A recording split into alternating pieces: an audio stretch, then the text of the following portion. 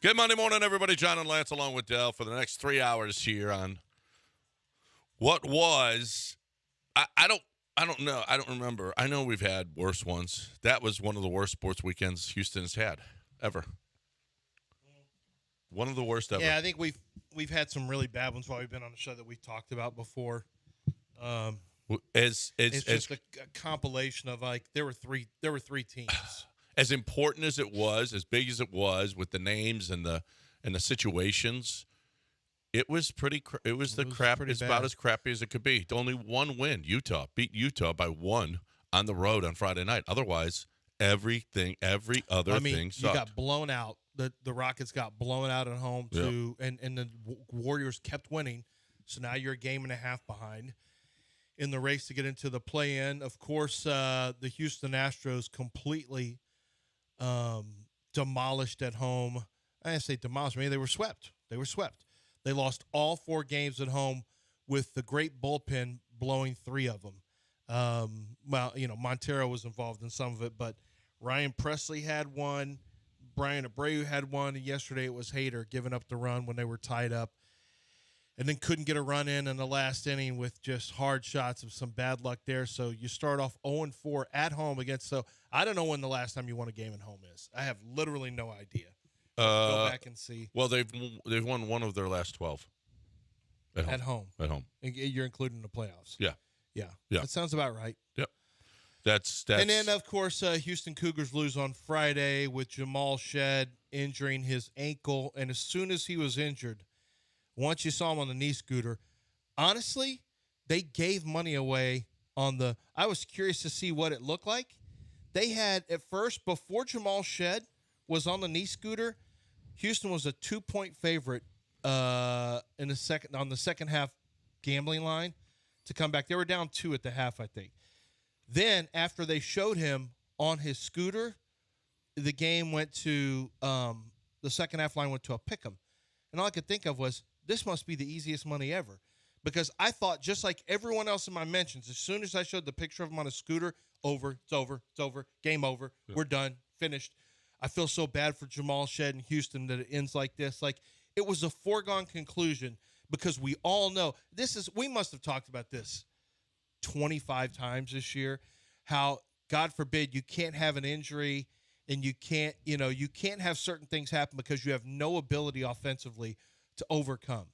If you get killed on the boards, you can't overcome that. If you are shooting terrible from 3 and another team shoots well, you can't overcome that. You have another injury, you're not going to be able to overcome that. An injury to Shed, I mean, the fact that Houston stayed that close is incredible to me, because Cryer had some good baskets. Like, Cryer stepped up and made some tough. Houston showed some balls. They stepped up and played as hard as they could, but when you don't have any, I mean, you're so limited offensively. That was going to be really hard for Houston to win, especially with Filipowski making some tough shots. So that was sad for Houston to go out like that with injury being, Tugler earlier in the year, you learned to get over it. Sasser the year before, or 2 years before, and then Shed. To lose Shed and then not have him in the second half where you go out, that sucked, because you would have beat Duke. You would have beaten Duke if Shed stayed in. He just put too much pressure on them. There would have been more turnovers. You would have had somebody you could lean on for a basket in critical times. Just a sucky-ass weekend. The worst. Actually, it's one of their last 13. They're 1-12 in their last 13. That's what you said. They're 3-16 in their last 19 at home. It's gotten ridiculous. It's gotten ridiculous. Just pathetic. The good news is Christian Javier had a good game, and Hunter Brown had a good game. And Ashley France was okay too. France just gave up some here and there. I didn't think his stuff was bad. Their starting ERA was just fine. It was they okay, just except for found Framber. a way. Even Brian Abreu. I don't know how you're going to put Ryan Presley back out there. I don't know. Two starts. I mean, 2 appearances. Just sucks. He's given up runs both times. Hader even. That's why they went after Hader. Even Hader gets the Juan Soto is just. That was a good AB for Soto. It was a really good AB. The whole weekend was a really good weekend for Soto. Holy crap! He started with They throwing out the runner on Thursday, and then he just kept getting seventh-inning hits to win games and ninth-inning hits to win games. So, yeah, that was a nice acquisition. He's already paid for himself with the Yankees. But what a man. And then the Rockets last night. Luka, did you see his – I've never seen a pre-game layup line like Luka's. I didn't see it. You didn't see it? No. Where he throws the ball off the scoreboard. You know, the giant one that hangs in the arena? Throws it off of that, and it goes into the basket. What? Yeah. He did a dude perfect shot? That was his pregame layup line. Yeah. He throws it off of the backboard, and it goes in. Off of not the backboard, but the scoreboard, and it goes in to the basket. Yeah, it was pretty, yeah. Is that going to be a SportsCenter top play of the day? Well, it should be. If it's not, it should be. Luka, what about his underhand scoop shot? 20-footer. I mean. I said, look at this, Nicole. And she looked, she goes, oh, yeah, that's good. I said, well, no, it's not good. No, it's not good. It's bad for us. Really Number bad. 2, you're not getting sufficiently shaken by it. Nobody shoots that shot ever. Yeah. 22 in the first quarter. I can't wait to hear John Granado talk about the greatest Astros team ever. Okay, are we done? The season's over. I forgot. This season is over. It feels like it. Oh, okay. Well, maybe we should put up a tombstone, Chronicle. Put up a tombstone because this season is over. That? Okay. No, like Barstool. Barstool has to put up a tombstone. I get the Houston Chronicle. You do. That's it. Yeah, I read it every day. You do. And it's not. It's if the Chronicle puts up a tombstone, would anyone see it? Actually, it's so funny. They send this is electronics. It's not even the paper, but they don't have any of the night games in it. They don't have night games in the Houston Chronicle that they send you online. So they're operating like it's a newspaper. It's like it's a newspaper. Yeah. It's like the newspaper. Only even worse because like 7:00 games they don't put in. Yeah, that's not great. No, that's not great. Here's a question from the weekend. How much did Bagwell Lytics play in the weekend's disaster? Sure would have been nice to have Mayton or Neris overpriced I don't Montero. think those are Bagwell decisions. Montero came in and had an inning this weekend, so slow down, okay? I know he did give up a run his first outing, but he did have one inning where he didn't give up anything, remember? Yeah, I'll take that. How about it? I mean, it's actually better than it has been. That was the suckiest weekend ever. I know we've had worse weekends. I know we have. We have, but I don't remember them. No, not right now. You know, Houston was eliminated from Final Four consideration. You had the Astros were swept by the dreaded Yankees at home. The Rockets lose a win streak at home. They've been playing good basketball, but Golden State wins, so you're now you're 1.5 back. Is it 2 now? Mm-hmm, 2. You're going to have to beat them. When you play head-to-head, you really have no choice. You got to beat them. Yeah. No. You got Minnesota first, though. Good luck with that. I mean, because they're really, really good. Ime talked about Şengün and Cam. Cam came back and had a few baskets. Didn't make an impact on the game. That was just that. I don't know that anybody could have impacted that game. That was just an ass whooping by the Mavs last night. And you got to play them. You get to play them again. Listen, that stretch was really, really good, but it does show you. Now, they did have Cleveland in that stretch of the 10 wins, but it just shows you, the difference in when you move up in class against good basketball teams. And the Mavs are playing as well as anybody right now. They've got the longest win streak now in the NBA at 7 games. So the Rockets were the hottest team in the NBA. Now the Mavs are the hottest team in the NBA. But a lot of those wins came against inferior teams. Now you move up in class when you're playing against the Mavs and Golden State is playing really well right now. It's just when you're chasing Golden State, all of a sudden now they're Golden State again. They turn back into Golden State. I know. I mean, what the hell happened to the really sucky team that was about 500? No, they can't lose now. I know. Now they can't lose. They can't lose. No matter where they're playing, they can't lose. Incredible. Just incredible. What a crap weekend. And we've got, what did you learn this weekend in one sentence? That'll come up in about 35 minutes right here. I'm feeling that's going to be packed. It should be packed. People learn stuff. Do you know that there are already people calling what did they say? There's a comment about Joe Espada. There's already a Joe Espada might have made a couple of. He's not. Are we already trying to get rid of Joe? Joe Espada is going to be just fine. I can tell you what we're not going to be able to do is keep playing John Singleton. Why is John Singleton playing? Joe Espada loves him some John Singleton because he walked. The coin has spoken against the Rangers. The coin has spoken. He is a coin. He's a coin boy. What the? Why are Joe Espada is a legitimate certified coin boy. Well, how else do you know? It had to be a heads or tail decision. That was a sweet defensive play he had there in the first run that was scored. Was trying to Willie Mays it, couldn't make that catch. At first, I thought Jose, because as soon as it was hit, I'm like, Altuve, please race over there. This isn't going to be. He's not going to be able to make this play. And then Altuve letting the play drop so he could get an infield fly, so he could wipe a man off the base instead of and try to get a double play. Was at first I thought Altuve just screwed it up, and then right away Jeff Blum realized no, that was intentional. And then once you saw it on replay, you realize okay, Altuve intentionally let this drop because he thought he might have a shot at the double play, and it almost fooled the runner. There was any redeeming qualities. The starting pitching was okay. Yeah, I think. Well, seeing Javier and Hunter and Yainer was okay. Yeah, Yainer was good. Yeah, Yainer was good. Yainer's gonna be an all-star this year. Yeah, don't worry about it. Yainer can just tip flat out, right? Good, yeah. He can rake. And Kyle and actually Kyle Tucker came up with shots yesterday. Like you lost the last. You had all three outs were tough plays. The rocket down the line by Altuve. The shot, well, it wasn't a tough play, but it was a good shot by Jordan to center field, and then you had a dropping line drive, a sinking line drive by Kyle Tucker. But who didn't know that left fielder was going to make a play on that one? That was one of those innings where you realize, wow, it's going to end like this. They're making three plays. Great. Is there a reason? Listen, you are 9 deep. Okay, you got your 8 starters and you got Dubon. Is there a reason that John Singleton is he going to have to take John Singleton? Is Dana going to have to take John Singleton away from him? No, I don't think Espada. I don't think Espada's going to have that trouble.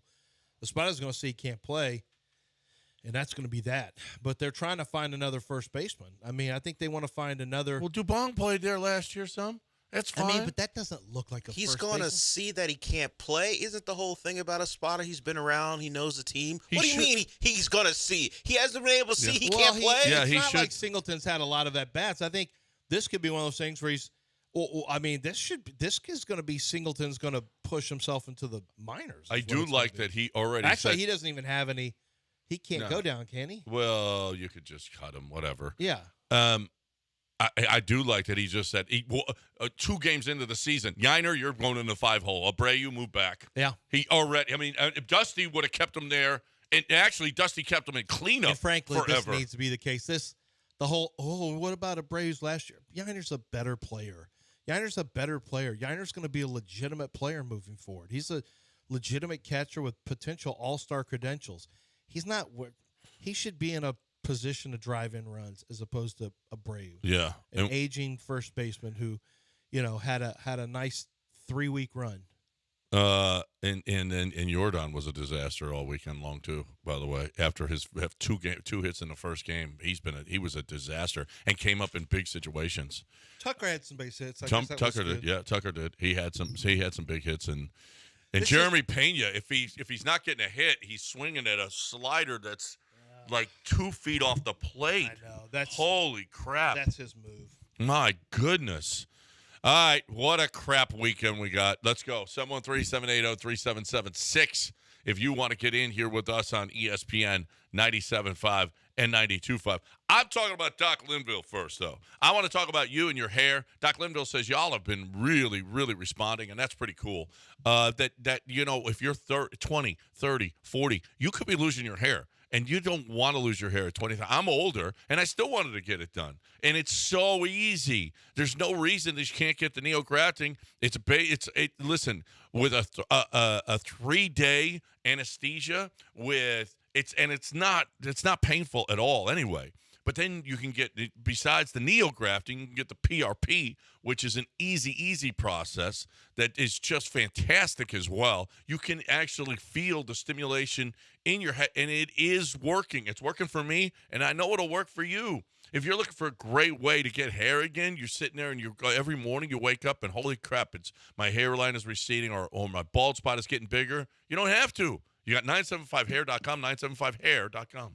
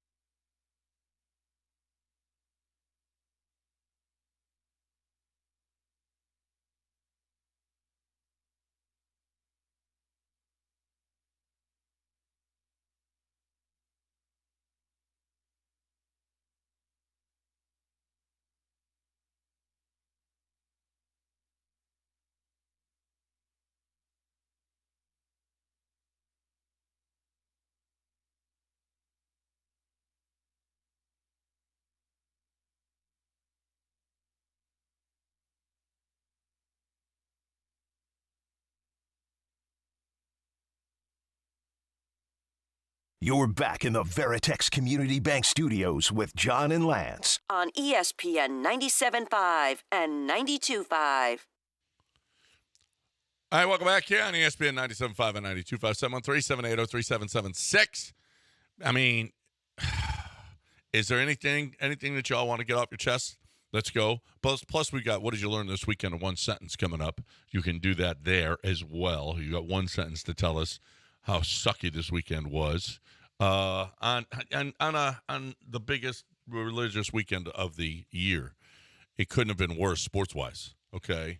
Maybe we should just focus on our faith instead of putting our faith in our teams. Some people say maybe they need to pay more attention, maybe put all your attention on trying to win one against the Yankees instead of going to church. Well, who would say that? People who don't believe in church or whatever. Well, then those people, like, there's too those much people are why the paid. Astros lost all those games. Okay, let Bagwell off the hook if you want. Yeah, not Bagwell-lytics, okay? It's not Bagwell-lytics. Yeah. The spotters lineups have been pretty good. Top four is how the lineup should always be in Yiner 5. Listen, the top of the order has got a hit. I mean, even in the first game, it was just the bottom of the order that took care of business. Jordan has sucked. Altuve is okay. Bregman is sucked. Kyle Tucker's been okay. Yiner's been okay at 5. There's just, I mean, they got to come up with some. Then if the pitchers give up 5, then score 6. That's all. They need timely hitting. They need more. Yeah. They need better relief pitching. Yeah. We got Aaron Boone went to the lineup so much. I mean, went to the bullpen so much yesterday. It was just started making me mad. Why? How much he was just, I don't know. I was just very irritable yesterday. I'm like, why are you going to changing pitcher again? Just leave him in. No. Well, okay. You mean you bring a better guy in and that aggravated I was just you? getting mad whenever he just kept going to the pen, slowing things down. Like, what? Hurry up and get this over Just with. quit micromanaging this thing. Okay, yeah, Let and the winning, Astros have a chance to win. and Yeah. winning. Okay. There was that. Well, we did have an NCAA tournament as well. Oh, even the Roughnecks lost. Yeah. And Roughnecks they look. Whew. PJ Walker ain't walking through that door I didn't anytime see soon. it. And then Stephen Shumpert or somebody won the Texas Children's. No, Houston Open. What's Steven his name? Yeager. Yep. Steven Yeager. And, Steven by the way, Yeager. how nice. It was his first win. He started crying right away. Xander Schauffele sucks. Well, Xander Schauffele Not Xander wasn't Schauffele. even there. I mean, your boy Scheffler sucks. Scotty Scheffler missed the putt to tie him I to know. win his third straight tournament. No, How he does didn't he win. suck? He didn't win. Just two. He finished second. Just two tournaments ago, he didn't win. He won his last two starts, and then this one. He almost finished second. You sure? Yeah, I'm positive. He was looking for his third straight start win. Yes. And by the way, it would have been the biggest differential from him and the field Too bad since he Tiger lost. Woods. Too bad he lost. If he would have won, but he finished second. I'm sorry. Don't care. Second's first loser. Yeah. 7-23 at Enron Field in the last 30 games is embarrassing. That is embarrassing. It's not Enron Field though. Well, when they're not winning. Right. It is.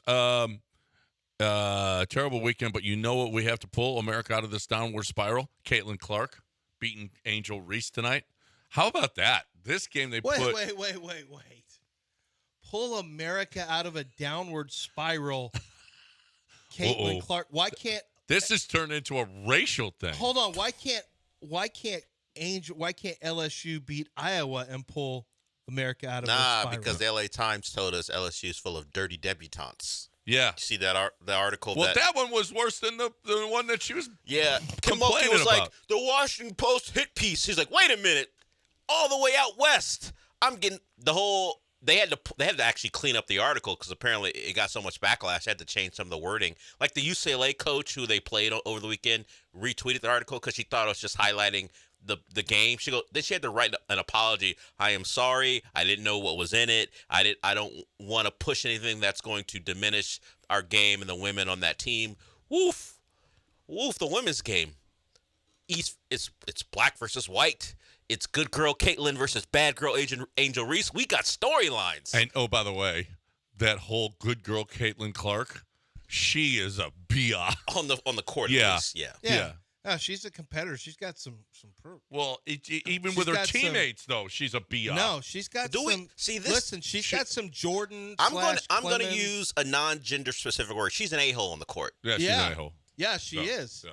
She is. She's got some a-hole. I don't know how many times we talked about this. A lot of the all-time greats have a lot of a-hole in them on the field, on the court, whatever. And she's got more than we knew.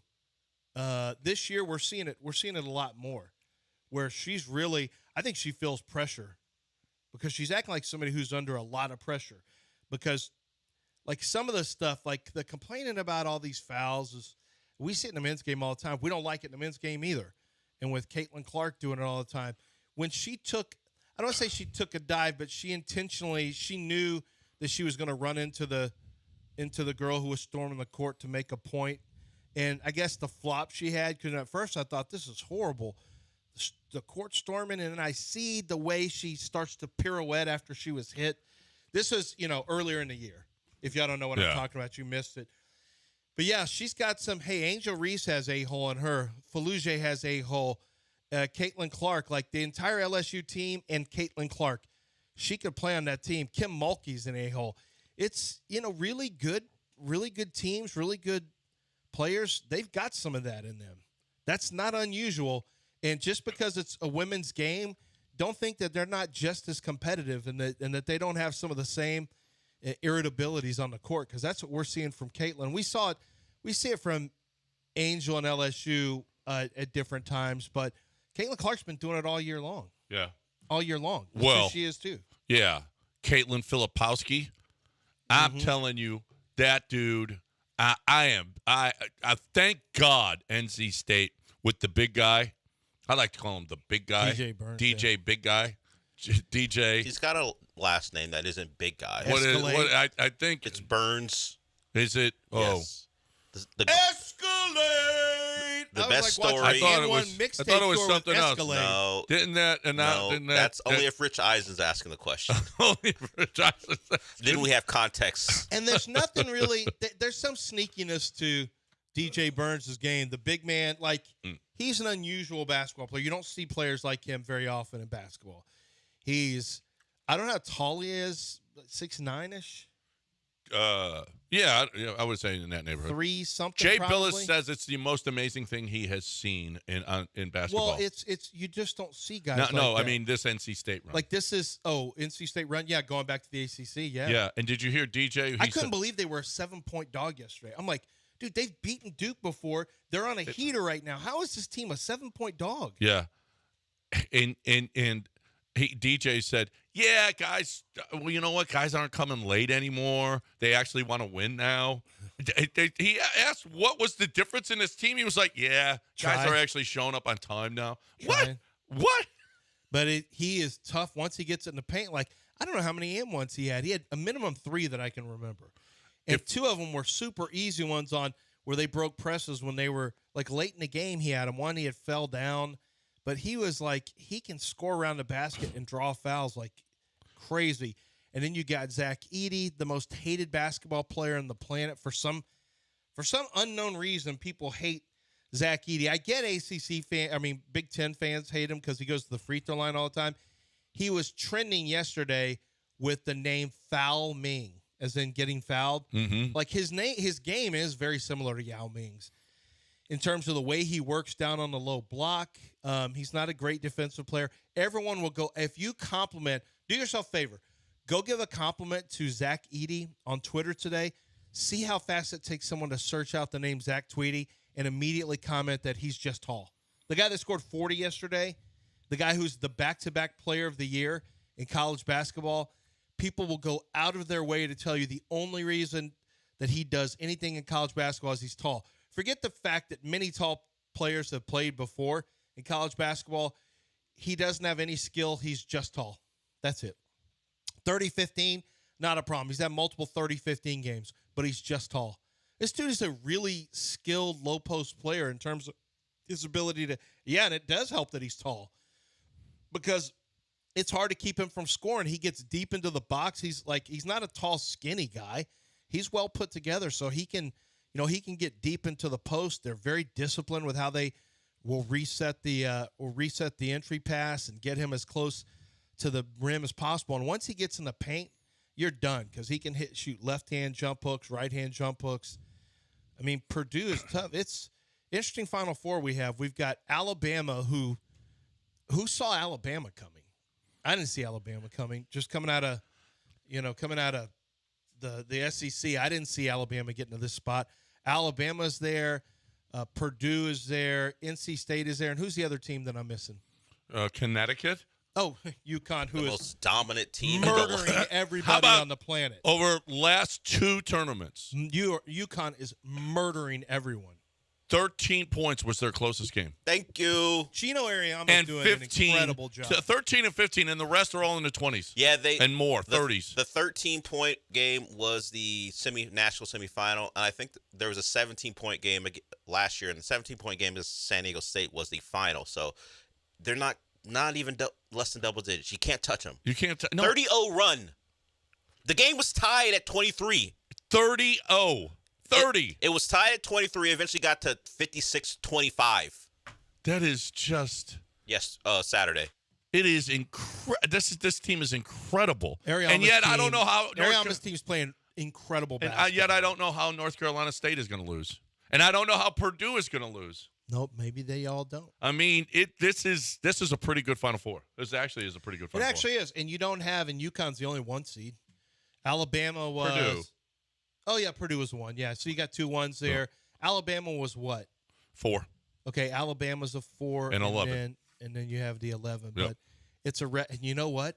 Do you know that NC State, when they won the title in 83, it's their first time in the Final Four since 83.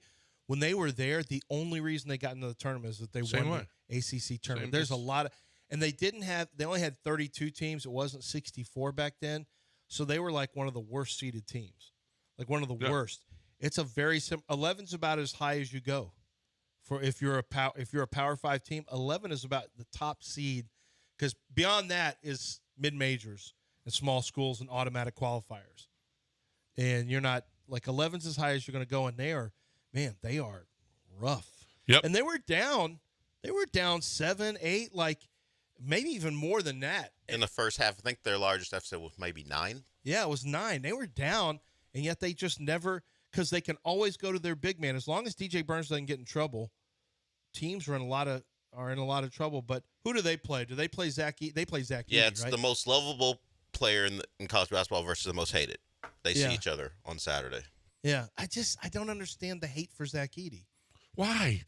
You can hate him. If people want to hate him, they should hate him. No, but he's not an a-hole on the court though. Did you hear him in the post game? Oh, we'll hear that in Ship Talk. Oh. Rick Barnes caught it for whatever reason. Oh my Okay. God.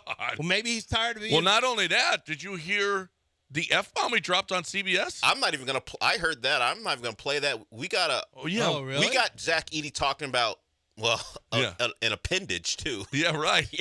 I mean, Zach Edey. Damn, I can't wait for We got Zach 8:30. Edey going into a room with a little co-ed. We got Well, Zach well, Edey dropping F-bombs. We got that's expected. Zach That's just Edey some going video- after and we opposing don't even- coaches. By the way, we don't even know if that was I like yesterday. Zach Edey. That post was deleted. Yeah. We don't. That probably wasn't even yesterday. Well, it was. Who knows when it was? Why are you acting like it's so incredible that the most famous athlete on campus is with a girl?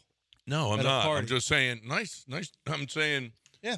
the dude was like twice her size. Well, he's Twice. twice everyone's size. Yes, of He's course he twice is. He's twice the size of his point guard. No, go out with the UCLA center Why would he want to do that? because she's 6'8". Why would he want to do that? No. But she's cute. Oh, I got something to tell you. Okay, we got to break it here. I got it. Listen, the PVF game. What about my boys, Houston and Archie? Okay, over at TPC. They provide a wide array of products and materials as well as services in the PVF hose and fitting industry. Products include, you need pipes, valves, fittings, flanges, forged steel, couplings, hoses, and more.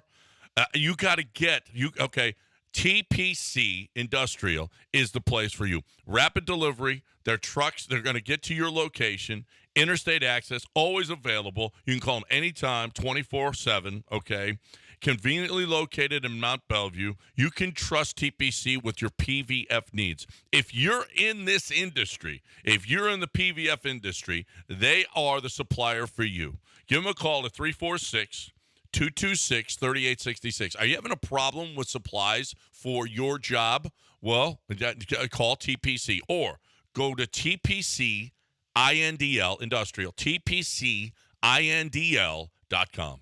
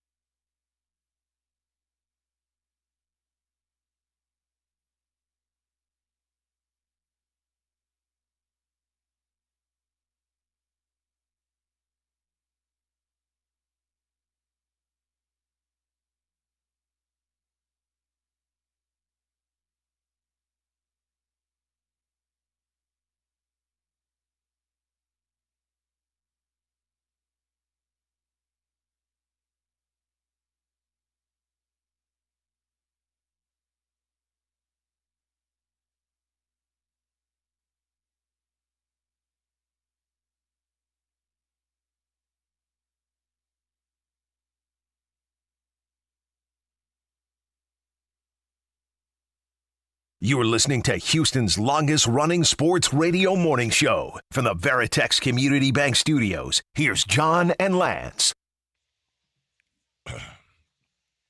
Welcome back here on ESPN 97.5 and 92.5. 713-780-3776. Jamie wants to get in here, talk about this Rashee Rice thing. Holy crap. Hey, Jamie, what's up? Hey, good morning, guys. Man, I listen to you guys from Dallas, and so I'm going to be behind enemy territory this weekend when the Stros come up, play the Rangers. I'm going too. I'll see you there. Are you? Yeah, I'm coming up. Awesome, man. Well, I fly the flag. I get a lot of abuse up here, but I still fly the Astros flag every chance I get. Hey, I don't know if it made it down on the news down in Houston, but it's a big deal here because it happened here. The Rashee Rice auto accident. I mean, I don't know if you guys saw the video of the wreck and the Lamborghini and the Corvette racing. And then there's another video out there that shows these guys just like casually walking away, from this multi-car accident. I don't know what's going to happen there, but I'm just curious if you guys saw that. Well, he's in trouble. That's all. I know that. We know that. There's a lot of people who didn't see this. Rashee Rice, for those who don't know or maybe don't remember, you're like, who was that? I know that name. He's turned into the best receiver, wide receiver. Kelsey's the best, but for Pat Mahomes. Yeah. And came out of SMU, was a little bit of a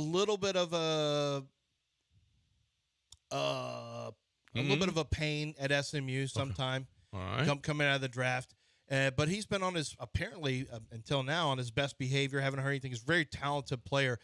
He was a very good player for them.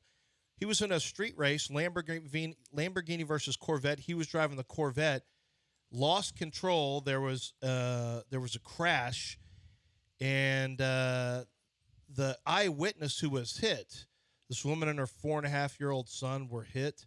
There were either an eyewitness or the woman said that there were some football cleats that were left in the back of one of the cars, actually the Lamborghini.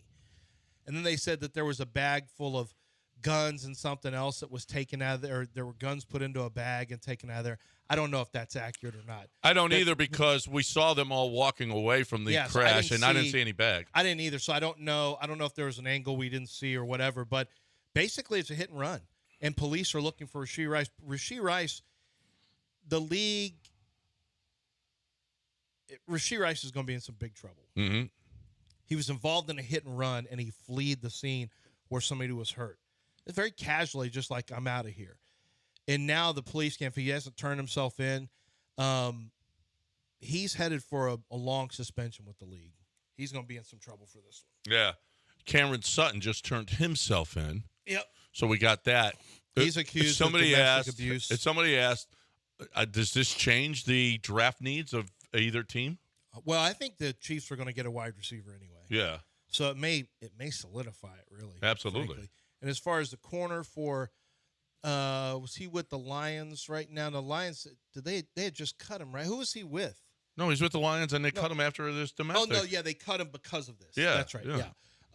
So it doesn't change it. I mean, yeah, the Lions will probably have to look at corner anyway. They were going to anyway. Yeah. They need corner still. What about Okuda? He worked out there. Mm-hmm. Oh, that's right. He's here. They were not Jeff Okuda fans there. No, they were not. Okay. They didn't think he was a very smart football player, I can tell you that. Here's an interesting question on a headline from a story.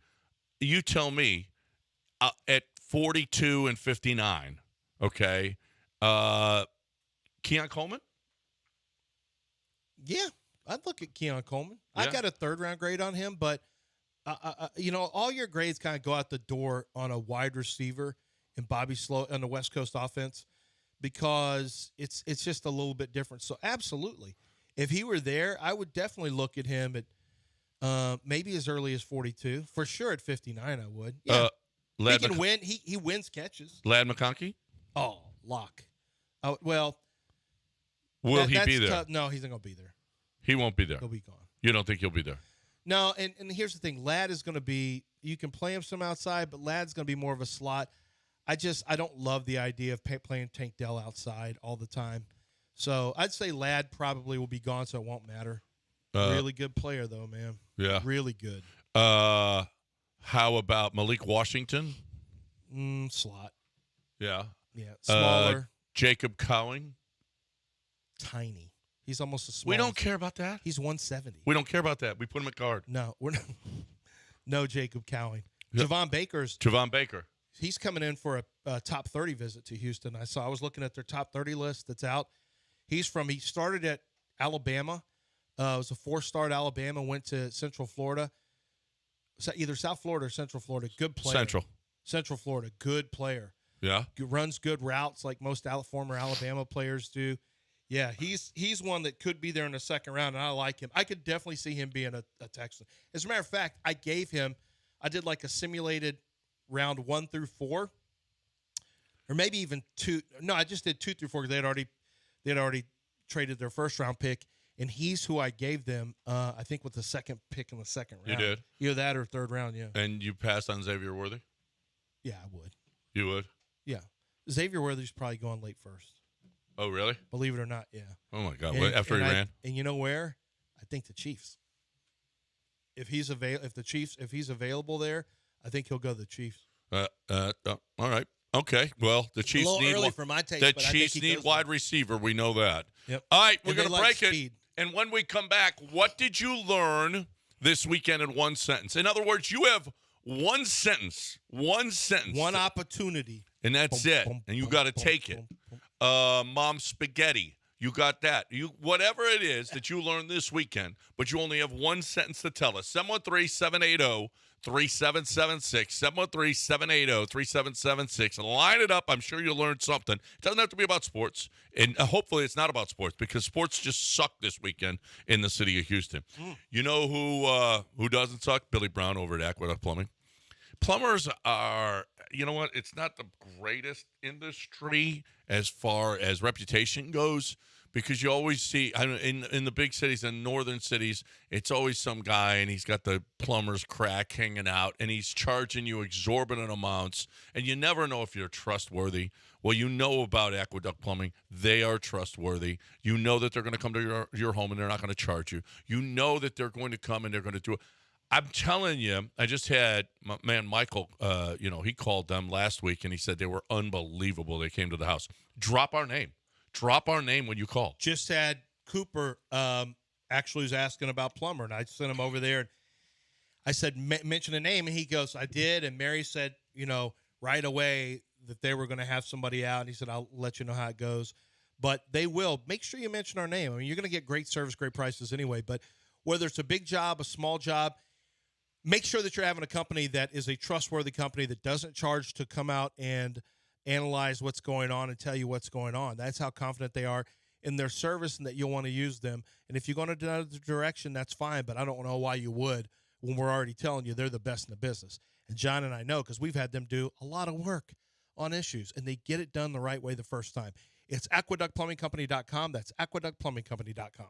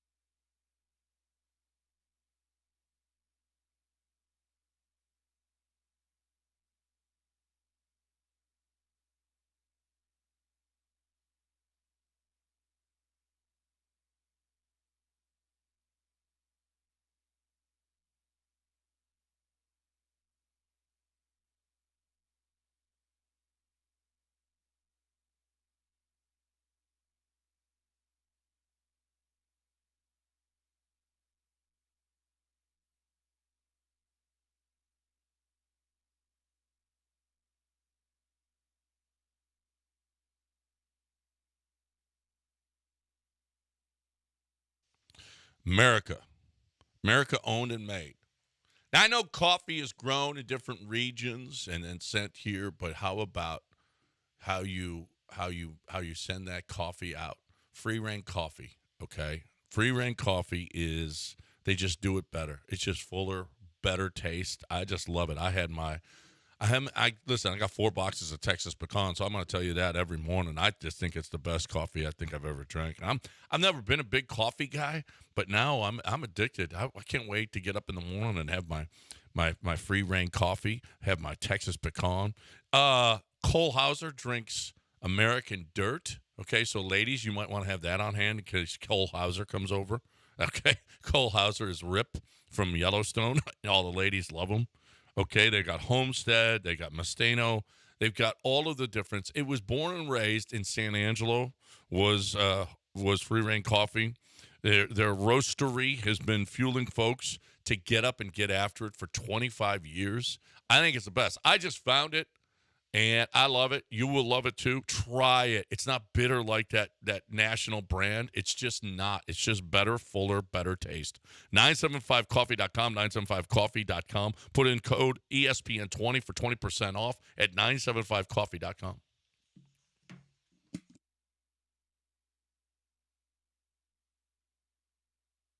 You're back in the Veritex Community Bank Studios with John and Lance. On ESPN 97.5 and 92.5. All right, welcome back here on ESPN 97.5. Time for What Did You Learn This Weekend in one sentence. We got a full board, but as soon as somebody gets off, you got to get in. You'll see how it goes. If you've never heard it before, you get one sentence to tell us something that you learned this weekend, and it doesn't have to be about sports. It could be about your wife, could be about anything. I learned that Austin is even weirder than I thought. Okay. No, I'm just going to leave it there. Okay. That's what I learned this weekend. I learned that my son, Sebastian, who's a little on the shorter side, he's still waiting for his growth spurt. He is already wanting to know how tall his wife needs to be to create a 6'6" kid. Okay. All right. I had to give him a number. One sentence. That's all. One sentence. And you did it. You almost did it. You were almost able to do one sentence. I almost did it. Yeah, you almost did it. That was excellent. Dell, did you learn anything this weekend? You didn't learn anything this weekend. Okay. I learned that Dell has a Duke shirt at his house, and he went to the game. Oh, I did learn this. Oh, yeah. I did learn that NFL.com's Lance Zierlein does questionable things on Twitter. Yeah. I misidentified you? I only have one sentence. Can I answer? Now, do you identify as a Duke fan? I don't identify. During your conference. Does Lance identify someone who can't tell black people apart? Well, it did kind of look like you. But it wasn't. But it did look like you. That doesn't matter. That doesn't matter. He doesn't look exactly like me. He looked kind of like Only you. because white people think, well, we all look No, exactly you like look each like other. you No, know I what? don't. We can discern. Hey, but how about you use some context clues? I wouldn't drive up to Dallas for a U of H Duke game. I hate what Duke. You, do, you might have. Okay. I saw that guy, and I'm like, why is Dell here? You know what I should do? I'm just going to go on Twitter and start comparing you to every white guy because that's what you did. It's fine. Every white guy. Well, no, I you don't look care. like No, that I guy. don't. As long as I look Yeah. like No, that guy. No, I don't. Yeah. I'm You not look gonna. exactly I'm like not that gonna guy. take what white people think other black people look like as the gospel. Okay. Stop It's it. not everything. It's just racial. We can actually see with our Well, eyes. so you can look I. like that guy. You know what? Well, you look like John Whitehead. Well, okay. There all right. it is. There it Okay. is. How inside is that? Yeah, you don't know. There How it many is. people don't know? All right. Okay. A lot of people don't know what you're we're talking taking up- about. You're taking up this valuable time of this. Yeah. You All know, right. just Let's because go. you got your feelings hurt that you look just like a guy who wore a Duke thing. Let's go. It is. I'm a Who's winner. up first? I'm Matt. a winner. Apparently, we won on Friday, right? Yeah. You lost, and then you lost. Matt, You lost. what'd first. you learn this weekend in one sentence? I learned that I actually miss Dusty Baker. He misses Dusty Dusty Baker. Baker. And that makes one of us. Isaac, what did you learn this weekend in one sentence? Hey, what's up, fellas? I learned this weekend that Juan Soto is still a little beast. Yeah, he's a heckler for sure. Yep. I mean, just beat the team. Just beat our team yesterday, and Josh Hader, who hadn't been able to. Yeah. No one's been able to That was a good piece get of hits hitting. on Josh Hader. It was a really good piece Yeah. of hitting. Keith, what did you learn this weekend in one sentence? I learned this weekend, with all due respect to Steven Yeager, Scotty Scheffler has got to make a 7-foot putt on 18 to force the playoff. Yeah, all due respect. He did. That was he missed it on the low side, which was that was interesting. It didn't. He didn't look like he had any confidence on that putt. That was terrible. La raza, ¿qué pasó, mijo? El Juanito G. El Land Z. Wait.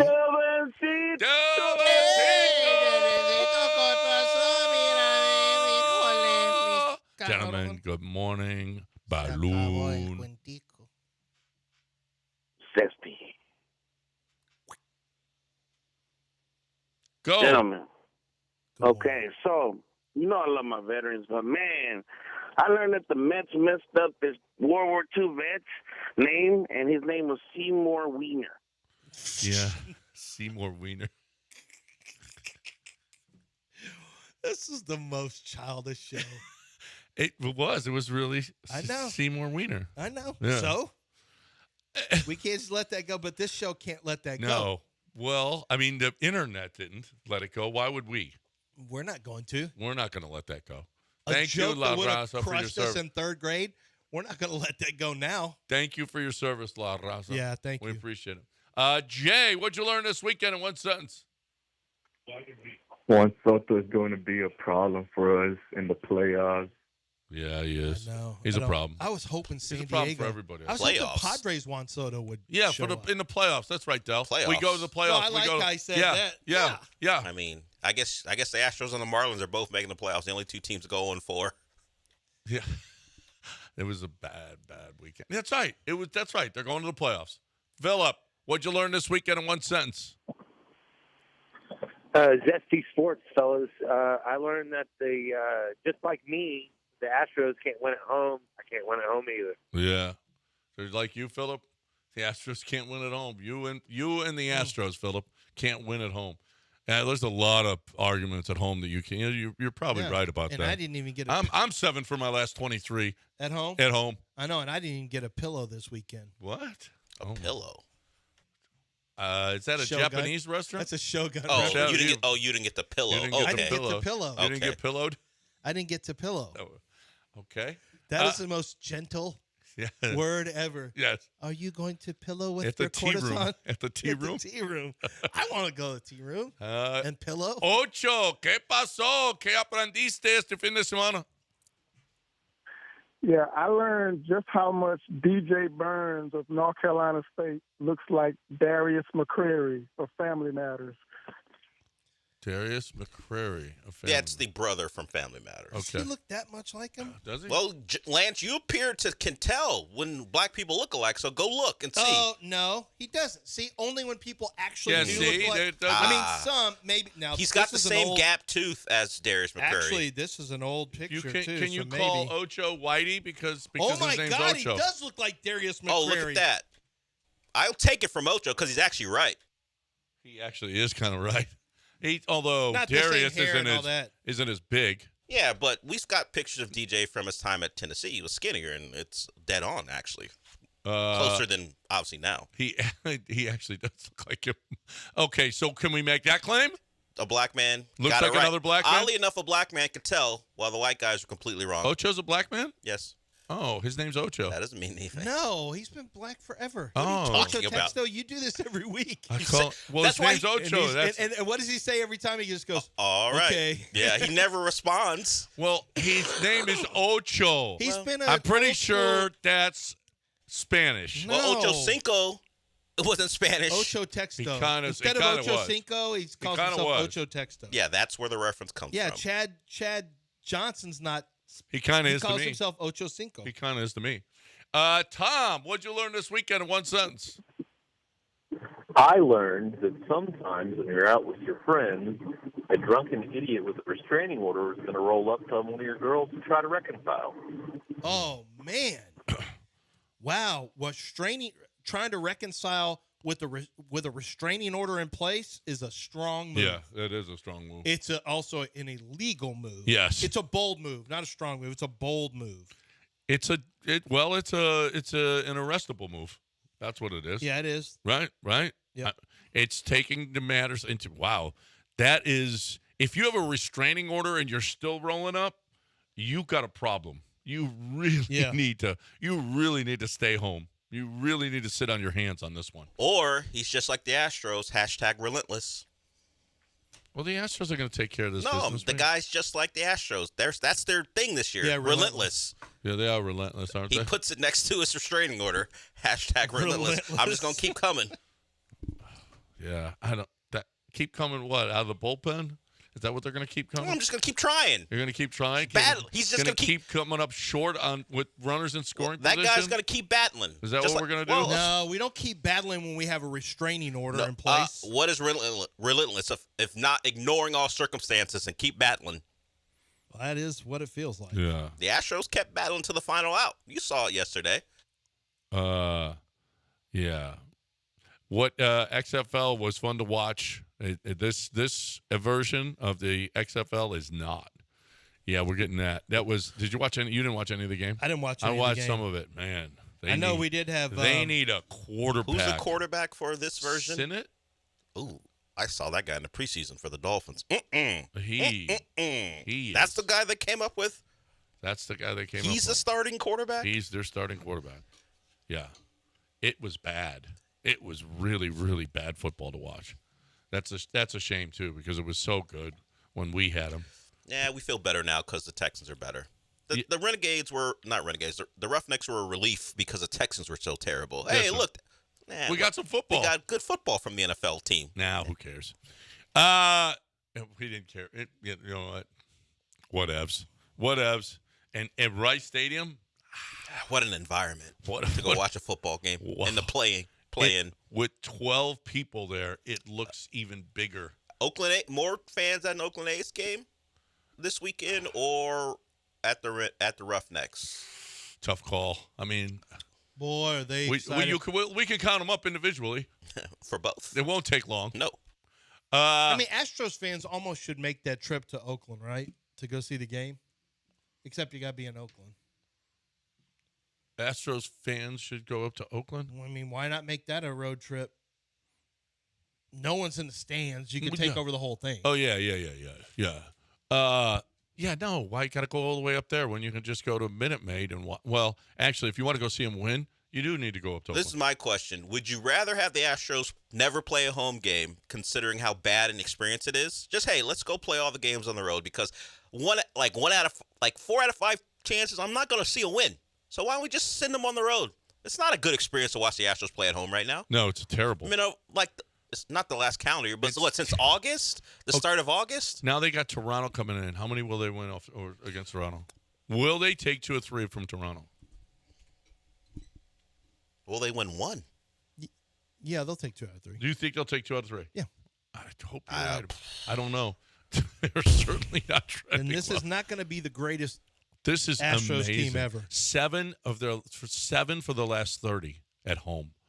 Charlie's keeping track because Charlie Palillo. He wants the roof open. They're 7-26 over the last 33 games. It's just amazing. It's just amazing.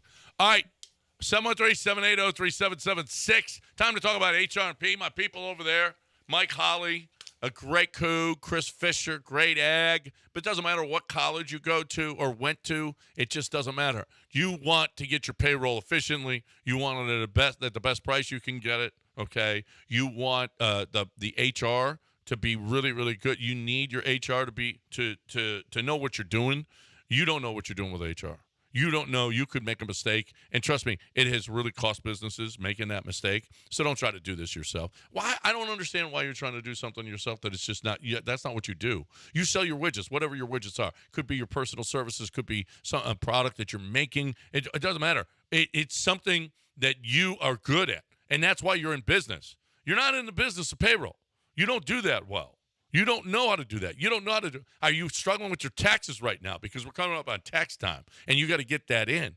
Are you somebody that is struggling with it? Because HR&P won't struggle with it. It's easy. It's simple. We have a one-woman crew here for our payroll department, Laura, and you can ask her how good they are. They're great. Just have them come to your business and check it out and give you the consultation of how well they can do for you. 281-880-6525, 281-880-6525, or hrp.net.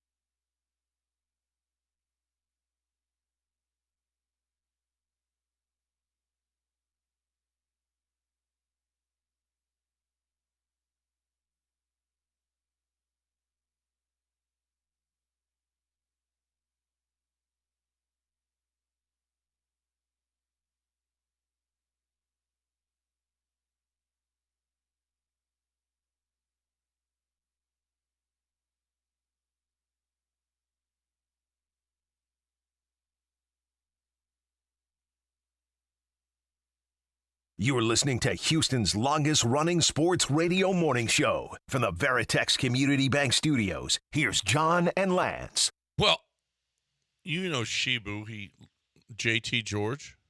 He listens to the show. He's been listening for years. Yeah. He gave up the show for Lent. Don't do that.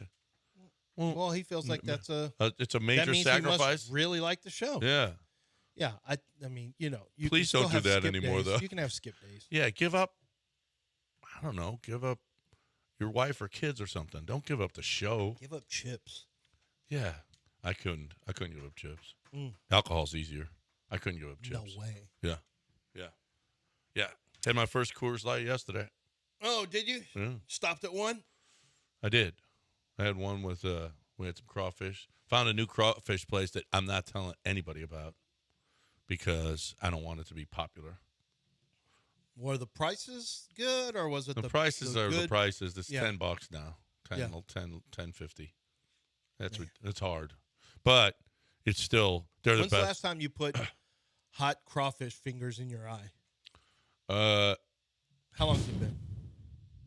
I try to avoid that as much as possible. I've done that plenty. It's a bad. Oh yeah. The worst is it's not you forget. crawfish, but having any kind of jalapeno, even if you pick it off of something, like, it's got a lot of seeds, or you even pick up a seed and kind of take it off.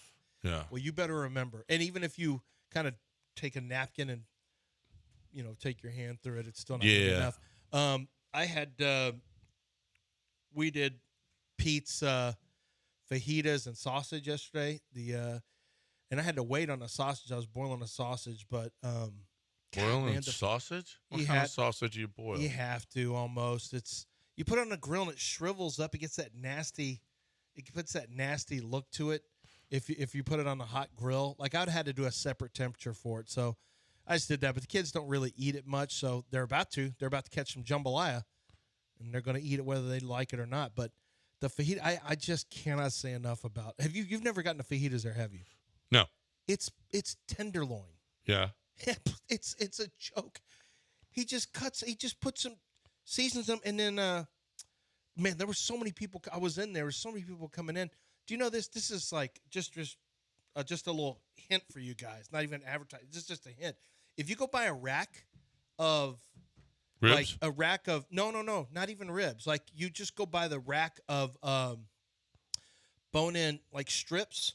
He will cut it for you to your thickness, and you get it like at a different price. You get it way cheaper than when it's already individual. When you buy it individually. Yep. That's the way to do it.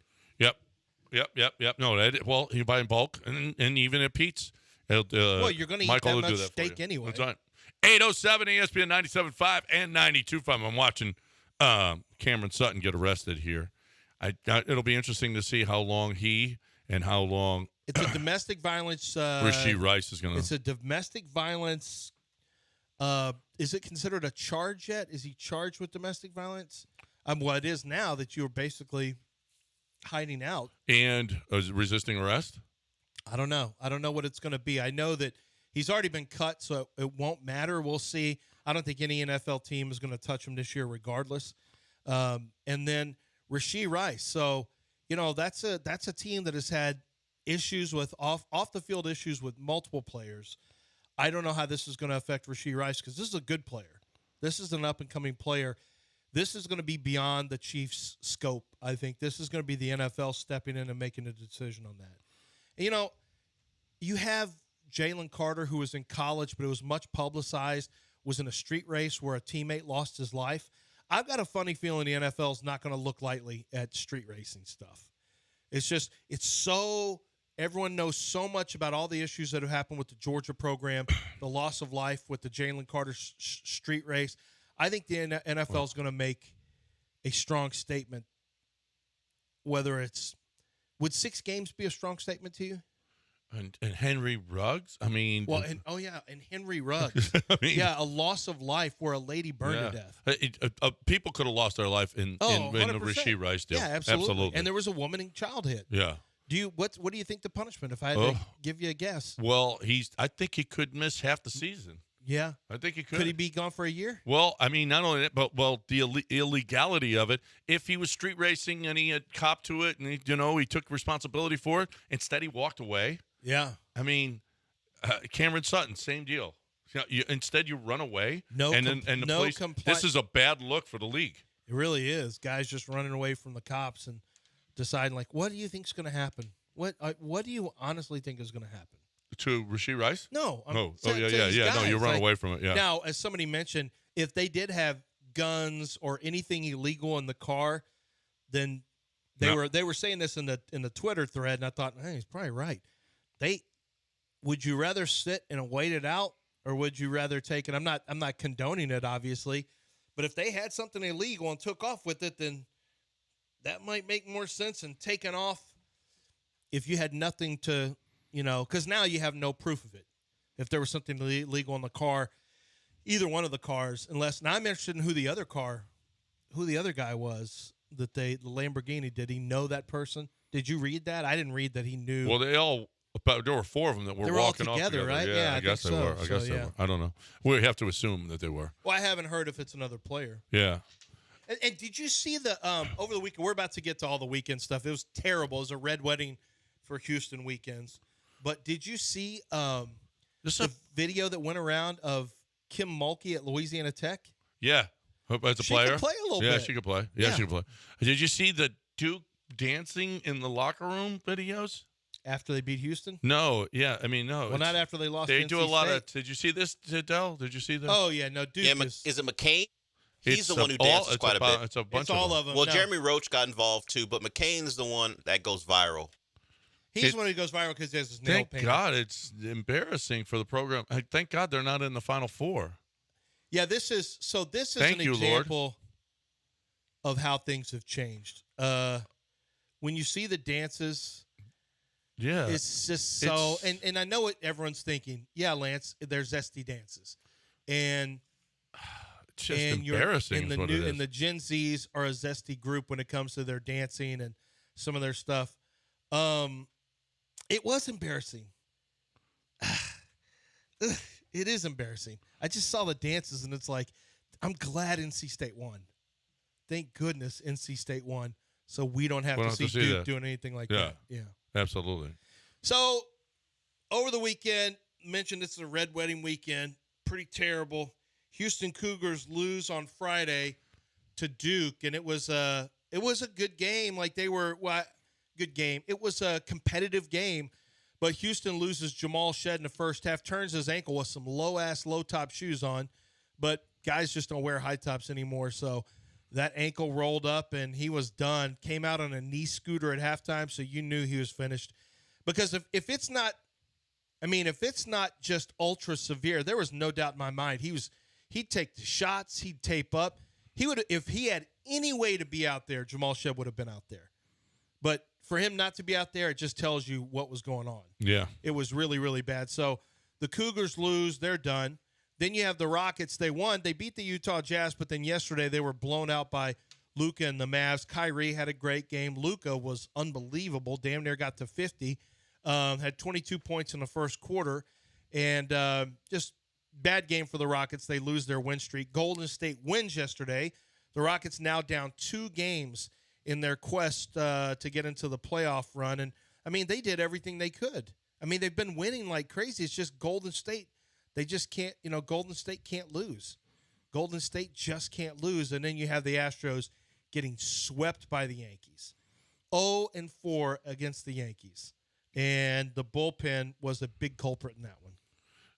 It was the culprit. It was and is it, well, you didn't have Norris. You didn't have Maton. It's Seth Martinez it's Parker Mushinski. It's Taylor Scott.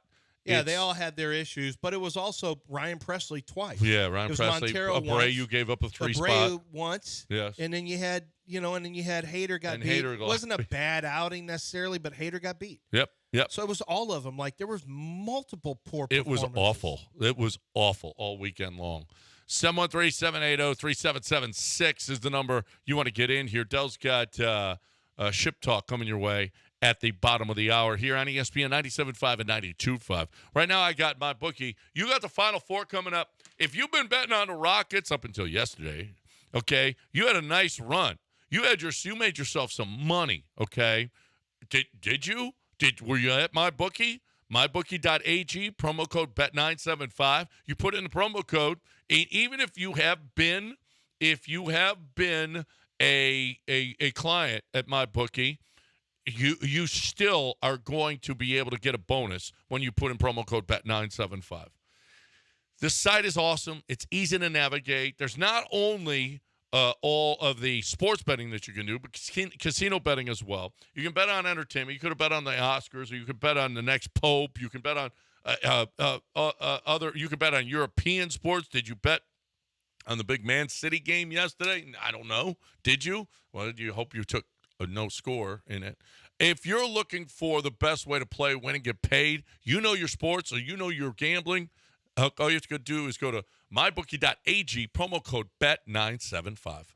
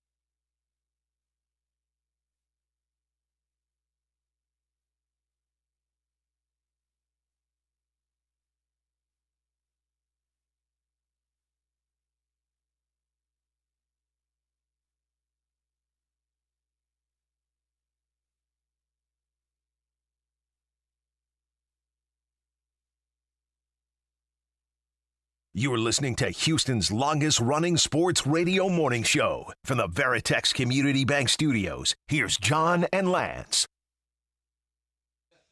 All right, 8:18 on ESPN 97.5 and 92.5, 713-780-3776. Let's get some thoughts in here. Any I want to hear redeeming- from Coug fans. Yeah.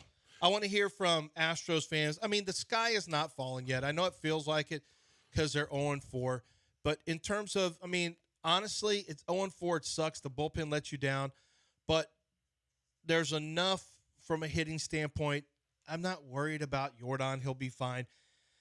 Honestly, the walks, and we talked about this Thursday already, the walks for Fromber really bothered me. But Yainer Diaz looked good this weekend hitting the baseball. I love the fact that you have, Hunter Brown had a nice performance. Christian Javier had a nice performance. That's huge. That's one of the things we think are the key to the season.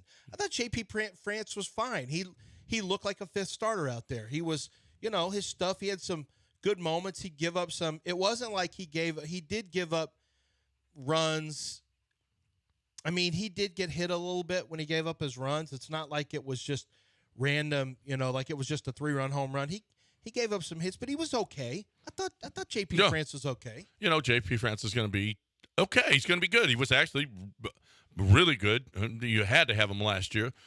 He's a fourth starter. It'll be interesting to see Ronel Blanco.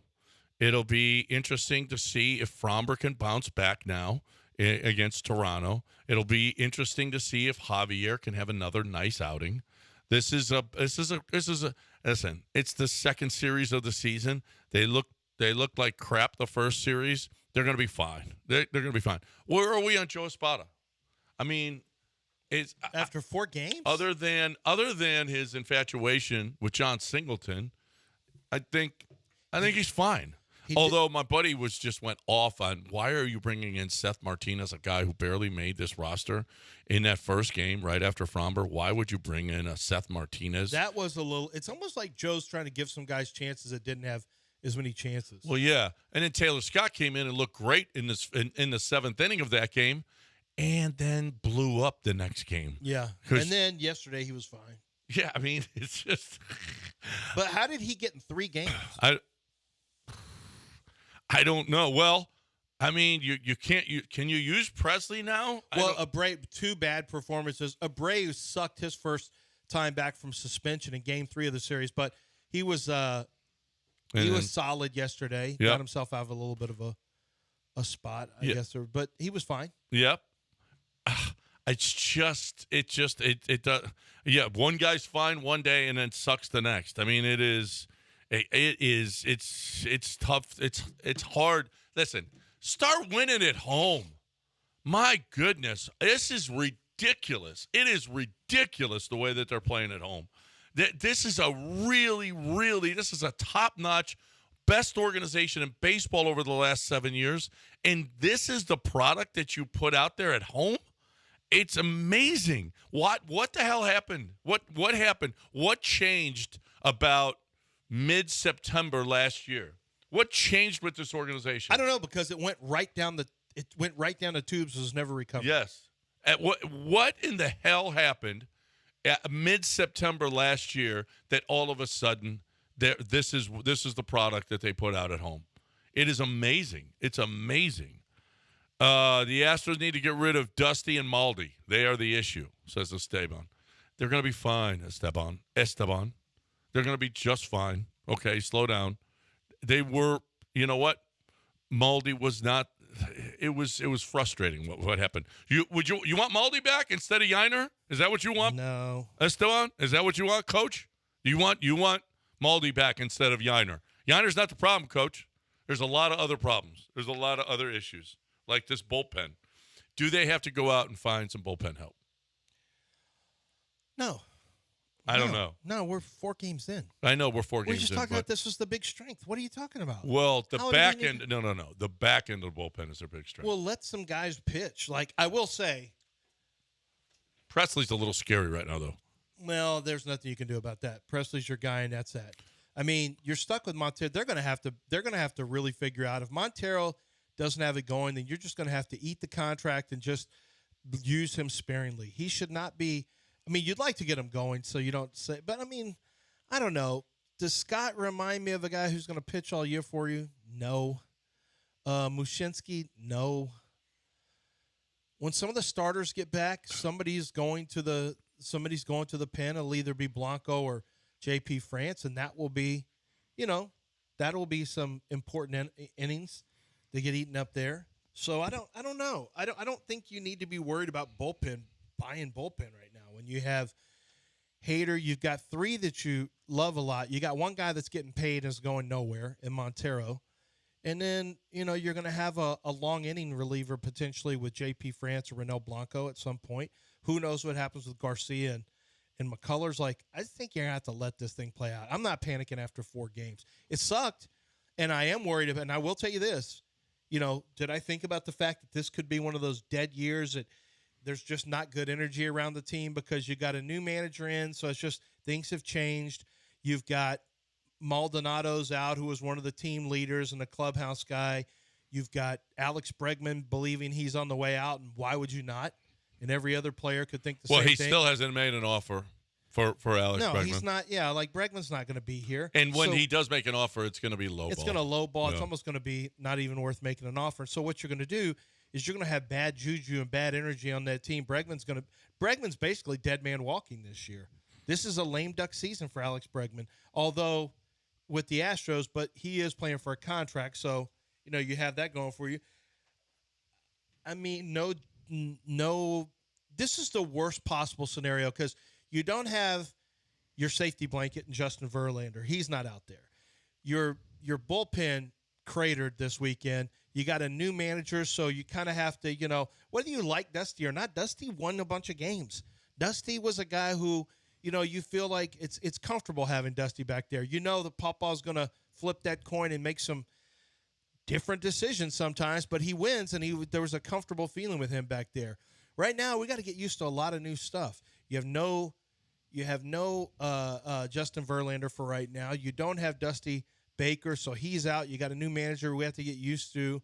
Got guys in the bullpen you don't feel entirely comfortable with. You do feel comfortable with, you should, with your top 3, but 2 of them really had bad performances, and that would be Abreu in his first performance of the year, and, of course, 2 by Ryan Presley, who was coming off a season where the Astros felt like they needed to go get Josh Hader because they obviously didn't think that he was trustworthy enough to be a full-time closer. So I do worry about, though, that some of the things, okay, this guy's gone, this guy's gone.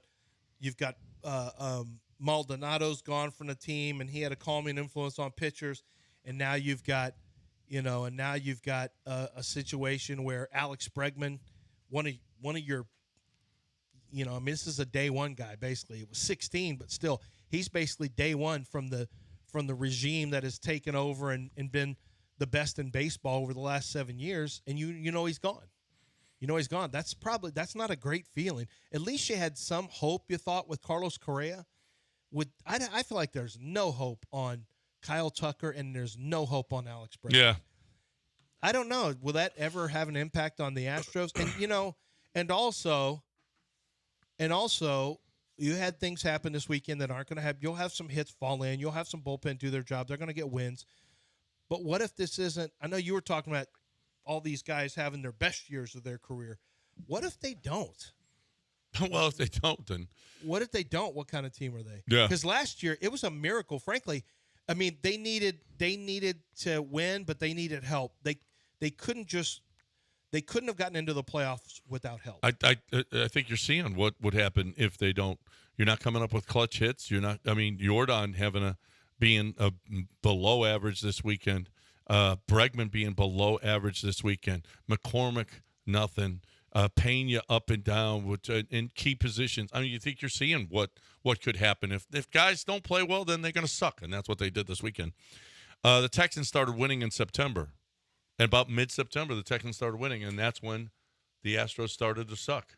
Yep. At home, Houston sports 0-sum game. What was this weekend? Well, it certainly was. I mean, this was. I feel so bad. Man, I feel so bad for Kelvin Sampson, Jamal Shedd, and that whole team. Yep. I mean, it's like you were robbed. Everyone on my timeline thought the same thing. Done. As soon as Shedd was out, you're done because we know this team. Well, yeah. I mean, yet you weren't. Wait a minute. What? Who could afford to lose their All-American first teamer? You can't. It's almost, nobody. And yet could. They were still in the game. Yeah. But you just knew it was done, and that sucks. And now, I mean, I'm just because I'm worried, like, who's going to be the next Jamal Shedd? That guy's special. He is special. No. He's an extension of Sampson. So No, does Houston continue to do everything that they just did? Listen, they lost Quentin Grimes, then they lost Sasser, now they're losing Shed. He'll find somebody. Yeah, but Shed was People on all want three to of play those. here. Shed was on all those. Cryer's saying he's probably going to come back. Cryer's probably coming back. Probably. I mean, that dude. Well, get ready. You better pony up a bunch of money because somebody's going to buy him off you. Mac better put a bunch of money into it. Yeah. Because I don't know if Dashwood's sending money that way well, anymore. you know what? I don't think Kelvin needs as much money as other programs would. They want to play for Kelvin. They love it. They love playing for that guy. Somebody offers Cryer $250,000. Yeah, he might. You're going to have to pony up. He might. Yeah, they're going to have to pony up, but that's okay. You'll pay for an LJ Cryer. 8:30 ESPN 97.5 and 92.5.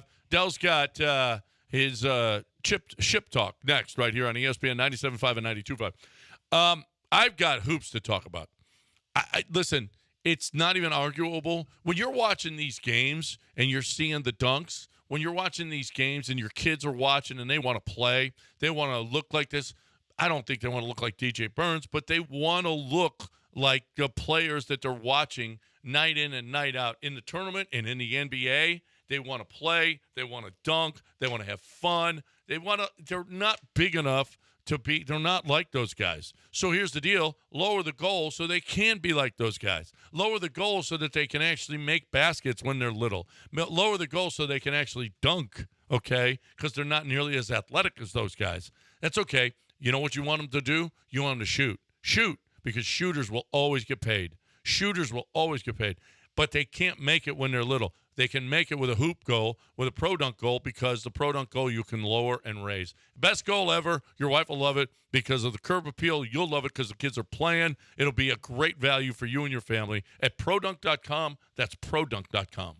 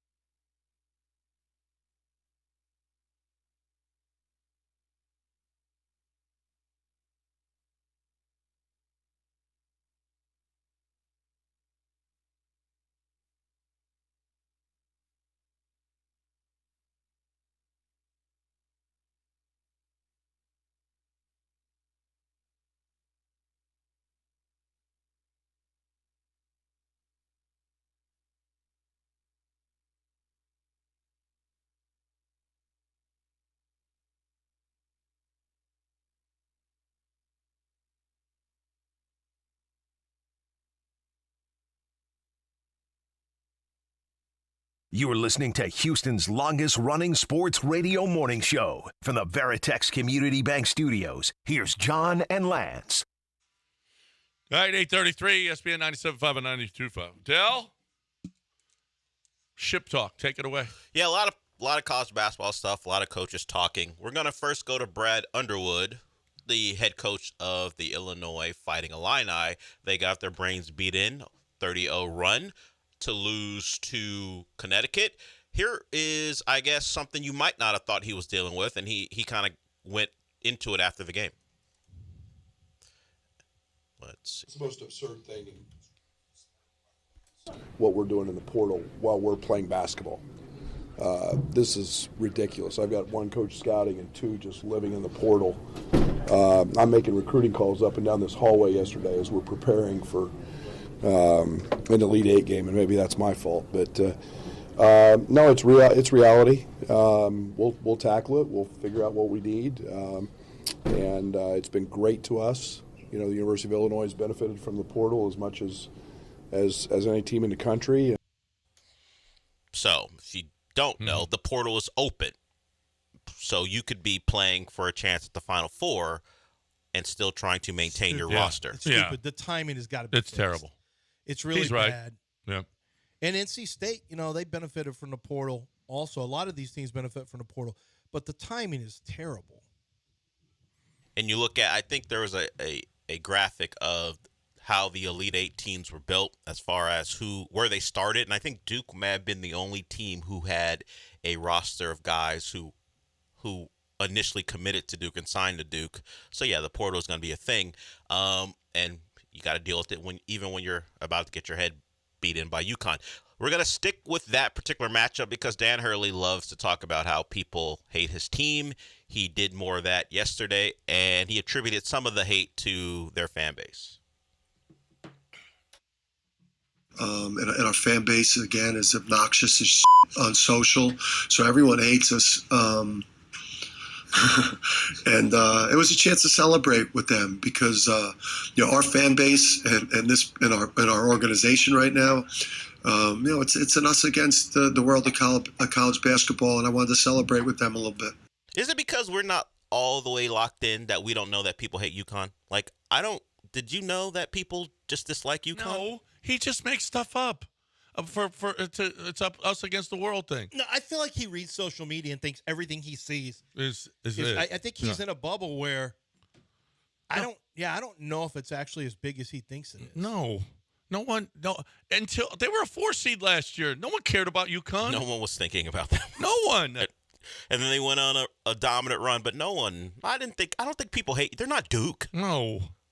They're not even close to Duke. No one cares about UConn. Not the level he thinks he just thinks everything is just the whole world is pressing down against him and his program. Maybe the Northeast hates him, but I can tell you right now, Dan Hurley, not that you're listening, no one thinks about you down here.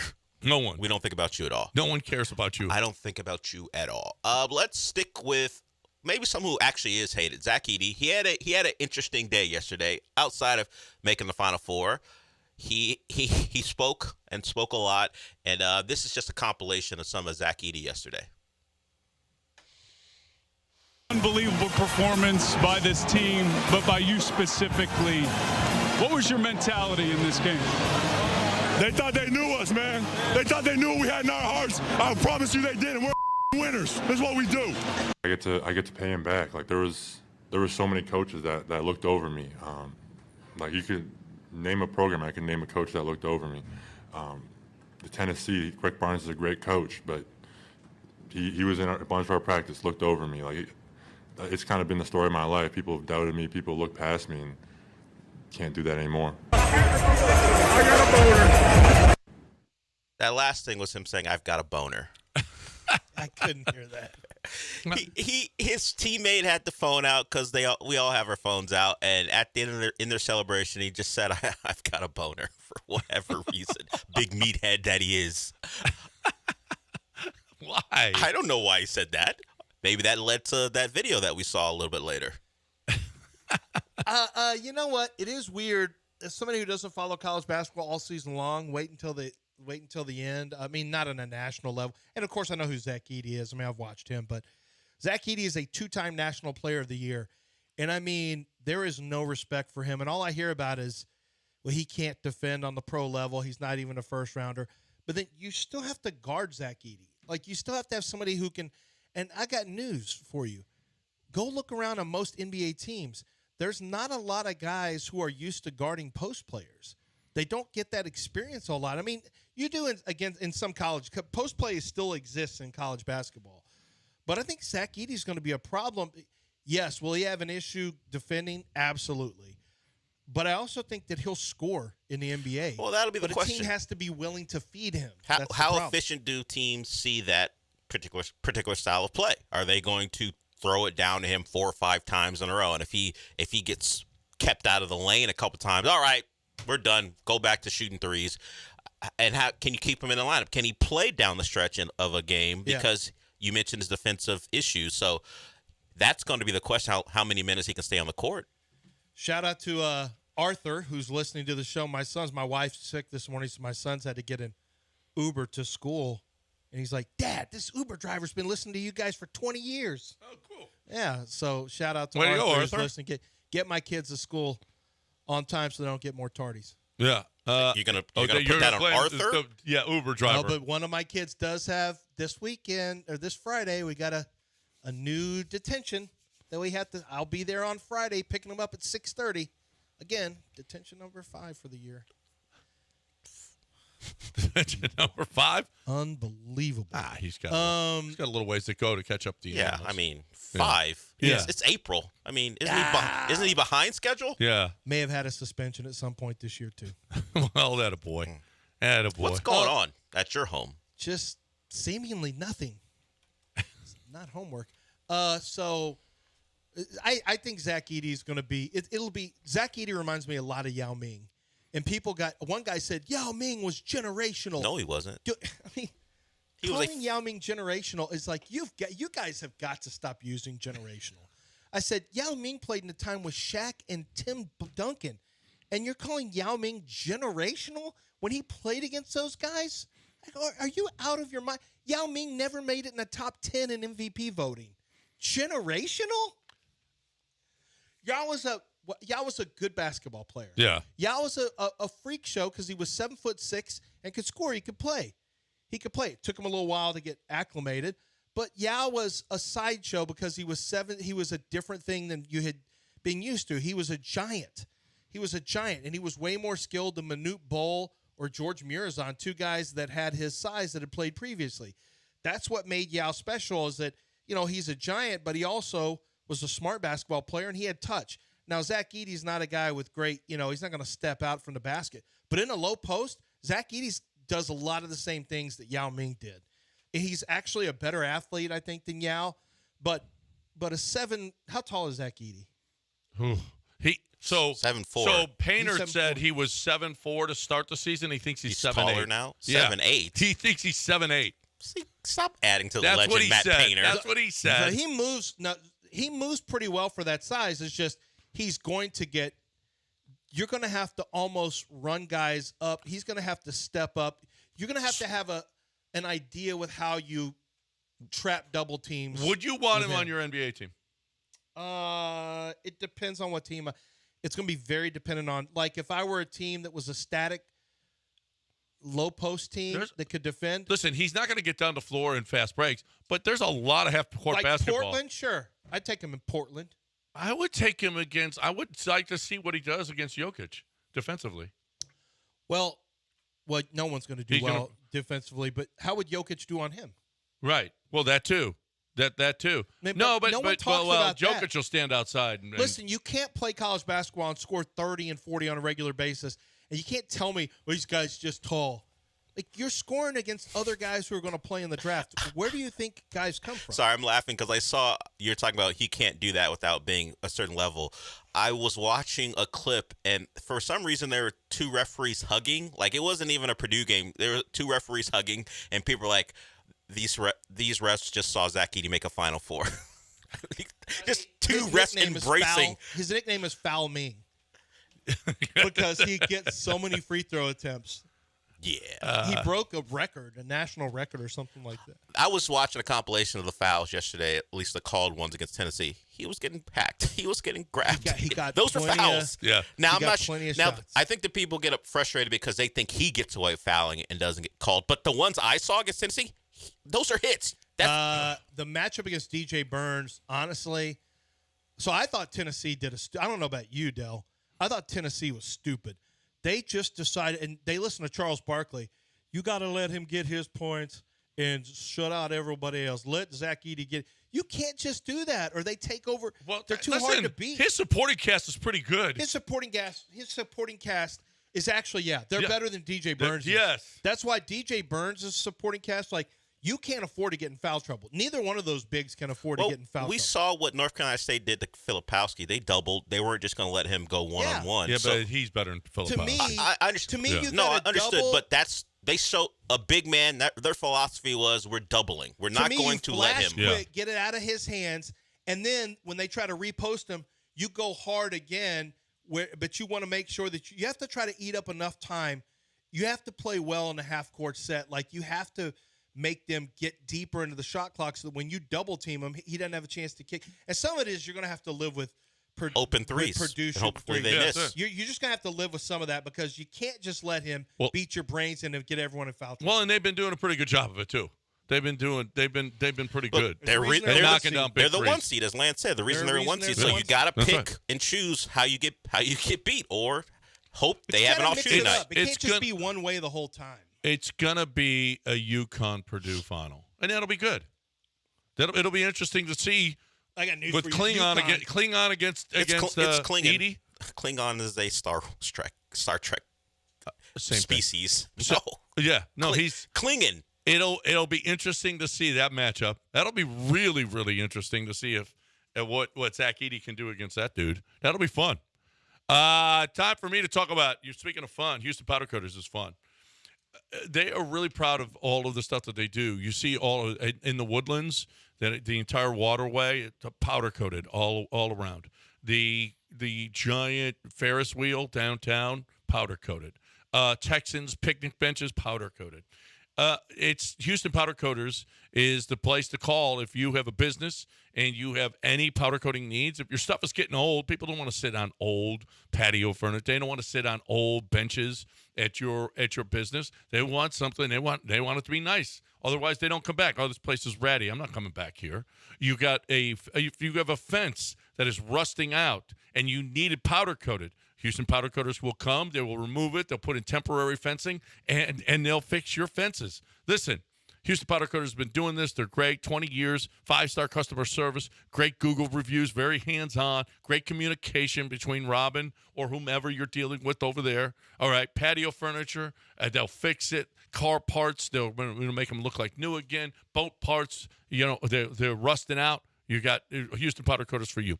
Free pickup and delivery every time. Hundreds of colors in stock, whatever you want. All at HoustonPowderCoaters.com, 281-676-3888, HoustonPowderCoaters.com.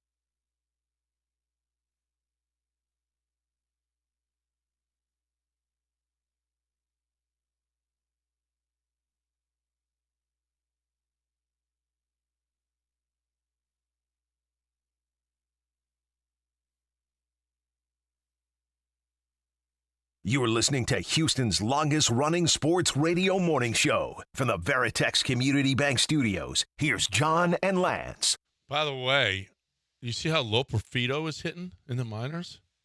No. He's crushing it. How many games? Joey Loperfido, as opposed to John Singleton, who can't. I mean, I just don't get it. Come up with the John Singleton thing. Listen, you're gonna have to just like they had to take away the little center fielder, the Miles Straw from Dusty. He's gonna have to take Singleton away from. He's gonna have to take him away. I don't think he's that kind of hardhead. Honestly, I think Joe Espada wants to get him some looks, and if he's not good, then Joe Espada's not. Why would he be tethered to Singleton? I have no idea. I don't know why you would bring him up in the first game in a pinch hit situation with 2 on when you need some contact and you got a non-contact hitter up. Yeah. I have no idea. Well, this is his job. This is his opportunity. I don't think he's hitching his opportunity to John Singleton. Well, I hope not. He doesn't strike me as that kind of guy. I hope he's not. I really do. I can't see it. Yeah. It's national. They're celebrating autism awareness tonight at the ballpark. Yeah. Joe Espada's 8-year-old daughter, Viviana, is going to throw out the ceremonial first pitch. Chandler Rome did a piece on her. So autism being celebrated tonight, and awareness of autism being celebrated tonight. Tyler wants to get in on this Yao Ming conversation. What do you say, Tyler? Hey, guys. How you doing? What's going on? Good.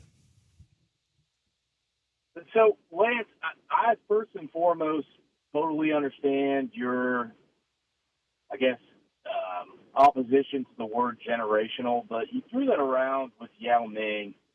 I think whether or not you want to compare him to Edie is a fair point, but at the end of the day, he is a generational talent in the sense of he's the first major talent coming from Asia to the U.S. to play in the NBA, and look at all the doors that he's opened. And I know there's memes about it, and this guy's off to China at the end of his career, that sort of thing. But he's opened a lot of doors for people to go back to play in China. But I think what he's done is unprecedented, and I think it's generational in that sense. And so I think you're it's making an unfair exception. to put that label on him. So not as a basketball player, just a generational because he was born somewhere else?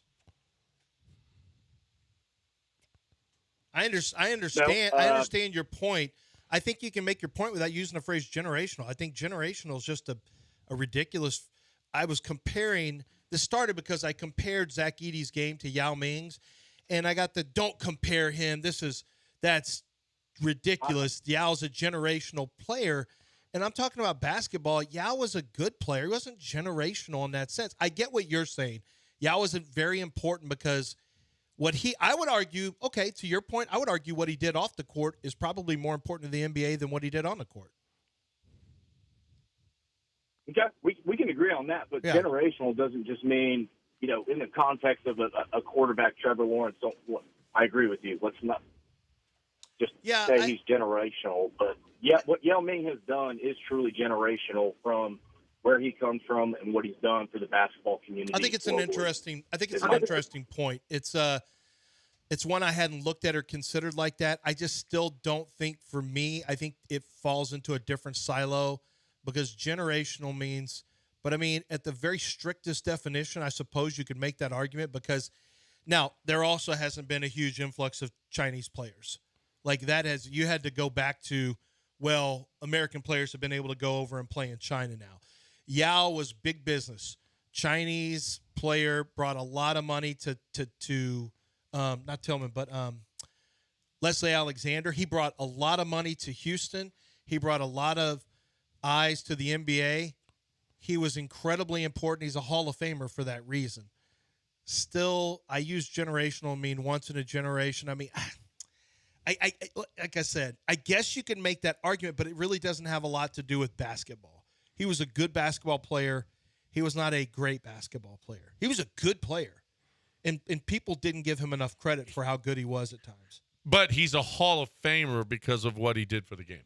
Yes. Yeah. Yes, but generational has to do with how you play. No. I'm not giving you – he's given his accolades for what he did for the game. What he did for the game was be a 7'6" guy from China. I don't know that he went out of his way. Like, did he do anything other than just play basketball? Was there anything else that he did to foster relations between two countries? Or, like, I don't know that he did anything other than just play. His mother and father were put together early on. Yao was creative. Yao was an arranged creation, from what I recall. Didn't he? But weren't his mom and dad were both basketball players, right? Yeah, they're both tall, yes. Very tall. Yes. Yao was the super human, 7'6", great free throw shooter, good touch. But Yao, I don't know that Yao from a personality standpoint, and he had a great sense of humor and all that, but did Yao foster relationships between two countries? Did he try to do things to open certain doors? I think Yao just had an opportunity to play basketball and play basketball. I don't think there was anything, some super element in his being that he created this and that. He just happened to be a guy that came from China. And a lot of money followed him. And Les Alexander, and I know this for a fact, the Rockets sent their faction of doctors, etc., over there, and they failed him physically because of the high arches. They said, you can't, like, this guy's arches are going to collapse on him. It's too much weight. We're going to have to keep him as light as possible. And basically, the Rockets failed him physically. They went back to Les Alexander, and he told them, go back. I need you to go back and come back with a different prognosis. And they said, okay, we guess Yao can play, but we don't know when his career could end at any time. This is being told to me by somebody with the Rockets at the time who told me about this stuff, actually told me 3 years after they had drafted him. And their biggest battle for Yao, like they went to his house one time. He had beer cans and pizza boxes. Yao was a true American at that point. Love that. And they had to watch his weight. They couldn't let him get up over 300 pounds because that was so much for him to carry. And they had a battle to try to keep Yao's weight down because he loved drinking beer and eating pizza.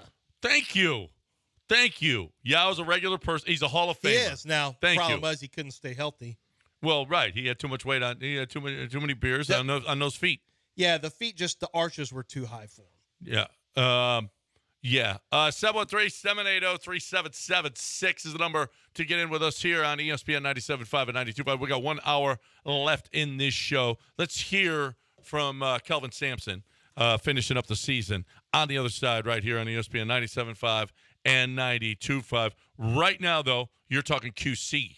I'm talking about the one group that can have a big impact on your overall health, and that's QC Kinetics. A lot of people who have had issues with pain in their joints, chronic pain, you wake up in the middle of the night pain, you hurt when you get out of bed pain, you walk around and you can't, you're not able to jog anymore. Maybe you can't play basketball, you can't play tennis, you can't be out there playing golf the way you want to. Whatever it is, your activity level, hiking, just walking. Well, the first thing you'll do is you'll start taking aspirin, then you'll go to the doctor and they'll suggest a shot. You'll get a steroid shot. It'll reduce inflammation until it comes back, and 3 or 4 months later, you're back where you were.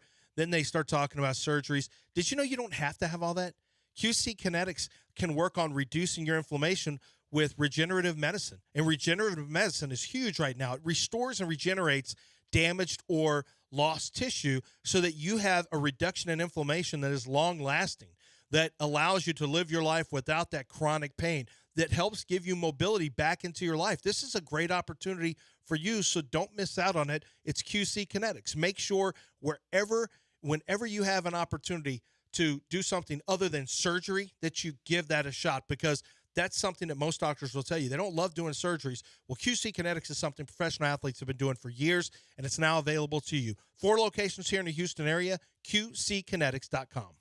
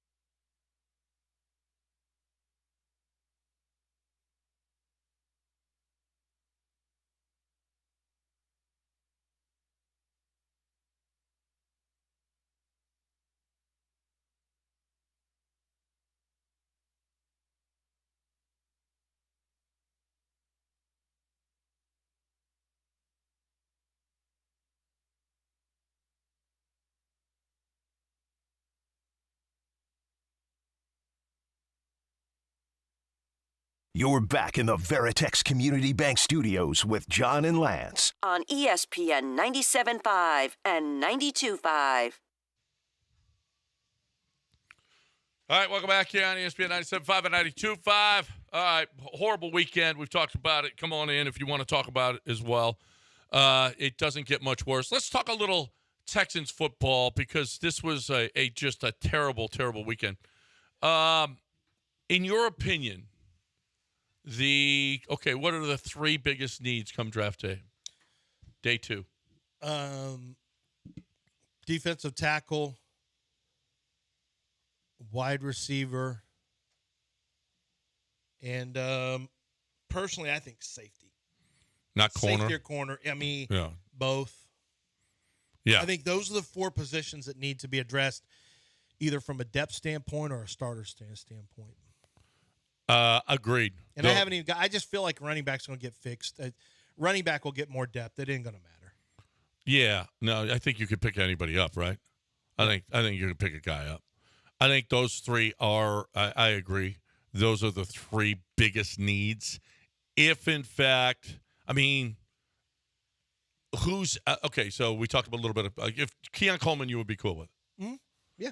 Is there any chance Wilson is there? Roman Wilson, yes.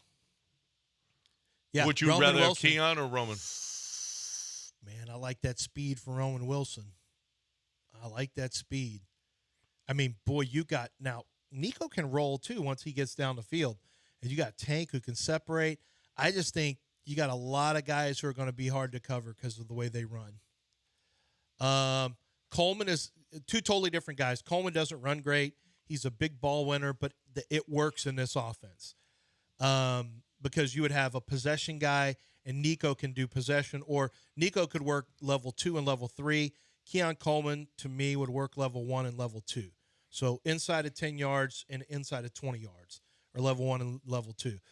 So Keon would work, but Roman Wilson's just different because Roman can play from the slot. Roman can play from outside.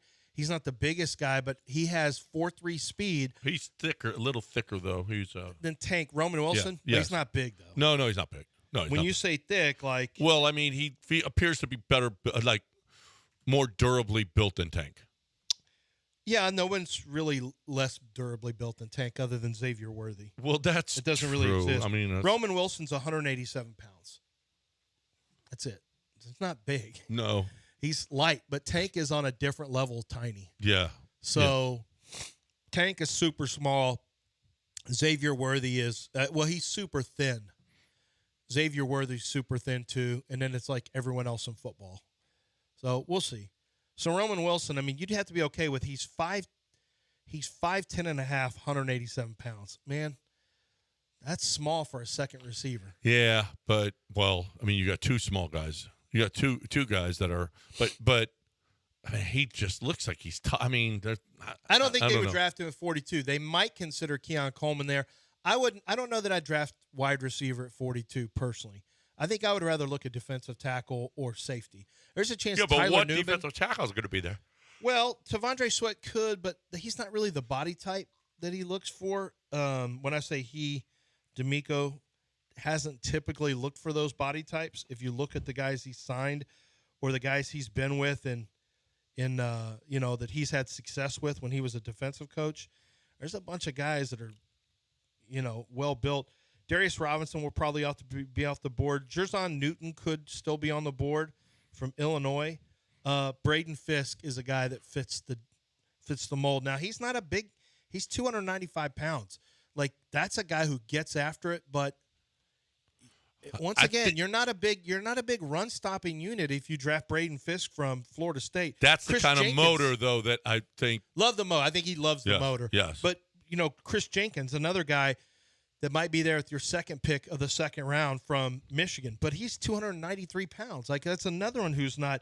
You're already undersized. Fabian Lovett is a guy that I keep coming back to in the 4th round from Florida State. I'd love safety Tyler Newman at pick 42. I think he'd be a really good addition to. I think he'd be a really good addition to the Texans. So we'll see. I don't know. It's tough. I mean, it's really tough looking at this. there's still a chance that the Texans could trade back into. Could still trade back in, depending on how the board fell, there's a chance that they could trade back in. Cornerback would have been, I had them trading up for Quinyon Mitchell, but they may take cornerback at some point. I just don't know if they're going to sit at 42. What would it take to move up 10, 12 spots? It would cost you probably another second. Yeah, I don't know you want to do that. I'm not doing that. No, but you could go from 42 to like pick 36 maybe. That ain't going to cost you an arm and a leg. That's not the first round. It's it's not. It's not trading back into the first round. Right. But it's regrouping after round one, looking at how your board looks, and then making decisions. Because there's a lot of trades, like a lot of teams, they reset their board after the first round, and then there's tremendous value in having the first 2 picks of the second round because teams will trade up for those spots. So if a quarterback's there, it could be a Bo Nix spot, could be a Michael Penix spot, could be a wide receiver spot. If there's an offensive tackle that slips out of the first round, like Amarius Mims because of injury, it could be the first pick of the second round. So I don't know. This is not a super clean draft for the Texans. What they need, Tyler Nubin to me fits. He's a Minnesota safety. He might be the cleanest fit at 42 in terms of value, position of need, physical traits, ball production. He's got a lot of all that stuff going on. And that might be the best value pick at 42. God, if T'Vondre Sweat, if you knew he could keep his weight down, how big would that be? But he was at his pro day, he was 365, so his weight was basically the same from combine, which is, fine. He probably needs to be playing at about 345, 350. So he's heavy. Your concern is that there are rumors that he played in the high 370s at Texas and then got into the 380s and 390s, low 390s during training. But, boy, if you could keep his weight down, can you imagine having him jam up the middle? Like, that'd be amazing. That's not a D'Amico kind of way to go about it, though. No, I don't think. No. Not with what he's had or usually. And these defensive tackles have not been 340-pound guys. But, who knows? Maybe D'Amico says, we'll work with him. We'll get our nutritional staff with him. We'll stay on him. If you believe he loves football enough to make it a priority and has the mental toughness to make his weight a priority, he would be almost a dream come true for me. If you knew that his weight wasn't going to get to, 390, 400. Because when you have more time on your hands, you have less discipline, you have more money, more access, that's what truly can sink players who don't have discipline. And any discipline could be women, alcohol, gambling. I don't know. It could be any vice that you may have. If you're lazy, you have money, you have guaranteed money, you may stop working. But man, can you imagine T'Vondre Sweat in the middle, stopping the run, and then you have the atomic dogs running off the edge for you as Hunter pass and rushers? Anderson and then you have Autry, and golly, that'd be great. I'm hoping that T'Vondre Sweat's on the board. I just don't know if they really believe in him. There's also rumors about him. I don't know that he was the most committed during the process of preparing for the draft. There's some stories out there I didn't love. And there's other guys, Ruka Horo. I don't know. Maybe just don't get too caught up in defensive tackle in the first 2 rounds, in round 2 and round 3. Maybe that's going to end up being the case. Jordan Jefferson out of LSU, I love that guy. He's a powerhouse. He's good against the run. That's a guy you can get probably in the 5th. Like, he's 316 pounds, 6'2". He's very, very strong. Like, I'd like him too. But I think you have to get a safety and you have to get I think you need corner. another playmaker you've done a lot defensively this offseason. Yeah. You need another playmaker for Yeah, CJ. you do. And not running round back. 2 is probably where you get that. Javon Baker, who's coming in for a top 30 visits, one of those guys I would look for. Let me tell you who we've got so far for Texans top 30 visits. These are 30 guys that they can bring in and do personal interviews with them, workout. I think they can work them out. They can do medicals with them. Here's who is on their top 30 list so far. Edgerrin Cooper, linebacker from Texas A&M. Javon Baker, wide receiver, Central Florida. Started off at Alabama. Travis Glover, offensive tackle, who I think could be a guard. He's a day 3 pick, and I kind of like Travis Glover. Michael Hall's really intriguing because Michael Hall's the most devastating interior pass rusher in the whole draft, but he's only like 285. And so I don't know how he fits into this whole thing. Let's see, another top 30, Jamal Hill, undersized linebacker that can really run. Adisa Isaac, pass rusher off the edge. Muhammad Kamara, power rusher off the edge. And then that's interesting, 2 pass rushers. Kingsley Suamatea from BYU, overrated tackle, is top 30. So it's interesting because they have 2 offensive linemen they're bringing, a wide receiver. They're bringing 2 they're bringing in 2 edge rushers, a linebacker, and an undersized pass rusher along the interior. Kind of interesting so far who's on their top 30 visit list. 912 ESPN 97.5 and 92.5. Should we get him in here? You want? Might as well just get it over. But let's get Gilbert in here. See what his thoughts are from the weekend. Gilbert, what'd you think of the Astros this weekend? Gilbert, are you there? Gilbert. Nope. Had him on hold too long. Is he on? Is he muted? Tell. You got him up? I don't hear him snoring. Let's hear. Bring him up. He's not snoring. Gilbert, you got to unmute your phone. He does not have a phone. Yeah, how you doing? Whoa, there he is. I told you. Whoa. Hey, Gilbert, what's going on? What's going on there, Gilbert? I told you that Cougars weren't going to make it all the way. His Gilbert's told you so, remember? You were right. He told us that this wasn't the Cougars' year. He tried to tell you, Johnny, you wouldn't listen to him. Yep. No. This wasn't. You were right, Gilbert. You knew. Did you know that Jamal Shed was going to get hurt like that? Yeah, I knew that was going to happen anyway. You knew that was going to happen. I knew the Yankees were not going to win. I'm thinking the Yankees to win the World Series.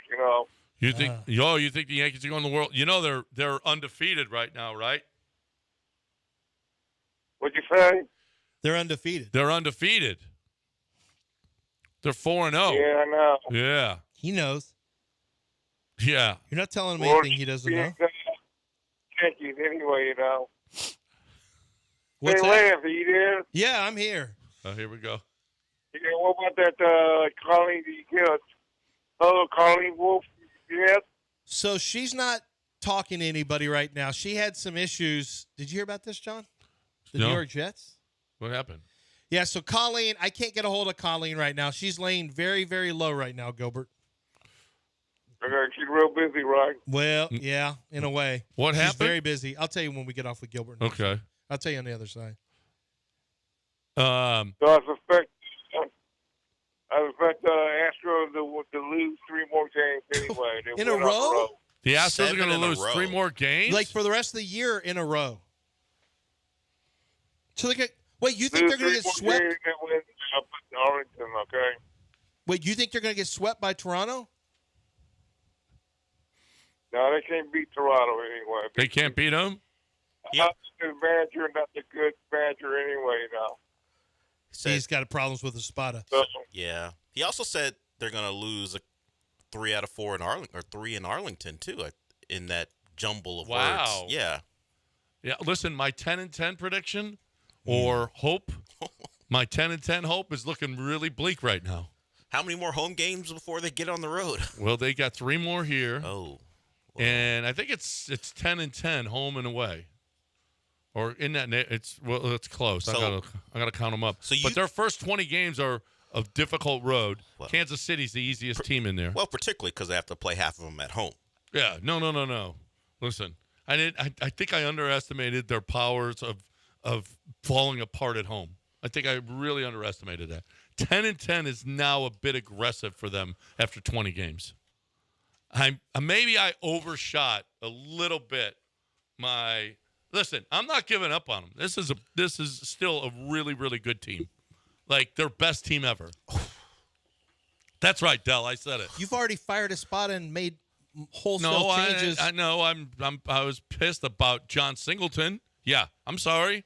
John Singleton I'm telling you, he's got to take his whoopee away. Take John Singleton away so that Joe Espada doesn't have that at his disposal anymore. He's the Miles Straw of Dusty Baker. If I'm Joe Espada, take him out. If I'm Joe Espada, I'm like, can you get me something better than Martinez and Mashinsky? If we're talking about things to take away from me, could you have made more than one relief pitch signing? And Taylor Scott was awful. Well, and then here, this is what they and gave now him. we got now here. Let's throw Taylor Scott out there every game. They gave him one hater, which is great, but the rest is like Montero, Mashinsky, Scott, and Martinez. That's what he's got to deal with. Yeah. Well. And then broken Ryan Presley.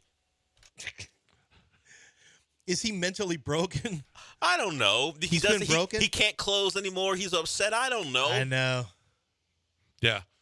713-780-3776. We hear you calling in. That's good. Give us a call, whatever you want to talk about. Right now, I'm talking about Chastain Ford.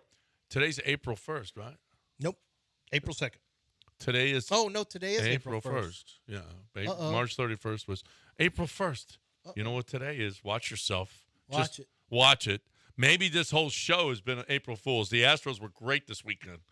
Maybe we're just trying to fool you about the Astros sucking. Yeah, if you didn't watch. Yeah. Well, here's the deal: is I don't know. It's still They still got trucks on a lot. They still want you in there. They're still going to give you the best deal. The 2024s are here, but you still got the best deals that you could possibly find on the 2023s. You still got Bronco. I saw a couple. We drove to Austin this weekend, and I saw a few Bronco Sports on the road. That's a great vehicle, and you got a 0% financing the 2023s. They want to get them off the lot. They want you to get the best deal you possibly can. Now is the best time to buy because they have to get those 2023s off the lot, and Chastain Ford's going to do whatever. But what they're going to do is the same as always. They're not going to mark up. They're not going to add on. They're just not going to make. They're not going to make it as difficult a car buying experience as other places do, where they try to get you to spend as much as you possibly can. That's not the goal of Chastain Ford.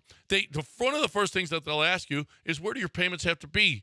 Because they don't want you choking on this thing. They want you to have the best car buying experience you possibly can, which means you'll come back because you got a great car buying experience every time at Chastain Ford. It's where I'll go. It's where I've been going, and I will continue to go because I'm part of the Chastain family, and you can too. ChastainFord.com on 610 at Homestead, not Hempstead, just 5 minutes from downtown Chastain Ford.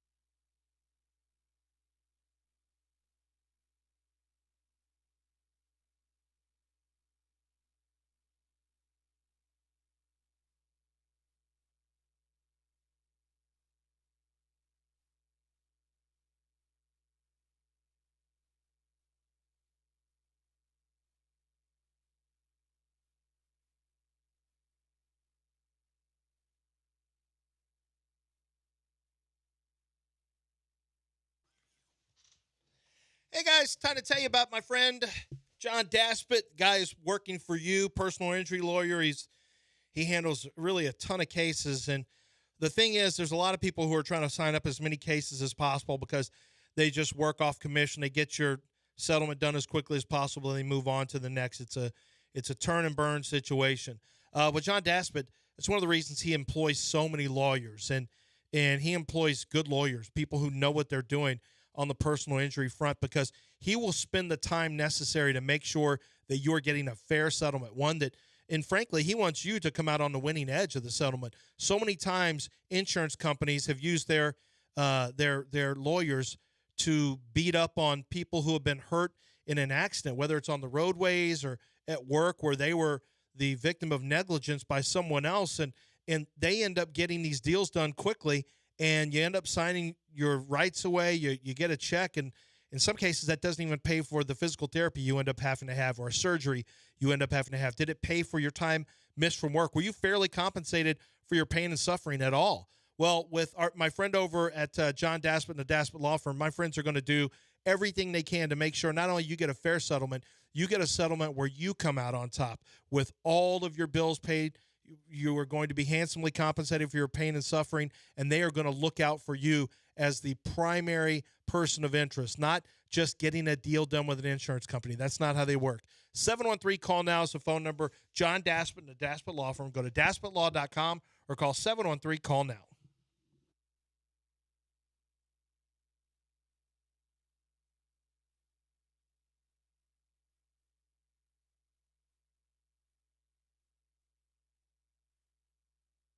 You are listening to Houston's longest-running sports radio morning show from the Veritex Community Bank Studios. Here's John and Lance. All right. Rockets lost last night. Astros lost all weekend. Cougs lost on Friday night. We still need to hear from Kelvin Sampson. We do have to hear from Kelvin Sampson. Kelvin, I feel so bad. He lost 2 years ago. He lost Mark and Sasser. Last year, he lost who did he lose last year? Sasser. Last year, he lost Cougars history over the last 3 years. It was Mark and Sasser in 2022. It was Sasser, Shed, and Roberts. Happened right before the tourney started. Now, they played, but they were banged up. Right, they were banged up, yep. And then this year, Arsenault and Tugler. Walker came back, but he was out for a lot of the year. Roberts got hurt in the tourney, actually, in the first game. And then Shed got hurt, and he was done. It's unbelievable, the bad luck. Kelvin Sampson could have a national championship if he could stay healthy. He could have a national. If Tugler was there, Shed was there, Arsenault was there. This team could be right there would be in the Final Four. Would be in the final. They would have beaten Duke for sure, and then we'll see what they would have done against. That defense choking North Carolina State. I'll take the Cougs if they are healthy. Here's Kelvin Sampson talking about losing Shed. Well, it doesn't feel like a fair fight. You'd have to take maybe two of theirs to equal one of Jamal. That's how good he was. And he's a first-team All-American. You don't have another one of those. You don't have the best defensive player in the Big 12. You don't have a guy that made all the big shots at the end. I thought our kids battled.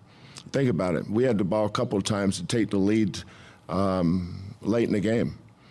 So it's not like we lost Jamal, okay, the game was lost. No, we still battled, but that's our identity. It's our culture. It's who we are. But we felt like we had a good enough team to get to Arizona. It was unfortunate that team wasn't able to stay together. Yeah, they did. They had a good enough team. They just that Shed going down was just such a deflator. And they still were battling. It was ugly ball. Holy crap. The offense is just, I guess we'll set a screen. Maybe we won't. Cryer just try to lose your man.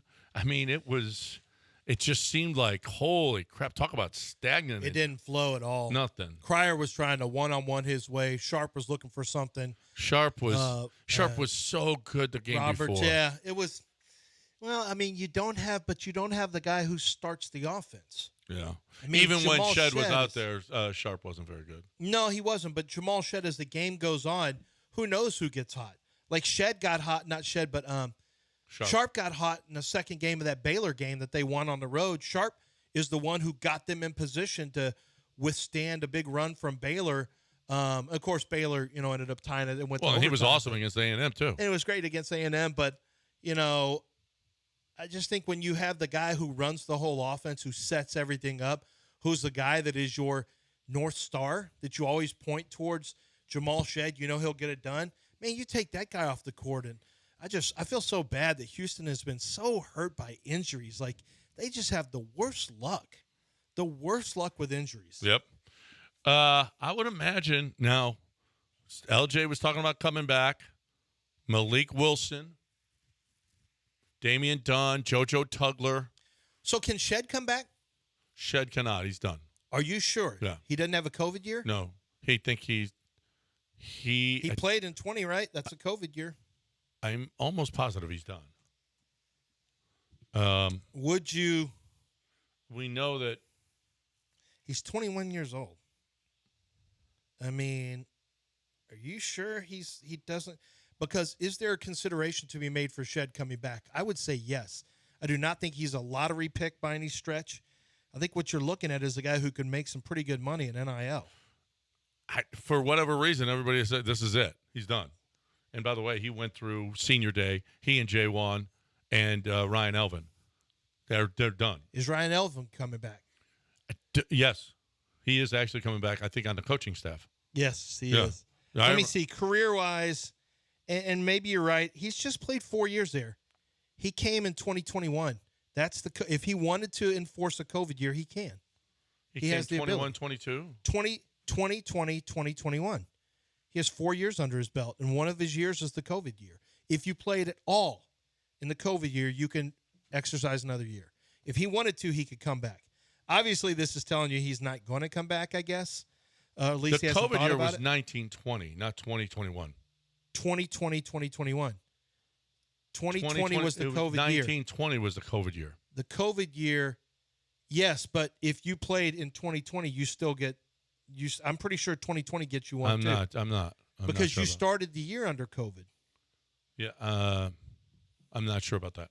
But I think it's everything has pointed to him being he's done, and he's got to replace him, and the love for him is, I mean, that's why it's been a farewell tour for pretty much for Jamal Shed.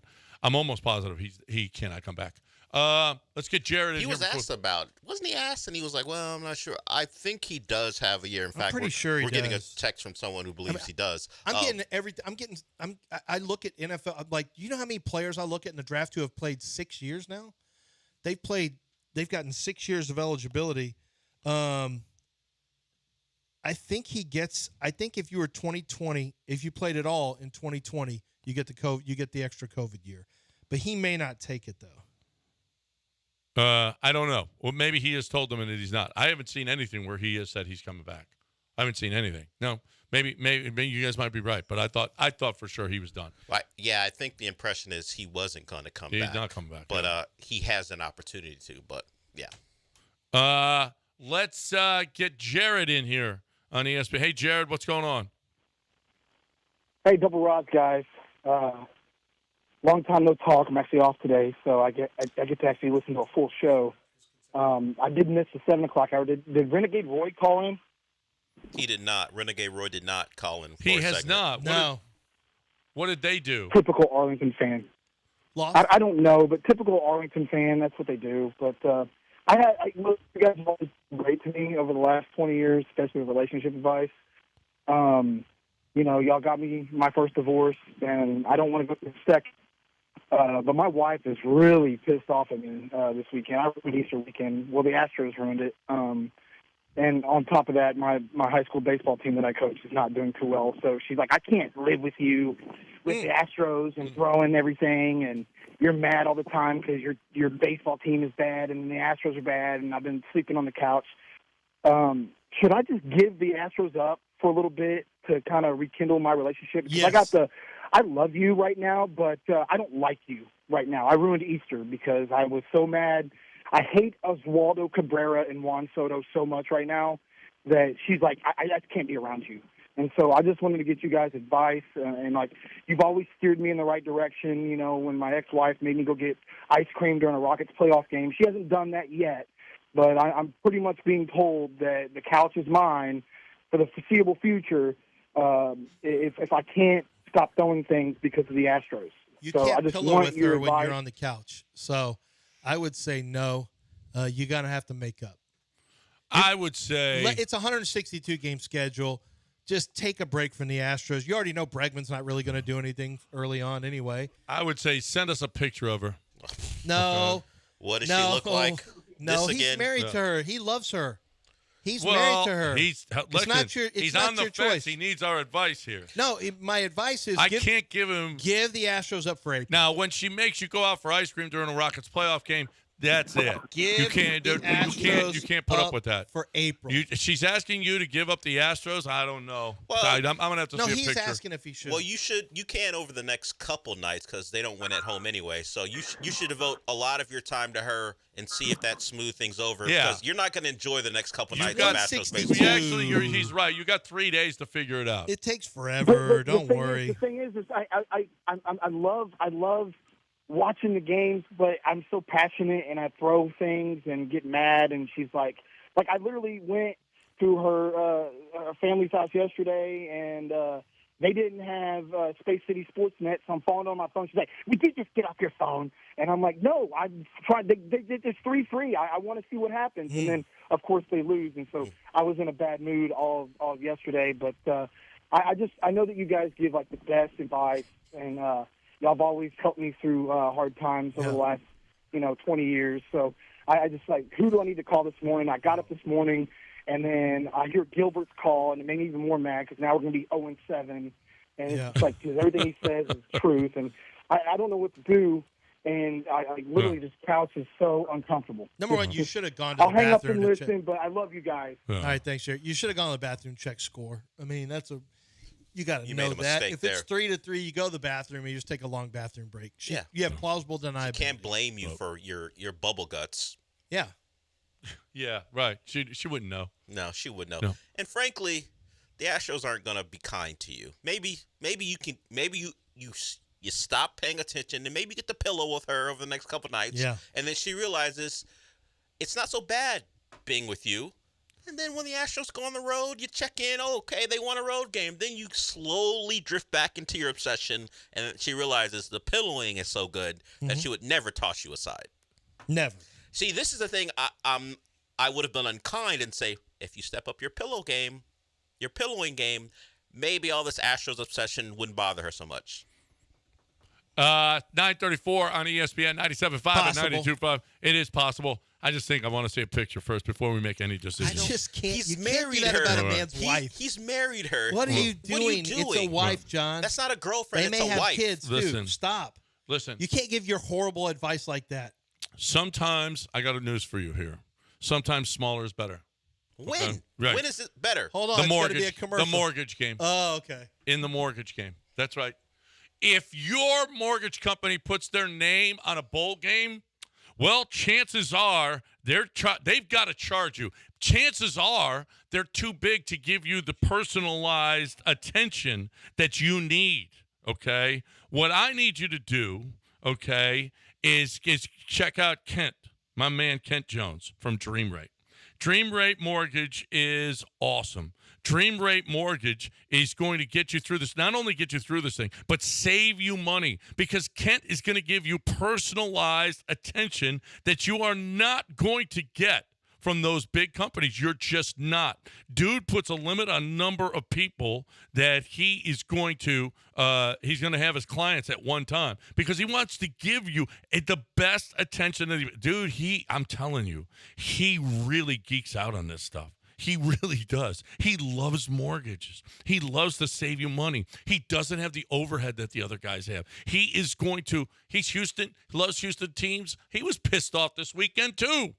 You know what? You know why? Because he loves Houston teams and he loves giving Houstonians the best chance when they're getting their mortgage to save on that day and through the life of the mortgage. 713-520-5626. or 713-520-LOAN, LOAN, 975loans.com. You tell Kent that you're a 97.5 listener, and he is going, I'm telling you, he is going to work as hard as he possibly can to get you the best mortgage you can possibly get. Dream Rate Mortgage.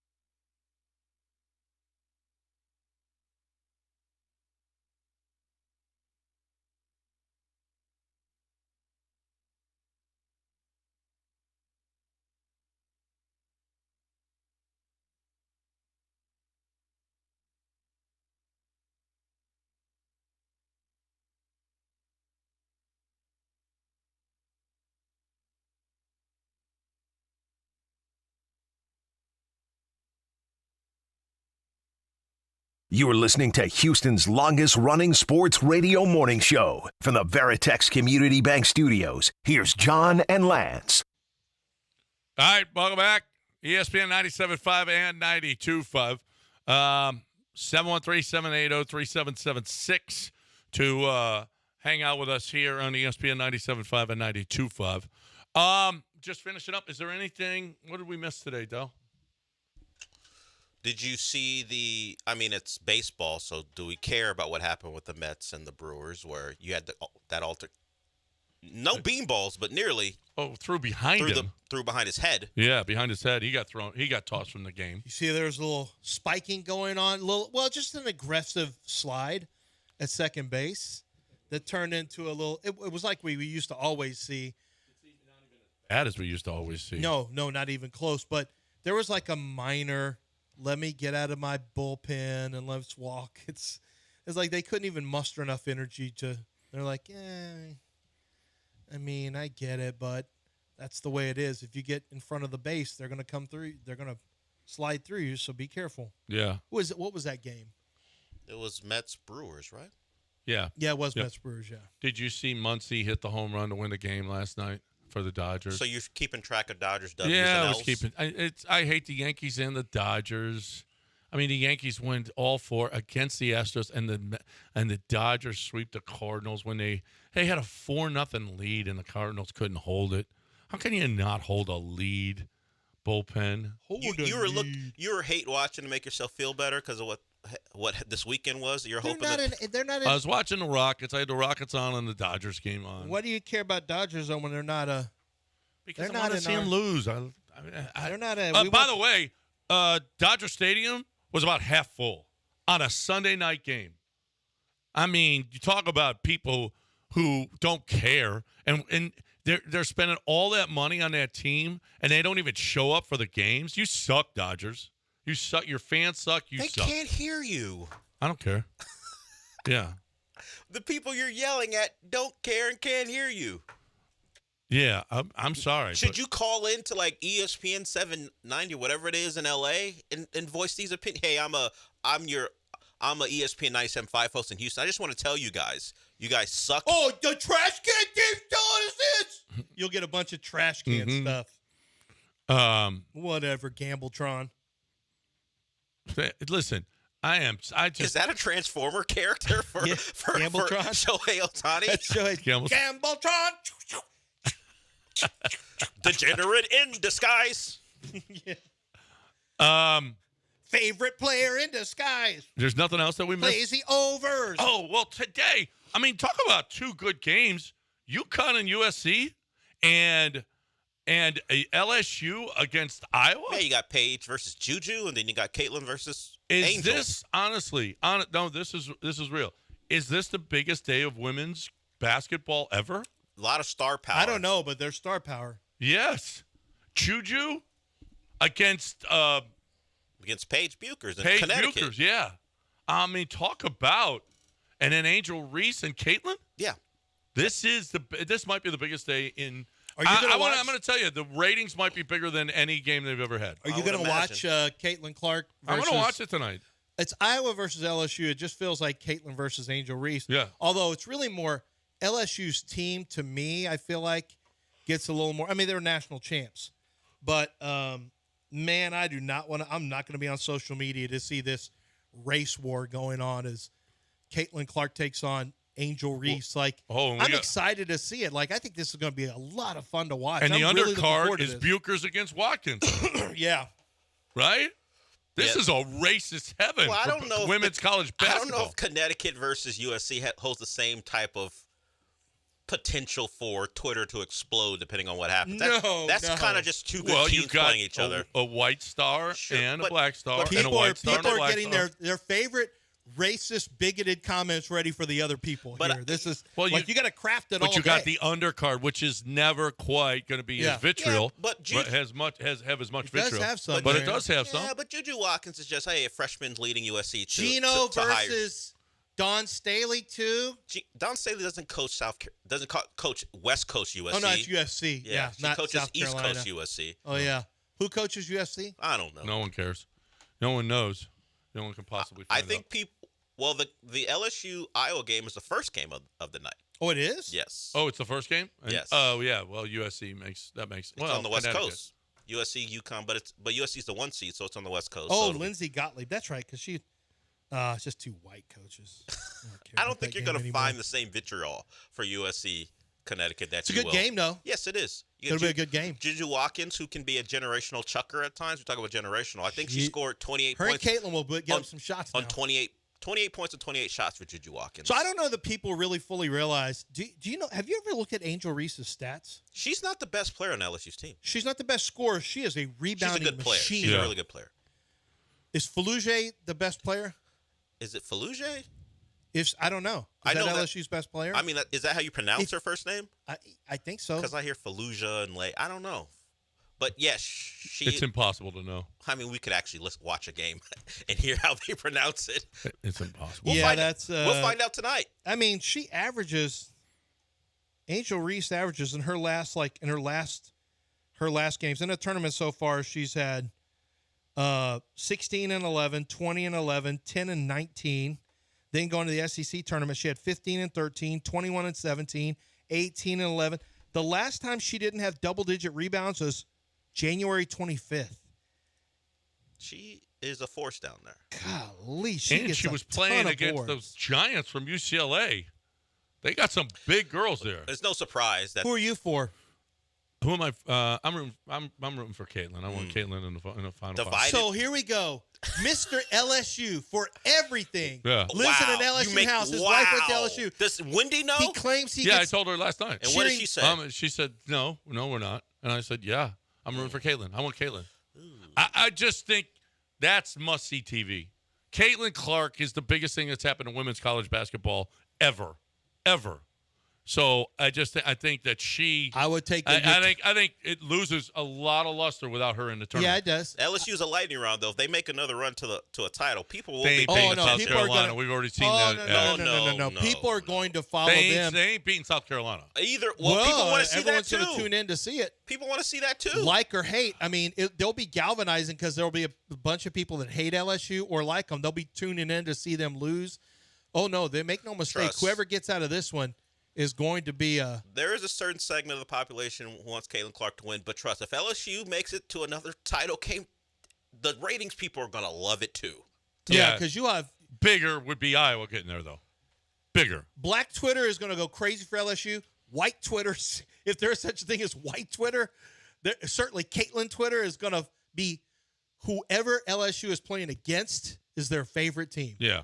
It's so sad that you can't even and hopefully those two, I think you'll see them have a moment because recently Angel Reese had really flattering things to say about Caitlin Clark.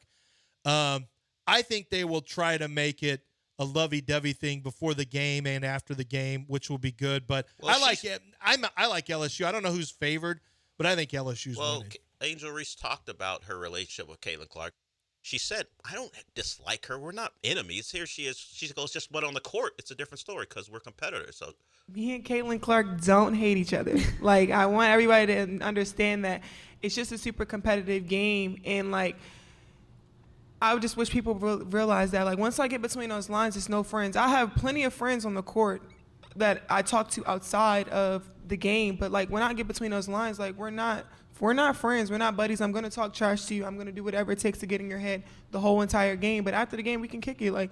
I don't think people really realize that. And that's fine. I'll take the villain role. I'll take the hit for it. But I know we're going women's basketball. And if this is the way we're going to do it, then this is the way we're going to do it. You like it or you don't. Now, I will say she was not exactly, after the game was over last year, she was not she complimentary. She handled it poorly. Very poorly. Well, I'm talking about in the press conference and even on interviews afterwards. She was not all of a sudden, we're off the court now, and I have a lot of respect. She had negative things to say, but I think probably her perspective has changed. Remember, she had some issues early in the season with Kim McCulkey. Yeah. But I don't think we'll see. I think it'll be. Sure, the race war that will go on Twitter will be one thing, but I actually think it's going to be. I think it's going to be a really good game to watch. But I just think LSU's too deep. This is good. It's going to be fun tonight. We'll talk about it tomorrow. More women's college basketball on the show. That's what we need. Allies. Yep. Always been told I was. Yep. And the show's divided by racial lines. Yeah. John will be rooting for Iowa.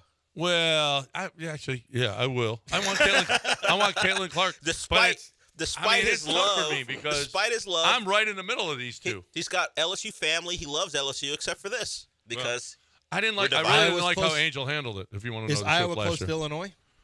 Is what? Is Iowa close to Illinois? Yeah, it's a Midwestern thing for you too. Not really. Yeah, I wanted Illinois because I had them in a pool, and they sucked. They have 30 straight points. You suck, Illinois. Midwestern, but I think LSU wins tonight. By the way. I think LSU wins, but I do too. I think it's best for college basketball if Caitlin advances. Right now, I think it's best for you if you go to 975prostate.com. If you have, bottom of your legs, they're falling asleep. You got pain around your ankles, your calves. I do. I talked to Doc Manavis last week, as a matter of fact, and she's going to look at my veins. And it's such a simple, easy process. As opposed to not that blood flow not getting to your feet could be a big deal for you.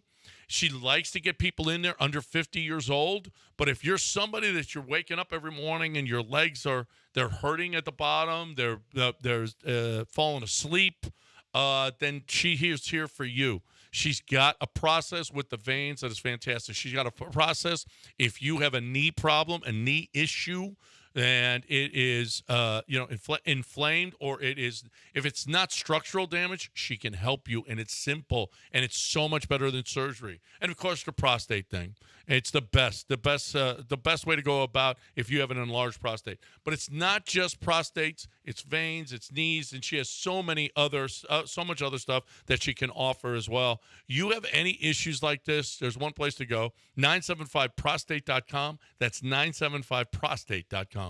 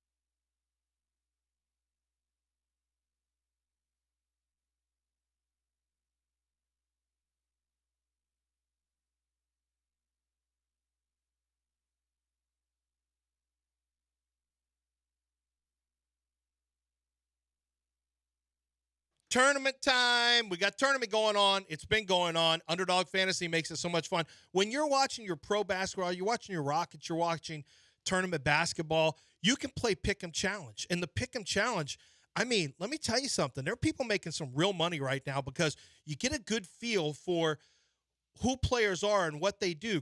They score higher or lower than the points and everything that they have in place. Like, what is that going to look like for what's that going to look like for your Pick'em Challenge? Well, here's the deal. The Pick'em Challenge allows you to pick between 2 and 5 players. Between 2 and 5 players, you now get an opportunity to pick higher or lower. And if you pick 5 of them correctly, you got a chance to win 100 times your money. Actually, I've seen it go to 100 times your money on 4 selections if you play some of the boosters they have available. But you got to play to have a chance to win that money. You also have insurance. So they're flex. It's called flex, where you can win 3 out of 4, 4 out of 5, and you can still win money.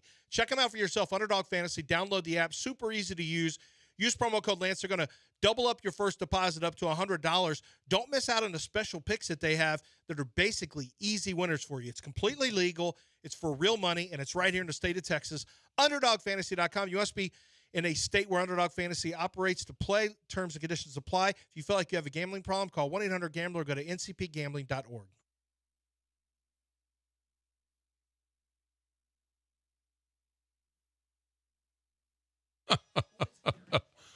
Oh, apparently Italy's having a real problem. Apparently there's a lot of there are a lot of souvenirs focusing on Michelangelo's David's genitals, just on the genitals. Do you want a souvenir? That's rude. From Florence that's just David's genitals? Is that something you want? No. Okay, I'm just asking if that's something you want or not. Do you want to go to China right now? Because apparently there is a real outbreak of super gonorrhea going on. Super gonorrhea? Super. Why is it super gonorrhea? I have no idea why it's super gonorrhea. Well, but China has a big problem. As a matter of fact, there's a giant gonorrhea alert out there. Watch yourself. Are you going to China anytime soon, Dale? Wasn't planning on it. You weren't? I hope you don't get caught up with that gonorrhea they have. Yeah, Not regular gonorrhea. Super. It's a super strong strain, yeah. Mm-hmm. Does it give you powers? What is it? What do you mean? I don't know. That's a good question. I don't know. A Malaysia convenience store, their owners are in trouble. They are charged over having Allah socks that are angering Muslims. Do you want a pair of Allah socks? Wait. People are mad about it? Well, yeah, You're not Muslims really are mad about selling Allah socks. Yeah. They're pretty serious about the whole Allah being thing, used on, Would you wear socks that had Jesus on them? I could see that. Jesus socks? Yeah, I could see Jesus socks being worn. Yeah. That's not really one that's going to What get about people too even fired if up. it's cool Jesus who's got his finger guns pointed at you? I've seen that Jesus before. That kind of Jesus? Yeah. Finger gun Jesus. It's still Jesus.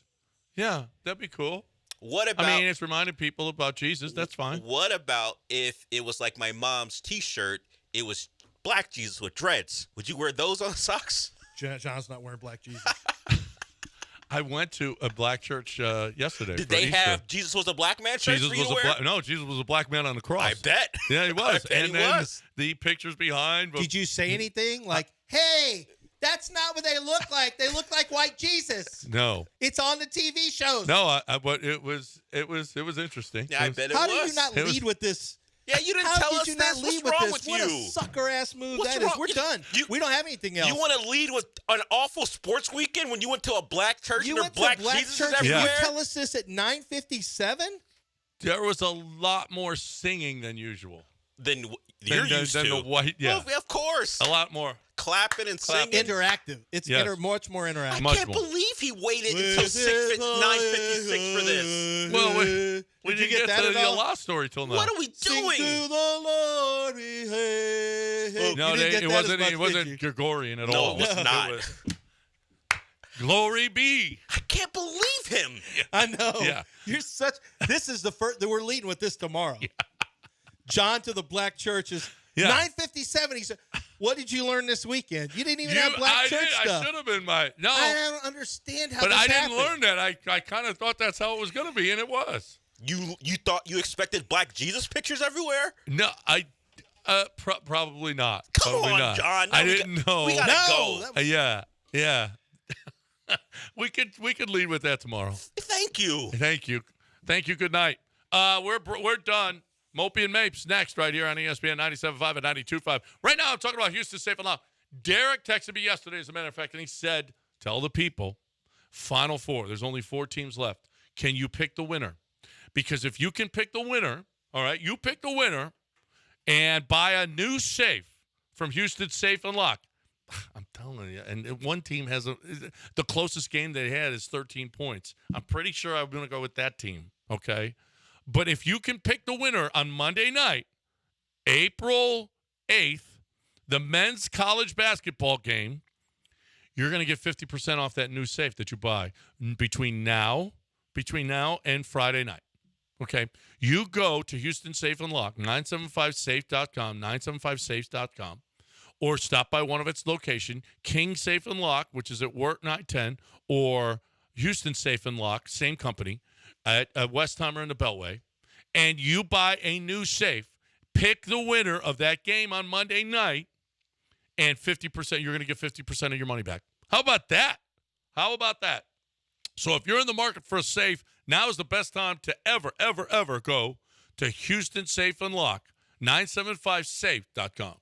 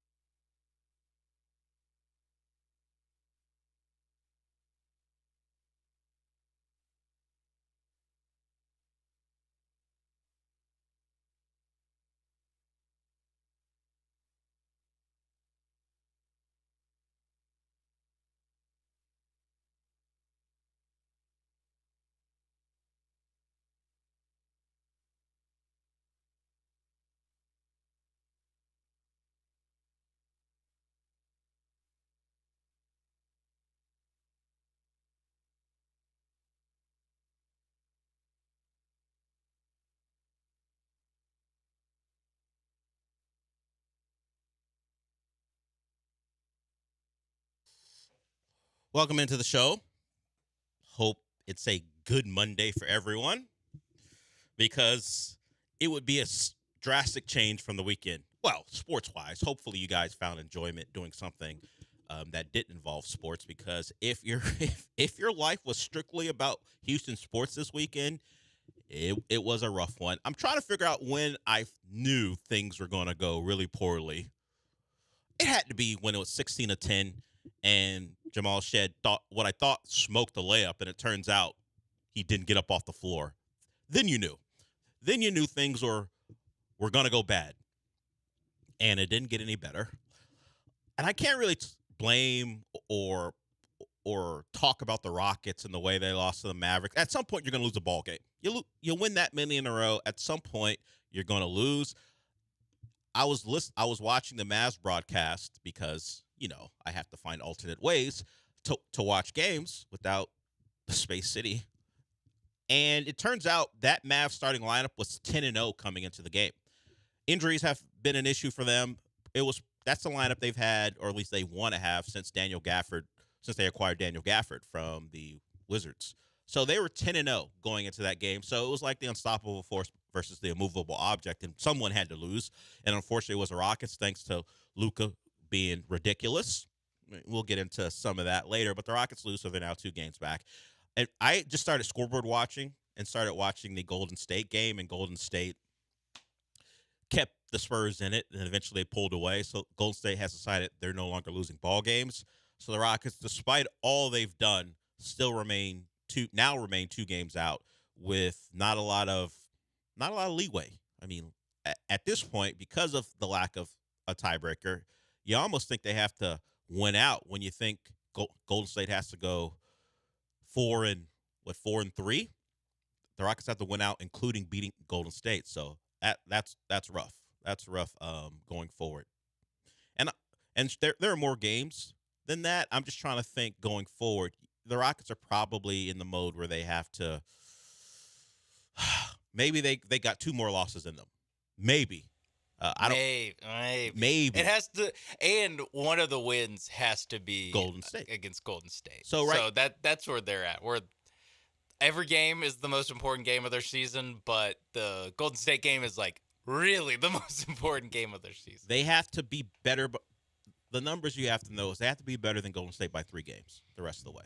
Yes, that's a lot to ask for down the stretch. So it's just a product of how poorly the season went beforehand until this recent run, and they get their doors blown off, and so be it.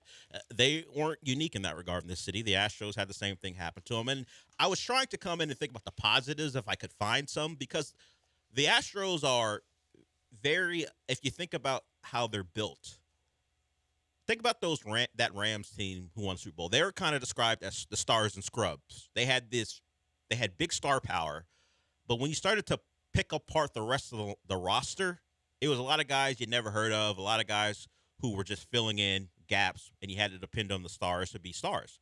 And we know how that turned out. They won their Super Bowl, and then a couple guys got injured the next year, and they stunk. The Astros aren't in a position where it's that dire, but you start to look.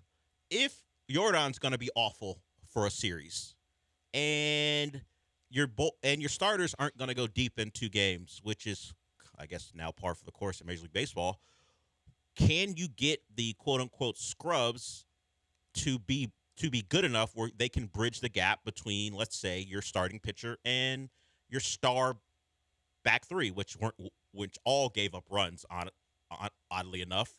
So they were an issue too. I'm not going to say the talent pool is shallow. It's just that the guys who aren't any good are really not good. You're going to get times where Taylor Scott is good, and then he's going to blow up because that's who he is. Parker Mashinsky is one of those guys too. Seth Martinez is one of those guys too. They are going to be carried by their stars, and their stars weren't good enough over the weekend. They simply weren't. And whether it be a great play by a Yankee third baseman or Juan Soto throwing a guy out, all the plays were made by the Yankees, and the Astros go 0-4. Got to feel good, Sean, that the Astros and the Marlins are both 0-4. When you can get yourself compared to the Marlins in any way, shape, or form, that disaster, that tire fire of a franchise, you got to feel good.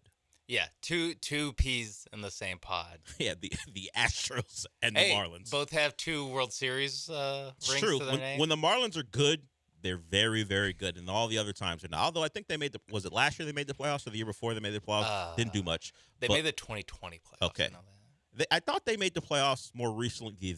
They might have made it last year. I think they made it last year too. It's just the Marlins, so no one's gonna remember. But when they are good, they're great, and when they're bad, well, they're the Marlins. So the Astros and the Marlins both 0-4. So bad that I saw one of the A's accounts come up on my For You page and say, "Hey, we rented out the basement for you." They weren't so serious about it, like they didn't know they're going to be the worst team in the division. But hey, guys, we got the space for you for now. So the A's fans on Twitter, because they're only on Twitter, they don't show up to the games, are taking shots at the Astros and really considering how this weekend went, rightfully so. The Miami Marlins were a wild card team last year. They've made the playoffs 4 times, every time as a wild card. And yeah, and 2 of of those them times, they won the World they Series. went all the way. The first 2 they won the World Yes. Series.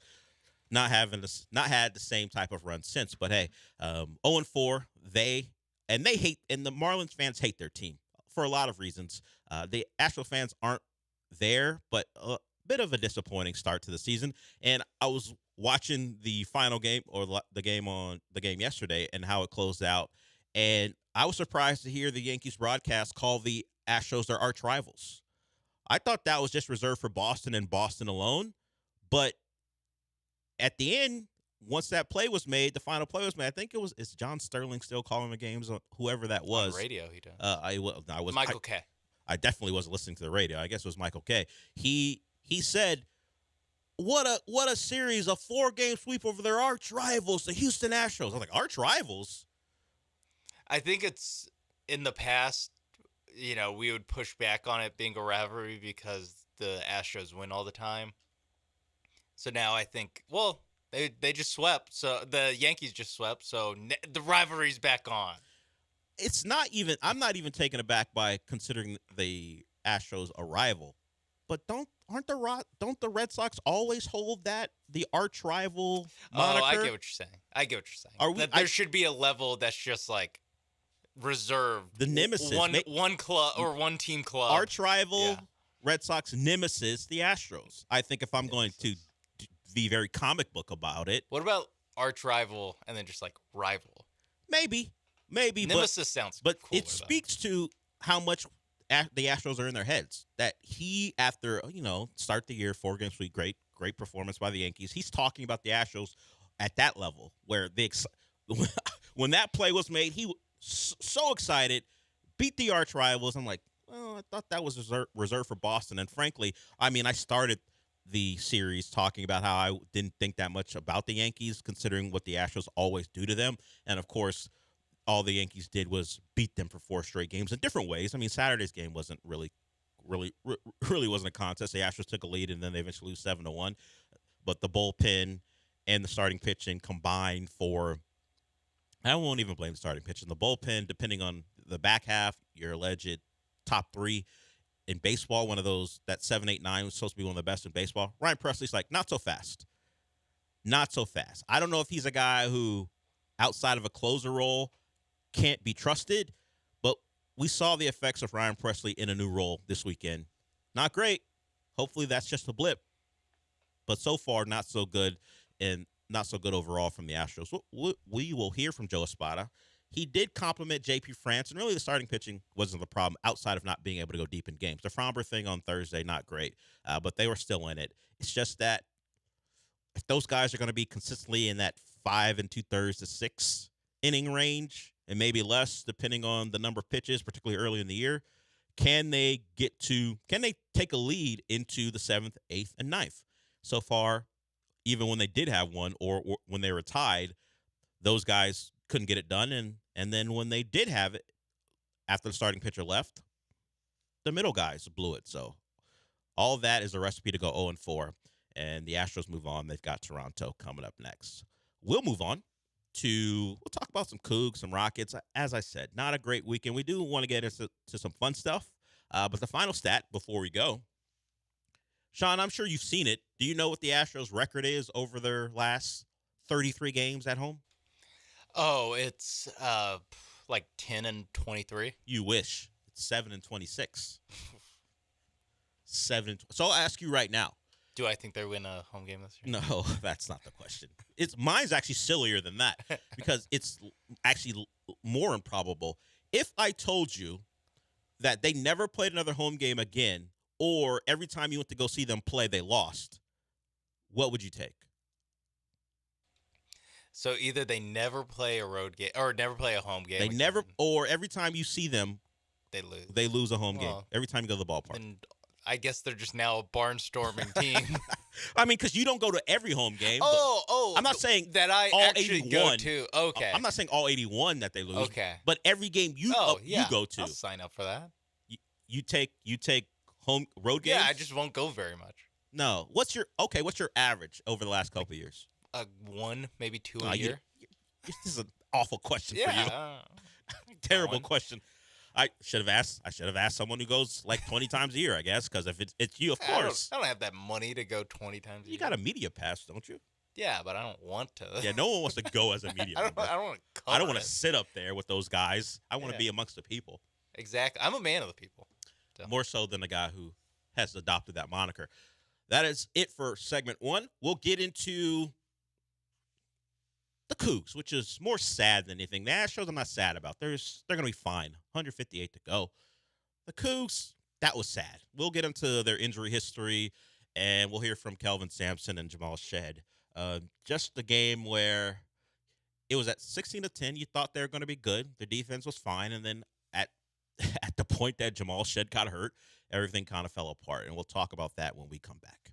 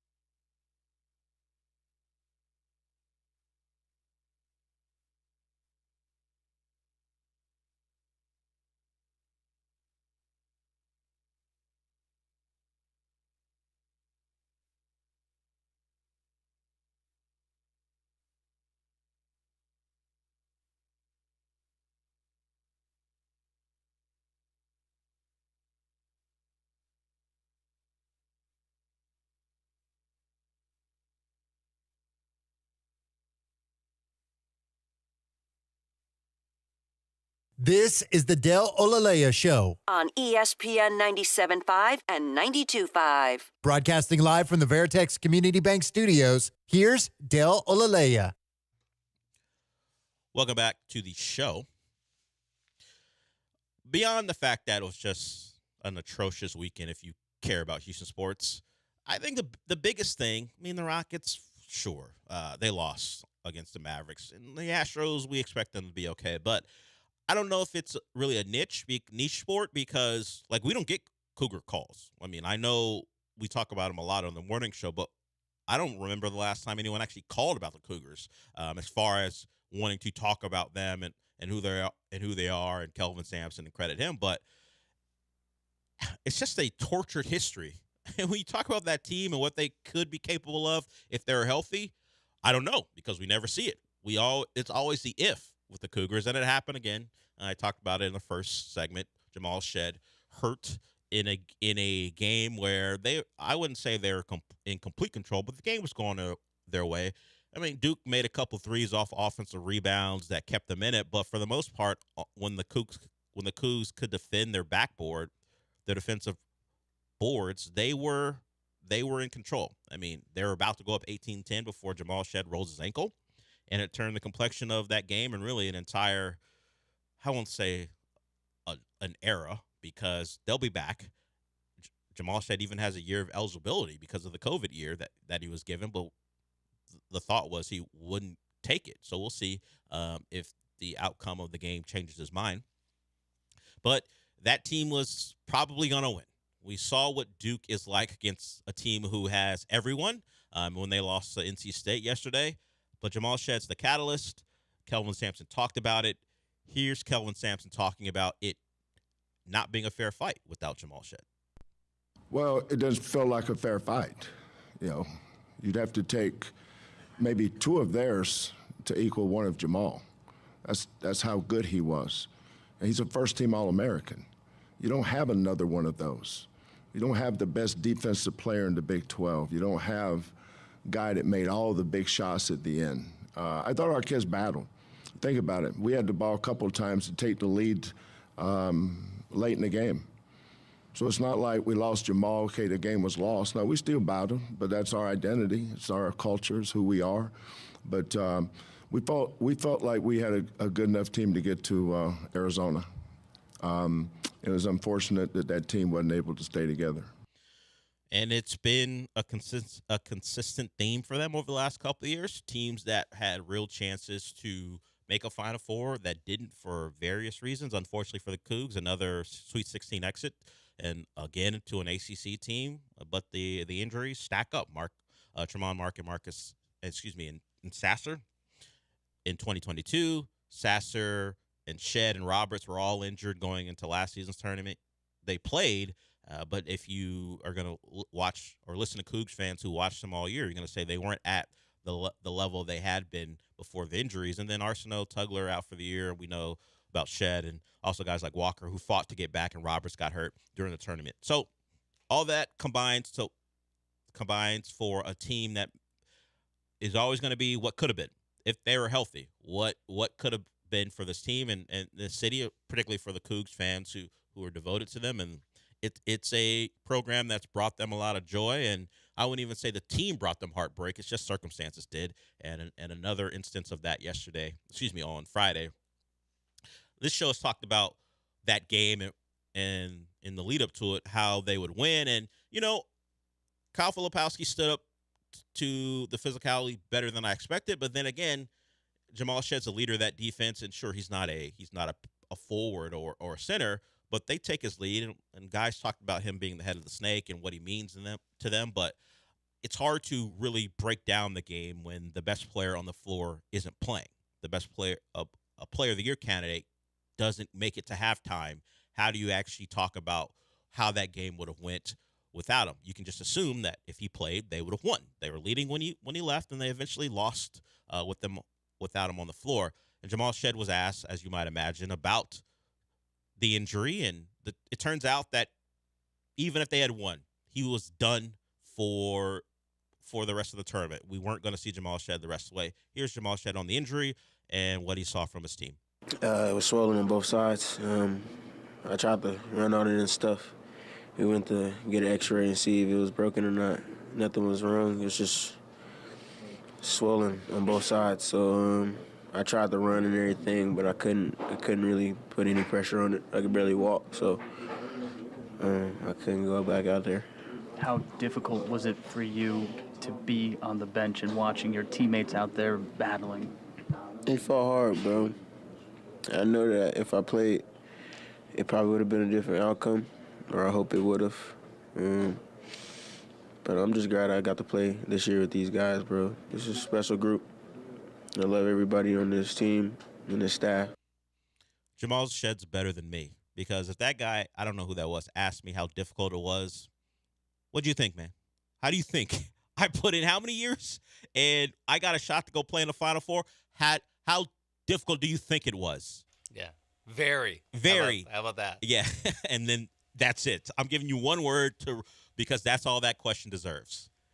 Look, those guys who answer questions after games, despite I'm not particularly interested because generally it's going to be the same stuff all the time. But a lot of grace for him to be in that situation and watch his team. We saw him on the floor, Sean. After the game was over, the clock had expired. He sat in his chair, and eventually the Duke players have a lot of respect for him. A lot of them came over and dapped him up and said, "Hey, whatever the words you normally hear about that. Hey, sorry about the injury," stuff like that. And you could tell what it meant to him and as a backbone of that team. And then you got to go in there and be gracious and answer questions.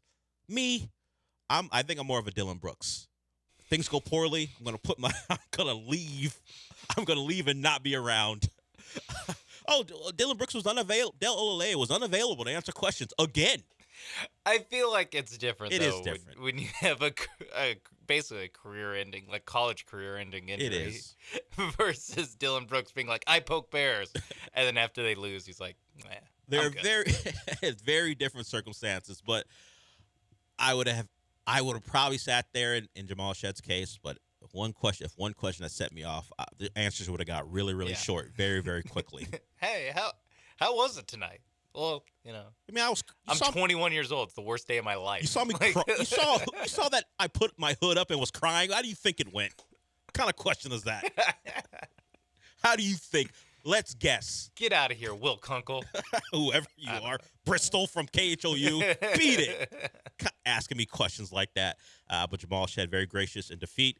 And the Cougars, overall, that's a program respected by all and a program that if they could just have some injury luck, we may be talking about a team that might have a title already and certainly maybe multiple Final Four appearances because the road has ended in Sweet 16.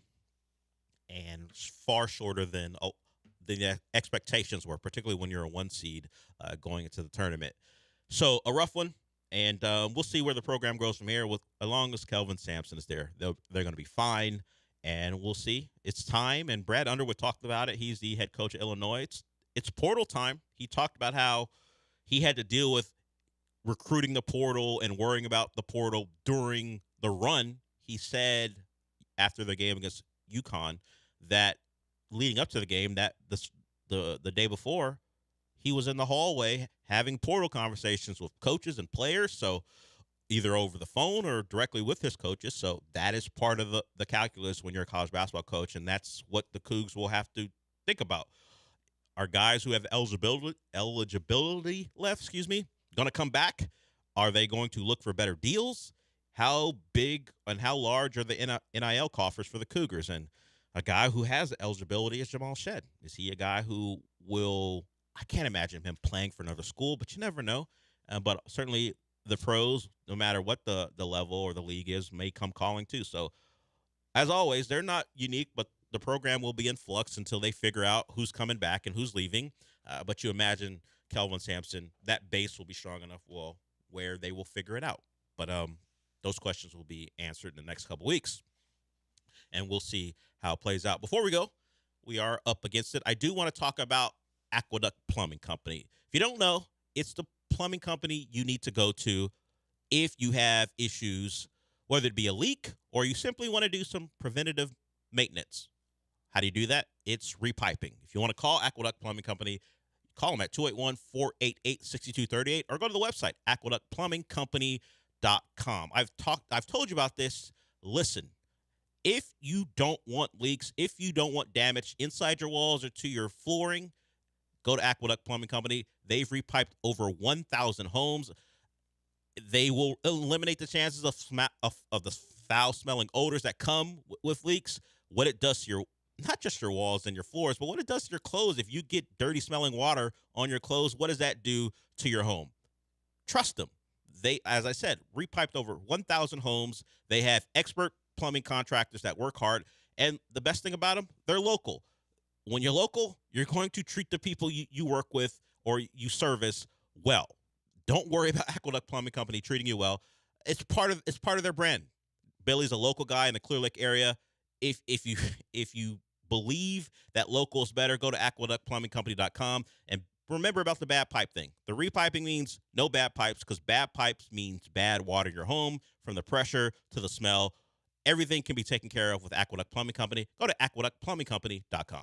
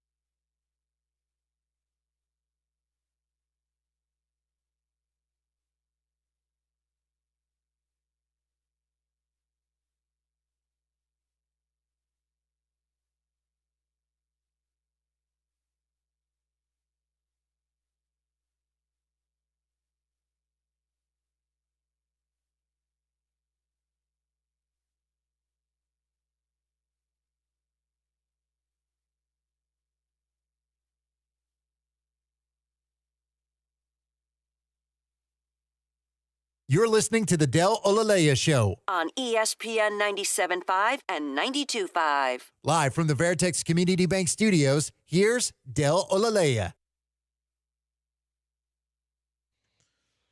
Welcome back as we continue the autopsy of what was a less than stellar sports weekend for the city of Houston.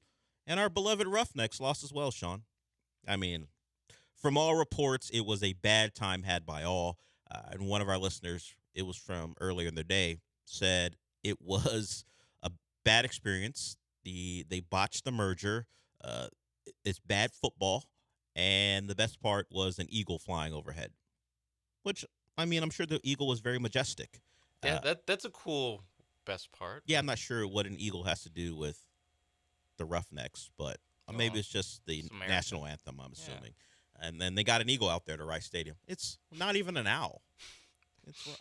Can't even get an owl out there. It's cooler than an owl. It is cooler than an owl. You can't predict what an owl will do. Like an owl flyover is probably not very cool. At least when you botch the relaunch of a league, or launch, I guess, of a league, because it's a new one. I don't know. But at least when you do that, and then someone says, you know what, the worst part or the best part about it was the eagle flying over. That's better than someone saying the best part about it was an owl flying over. It's true. That would have been rough. Yeah. I would not been on the side of. Also, was it a day game? That might have been why. Yeah, owls are nocturnal, as you point out. Famously. Yeah, famously nocturnal. Yeah, I think it was a day game. Well, who could tell? Who could know? I mean, I guess it was also on Easter. I guess I have to look it up to find out. So I'm not gonna get into the score, but I will point out the sad reality that the Roughnecks tweeted out that UFL history was made because their quarterback threw a touchdown pass. Like, I guess it's the first touchdown in UFL Roughneck history. It wasn't even the first touchdown of the league because the Roughneck game was on Sunday. So it wasn't as if touchdowns had been scored before, but history was made by Jared Guarantano. We have an update on the story from Larry Footsack, who was at the game. Okay. Oh, it wasn't game related at all. It was just a random eagle we saw while tailgating. Yes, that makes it much better. That it just happened to be an eagle. A wildlife sighting was the best part. All you saw was actual wildlife, and that was the best part of the game. I stupidly assumed it was like some eagle flyover. Yeah. Some guy with his arm out, and the eagle comes and flies and lands on his arm. No, just an eagle. Or we couldn't get the fighter jets to fly over, so we just got an eagle to do it. America. Not even. Whatever. Nope. It was just eating like a half-eaten hot dog that was dropped on the cement of Rice Stadium. Looking for a lunch, and it happened to fly over. Thank you, Larry Footsack. That makes the story so much better. They couldn't even spring for an eagle. Hey, cool, an eagle. That's the best part of it. Randomly. Will we get random wildlife at the next Roughneck game at home? If they could promise that, I might. If they're like, "Hey, we had an eagle last time," maybe complete fluke. We didn't plan it at all. It was just there. But this time, we're gonna continue the trend and get what? What's safe that could be traveling around and that would actually be cool? Like like a docile zebra. Oh, zebra's good. I was thinking the same way. I was thinking like a pony or like a miniature horse or something. Everyone loves Little Sebastian? Yeah, everyone loves a little miniature horse. That's not bad. Yeah. Can't have actual cool animals rolling around. That's dangerous. Hey, let's have a grizzly walking around Rice Stadium. I mean, a cougar would have been awesome if they're still at U of H. But. Yeah. Actually, Rice has got to be like, no wild animals. We're a serious institution, guys. Let's Stop making suggestions. So a random eagle was at the Roughnecks game. So that's an appeal to me. If you would have told me that, I might have showed up. Not to see Guarantano throw touchdown passes, though. Hey, the first touchdown in Roughneck UFL history. Not even Roughneck history. Roughneck history in 2024. Yes, for the new league called the UFL. So the Roughnecks lose. Not a great experience unless you like random eagles flying overhead. And maybe you do. So I guess that's probably the most positive thing that happened this weekend. I mean, Javier was good, didn't result in a win. It's Javier and the Eagle. Javier, Eagle, Rockets beat Jazz on Friday night. That's true. They did win a game on Friday. We just forgot about it because they were destroyed on Sunday. Luka Doncic goes for 22 points in the first quarter. We probably should have known if you were online before the game when he throws a ball off the scoreboard and in warm-ups and it lands in and he makes it. You probably should have known it was going to be a bad night. Hey, not our night. Yeah. Guys. If that guy who's screwing around in warm-ups makes that shot, okay, it's going to be a rough one. So a lot was made of it. I mean, a lot by people who were watching the game and invested in a Rockets regular season game. A lot was made about the Rockets not doubling Luka Doncic all game, and he had 36 points at halftime. Do you think that if someone had walked up to Ime Udoka holding a phone and just showed him that video of Luka Doncic again throwing a ball off the jumbotron and making a basket pregame, do you think then he would be like, you know what, we might have to double him tonight? we might have to double him if he's using our stadium as a prop to throw it in. He's going dude perfect on us in pregame. Maybe send some help. And he doesn't spend a lot of time here. I mean, maybe two games a year, and that's what he does. You know, you make a point, but you may have seen Steph Curry make threes from the tunnel, and it's not always two on the ball on Steph. It might be a good idea coming up here. You might want to do that to limit his productivity early. I think once you see that shot, you're like, it's going to be a rough one. In fact, the underhand 20-footer was in the third quarter after he had already put it on him. So at that point, it's like, whatever. I mean, he already scored 22 in the first quarter. Who cares with that shot? That is a shot where it's like, whatever. Whatever, man. You've already proven we're going to get our ass kicked here. What you're doing now is just, I don't know if it's rubbing it in, but that doesn't affect me. Craig Ackerman's call of that was so funny because before he even, as he's going underhand, you just hear him go, no. Yeah. He's like, not this. No. Not you, not now. He didn't even make it yet. Yeah. It was just, no. God. It was a ridiculous night, and that's what the Rockets, unfortunately, are susceptible to because of what they're trying to do and how far behind they started, susceptible to a superstar having a great night, and you have no answer for it. You know, they tried to pick up the intensity late in the third quarter, pressuring with Aaron Holiday, among others, but it wasn't enough. I think the building got excited because they got within 18, and that was the level. People are trying to will them back into this game, and they got within 18 there, causing them some trouble. Luka had a couple turnovers, a couple bad possessions, and, you know, the building's like, yeah, come on, guys. That Kyrie went off early in the fourth quarter, and that ended any type of run. So the Rockets go down in a game that they needed, but they need everyone. They need every game, and it's tough. The Warriors have decided we're not going to lose any ball games. The schedule's played a part. I mean, really, we're going to think back to their trip to Florida and the fact that they won those two kind of, despite how well the Rockets have played, kind of changed the trajectory. Because if they had, you know, they're underdogs in both. If they had lost both, we're talking about a real scrap. Now we got to hope the Rockets finish 3 games ahead of the Warriors the rest of the way. They got to be better than them. Excuse me. They have to be better than them by 3 games the rest of the way because they don't own the tiebreaker. Now, one of those games includes a win over the Warriors at home, which helps, but not enough, it feels like. So, unfortunately, that's where we're at. It's a great run. Cam Whitmore was back. You know, there's some speculation of that if they needed him, Alperen Sengun could come back. But if they lose that game to the Warriors, maybe we just say, Alperen, we appreciate the effort, but let's relax and thank you for trying. But this season's just about over. But it's not there yet. Get a head start on Cancun. Well, you want Alperen Sengun today?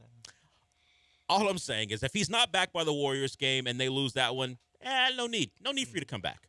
Yeah. Just sit it out. Maybe hit, I don't know, the Dead Sea or something. Croatia, Yacht Week. I've heard about the healing waters of the Dead Sea. Maybe that's why he goes there. At the Rockets, the rest of the way, obviously they don't play tonight, so they'll be able to lick their wounds and recover. And they have a game against the Timberwolves, so that should make you feel better. On the road at Minnesota, who's battling for the 1 seed. Good stuff. Comforting stuff. Karl Towns. As they try to stay in the race. No Karl Towns? They do still have Anthony Edwards, which is I'm more concerned about him.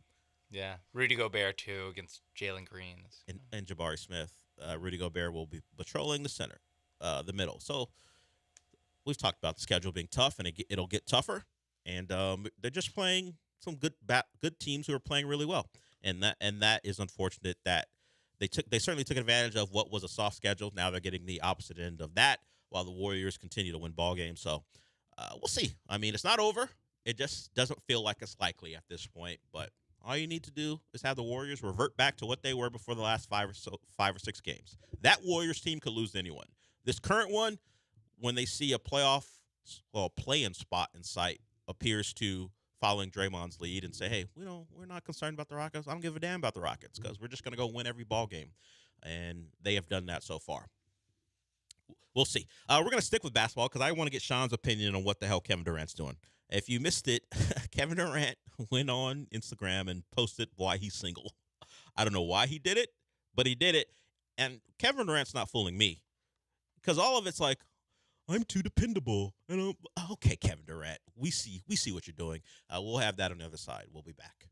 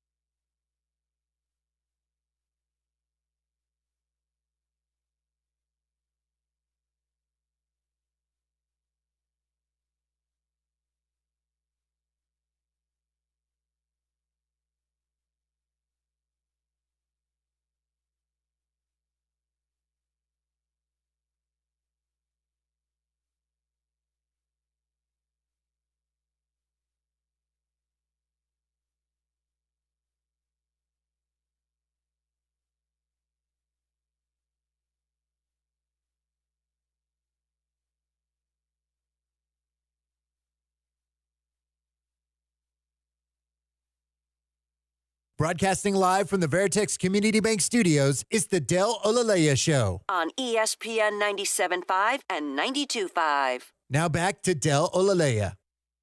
All right. Turns out it was from NBA Centel, which is a fake account. So we're not going to talk about Kevin Durant in that regard. But we will talk about this because this story came up. If you're just joining us in this segment, I was going to talk about Kevin Durant tweeting out or putting out an Instagram story about why he's single, and it's a bunch of nonsense. But of course, it's from one of the noted fake NBA Twitter accounts, so we won't get into it. And it's not even. This was posted before April Fool's too. Yeah, it wasn't even April Fool's, so that's why I was trying to. April Fool's on that tease.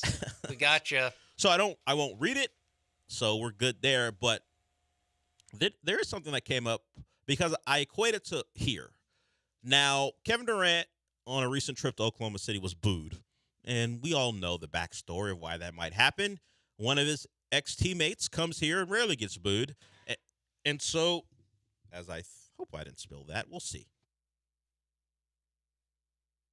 We'll see if I spilled that drink. He's making a mess. I'll clean it up if I did. The Lance, you either die a hero or live long enough to become Lance Zerline. Except Lance wouldn't clean it up. I will make sure I clean it up if I did spill anything. There was barely anything left in the drink. But here, when James Harden comes here, he may get a little bit of pushback, but for the most part, he's celebrated. Got himself one of those "Thanks for being James in Houston" videos, one of those tribute videos. So we know how the Rockets feel about him. We know that if not for Ime Udoka, at least that's what we assume, he would have been a Rocket. That was the speculation up until Ime Udoka got hired. Kevin Durant, part of the Suns, went back to OKC and got booed. And there was an Oklahoma City reporter who I think it just establishes the disconnect between people in the media and the fans, who goes, Kevin Durant was booed, but no matter what the fans think, the organization should retire his number. What do you mean no matter what the fans think? Isn't that the whole point of retiring a jersey, to honor the player and the fans to come celebrate? So if the fans don't want it, how can you retire the jersey? Yeah, is he going to get booed on his jersey retirement? Now, distance can provide some hurt feelings to kind of mend, and maybe 5 years after his career is over, people are going to remember the good times. But no, if they don't want it, don't give it to them. I don't know how you take it. Maybe you take an informal poll. Maybe just ask people. But the Thunder, you don't retire a man's jersey if the people don't want it. Like here, Sean, I haven't really asked, are you a Rockets fan? Yes. Okay. So I'll put I identify as a Rockets fan. Thank you for asking. I'm just trying to make sure. You don't want to misidentify you. Misidentify Definitely you not. of who you root for. That's wrong. You always ask the question first. So let's say whenever the career of James Harden ends, and we know the Rockets have an affinity for him, if they start to reach out to people just to get the feeling of the fans and go, we're going to retire, we would think about retiring James Harden's jersey. Are you in or out? Or yes or no, I guess is a better way to put it. I would, yeah, you retired jersey. Okay. And I believe that's probably how a lot of people feel. I think the difference between James, although he did suit himself out of here, he didn't go to the Warriors. Like, even at that point, that's the difference. Yeah, KD Kevin Durant lost a 7-game series where they were up 3-1. They blew a 3-1 lead against the 73-9 Warriors. Yes. And then his next game was with the 73-9 Warriors. Yes. He joined the best team in the league. That you guys, it's like if James Harden joined the Warriors after 2018. Yes. That's what it would have been like. Now James had his other choice. He picked the Nets and then picked Philly, but it's a difference, and that's where I think Thunder fans stand. I think that's what the difference is between how James Harden is the feeling around him here than it is in OKC for Kevin Durant. Yeah, you can't go join the team you blew a lead to, Yeah. and then expect us to embrace you. Yeah. And then want you back? I get why James Harden isn't going to get his jersey retired in Brooklyn. I get that. Oh, yeah, that was... If I was a Nets fan, I wouldn't love it. No. If I was the Sixers fan, I wouldn't love it. He just got booed when the Clippers went to And he said Philly. he didn't know why. He didn't understand. He was oblivious to why they would do that. Because he's James. Well, because he was lied to by Daryl Morey. Of They should course. be booing Daryl Morey. He's a liar. But they don't introduce Daryl Morey on the PA, so they can't boo him. They should. They should. But I think if you're if your record is below like 400, not 500, but if your record's like below like a 40% win, win percentage, they should at home games do the starting lineup, the coach, and then the GM. Ooh. So you have to wear it. That's not bad. Do you want him to come out?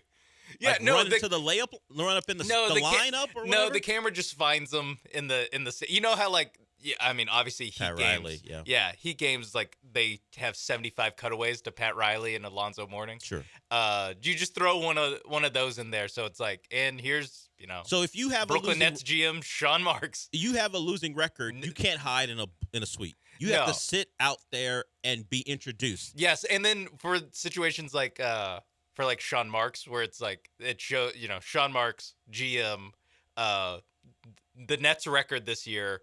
And then in parentheses, do not own their own first-round pick for the next 5 years. Add all the context you need to show how poorly this is going. This guy, and he has to like acknowledge. He has to. No, maybe you don't have to acknowledge because the coach doesn't really have to waving.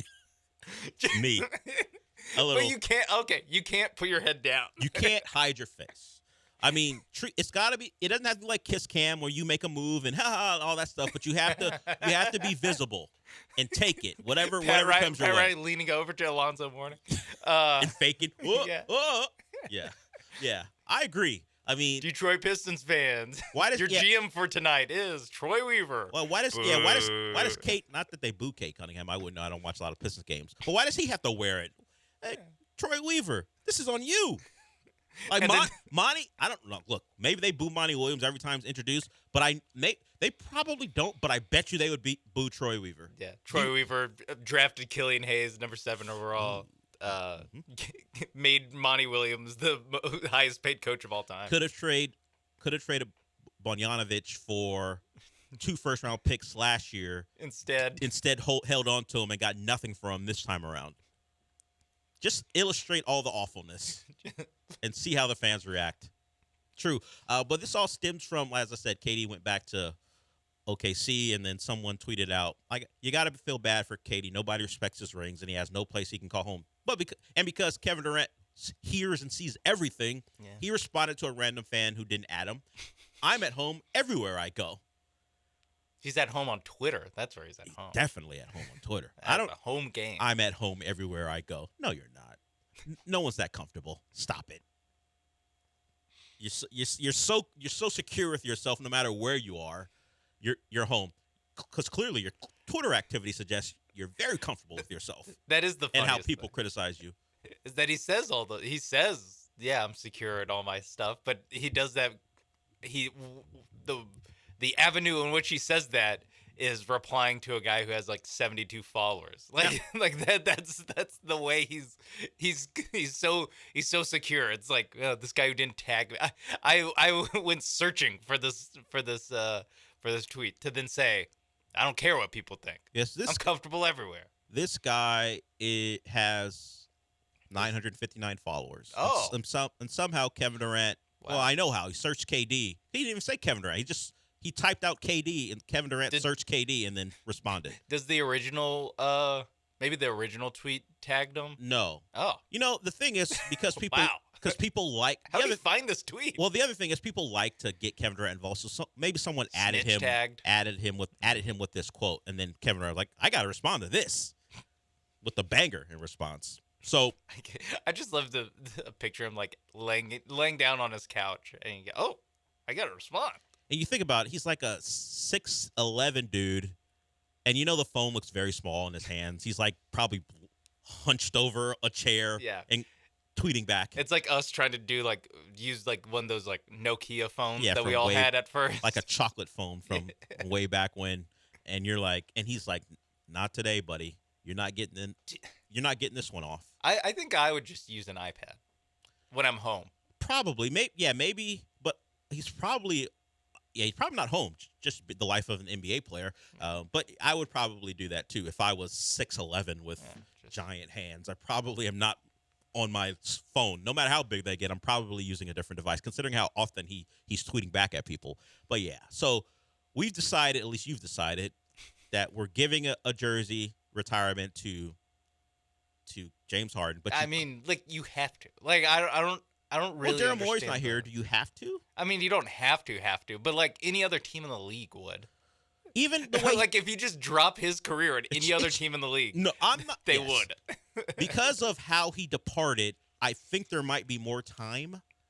But I would think that, but from what I can tell, the Rockets have forgotten that, and they're like, thumbs up to James Harden whenever he comes back. Kobe demanded a trade. They didn't actually trade him, but he demanded a trade. The Lakers are like, you kidding me? Yeah, we ain't doing this. Wait, what? We can't. We're not even allowed to ask for Luol Deng from the Bulls because you want to play with them. That was real, true fact. Oh, I remember. Kobe Bryant not only demanded a trade, but demanded certain people not be in the trade so he could be on a good team when he got traded. He was like, I'm going to screw the Lakers over as much as I can. The Lakers were like, oh, okay, then no. You're not going anywhere if we get nothing back. It was and then they kept him and traded for Pau Gasol instead and won 2 championships. Yeah, amazing how that works out. You stick it out and your team makes a move to help you. And no complaints from Kobe. We're 1 hour in. We got 1 hour to go. We'll hear from Joe Espada on the other side. There was some positivity coming out of the 4-game sweep. Hard to imagine, but JP France, he liked how he did, so we'll hear from him. We'll hear from Espada on JP France. I'm going to ask Sean a question about the Astros numbers and find out which he finds more concerning. Look, it was a tough weekend, but it's only 4 games. I mean, the home games feel like they're never going to win again, but they will. I just don't know at what clip it'll be because 7-26 over the last 33. That's not even the most concerning number I'm going to ask about. It's more about what happened over the weekend. So, Astros 0-4. Rockets now 2 games back. And, of course, the Cougs go down the Sweet 16. I'm just going to hope that something positive is coming around the corner. We'll be back.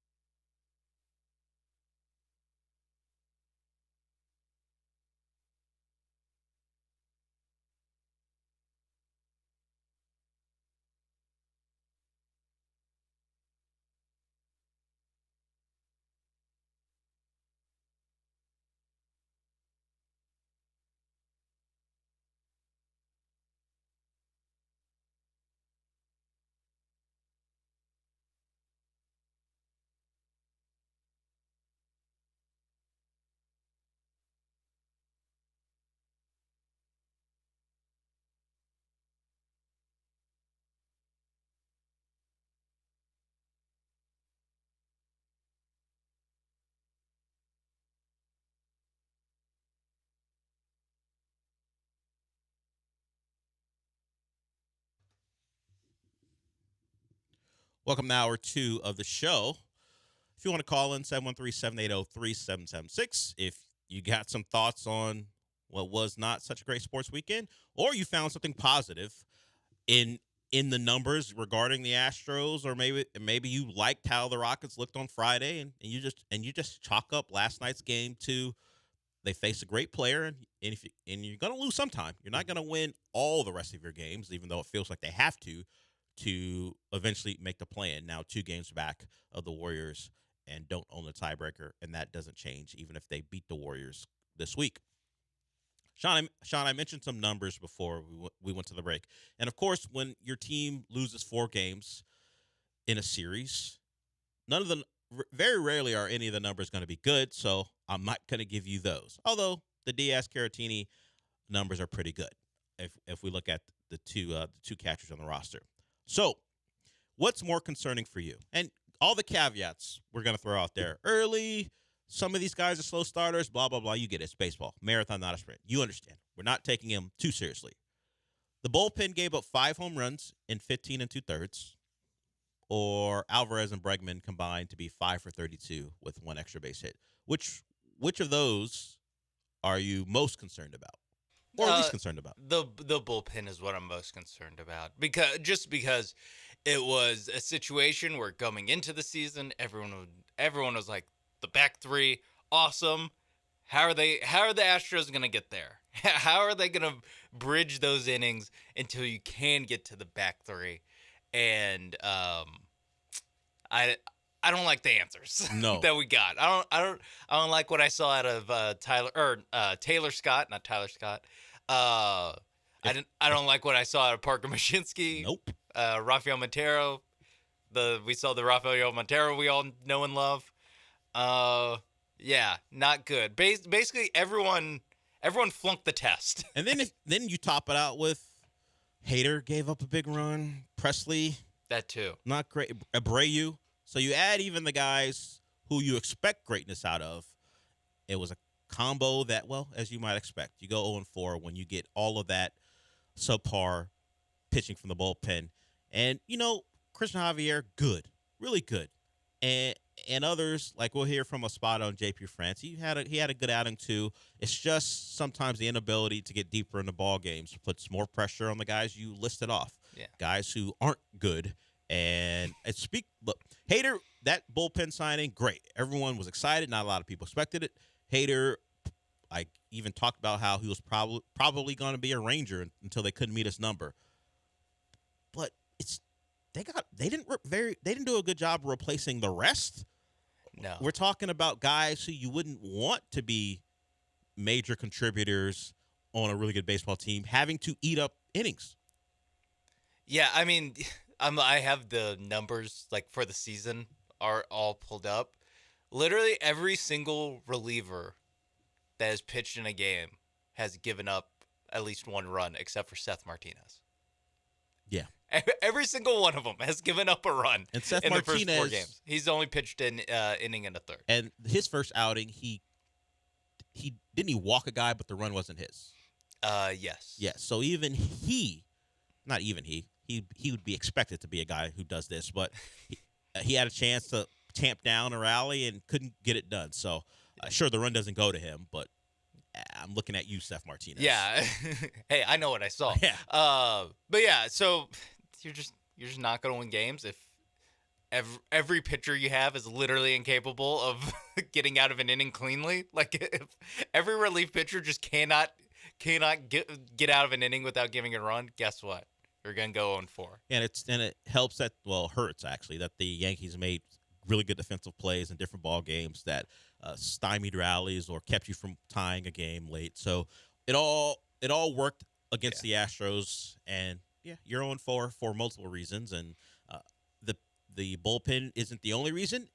They certainly were a big part of it, and your Bregman and Alvarez not hitting, and particularly in big spots, helped that cause too. I would say that the Bregman and Alvarez, like it's the flip side of the bullpen thing, where it's like I expect those guys. Feel pretty good about those two.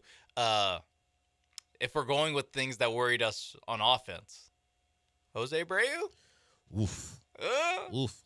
He's not gonna play. But he's available to pinch hit. Why? Why? Because you want to get Singleton more bats? That's what he's done. Hey, also, him pinch hitting is what he's done the worst so far. Yeah, it's a couple of whys. Terrible hitter. He's banged up. His hand's banged up. So we're going to replace him with John Singleton. But if we do need him, we're going to bring him in. Why? Yeah. What did you expect? Please, no. Find someone else. Yeah. Problem is there is no one else because they've decided, at least as far as it when it comes to first base. So the Astros at this point have a giant hole at first base. You hopefully Abreu, and it's uncomfortable to do it. Hopefully he's the guy we saw in the playoffs as opposed to the guy we saw all of last season and the start of this season. Yeah, we can hope for a bounce back for Jordan and for Alex Bregman because we know it's in there. We know what we have. The Jose Abreu bounce back, a little bit less sure about. A little less sure that one's, or it's. I can't just be like, yeah, it's 4 games. Yeah, you just can't wave it off. Yeah, it's that one where I'm like, I don't think. I mean, he's 0 for 11 right now. I don't think he'll go 0 for the season. No, but I don't think he'll be much better. But I don't know. It feels like that 0 for 11. It's kind of right. The 5 for 32. He earned that 0 for 11. The 5 for 32 for Alvarez and Bregman. Bregman hit some balls hard. Alvarez, we know, warning track power. Unfortunately, in a couple times. But the Abreu thing feels like, that feels like that's correct. There's the not much 11, meat on that bone. Yeah. I can't parse and go, well, if this went this way, a great play. No, 0 for 11 feels like it's dead on, and we'll see when he gets his first hit. Over under when he gets his first hit Friday. That would be bad. That'd be so bad. He has to get out of Houston to get his first hit. Yeah. Wednesday and a half. Are you taking the over or the under? I'm going under. He's got to, right? He can't make it to Wednesday and he can't make it to Thursday. We're still talking about him being hitless. Hey, the good news is he did draw one walk. Yeah, great. So, great. And he came around to score on that. So when he gets on, not all bad. So when he gets on, he can score. It could be worse still. It could be worse. You're right. Oh, he was also hit by pitch. See, he found a way to get on base, and that's why he was manufacture runs. That's why he was unavailable until the pinch hitting, and then that went as poorly as you might imagine. Yeah. So let's use humor to let's laugh through the pain of what was an awful weekend in multiple sports. Well, really all the sports. We'll give the Rockets a pass. They did split. It just so happens that the most recent time they played was a blowout at the hands of the Dallas Mavericks. And as we talked about, the Timberwolves are up next, so that should be fun. In Minnesota, Timberwolves fighting for a 1 seed. Timberwolves, who a couple nights ago now went into Denver and won a game. So that's a challenge the Rockets are facing as they try to scratch their way into the play-in. But they did get Cam Whitmore back, and don't expect much from him after all that time off and in a game where nothing was going right for them. But hey, get healthy and we'll see, as healthy as you can, and we'll see what they're like going forward. But yeah, Astros, Rockets, Cougs, even our beloved Roughnecks couldn't give us any joy. So bad weekend. We'll throw that in the garbage bin and we'll move on. It's a new week and we'll see what the home teams provide. That is,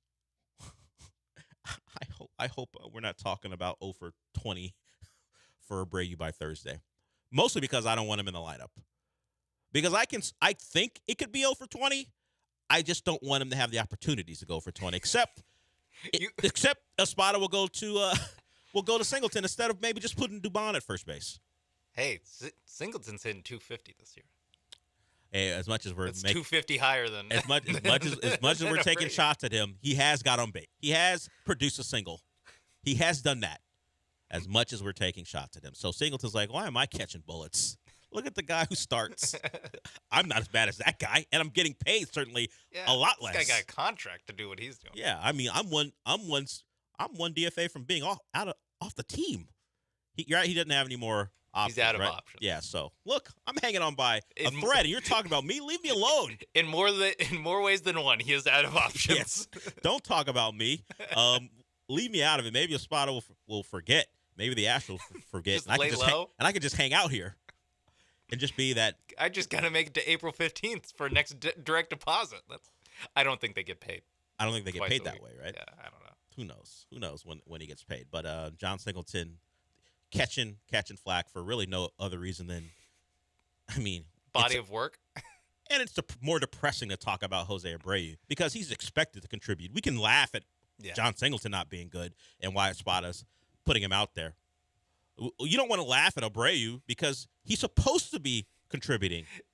Yeah, it's the. I mean, it is the same thing as some of these bullpen guys of like the Ryan Presley conversation, not the Taylor Scott. Taylor Scott, you're like, we'd rather not have him out there, but we understand. This is more the Ryan Presley of like, oh, if Jose Abreu doesn't turn this around, like, we kind of don't have any other options. Like, we don't have any like backup plan. You know, John Singleton, like, yeah, you could cut him, bring up someone else. Yeah, whatever. To be the backups. Who cares? Backup first baseman. But, you know, for Ryan Presley, like, if he can't do the eighth inning stuff, the theory of this team just kind of fell apart. The whole starters find a way to 7, 8, 9. If Presley can't be 7 or 8, bigger problems than we might have imagined. But hey, 4 games in, right? We'll be good. We will actually hear from Joe Espada on something he found positive about this weekend on the other side. We got into doing an autopsy. I shouldn't have brought up those numbers. That's on me. If we had just done the Espada thing, we could have just talked about JP France being pretty good yesterday. Instead, we got stuck. I'll take the blame for that. Positivity on the other side. We'll be back.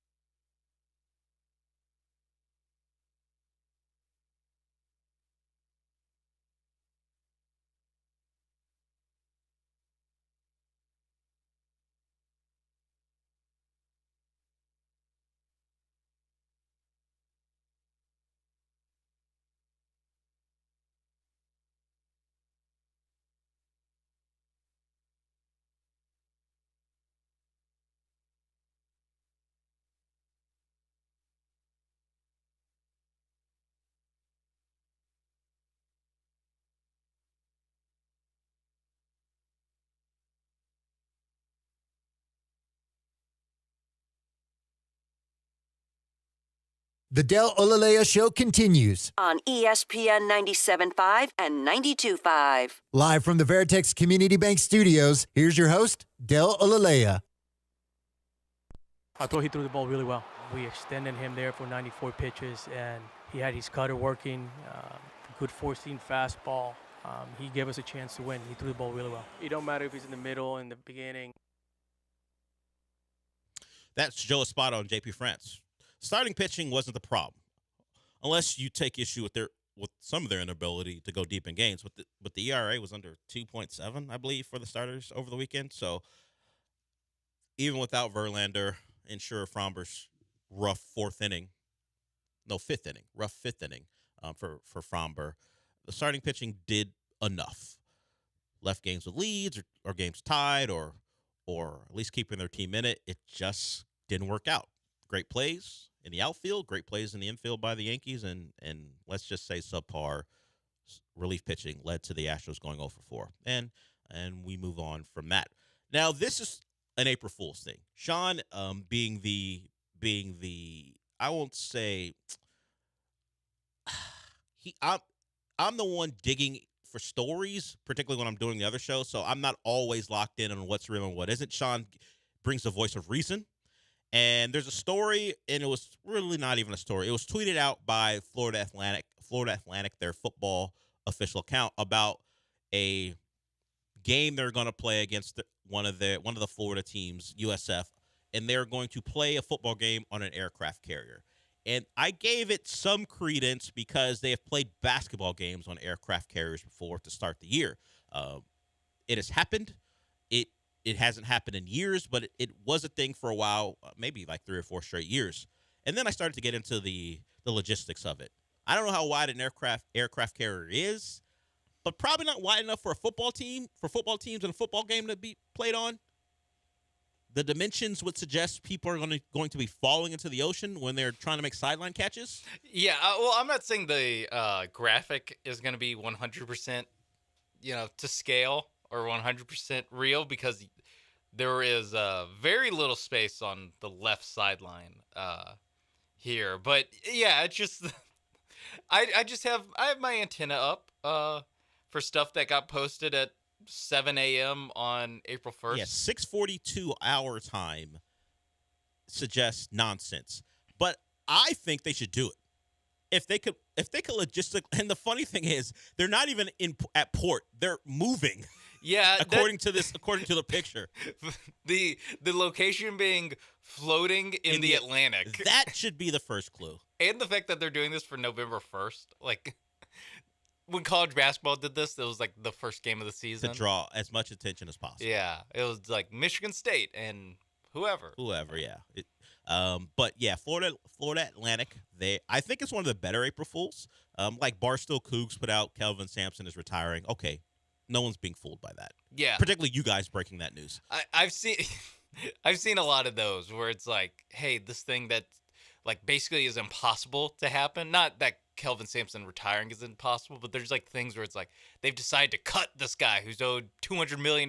Like it's not going to happen. That's not something that's going to fool anyone. And guess what? Shams would have had it first. Yeah, you guys are not the people who are going to break that type of news. But I really wish they would have done it. Like, not a moving carrier in the middle of the Atlantic Ocean. That seems crazy. But if they could find a way, play football on an aircraft carrier. Biggest U.S. aircraft carrier. Yeah, and see if the dimensions would allow for it to happen. Probably not, but they were going to deem it in this fake tweet, the Battle of the Coast. It would be a way for people to pay attention to a USF Florida Atlantic game, and I wouldn't put it past Tom Herman, who's the coach down there, to try to draw attention to his program. Well, that seems like an unlikely Atlantic takeover. Yeah, I can see them going to the Bahamas, though, because if Notre Dame can play Navy in Ireland, Florida Atlantic and USF can play a game in the Bahamas.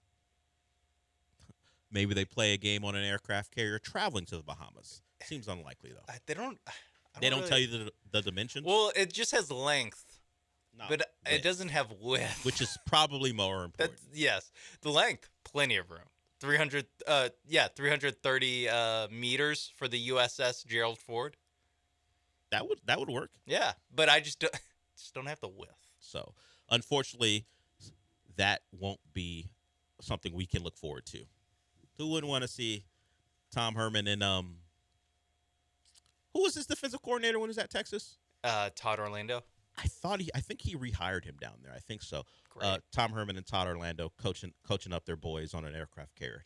Unlikely April Fool's thing, but something I thought not a bad idea, as opposed to, like Sean said, all the other ones that are really, really terrible. So we'll see. No, we won't see. That's not going to happen. But I wish it did happen. We will not see. I wish it would happen. I just cannot find the width for this boat. For a ship. A state secret, huh? Yeah. The Texans, I mean, not a lot to discuss, but they will have Javon Baker. If you're interested in the Texans and maybe what they might be looking at on the second day of the draft, Javon Baker is a UCF wide receiver who used to be at Alabama, so there's certainly a level of talent there. Don't let the UCF stuff fool you, although we know now that great players can be found anywhere. But he was a high-level prospect. He can run, and he would be an outside receiver. If you think Tank Dell can – not that Tank Dell's exclusively a slot guy. Part of why he's so special is he can play in different spots. And I say he can run. He's not a slow guy, but he's a 4-5 guy, which depending on where he plays and the route and his ability to separate when it matters, it's just fine. I mean, sure, you want speed burners, but 4-5 is plenty fast enough. And he's pretty good at the point of attack when it comes to catching the football. So they're going to bring him in as wide receiver. Appears to be something they want to improve upon, and it makes sense. I know they brought back Noah Brown and Robert Woods is still on the roster, but if you can find a younger third option or potential third option, that wouldn't be a bad way to go, particularly if you can find them in what should be a really, really deep wide receiver draft. I say really because you never know. I mean, the talk is it'll be deep, but there's no guarantees. That's usually something we talk about quarterbacks, how it's a deep quarterback draft, namely 2021 is the one everyone's going to focus on for the foreseeable future because of how that's gone. But if we're talking about positions where you can find value, wide receiver should be one of them. So the Texans are going to do their due diligence, and Javon Baker is one of the guys to pay attention to. So if he gets drafted, don't be surprised. That's a guy they put some focus on before they get to late April. And we're not that far away now. We are about 4 weeks away from the draft, and even without a first-round pick, with 2 seconds, the Texans can to add some value. Now it'll be on a Friday instead of that Thursday, so maybe you guys are less excited, but at a time where we're only discussing really street free agents being brought in or trade for big money receivers that you're going to have to give up compensation for, maybe you can find an asset where all it takes is a draft pick, and maybe you find a sleeper. I say that when it's a second-round pick, but maybe a guy who they think is a first-round talent who falls to the second. And Todd Orlando is not he's not at FAU, so I can't make that joke. Him and Tom Herman always being together. He's in fact with USF, so he sees his good buddy when they see each other, but not on an aircraft carrier, despite what that tweet says. You could bet on that FAU USF game. I don't know how an aircraft carrier would affect the line or would affect the way you bet.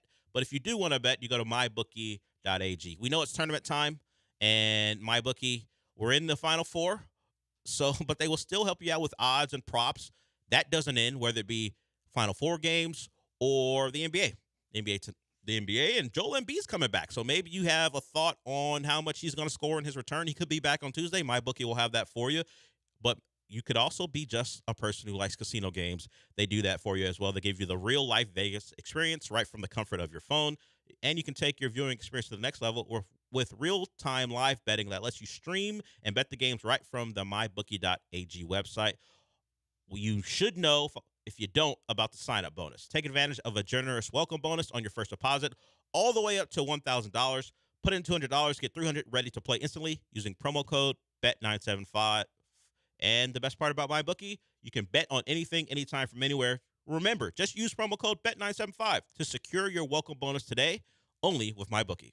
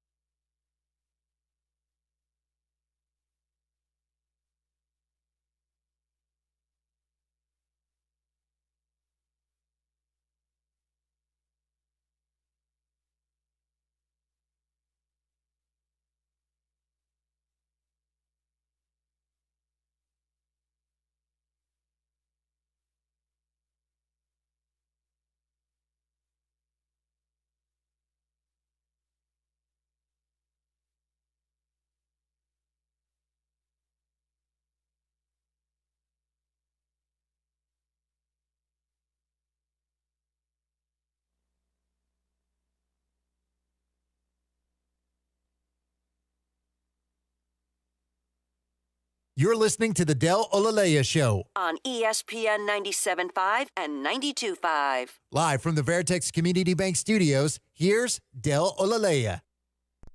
Yeah, we didn't play our best tonight, and we let, Doncic be too comfortable, no doubt. But, not to diminish what we did, let's get it back going. And, you got a quick turnaround against another really good team, obviously, so I have to be better than we were tonight. And so that was the message. It's one game, and one guy played really well for them. A few others made shots, but we didn't particularly play great. And, had our chances early on, still keeping it in striking range. But, let's get it back going, do what we did well to get that streak going. Ime Udoka, after last night's game, Rockets go down and weren't really competitive beyond, the first 8 to 10 minutes of the first quarter. The Mavericks, because of Luka's 22 points in the first quarter, they had their way. They fought a little bit, and by fought, they put some pressure on the Mavs late in the third quarter, defensively, pressing, trapping. They got a couple turnovers, and they got the score down to 18 points. And the crowd was trying to urge them on. Credit to the Houston crowd, the Rockets crowd, for trying to stay in it and keep the team in it. But Kyrie took over early in the fourth quarter, and that was that as the Rockets go down. And he mentions a quick turnaround. Not today, though. They have the day off, but they do go to Minnesota, and they face a Timberwolves team who has everything to play for if we're talking about seeding. They are right in it along with Denver and OKC for the best record in the West, so another tough challenge. And the schedule was one of the obstacles beyond Golden State playing really well lately. So if they're going to make it to the play-in, they're going to earn it. And it's going to be a big week for the Rockets going forward. So we'll see. I mentioned Javon Baker, a potential Texans target.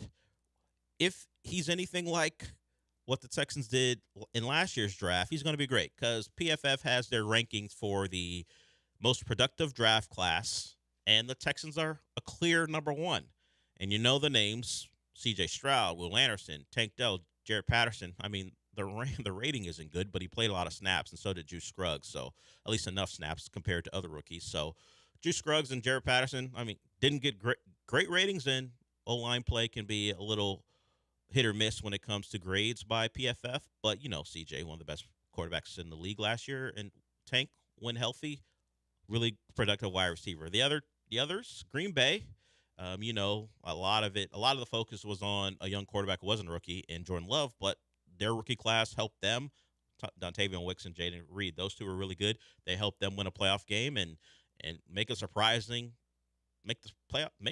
playoffs in a surprising fashion, period. And then the Rams. The Rams are probably who I would have put at number 2 because of Nakua and Kobe Turner and Byron Young. They did great drafting on the defensive line, and of course Puka Nakua was a star of stars as far as that rookie class is concerned. So teams who made the playoffs, Detroit as well, they depended quite a bit on their rookie class. So if you look at it, hitting on your rookie class, particularly if you're a team who not a lot was expected of you, can change your trajectory. And all teams in the top 4 did it. The Texans, the Packers, the Rams, and the Lions all made the playoffs with a stellar rookie class. So hopefully Nick Caserio, the combination of he and the scouts and D'Amico can do that again. And of course, Cal has to be involved. How do you get C.J. Stroud without Cal McNair? Yeah. How's that possible? How's that possible? Because he got plenty of credit because they had to take a quarterback, and CJ was on the board, and allegedly Cal was a big influence on that. And like Cal and Hannah, was it last week where they were talking about the Texans as if this was their first year owning the Texans, where they were like, well, how come Cal didn't get involved a couple years ago? It was a kind of a mess the last couple of years, but we're glad that we came in, got it on the right track. You're like, wait, no, you're not like A-Rod, who didn't get to own the team. You're not like A-Rod who just hopped in and changed the fortunes. You're not Matt Ishbia. You guys have been around for a while. You can't pretend like what happened before didn't happen. Yeah. But that's old news. It's old news. Yeah, I can't get over the fact that they were making it seem like good first year for us. Like what are you talking? I'll credit you for a good restart it's the third coach you hired. Good second restart. hitting the power button on your console. Turn it off. Just turn it off. You got your game is frozen. Turn the thing off and see what happens. They reboot it and we're good, right? Yeah. You don't even have to think about what happened before. But we remember. This show talked about that before. You're not gonna trick us. We remember. The North or this show remembers. You can't pin Jack Hughes to be on your dad. Yeah, or, that was a purely Cal. That was thing. That was first day on the job, basically. It was Cal's taking over, and guess what? And handing over all control to Bill O'Brien. Those are things we don't forget. No, that was Mom. Janice did all of that. Oh, now they're pinning it on their. I won't say anything. They're on their mom. Yes. Who's lucidity got called into question by Carrie by McNair. The eldest boy. Yes. Mom's fault. Okay, so not only they're throwing their dead dad or his dead dad under the bus, I don't know what 90-year-old mom. I don't know what they're doing. We just know that they were pretending like the previous 3 years weren't under their watch. Just giving them a nice little shove with the bus coming. Be like, look at this new era of Texans football. Nah, you're part of that. You're part of the old era too. But they're right. New uniforms coming. It is new. Is that the complete? If once the new uniforms come in, is that a complete? We're done. We don't even remember what happened from 19 to 22 or early 23. I'm saying that is from 02 to. Oh, you're stretching back to the beginning. Yeah. No, I mean, Cal McNair had nothing to do with that. Well, we were told he was playing video games in a room without chairs, so he probably didn't have a lot to do with the very beginning. Yeah. So, it wasn't until right before the final drive on week 18 last season when Davis Mills was driving to beat the Colts. He looked over to the sideline and he saw Lovie Smith, and then he looked even farther because he has a long neck. He can look a little bit farther, and he saw Cal McNair on the sideline like he's Arthur Blank, and Cal McNair was like, win this one. But wait until it gets to 4th and 20. Then win this one.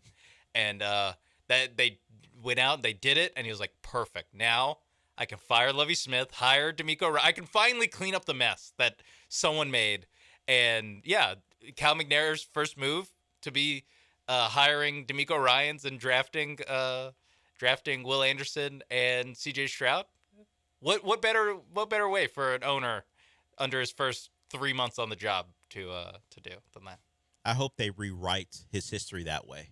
They will. Where when we talk about, particularly if things go really, really well, they on his bio, Cal took over as majority owner or principal owner, whatever it's called now, in 2024. But his impact on the team started before then, in 2023. That's how you frame it. He officially became the owner of the Texans. Last week? Yes. But for the last 14 months, he's had his fingerprints. Yeah, his role with the team stepped up. Yes. And you've seen his plan has come to fruition. Mm-hmm. It all started with the hiring of D'Amico Ryans, and with his influence with Nick Caserio, this organization is going to reach levels it's never reached. He finally got Nick Caserio under control. He reeled him in. Hey, stop. This isn't Patriots South. Hey, stop being a bad GM. Start being a good GM. Yeah, it starts with drafting C.J. Stroud. Never mind, I was here when you got hired, but Nope, not me. That was someone else. They know the. I have look at my office. I have chairs in there. Look, there's not an Xbox in there. That was some other guy. It would be funny if he said, I didn't get chairs in here until early 2023, so you can't put anything on me. I wasn't a serious person or owner beforehand. When I got the chairs in, that's when things changed. No, that was Tommy Boy. Yeah, I had a comeuppance. I realized what I was doing was wrong, and in 2023, I changed things around. I watched the movie Tommy Boy, and it really hit home. Who would be the David Spade in that scenario? Hannah. Always exasperated, but eventually comes to love him in what he does. Probably Hannah McNair. Or Caserio. No, he's the bad one, though. Oh, so he's Rob Lowe's character? Yes. No, Jack Easterby's Rob Lowe's character. True. Let's not besmirch Caserio. He has to be the Rob Lowe in this scenario. Before we go, I want to we wrap up this segment with something great from Karen. She's a random person on Twitter who I'm going to appreciate because Andy Katz, who works for March Madness, which is kind of a branding for the tournament, he put out his top 4 now that we're in the Final Four. UConn, Purdue, Alabama, and NC State. And Karen goes, absolutely groundbreaking stuff there, Andy. Appreciate it. Why would you have to put out a list for the Final Four? Oh, UConn's number 1? The other number 1 seed is number 2? And then the 4 seed is 3? And then the 11th seed is number 4. Thanks. Thanks for ranking the Final Four teams. Now, if only we got to see these guys play each other to really find out who's the best team. Yes. It's not like there's a national semifinal on Saturday, 2 of them, which will determine who's better, at least on that day. I know that you got to get content, but thank you, Karen. I don't know this woman. She's random. Yeah. She has more followers than I would imagine, but she goes, appreciate it. Thanks for that. So that's your top 4 according to Andy Katz. Shout out to her for get one back for the Karens out there. It's been a tough couple years for her, I'm sure. It's a banger because her quote tweet has 11,000 likes. The tweet from Andy Katz has 1,000 likes. So Karen ratioed the hell out of Andy Katz, or at least the March Madness account. So we have our official rankings for the top 4. The most dominant college basketball team in a tournament over the last 40 years. The way they're putting it on teams haven't won a game by less than 13 points in 10 tournament games. Oh, they're number 1. They just put up a 30-0 run against a 2 seed. Thanks for that. No, not a 2 seed. Illinois is a 3 seed. Thanks for that, Andy. Thank you. Hey, that's why he gets paid the big bucks. Probably. We got one more segment to go here. Just so you know, UConn's the best team in the country right now, according to one reporter, if you weren't aware. We'll be back.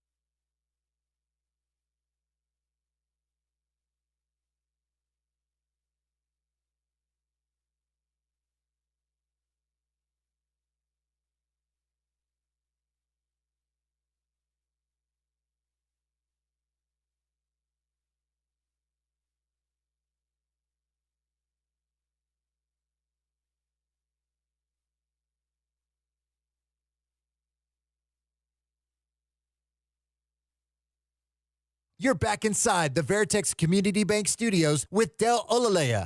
I mean, you're not actually in the studio, but if you watch ESPN Houston's YouTube channel, it's kind of like you are. No, not really? Okay. Star of Andy Katz's fourth best team in the country, DJ Burns, is apparently, according to Peter Schrager, being considered by NFL scouts to be an offensive tackle. He's listed at 6'9". According to this tweet, he's really about 6'7" plus, and the NFL is intrigued. They like his footwork, his ability to crush Duke dreams, I guess, may play a part in it as well. But DJ Burns could be a future tackle. Now, the tweet feed are cool. He's not like the tweet says, he's not tall enough at his weight to be really all that effective on the NBA level, you would imagine. I like people calling him Jin Zebo.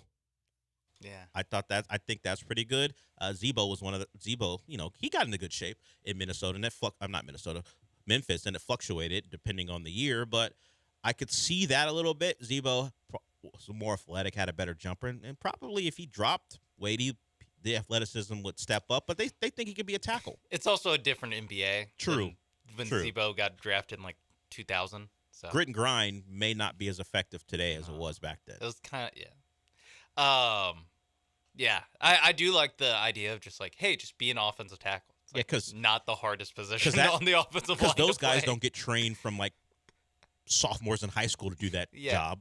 Normally when basketball players convert, they convert to tight end. Oh, run around and make plays. Run a route. We'll teach you that. We think we can teach you that very quickly. Yeah, and yeah, they not only did they convert to tight ends, which again, yes, you're mostly running routes.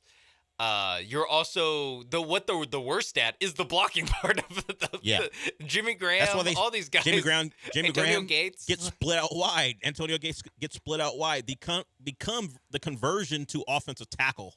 It's a tough one. That's got to be a tough one. I think. I don't know. How long would that take? Let's say DJ Burns took it seriously. How long would he be ready to contribute? 4 years? That's what I was gonna say. Like he would have to play for the XFL or UFL. Like, and there's no team would roster him. Yeah, there's just no to be minor like, league system right now, so he would have to play there, and then he'd be open season for anyone to sign. What team is going to put? Like, I know you could go undrafted and keep him on the practice squad for years until he's ready. Yeah, I guess. What could he possibly show? He could also just play in like Europe basketball. He could play basketball in Europe and make more money. Yeah. I get it. He's a star of stars as far as the tournament. We talked about how on the collegiate level the stars are all in the women's game, and DJ Burns has made himself into a star. NC State's great run, his size, his untraditional build as far as star players on the college level, but tackle in the NFL, that's a little disrespectful to all the tackles. Look, we had Julian Davenport. It's a little disrespectful to him. I know he wasn't good, but to think that DJ Burns could be as good as him in how quickly? 2 years? A little disrespectful. It is. It's crazy. Maybe if he had like some eligibility left and he wanted to play for NC State. He might. I don't know. No, he doesn't. I don't know how it works for football. He has transferred and sat out for freshman or redshirt year, so he's been around quite a bit. I saw that he was in the same recruiting class as Zion Williamson. I am assuming he's out of eligibility. But certainly for basketball. I'm not sure how that translates to football. I think as long as you're out, if you're out, you're out, I guess. But yeah, let's be. He graduated high school in 2018. Let's be realistic about the DJ Burns experience. Enjoy it. And if you hate Zach Edey, hopefully he balls out and embarrasses Zach Edey if that's what you want. But as far as let's make him an offensive tackle, who's investing years into that? This seems like it's a little bit of, like you said, he's the star of the NCAA tournament. We have to, it's like I have to make a timely tweet about, like, this will get retweeted because it's a thing involving DJ Burns. It's probably what everyone who is like more of a football fan but is casually watching these games is just like, man, that guy's big. I bet he can play football. Like that. Yeah, pretty much. That's all this is serving is just, wow, this big guy can play football, you know? You know what my hope is? My hope is that Peter Schrager because he has contacts of it. He's of NFL Network. He has contacts with GMs. He talks to people, hears things. I hope he started placing calls, and a lot of guys are like, get off my phone. What are you doing? What are you talking about? Sean McVay's like, who? I'm getting ready for the draft. You're talking about a guy who's never played the sport before. How about we draft some of these? We're going to draft offensive linemen in 4 weeks.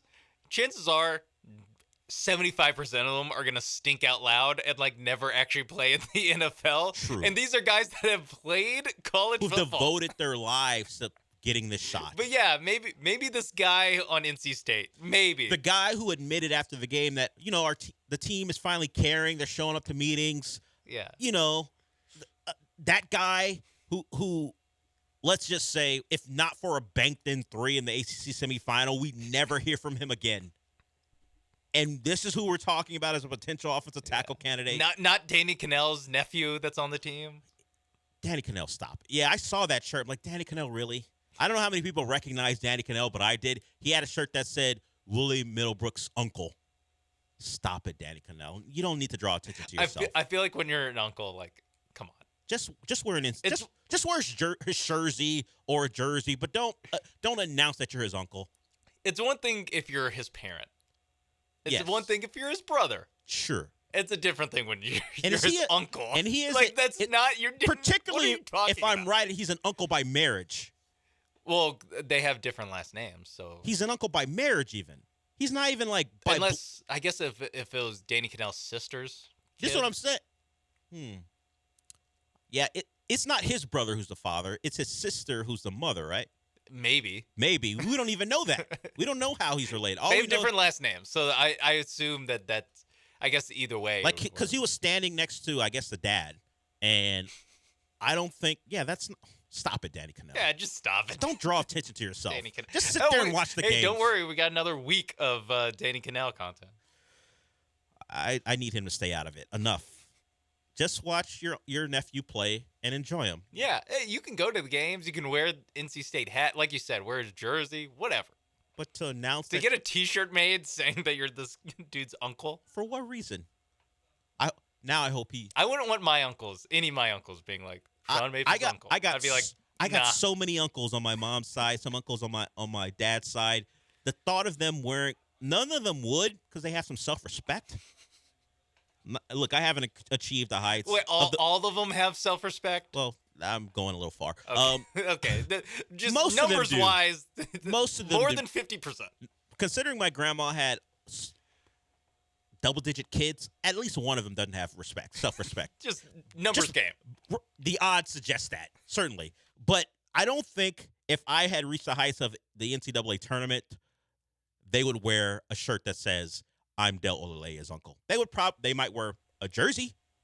Yeah. They would wear maybe a shirt, but they're not bringing attention to themselves. Yeah, I appreciate the support, Danny Cannell. The T-shirt's a bit much. Yeah. The T-shirt's a Where bit were you when we were in a dogfight with Boston College? Yeah. How many SEC or ACC tournament games did he go to? Huh? Yeah. Was he there in the building when they were losing to Louisville? Unlikely. I doubt it. Unlikely. He definitely wasn't wearing I'm Ben Middlebrooks' uncle. No, it was like, I'm Ben Middlebrook's uncle. Please don't let people know that. The other big man for NC State. I'm related to him. Yeah, the guy no one's paying attention to. I'm not surprised. He's a Florida State quarterback. They're all the worst. All the worst. All of them? I'm trying to think. Drew Weatherford was okay. Okay. But DeAndre Francois? Oh, he was the worst. If you know his history off the field, he was the worst. We're done as my bias seeps in, as it always will. Wasn't a great weekend, but we will recover. Things will get brighter. Coming up next is the Gallant and George Show, followed by the Killer Bees. Jeremy Branham, up close and personal with the team all year long. I'm sure he'll have great thoughts about the season that was and the game itself. So tune in. We got you covered throughout the day. I'll talk to you tomorrow.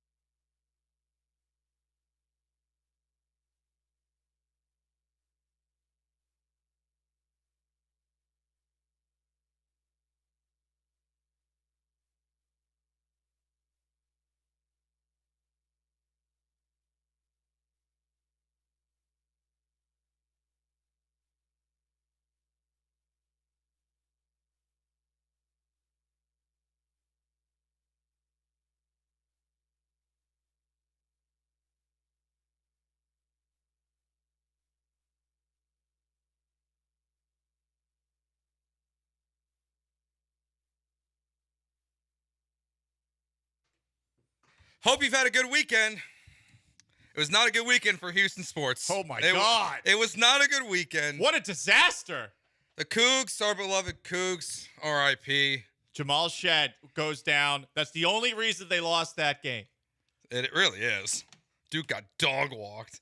The Astros. Oh, God. 0-4 to start the season for the first time since, 1978. Yep. And the Rockets' 11-game win streak ended with Luka Doncic hitting the most ridiculous underhand three-point shot I've ever seen in my life. Maybe because it's the only one I can think of. But not a great weekend. Not a banner weekend for Houston sports. Friday, Paul, it felt like it could be. Astros rebound. Can they get game 2 versus the Yankees? Can the Cougs advance in the tournament? Get Kelvin Sampson a championship? Can the Rockets win 12, 13 straight? No. I was watching all 3 games Friday night, which was fun. How often are there 3 fairly important games going on? Because you want to watch the Rockets. They're in the midst of the winning streak. The Astros are playing the Yankees, and even if it is the first series of the year, you hate the Yankees. And it's not just that the Cougars are playing with a chance to go to the Elite Eight. They're playing Duke. So you watch all 3 of those games, and, to see, one, just the Astros bullpen continue to hand things over to the opposition, to see Jamal Shed get injured and think to yourself, man, it's going to be really hard. And damn, the Cougs have just the worst luck in the NCAA tournament when it comes to injuries. And at least the Rockets won. But then, as you said yesterday, Lucas was just unfair. I don't know what you were supposed to do against that. But in totality, Joe, the major American sports in the city of Houston, Cougs lose 0-1. Astros lose all 3, 0-3. Rockets split, they're 1-1. And the Roughnecks also lost. So Houston was 1-6 in American sports this weekend. Thank goodness we have the Houston Dynamo who won and the Houston SaberCats who won. There we go. We're an international sports city now. We are. Time to shift focus. Yeah, it's time to focus. Focus elsewhere. Let's play the blame game today for with the Houston Astros. There's so much to get into, but we'll start the show with the blame game. You have so many options. Text in 713-780-3776, twitch.tv/ESPN975, ESPN Houston on YouTube, and the HRMP listener line 713-780-3776. But there's so much blame to go around for the 0-4 start to the Astros that it was even it's hard to pinpoint one thing. But for me, as bad as the bullpen was at times, as much as Abreu, Presley, and Hader at some point this weekend let you down, it's the lineup. The fact that they had 2 extra base hits going into Sunday's game, that multiple times, probably 25 plus guys left on base throughout the series versus the New York Yankees.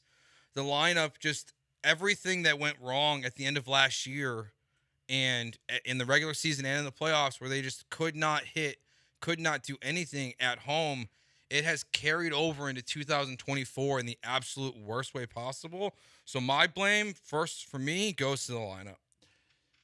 Jose Abreu looks like the Jose Abreu for much of last year.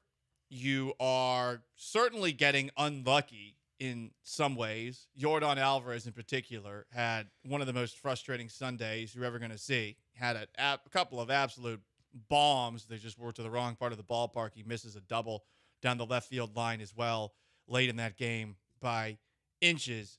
But, we look at this offense, Joe, and you feel like it has the potential to be one of the best in baseball. Starting pitching, for the most part, did its job. The bullpen, clearly frustrating, needs to be better. But you understood that there were going to be some limitations because you can't expect the starting rotation with the injuries to be able to pitch into the 6th inning every single night. And also, it's 2024. No one does it as it is. But the lineup has got to score. And the lineup is capable of scoring. And I guess the big question is, is it just a slow start, or are we still focusing on the problem that was a problem last year where they just can't hit for whatever reason at Minute Maid Park? It makes no sense. It makes no sense. And yes, there's some bad luck in here, right? Juan Soto hits the home run that goes right by the foul pole into the Crawford boxes. It's 341 feet. Jose Altuve's home run is less than 350. but Yordan Alvarez has 2 outs over 380 feet in the game. And the one, in the 9th inning yesterday, it goes to the warning track and Judge catches it. So you feel like they're right there still at the same time. But that's what's frustrating. That's why this 0-4 start feels different. Normally, I would see the reaction that's happening on social media to a start of a baseball season and say people are overreacting. But the fact that it's mostly carryover issue from last year, that's what's the most concerning. It's the same issues that have been. I'm going to read a quote to you from manager Joe Espada. And I'm going to ask you, objectively, how you would have responded to this if Dusty Baker had said it. When asked about Sunday's loss, said Joe Espada, courtesy of Chandler Rome of The Athletic, quote, "Not luck on our side. Yordan hit 2 balls today that should have left the yard, but they didn't. I like the fight, man. I like the fight. That's what it's all about. Give yourself a chance. You fight until the last out of the game, and if you do that, you're going to find yourself in a good spot to win games." I thought this was the analytics guy. And look, I'm just a simple, casual baseball fan. Lots of people tell me that I don't know ball all the time.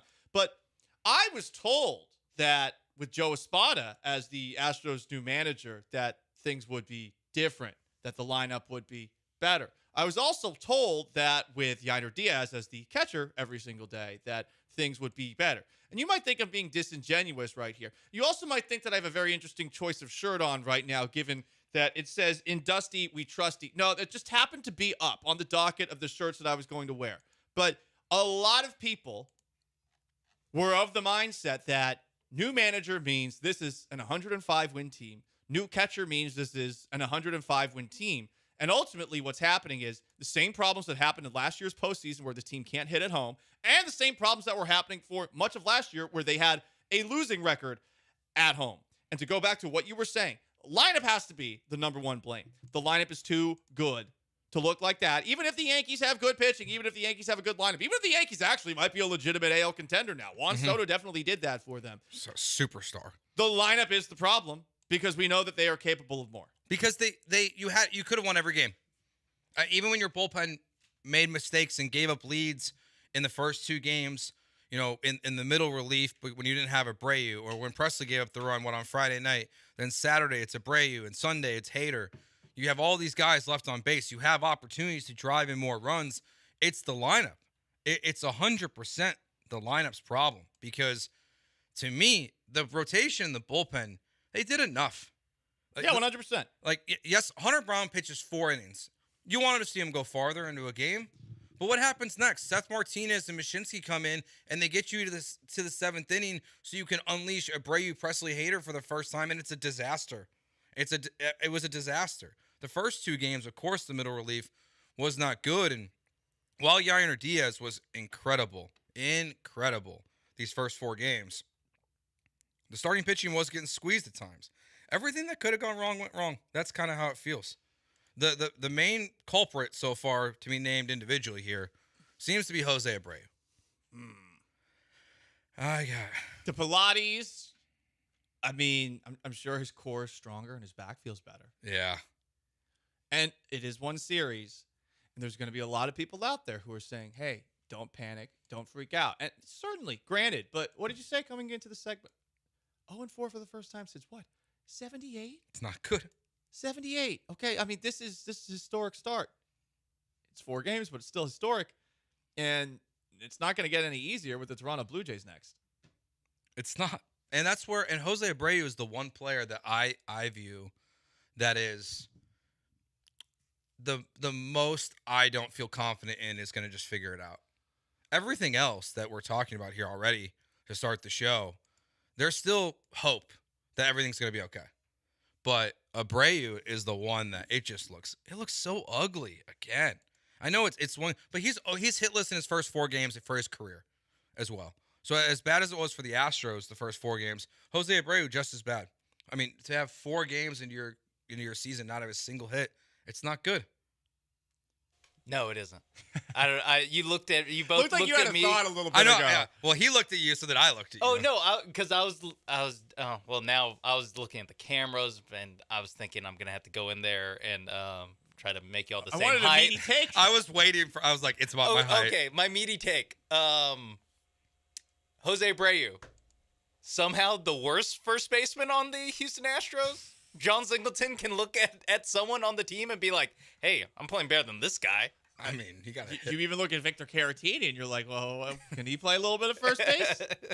No, I mean, people are talking up Joey Loperfido as already. It's been 3 games in the minor leagues. It's minor league numbers. Relax. He had a good spring supposedly, but like that's where we're at. But we're pretty down bad if we're talking about Joey Loperfido. But the current roster is creating that opening for Loperfido to step up and be like, hey, the fans what they see at Minute Maid Park is first baseman that cannot hit. And then what they see in Sugarland at Constellation Field, or what they hear from Constellation Field on ESPN 92.5 is nothing but home runs for Joey Loperfido. Yeah. I get the this guy, get this guy up here. What are we doing? But yeah, I mean, Abreu to me is like probably the most alarming. Abreu and Presley, if I were to power rank the most alarming first 4 game overreaction power rankings, those are the 2 that I'm most worried about, because the middle relief, it's kind of what we expected.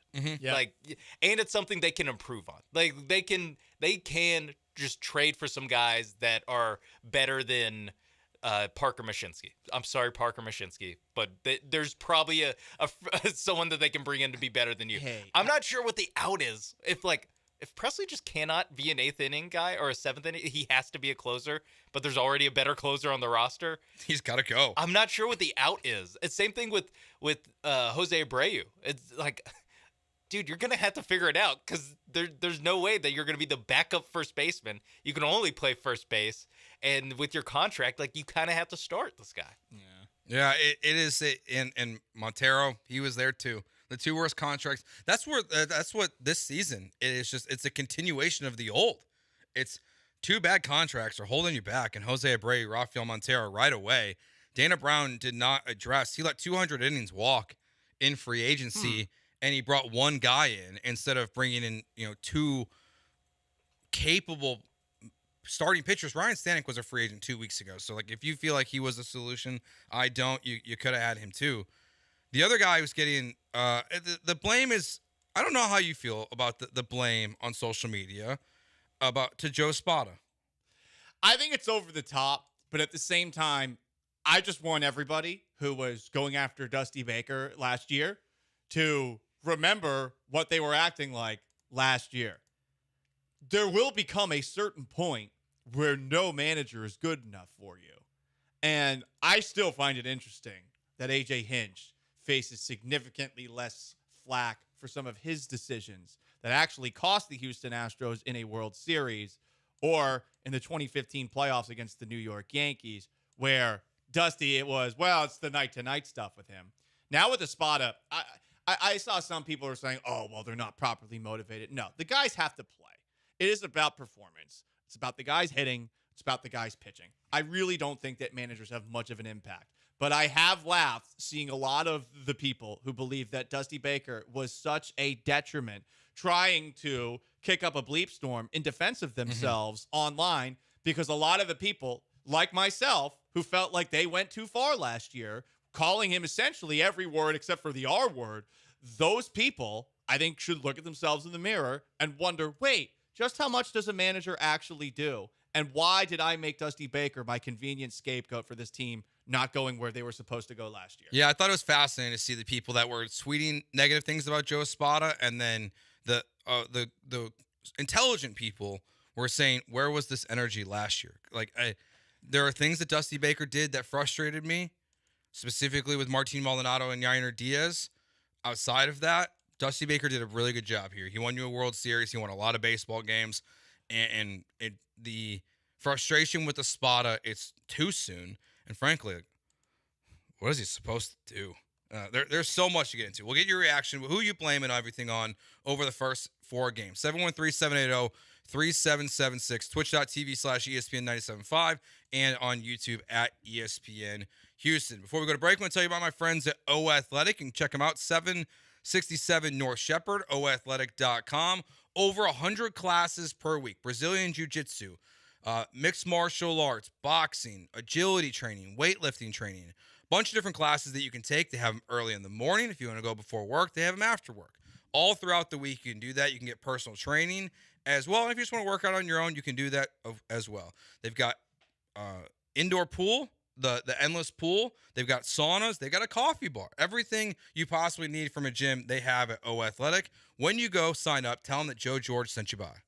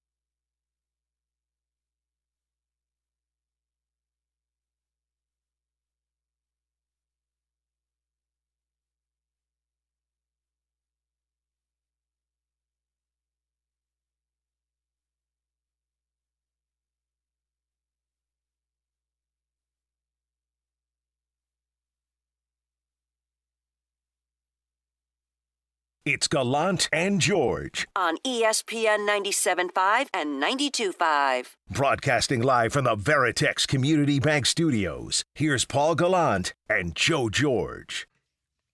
King of Twitch says on the Twitch, twitch.tv/ESPN 97.5, half the Bronx were in town. That was embarrassing.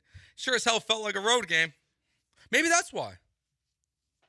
There were a lot of Yankee fans there. There were so many Yankee fans there. I mean, I wasn't there for any of these games, but you could hear "Let's Go Yankee" chants on the broadcast, and I can't even imagine what it would be like to be in a section. And here's the worst part.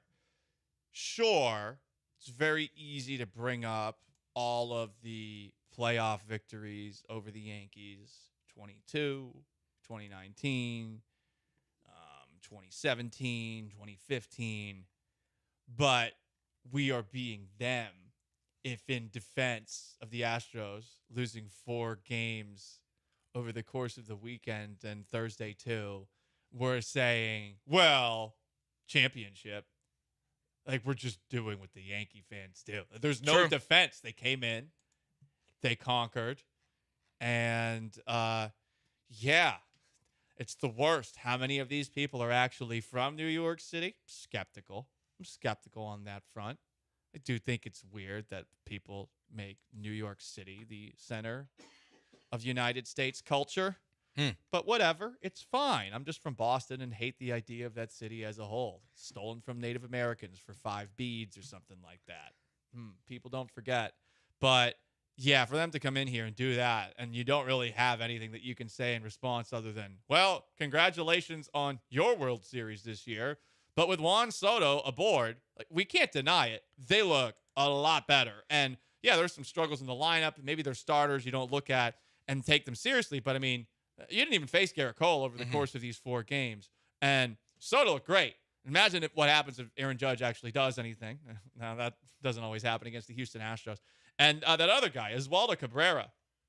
I mean, I want to make fun of him for having the name Oswaldo, but damn, it was a great weekend for Oswaldos out there. Shout out to all my Oswaldos. Yeah, how many Oswaldos do you know?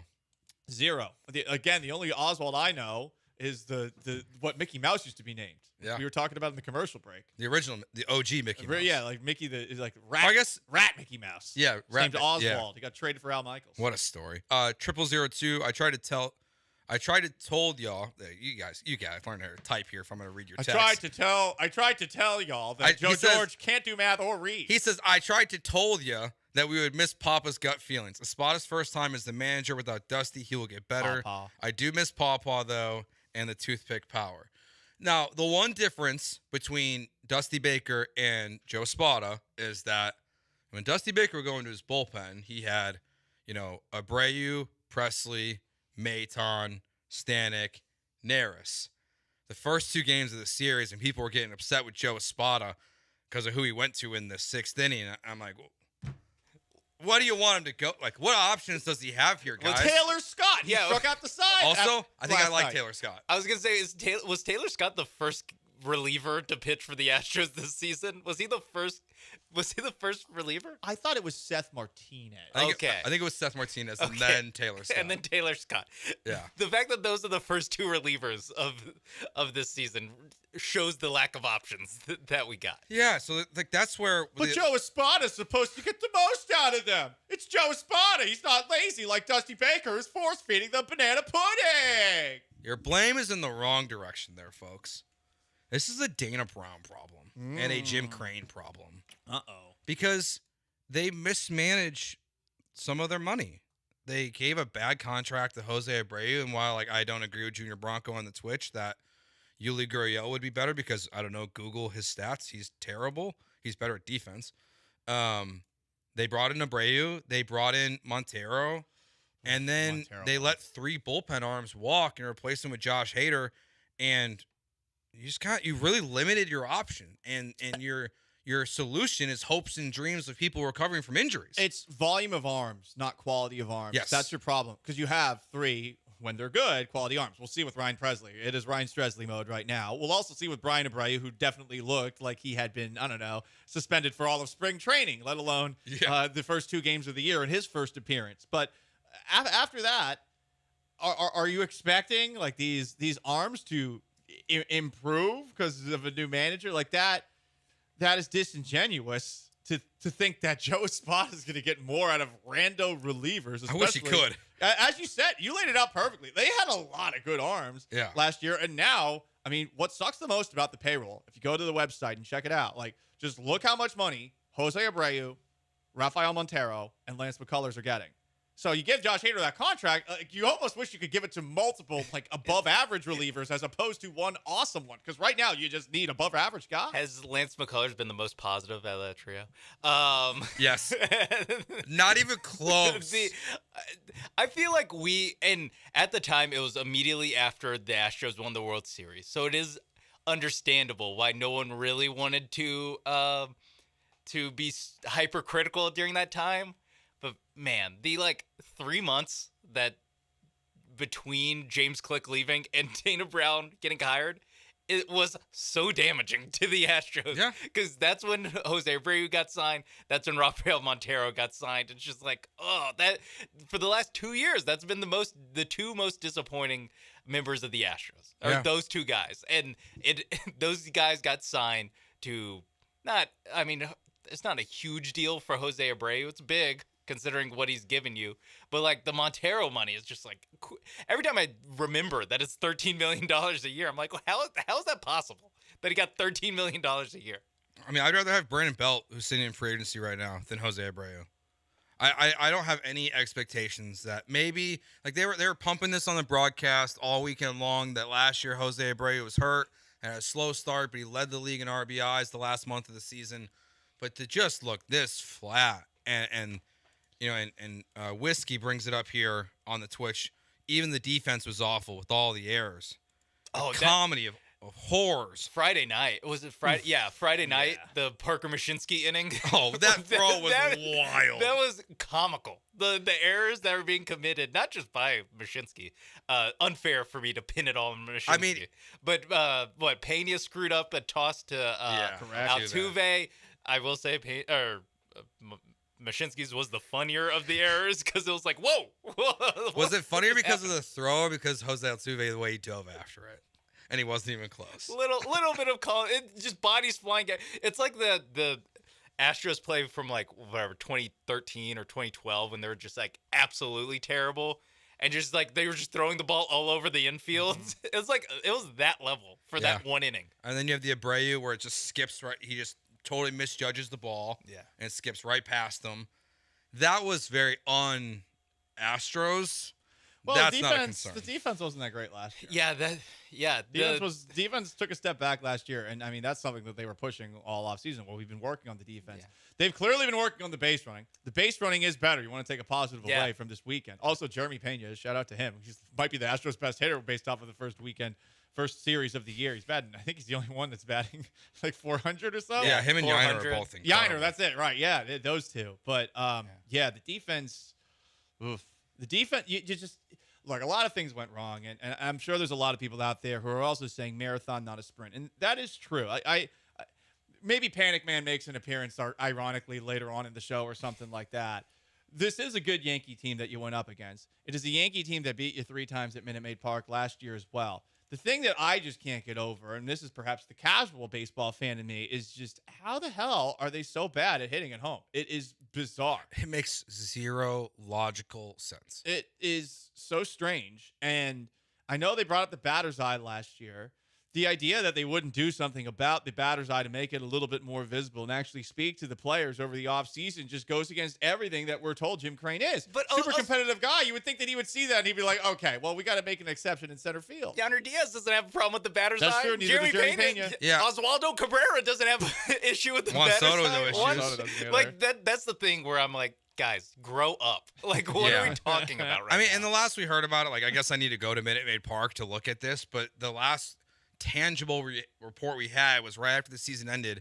Michael Schwab reported that someone in probably Astros media told him that they were fixing the batter's eye and they were going to paint more of it, more than they did in the postseason last year because they didn't fix it enough last year. It's not the excuse. Cornbread Fred brings up an interesting point. I think it's because the fans suck at home. I mean, the Yankee fan participation definitely screams, it's a little too quiet there. And I brought this up before. There is a cake, wine, and cheese element to Astros fans these days. The eye of the tiger is not there. And it does suck when a team that has a fan base like the Yankees comes into town. It is very, very quiet. The Twin Series was a mausoleum. Against the Rangers, they got up. But it was a mausoleum against the Twins. And that was a playoff series. So I don't disagree with that at all. It's a bit of a bandwagon sports town. And when one team's been really good for a really long time, you get a little bored on the bandwagon. Where have the Astros been at their best since 2020 or since really 2021 when fans started going to games? When they go to Yankee Stadium, when they go to Boston, when they go to Dodger Stadium, and they're just booing the living hell out of Jose Altuve and Bregman and these guys, they answer. They answer when they're getting booed. Maybe we boo at home. I brought this up a couple of times. Maybe, just maybe, you really want to fit into that heel role. And you want fans to come into the ballpark in a bad mood, thinking, I'm going to slosh a couple of these $37 margaritas that I didn't get at Highway Cantina. Thanks, Joe Biden. You should rename this ballpark Enron Field. I mean, everyone will be in a bad mood when they come into the arena, into the stadium. They're all gonna, want to throw a few backs. They realize what that entity did to this city. We need to do something. We need to try anything. We discussed this. Do you want me to take a look and we can call during a couple of commercial breaks? Do you want me to see if we can perform an exorcism on Minute Maid Park? Yes.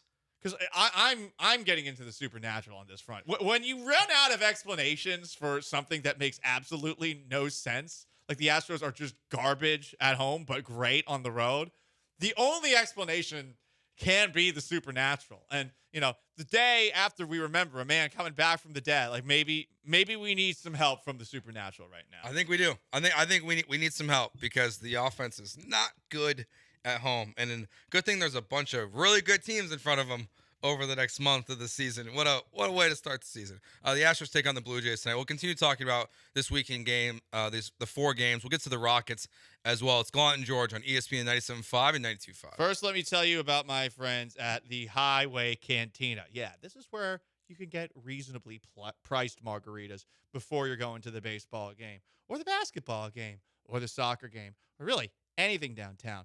$9.75 tall Texan margaritas. They are fantastic.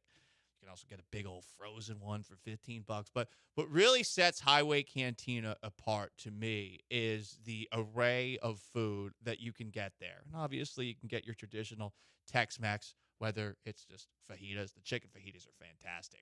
Honestly, I almost never get chicken fajitas. The chicken fajitas here or something else. But you can get wood-fired oysters. They have mesquite sausage. They have all sorts of things that you might be craving, but not thinking that you would actually get from a Tex-Mex place. And it's really clean inside, great air conditioning, and TVs too, so that you can watch all of the games if you're in the area, whether it's for a happy hour or it's for an important business meeting or just a place to go before and after the games. Highway Cantina is your go-to spot in downtown Houston. Go there and tell them Paul Gallant sent you.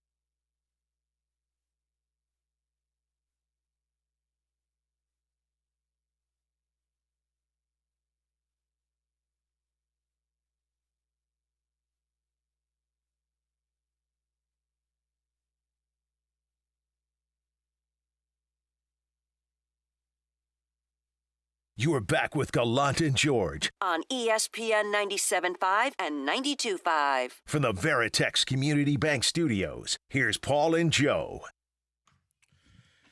For 3285, is this a Aaron Rodgers relax situation or a panic man situation? I lean relax, but I'm not confident. Wow, in my answer. and you're quoting Aaron Rodgers too. Damn, that must hurt. Yeah. Is that painful? Nah. To quote essentially the, genocider of the Chicago Bears. 4 plays. That's all he got last year. That was enough. All the pain and anger I felt. But it wasn't for the Packers because Jordan Love was for the Packers, and Jordan Love was doing the same thing. Again, you can jump off that bandwagon whenever you choose. I know. I go with relax. Okay, you'll go with relax. It's not panic man yet. I'm not saying relax. I'm choosing neither right now. I'm also not going on panic. And you can put a gun in my head and say, Paul, you got to pick. You got to pick one of these two. I'm not going to yell at you. To force honestly, opinion. I will look at that gun and I'll say I choose neither, because this is, to me, it's semi-concerning.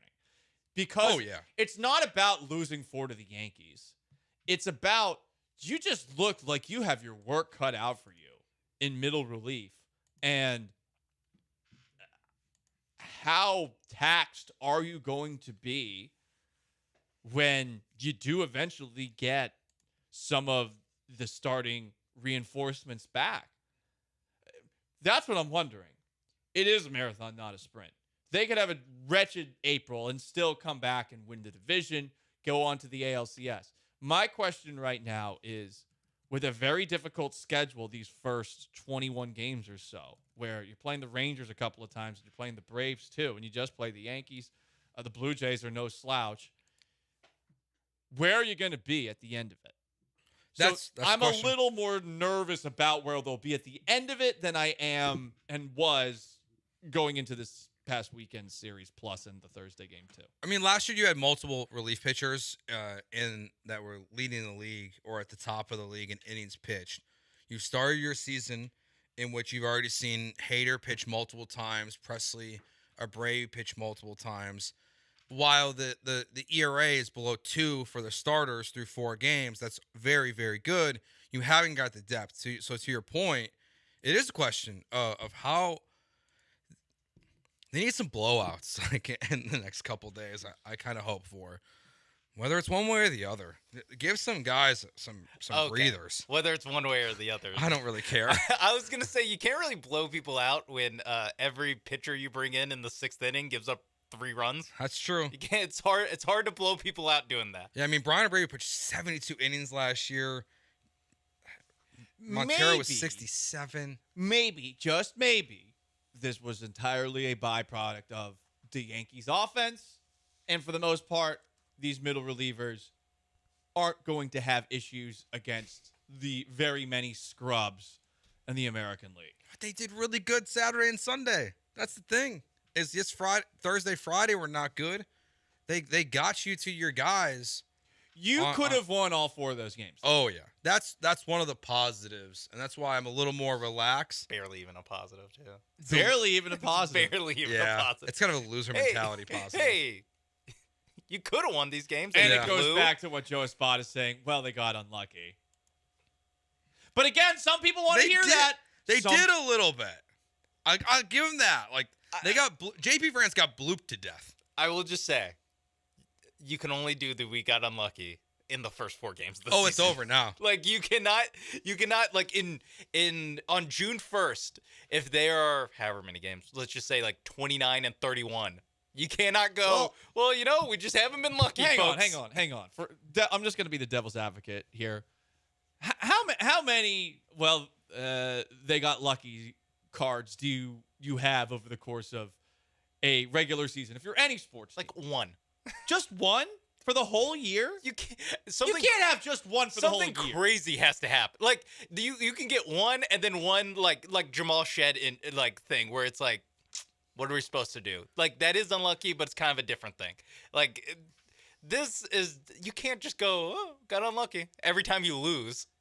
Every time you play bad, but you can't just you can be playing poorly. These guys are playing poorly. But you can't do it just once either. You have to be able to do it. I mean, it's gonna happen again. There will be bad luck. I guess the injuries are bad luck, for example. I guess you can be unlucky, but you cannot call out how unlucky you, because that's when you get to Aaron Boone mode. That's when you get into every time we lose, let me pull out their list and like, here's all the things that went against us. It's like, yeah, dude, that's what happens when you lose. Like, plays go against you when you lose. Win. Yeah, you'll have unlucky games, but let's say they start the season 3-10. That's not unlucky anymore. Well, you could say, again, devil's advocate here. I know. Thank God we have the devil's advocate here. Well, they were someone need, they were unlucky. Yesterday was tough for the devil. Hey, thank you for advocating. It was the what was his name? Michael? He just had some different ideas. Now all of a sudden he's the devil. He just had different ideas. It might not have been that crazy, but no. I mean, look at the schedule to open the year. That is unlucky, right? No, It is unlucky. that's just your schedule, dude. Like, Well, you're it's an gonna unlucky play everybody. staggering of the schedule. You're gonna play everybody. Yes, you are, but it's unlucky to face all of these teams when you are dealing with as many injuries. So I'm going to throw a little more unlucky. Then guess what? as a reason. Guess what? You're gonna have to play bad teams eventually. It'll be when all your guys are healthy. Then you got lucky. Yeah.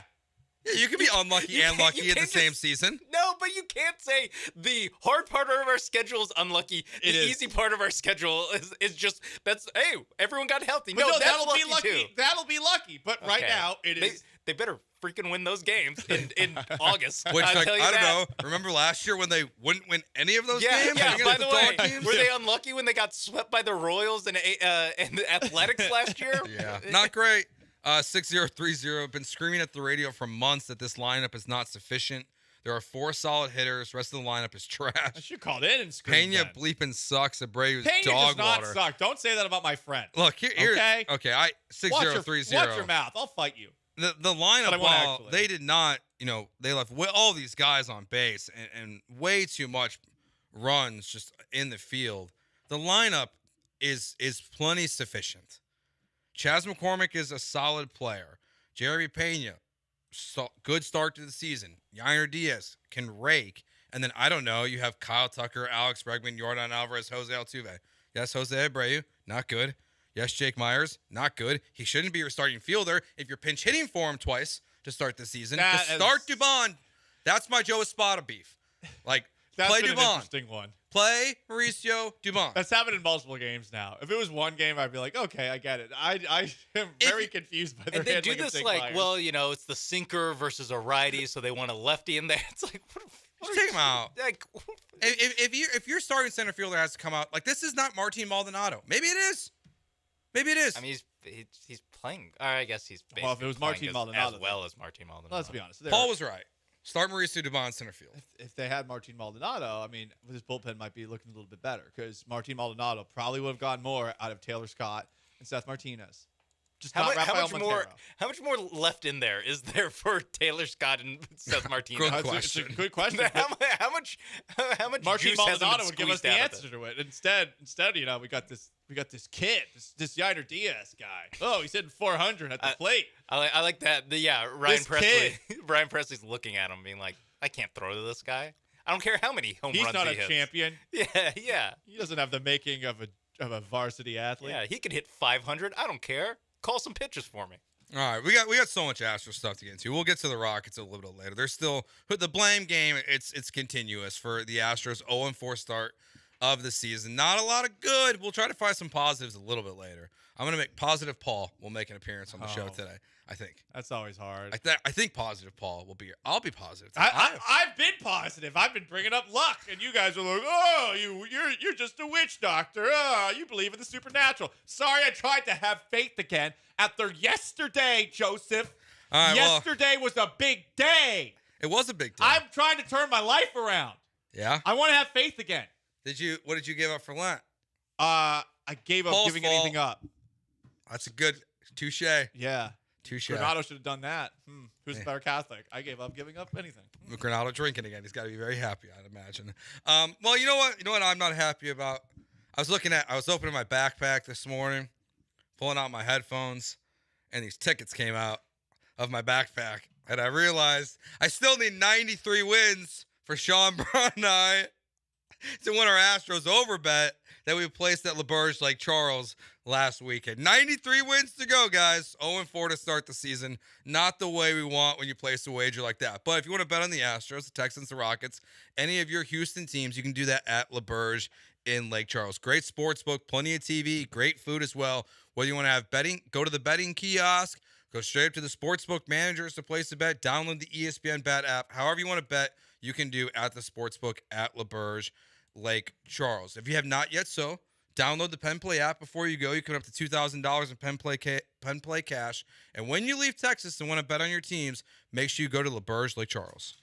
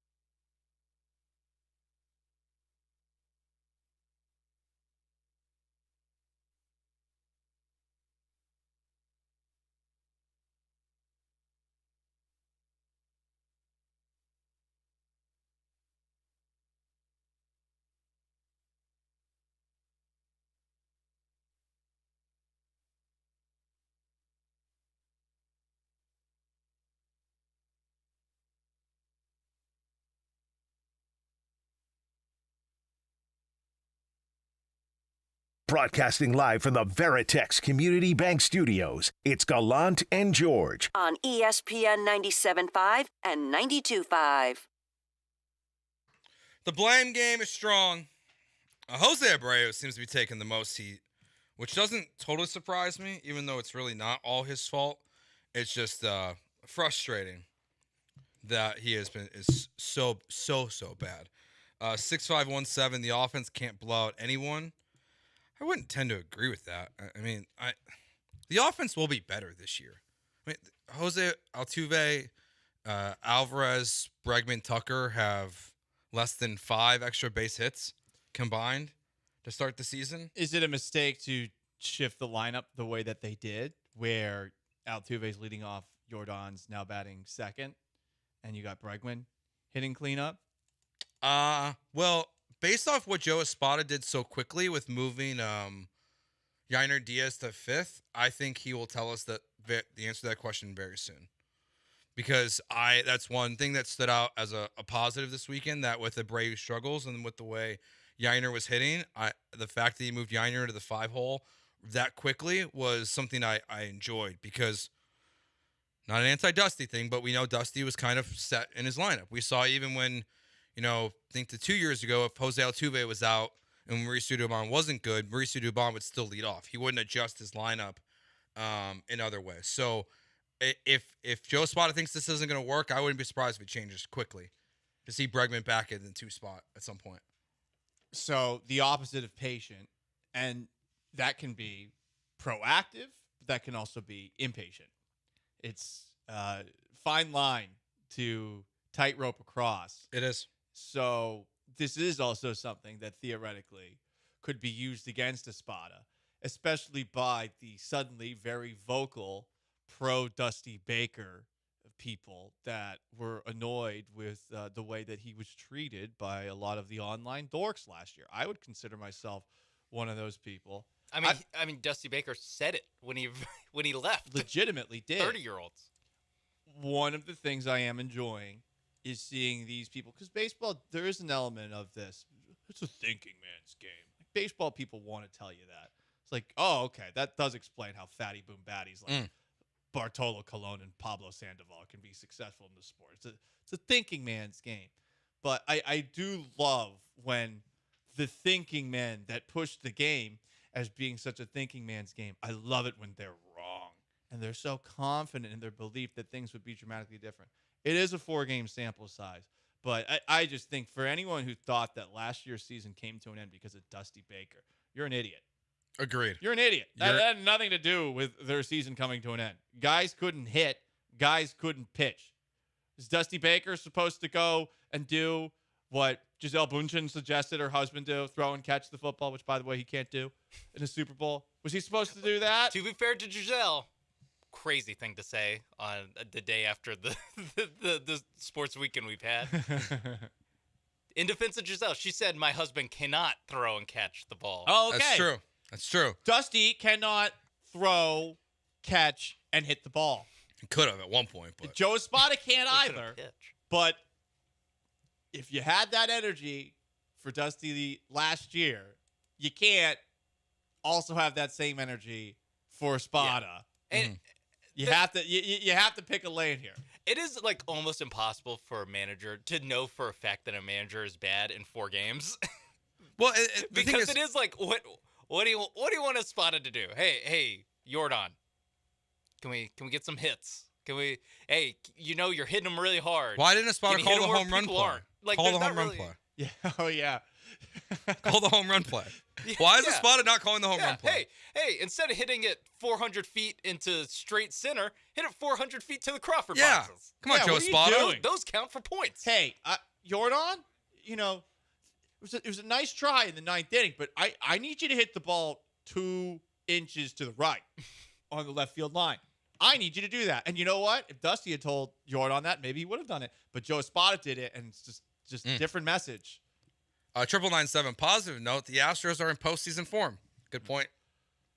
But they are. What if they just win like the first 9 road games that would be this year? wild. Just win the first 3 series. I'd also say though, they're not in postseason form because the starting pitching has done what it needs to. It has, I for mean, the most part.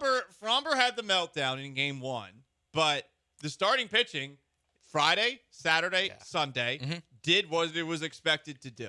The postseason home losses are normally the 3-1 variety or the 2-1 loss, where it's like they got nothing from their offense. Where these are, the Rangers' losses, the last 2 losses against the Rangers, Sean, like that was your starting pitcher just got beaten the bejesus out of, and you're smashed in the corner in a bloody pulp. Like what do we do? I was thinking the other games, and especially the 22 run where they would have to win every game 1-0. And like it just felt like everything was reliant on not allowing any runs at any time, and then just hoping that there would be a Chas McCormick solo home run that would win you the game. Yeah. What do you think about the we haven't got this on the text or the Twitch so far, but it was a lot on social media over the weekend. The blaming of the umpires and the fact that the call center is in New York. Ooh, I like that. Yeah. That definitely helps you not blame yourself. I like blaming people that aren't me for my issues. Actually, I don't. I feel bad whenever I do that. The people that do this, I get it. You're mad about specific calls. The one where it was clearly out or safe at first base. That one I get. But New York bias on these calls the first 4 games of the year. They didn't just move the office, by the way. It's been in New York. They didn't just do that this offseason. It's been like that. It was like that in 2022, in 2019, and 2017. It was in the same place. 713-780-3776, the HRMP listener line. Let's go out there now to Brian. Brian, what's going on? Gag Sports Radio stuff. Is anybody else annoyed at the fact that Jeremy Pena will swing at anything? Well, if his numbers continue like this, no. Not at all. He was saying gag is Gallant George. Oh, duh. I'm an idiot. Numbers. G-spot. Letters. Gag. There's so many nicknames for the show that we haven't even given ourselves. I like the G-spot nickname. I do too. I enjoy that the Twitchers say number 1 G-spot. I think everyone loves the G spot. Yep. Mm-hmm. Well, some people. I think universally people love. It's the people who know where it is. That's the thing. Hey, Jeremy Pena. The guy is 6 for 15 thus far. He does still swing at a lot of stuff that you don't love. No doubt. Yeah, but he hits them. But he does hit. at least he's hitting them. The swing improvement. It's clearly working for him. The changed swing. It's quicker to the ball. I don't know why anyone would be criticizing Jeremy Pena after this first series of the year. I'm calculator just to make sure I got this math right. Jeremy Pena, Yainer Diaz are not necessarily the issue because they're both have been very good. Yordan Alvarez and Alex Bregman are 5 for 32. Alvarez's OPS is 328, and again, there have been some near misses, but it's got to be better. Mm-hmm. No extra base hits by Yordan Alvarez to this point. Got to be better. You know, if the bottom of the lineup, for what it's worth, has been doing what it's supposed to. You got a hit from John Singleton. You've got pinch hits from Victor Caratini. Mauricio Dumont has done well. Jake Myers homered in his first at-bat. Nothing since, though. True, but that was more than I was expecting. Yeah, hey, that was like the only home run the Astros had hit this season. I know, until Altuve. It was a long stretch. Felt like we were going to be waiting for a long time for that one. I don't even know who this clown on the mound is today for the Blue Jays. Clown on the mound. Yeah. Does that mean? It might. No, it just rhymed. Bowden Francis. He's got a creepy mustache. You know what? I like Bowden. You know what's going to be very disappointing? He throws a no-hitter? No. No, that would be, Too negative. That would be.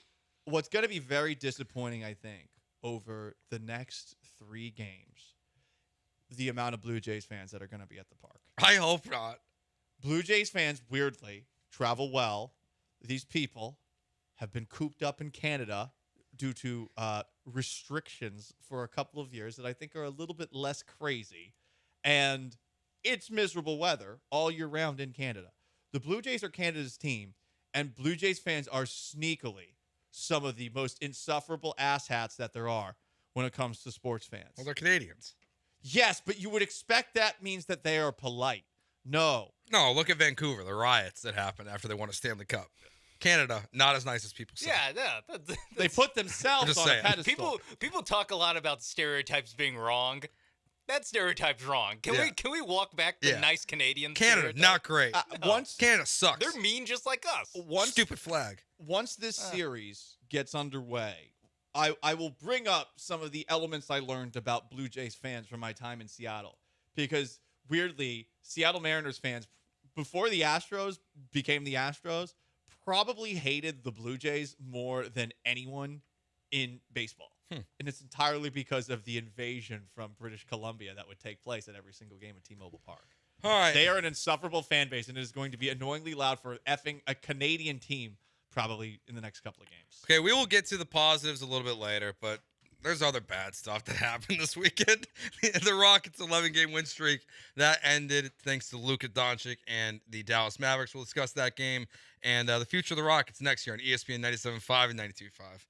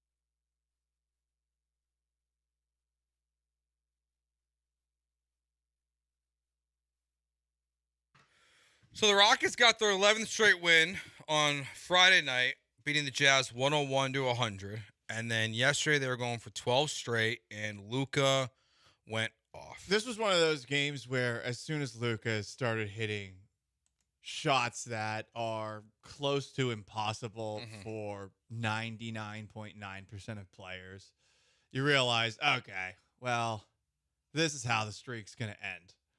I mean, this one was over at halftime. Yes. It's a bummer. I don't know what you were supposed to do differently. Some people were saying, well, why didn't the Rockets double cover Ime Udoka? And Udoka had an explanation for it. But they were bound to lose sooner or later. And I think one of the healthier elements of this loss that took place yesterday, Joe, it's a bit of a reality check from this perspective. Jalen Green's been one of the best players in basketball over the course of the last month. Jalen Green is not Luka Doncic.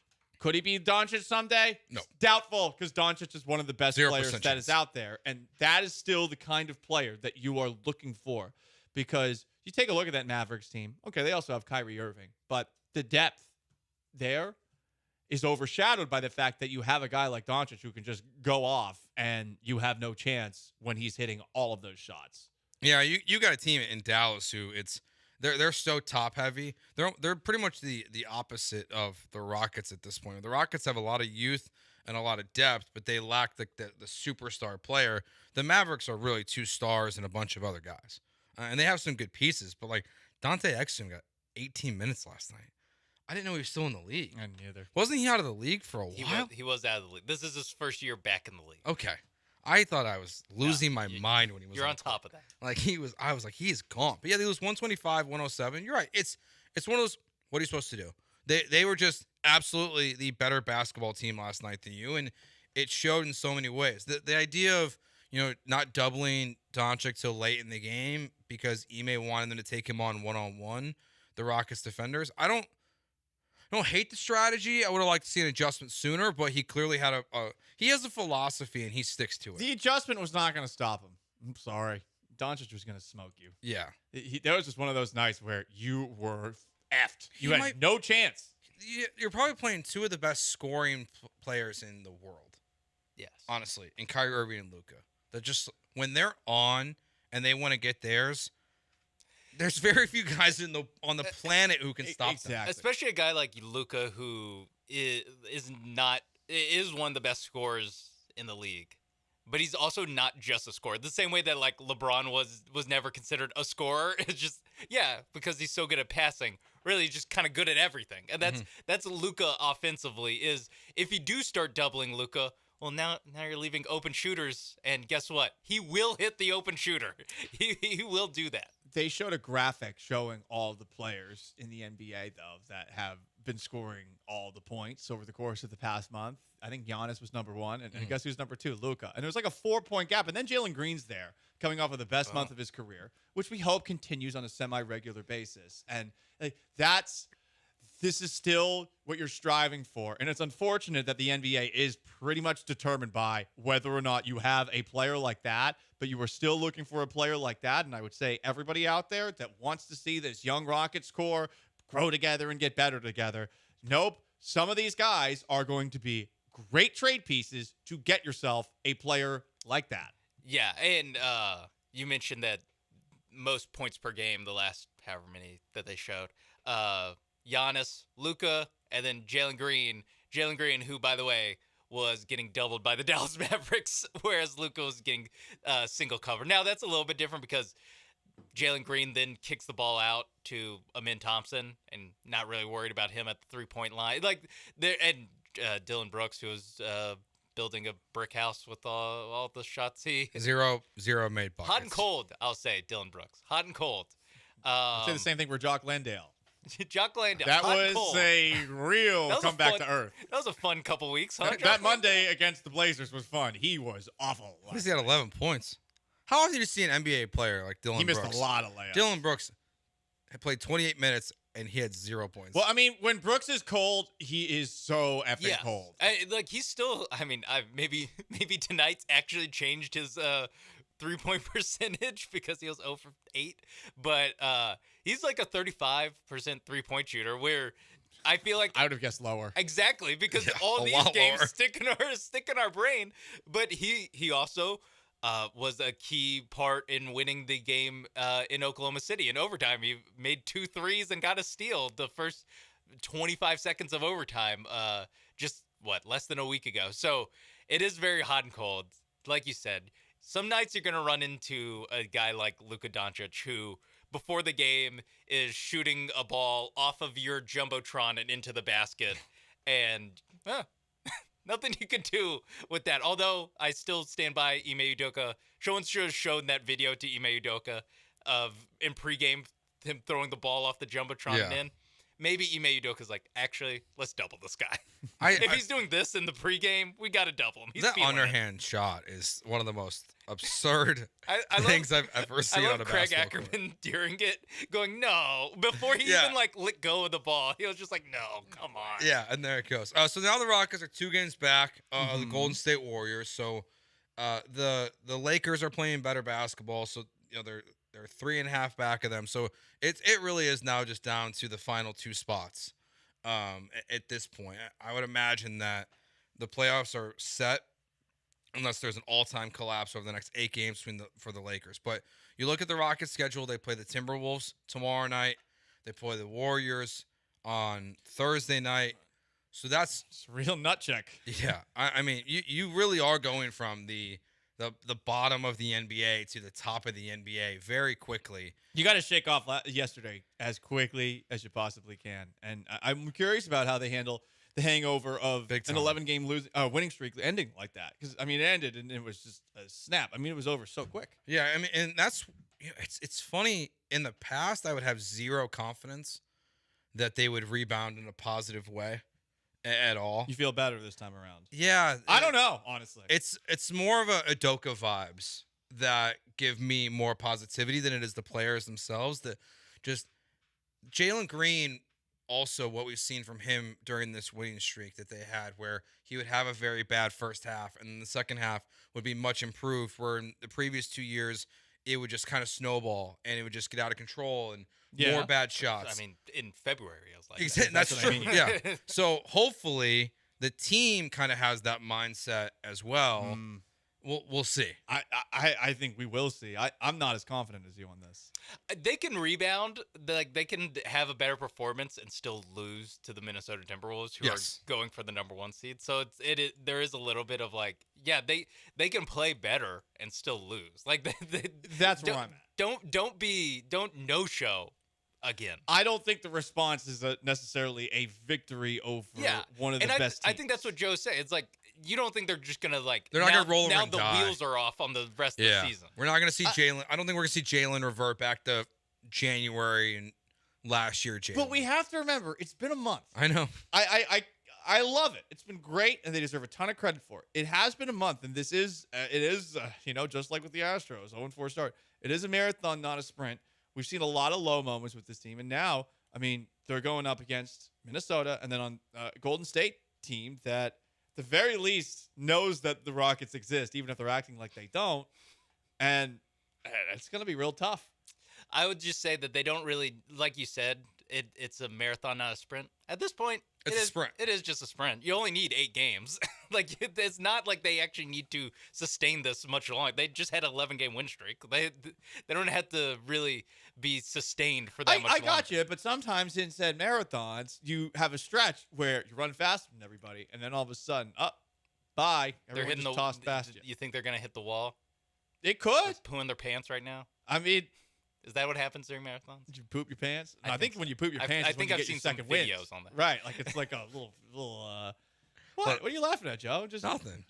Just you're a marathoner like me. Are you a marathoner? No, I'm kidding. I was gonna say would never. I would never do that. No, seems boring. That's my thought. Well, that's what my excuse would be, but it's more my knees would disintegrate after mile 6. Like, what happens if your phone dies on the marathon? What are you doing? Well, that's on you. You gotta listen to music. Yeah, I mean, what? Your phone's gonna die on the marathon? What are you watching Disney Plus and I'm walking? just saying, it's a long race. You were gonna forget to charge it the night before? That would be funny. If you wake up that morning, you have your playlist set. Yeah, it's like your podcasts are downloaded. 14%. What are you music or podcast if you're running a marathon? If I'm running, or maybe a mix of both. It's like 5 hours. I have such ADD when I listen to things. I might like stop for a moment and change multiple times. Oh, just yeah. Wait, I gotta wait, this song sucks. Well, I gotta play this song again. Or no, but podcasts are even worse because you're like, they'll be talking and then they're like, and now a second for me undies, and you're like, skip. Yeah, you have to listen to the ads. Just keep skipping until I hear them start talking about the Rockets again. Okay, we're back. All right, so the Rockets' next 3 games: Timberwolves, Warriors, Heat. The Warriors' next 3 games are Mavericks, Rockets, Mavericks. So they could do you. The Mavericks could be Luka. Who then then the Rockets play the Mavericks again after the Heat. So Mavericks are going to be the story, I guess, part of the story of the end of the season for the Rockets. I don't think they're going to make the play-in tournament. I know it's just. I didn't want to be negative Nancy during the win streak. Sexist. They probably were never gonna make the negative Nelly during the win streak. Sexist. What? Nelly could be a girl. Anyway, continue. So. It's true, Nelly Furtado. But it could also be a man. Ooh. No, Why are you assuming gender? No, the singer. No, you're assuming gender. I don't know what I'm assuming anymore. You're assuming all sorts. I'm making an ass of myself. You're making an ass out of this segment. Yeah, I mean, the Warriors having the tiebreakers are going to have to be better than them. And so even tying doesn't help you. So they basically need the Warriors to go like, what, 3-5, and then they need to win out is essentially what needs to happen. So the road was always tight. I never really wanted to, because I didn't want to rain on the parade. Honestly, what's more important is just Jalen Green played well for 15 straight games. I mean, they're going to win over 40. Crazy. They're going to win over 40 games this year and miss the play-in tournament. They play in the Western Conference. If they were in the East right now at 38 They'd wins, be the 7th seed. Yeah. They'd be locked into the 9 seed and in the play-in tournament, chasing the 76ers and the Heat. Is there a chance that Draymond can help things out? I mean, Draymond kicked my favorite, Grant Williams, in the well, he tried. This weekend. Now, to be fair, yeah, he failed. Yes, like it was a poor kick, like Jose Abreu swing and a miss. I mean, he still tried to do it. Oh, he 100% did. It's in there. Or maybe it's not like Jose Abreu. Maybe it's like Jordan. It was allowed out. Yeah, they have a history already from the finals a couple of years ago. If that was Dylan Brooks, he would have been tossed immediately. I can't believe there is a double standard, and weirdly, Draymond Green is the only person who is immune from that was getting the thing punished. when the Rockets played the Warriors way back when the Rockets and Warriors weren't fighting for the 10 seed, they were fighting for Western Conference Finals. Where like Draymond Green would just get a technical in the first quarter, like basically it's seemingly on purpose, knowing that like now I can do whatever I want because they will not throw me out. It was basically like the Seahawks of the Legion of Boom era. They're not going to call everything. You can't call every single penalty. Especially like in the NBA players, like they're not going to toss the second best player on one of the teams. Man, I hyped it up last week. We need to have something happen betwing Draymond and Dylan Brooks. If it doesn't happen, I'm going to be very disappointed. It's still gonna be an important game. Like, I agree, but I want those two to fight each other. Like what I was saying way back when the Rockets' win streak was like 4 or 5 in a row, where I'm like, it is just a win that they're they will be playing meaningful basketball. Ime Udoka can at least sit in front of the team and lie and say, hey, all these games count. It's not like totally obvious. Yeah. Like at least that we still have April 4th is gonna be a watchable game that we're all gonna be interested in. Paul Gallant will be in attendance for that game. Yep. Sources say. Hopefully really? they won't stop me at the are they gate. not good enough anymore? They had to earn it. They had to earn it. No, the Rockets have earned my time. The Astros have lost my time. Oh, the Astros have lost. Now again, I'll watch the games. Was it's my that a job. mutual parting of ways? But no, like Astros were relegated to small screen TV after Friday because I had them on the big TV and I relegated them to the small TV, and then I had the big TV on the Cougs game, and I saw Jamal Shed get hurt, and that wasn't fun. Speaking of, let's talk about our beloved Cougs and the way their season ended, and March Madness next year on Gallant George on ESPN 97.5 and 92.5.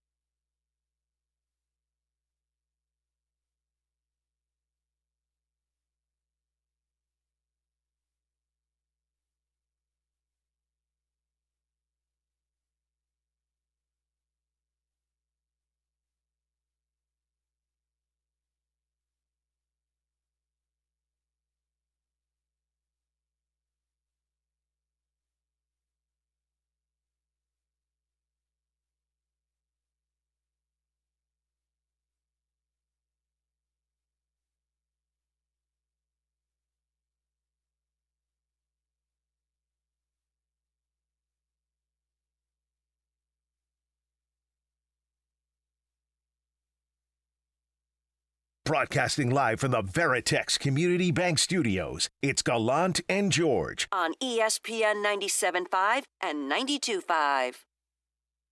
Gallant George here on ESPN 97.5 and 92.5, 713-780-3776. Still our question of the day of who do you blame the most for the Astros 0-4 start to the season. Jose Abreu, some Joe Espada, the bullpen. Biden ruining Easter. Biden, yeah, he ruined Easter. Why? Oh, I know why. I had to think about that for a hot second. Had some tweets. Did you have some tweets? No, I had some tweets with somebody over a basketball game. Yeah, I saw that. So the Cougs lost. They did. And somehow it got into a Twitter war between Paul and Larry and Steph. Do we need to talk about that? We can talk about that. Do we need to talk about that? No. Let's talk about the game, the actual game itself first. Okay. When Shed got hurt, they were done, right? Yes. And I know that they had a chance to actually win this somehow with a 3-point attempt at the end. It was a good look. It just front ironed. But when Shed went down, everything, which at times is as difficult as possible for the Houston Cougars, everything got so much more difficult. I'm impressed that they hung into that game as long as they did. And maybe this Duke team isn't the Duke teams of years past, but I thought Duke was going to make it a very comfortable final margin at the end when Shed went down. And somehow, thanks to the Cougs and that great defense that they play, they hung in there as long as they could. Yeah, I mean, it was an ugly first half. It was 23, so it's 23-22 at halftime. Shed's out, and you know that there's just it kind of annoyed me that the broadcast was trying to make it seem like he was going to play. It was so clear. I mean, he Lance Zierleined it at one point. He was on his little wheelie thing. I mean, he wasn't ever going to play. Yeah, like the second he walks out and sits on the bench, like he just had the look of a guy. Not just the fact he was literally just in warm-ups. Yeah, he just had the look of like this guy will not play again. And there's the video of him trying to lead the Cougs out of the tunnel to start the second half, and he's trying to run on it, and it looks he's in so much pain. After the game, they said he had a grade 4 ankle sprain. I thought you could only go up to grade 3. I didn't know it was possible. I didn't know there was a fourth grade of it. So he's driving to the right of the basket. He goes up, and right before he goes up for the shot, you see his right ankle just, oh boy, it wasn't fun to look at. We've seen rolled ankles before, and there's varying degrees of them. But I saw that, and with the way that he reacted to said injury, I assumed, okay, this must have been very serious because he collapsed. And you would think that someone like Shed, who, again, with all the bad luck that the Cougars have had from an injury perspective over the last couple of years when it comes to what happens in the NCAA tournament, you would have thought that Shed would do everything in his power to get back on the court. So I make that assumption. I assume that Shed tried to see if he could go and figured, I can't go at all, and I'm actually going to be a detriment to my team out there, no matter how important I am. And it sucks. I feel horrible for Shed.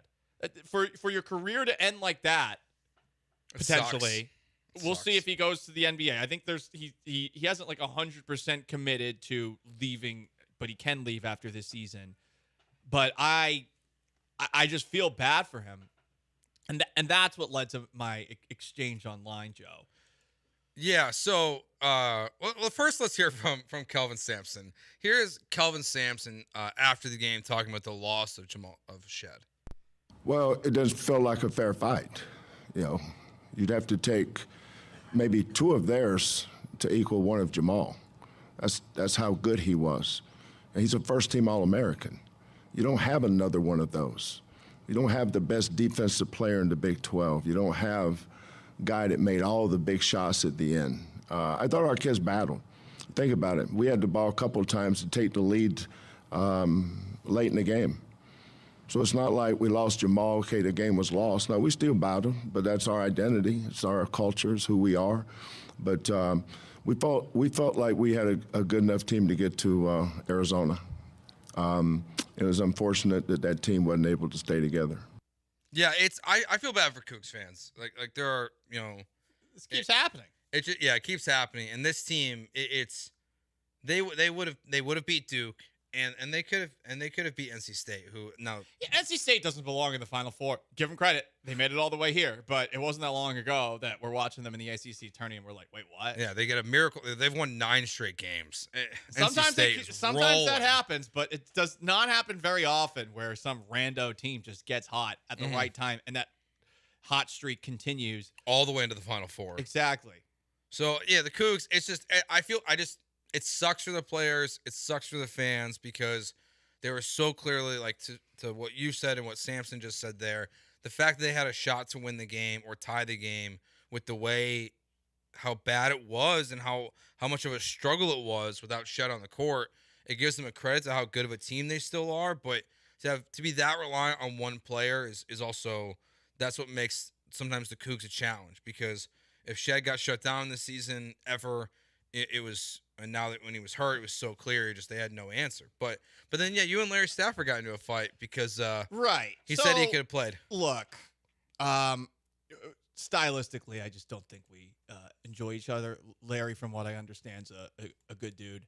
But he started tweeting things that you would hear from a lot of older guys where, one, criticizing Kelvin Sampson. I don't know how you criticize Kelvin Sampson when the best player leaves the game. I did see from Coug Blaze here on our Twitch, F big ego mofo Sampson. Emmanuel Sharp should have been playing point at the end, not LJ Cryer.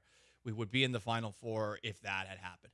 Maybe, maybe not. But that's not what bothered me with Larry. Larry, for whatever reason, I think believed that Sampson had benched Shed, and I think he just did not see what happened. And then he tried to double down, saying something along the lines of, well, if that had been my ankle, I would have been back in the game. And I saw that, and I know Larry and Stafford is a bigger fellow, and my immediate thought was, well, if your ankle rolled like that under your weight, it would probably snap.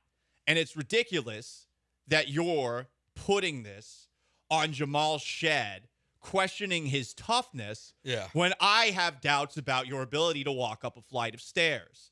And then he got a little bit mad and say, are you fat, Jim? He's like, no, I'm just bringing up a fact. You are fat.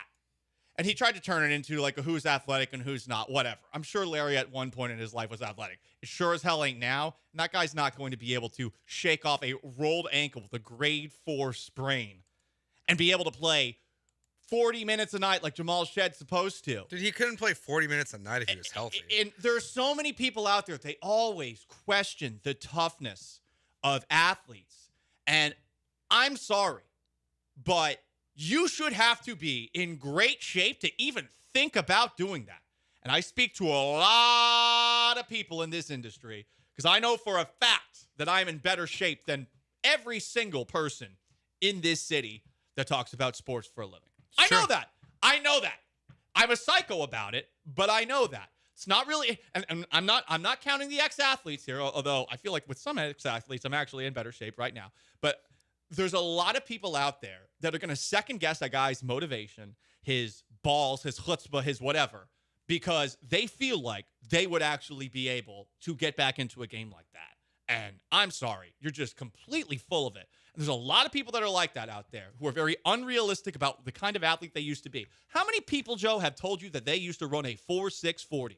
So, a lot of people. It's insane, the amount of people that say that. And I know it's insane because I have regularly beaten friends who have challenged me to races outside of bars in sprints, claiming that they've run a sub 4.6. I have never run a sub 4.6 in my life. The fastest I've ever ran was a 4.84.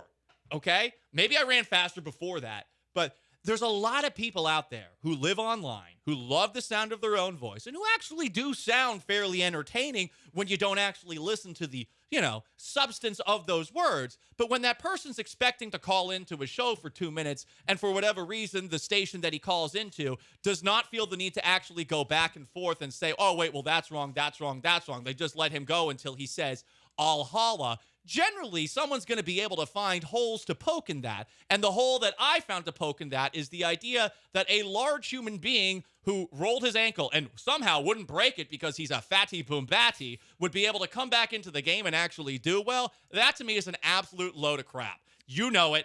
I know it. We all know it. So you can bring up like, oh, Poe's been fired a couple of times. That's true, but I've never been a fat. And I would not, if I were to land on my ankle like that, break my ankle the same way you would. So the next time you're calling out somebody like Jamal Shed with this idea that at one point in your life you were ever athletic enough to even suit up on a court like that, I don't know, look in the mirror and then maybe go on a diet for a couple of months, years, whatever it takes. And then you can maybe have that conversation someday. But we both know that you'll never actually do that. And Rams. Please do not accept his wager of playing a basketball game. Just on the small percentage chance you lose, I would rather die than be in a room with Larry and Stafford for 3 hours, because that was the wager he placed. Mm-hmm. That he could host the show for a day if he beat you in basketball. I would love to hear him do more than 2 minutes of anything. This is a person who talks all the time. Like, there's a racism against people that aren't on the air in the city. And you know what? You could try with all your dumbass political takes. You could try. Please, I would love to see you go on the air and talk, though, for more than 3 minutes. I really would.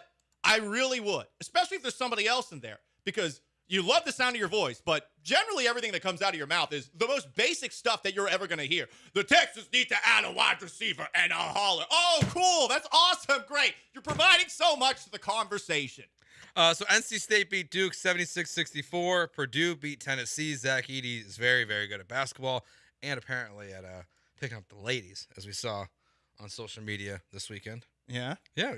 I saw that. And then that was a very small hallway, and that was an even smaller door. The man was walking through a hallway, and his neck was like down to the side, and then he has to squat underneath the door to go in with like this lady. 7'4". But the visual of that is incredible. He did look like Gandalf in a Hobbit's house, but he is tall. He is a taller gentleman. And then let's see what else happened. Alabama is in the Final Four. They're a basketball school now. And then Illinois didn't score for 50 minutes while UConn went on a 30-0 run in an Elite Eight game. So UConn also in the Final Four. So that's your Final Four. And that probably is the end of March Madness here on Gallant George because the Cougs are out. So we'll tell you who won next week. I didn't even want to watch. I didn't even want to watch. Actually, UConn has won. You're right. Let me tell you right now. It's over. We won't have to wait until Monday.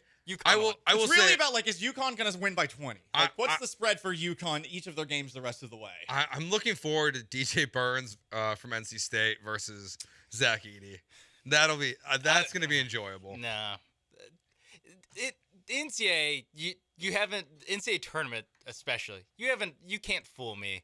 I know that one of either DJ Burns or Zach Edey is going to have 2 fouls in the first 5 minutes of that game. And then the other, whichever team didn't have their best player foul out is going to win. That's just how it always goes with these big man matchups in NCAA tournament games. It just, hey, one guy fouls out. All right, cool. Later. Well, let's just hope the court's correct. I don't even know how to describe this story. So in the women's tournament in Portland, the 3-point line was wrong for half the court. Yeah. Yeah, on one side of the court. It was just like, not just like a little bit off. Like visible to the eye. And they played, 2 games before they caught it? Yeah. How? I think they played, because they would have played on Friday. Well. And then this was Sunday that they it caught was it. so off. Let's be honest. Maybe not. Let's be honest. No one was watching it. I mean, it took. I know that, Paul, but it took until a third game got played at that site. Exactly. That was a team's both those teams' second game on that court. It took them to like look at the ground and both coaches doing the like walking, like measuring by steps. That was my favorite part. Especially because like the UT coach Vic Schaefer looks like such a like just dad being like trying to guesstimate how big of a rug he needs.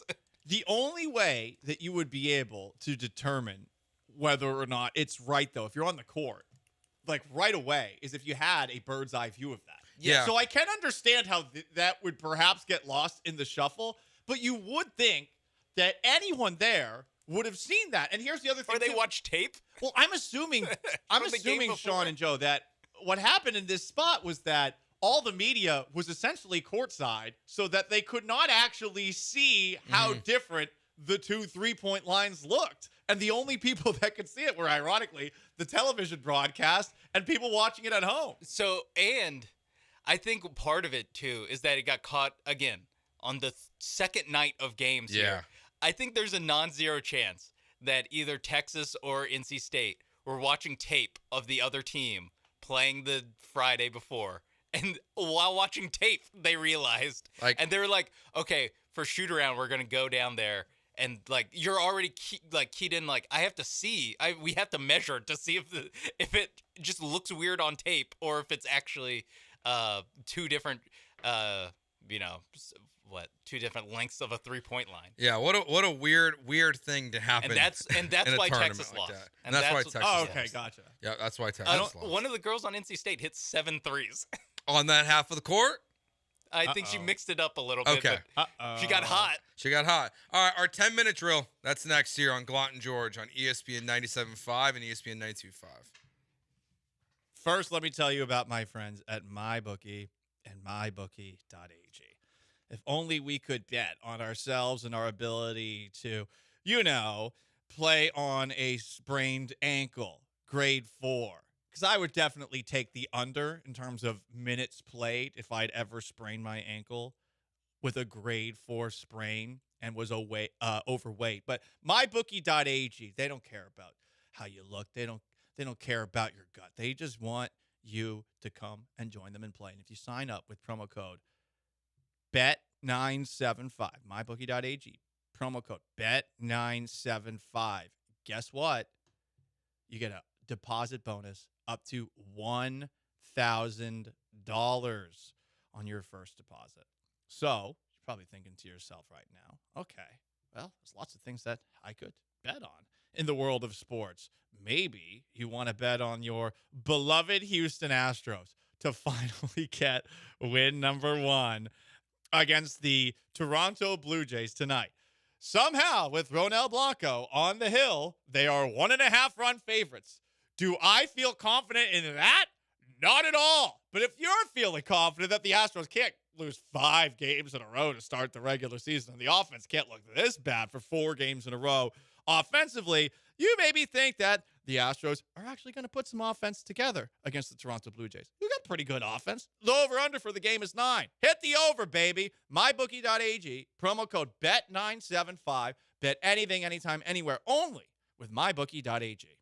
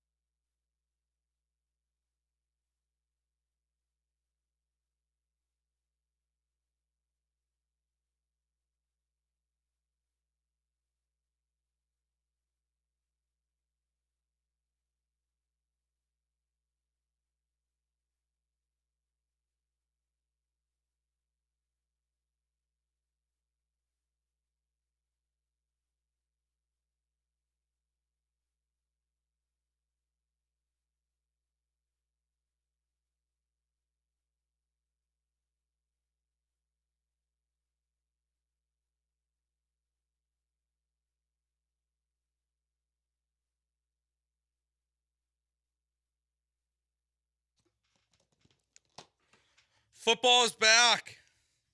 The UFL. The Roughnecks lost. Hell yeah, dude. But a kicker hit a 64-yard field goal. It was bombs away. Already being recruited by the Detroit Lions to leave the UFL. Go sign for a real league in the NFL. No disrespect to the Roughnecks. That is pretty much the only translatable accomplishment from the whatever the hell this league is called now, going all the way up to the NFL. I refuse to call it the UFL. We've had a UFL before. This is still the XFL. I don't understand why they felt the need to rebrand it. You want to know my favorite part about this weekend? Yeah. Is that I watched the first 2 seconds of a game, and we spent the last, 2-3 weeks talking about how the NFL is adopting the kickoff rule, and they abandoned it. Yeah. They went back to the normal kickoff immediately. It is funny that when they merged, it seems like they just got the worst out of both. It's honestly like, other than the UFL or USFL like team names, I'm not even sure like what else would have even been of value. I feel like Battlehawks. I feel like the XFL was just kind of like a better product, and that's why people watched it. And then now they merge. And it's like, okay. And now they take all the UFL stuff and add The Rock. Well, there was the USFL and the XFL. Yeah, those merged. And this is the UFL, which there was a UFL, I want to say, like, when I was in college, 2009, 2010 or something like that. And every single team had these same exact colors. And I think there was only 4 teams as well. And they were in all corners of the United States. And it wasn't very good. I like that they're trying the new stuff out. I do like that the Roughnecks are the team that stayed and not the Houston Gamblers. Mm-hmm. I have yet to go to a game. I'll go to a game at some point. It's going to be hard. This is what's unfortunate. The fan atmosphere at the games in 2020 before the pandemic hit were very, very fun. Yeah. Even the 23 game, like the games last year weren't bad. Right. It was like just a step down. Also, Paul, I'll tell you because I don't want it. Do you know where the Roughnecks are playing this year?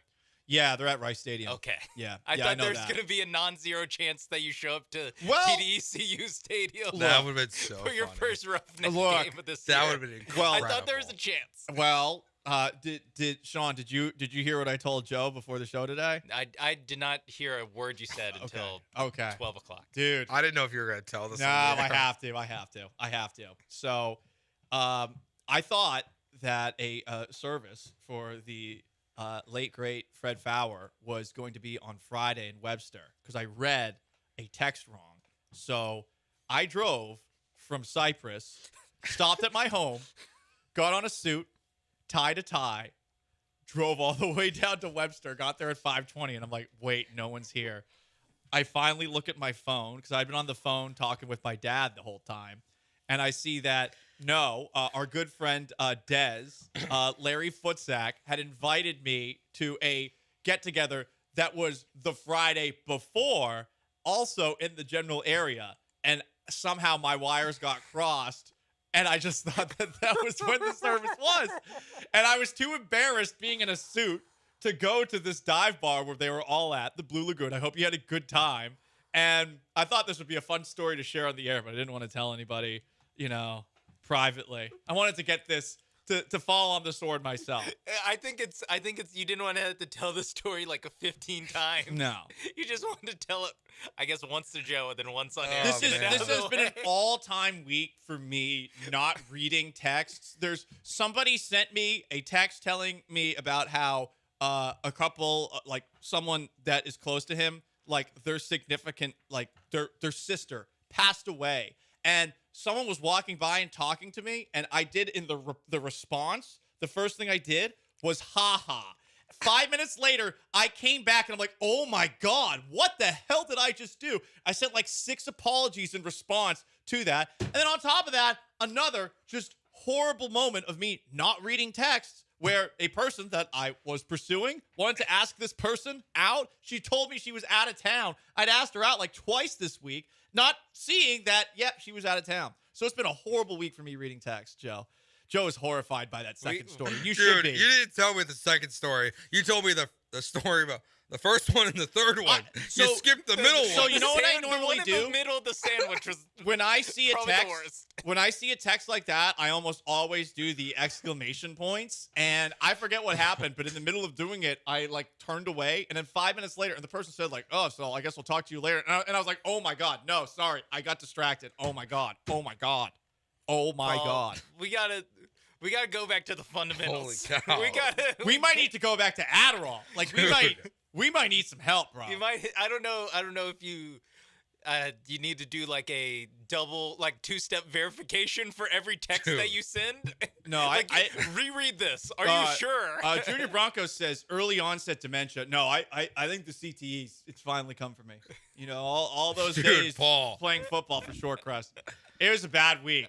Bad week. Yeah. Terrible. I know. I'm ashamed, but I needed to share my truth. Because you know what? I appreciate Today you is being the greatest so day honest. of my life. Wait, you're a week late to the Fred. Or a week early. No. It's coming up this Friday. Okay. I was a week early. Okay. I was a week early. Being a week late is Yeah, worse. I think it's better to be early than be a week late. Hey, can we let's remember to remind Paul on Friday so you don't forget to go. Yeah, this is that bad, would be man. Because that would be even worse. you If you already go know- a week early and then the day that it actually is, you don't go. You know already what know would the be- directions. What would be a great excuse would be me like being like an alcoholic or smoking weed all the time or something like that. And that's the sad thing. It's like during the week I didn't do like I kept sober as a bird. I have no excuse for this. I'm just an idiot. Just a complete idiot. I need like a secretary. Can one of our interns just like check to see that I read my text? I don't think Joe. Maybe you can step in. I don't know. I don't think we can expose a college student to the Yeah, lifestyle. we might have of to pass on that. At least not the ones That might for be college credit. improper. The text that these people would have to But read. it would be the greatest college credit of all, because I mean that's what this industry is. When you're an intern, is you're helping dinosaurs navigate through the modernity of 2024. That's true. Someone asked me how to help them log into their email like 2 weeks ago. It blew my, Yeah, he did. It blew my mind. So You didn't know how? Real quick, Friday after our show, the Eagles, or late in the show, the Eagles traded Hassan Reddick to the New York Jets for a late round pick.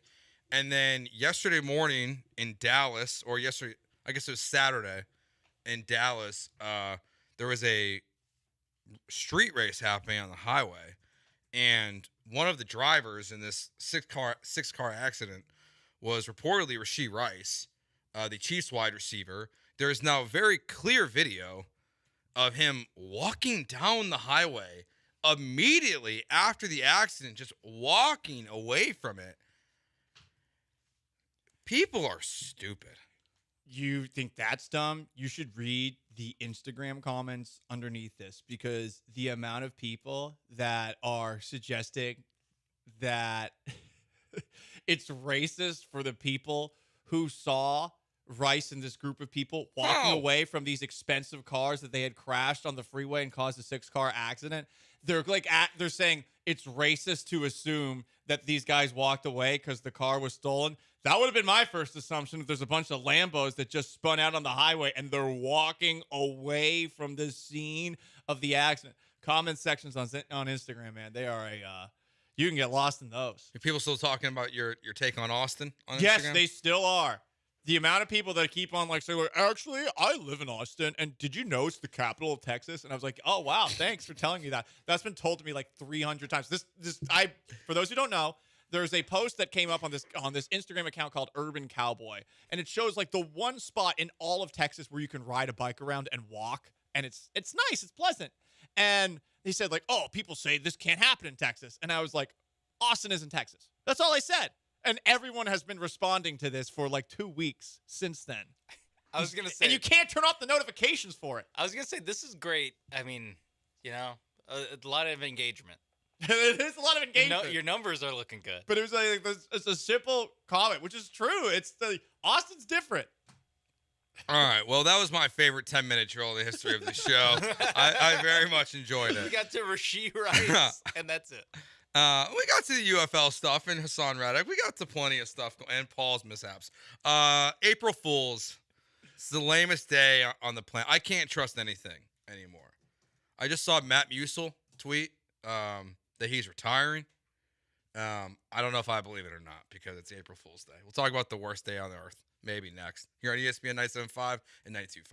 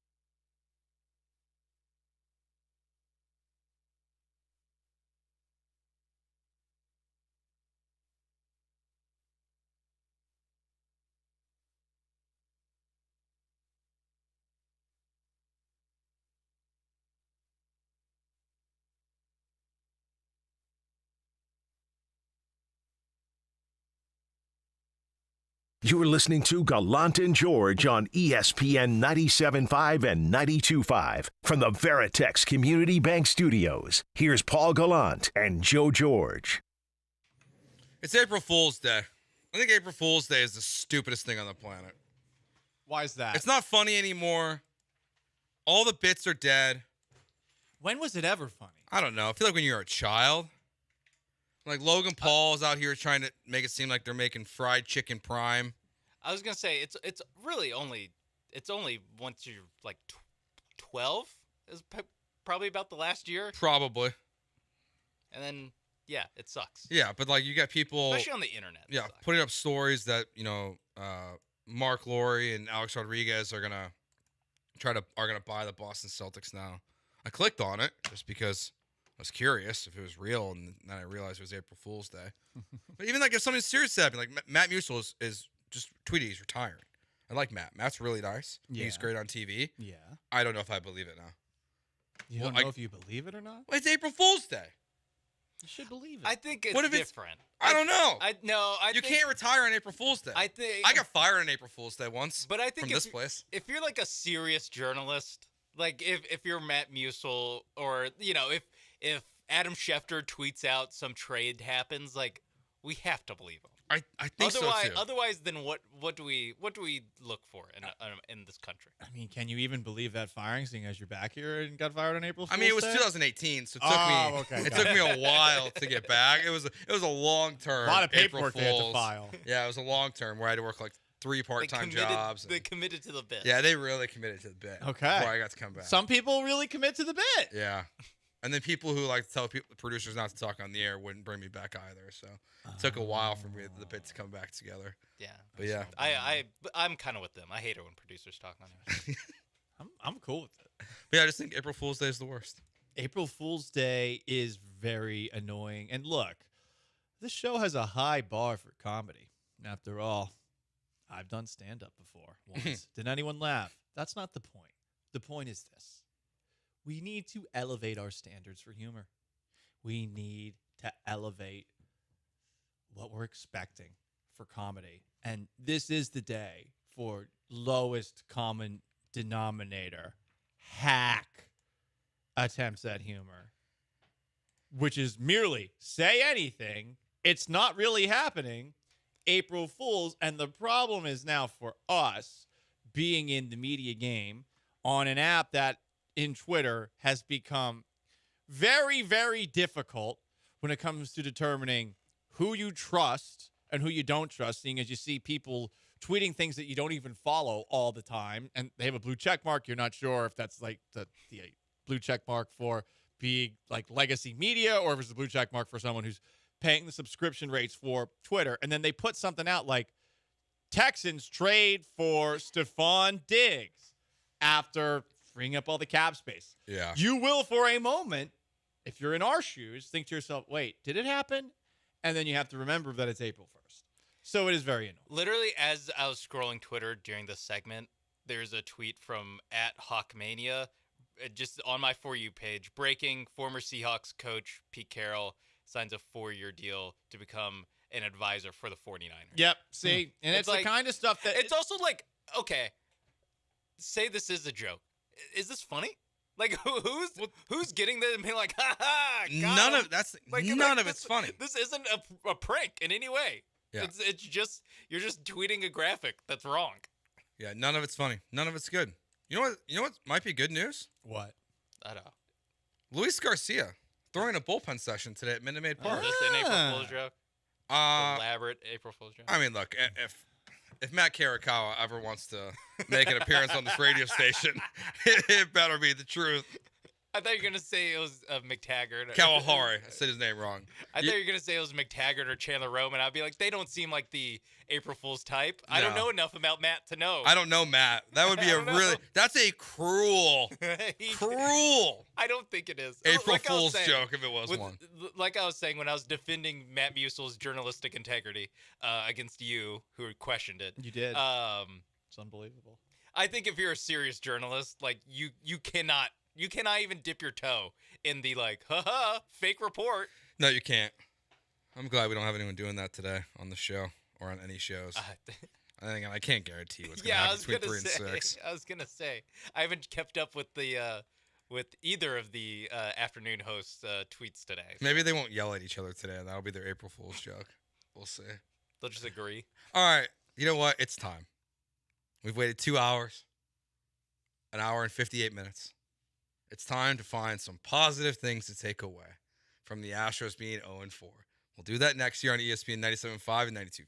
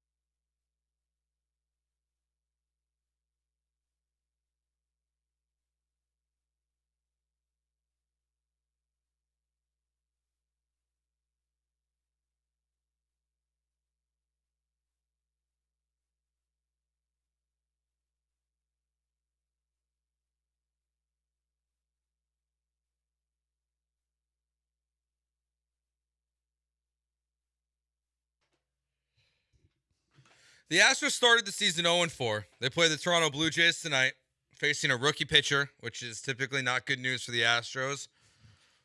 It's not. They typically struggle against guys they've never seen, but we're going to be positive. The power of positivity Slam right on the table. now. Okay. Good things about this weekend.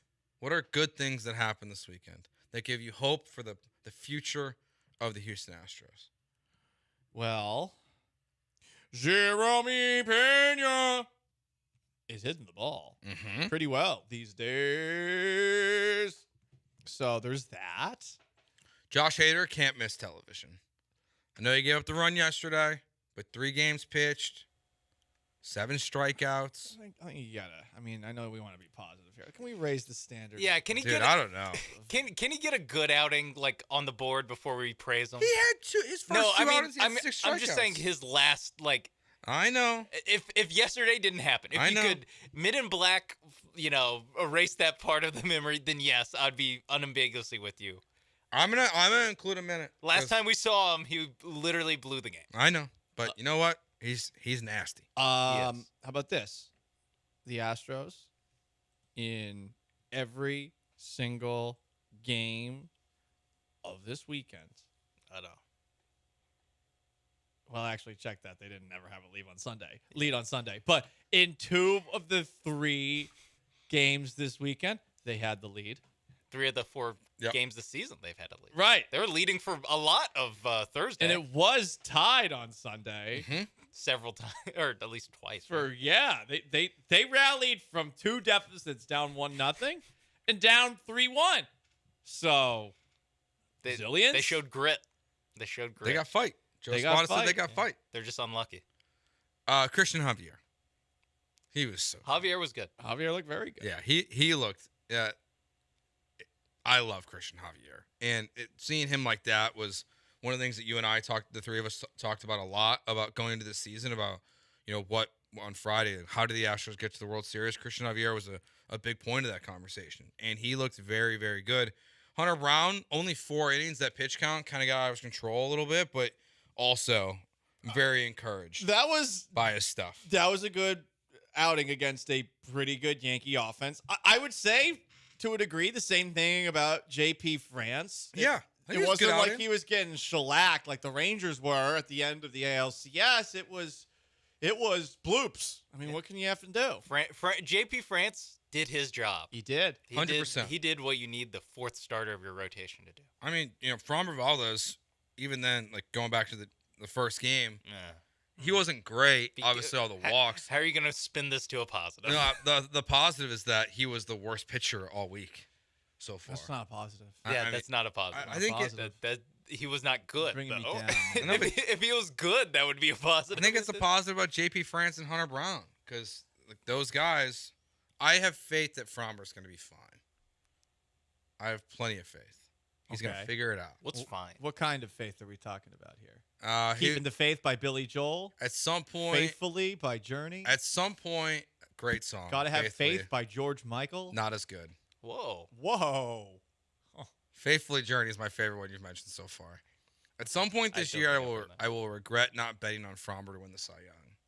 You're not going to feel that way. Yep. I feel very confident. Joe, we already regret betting this team to win. No, we don't regret it. We don't regret it. Okay. It just seems like 93 wins seems very far away. I'll say 1/3 of the conglomerate kind of regrets it. We only lost $25. It's okay. We gamble responsibly. They also need to make the World Series. That's another part of it. You are not being positive, Joe. Yeah, that was so negative. Why are you bringing us down? Normally, it's me who does this naturally. What, do you want me to tell you another tale of a text that I misread that completely ruined a relationship with somebody? I mean, my God. It made me laugh. It wasn't a positive story. Well, hey, it was positive for us in the audience. Positive story. Guess what? We're only 4 games into the season. Yeah. Positive. According to, and they have more road games the rest of the year than home games. That's a good point. That's true. They have 81 road games left. Yeah. I mean, according to my, I don't know if I'm the only one that does this. This might be weird. I look at my Facebook memories sometimes. Yes. Yeah, that's weird. I didn't. According to my Facebook memories, today is opening day because April 1st used to always be opening day. So this is really opening day. Okay. I like that. March is over. I like that. March is over. Astros just aren't a March team. Yeah. We're not a March team. Built for April and on to October. Yeah. Not built for March. Even November. It's April through November is baseball season. Anything that happens in March doesn't matter. How about this? I like that. That's good. That you made up for the Fromper one there. Thanks, Sean. Hey, how about this? You're playing the Yankees. I mean, this is your American League arch rival over the last half decade, even if you have been very one-sided on that front.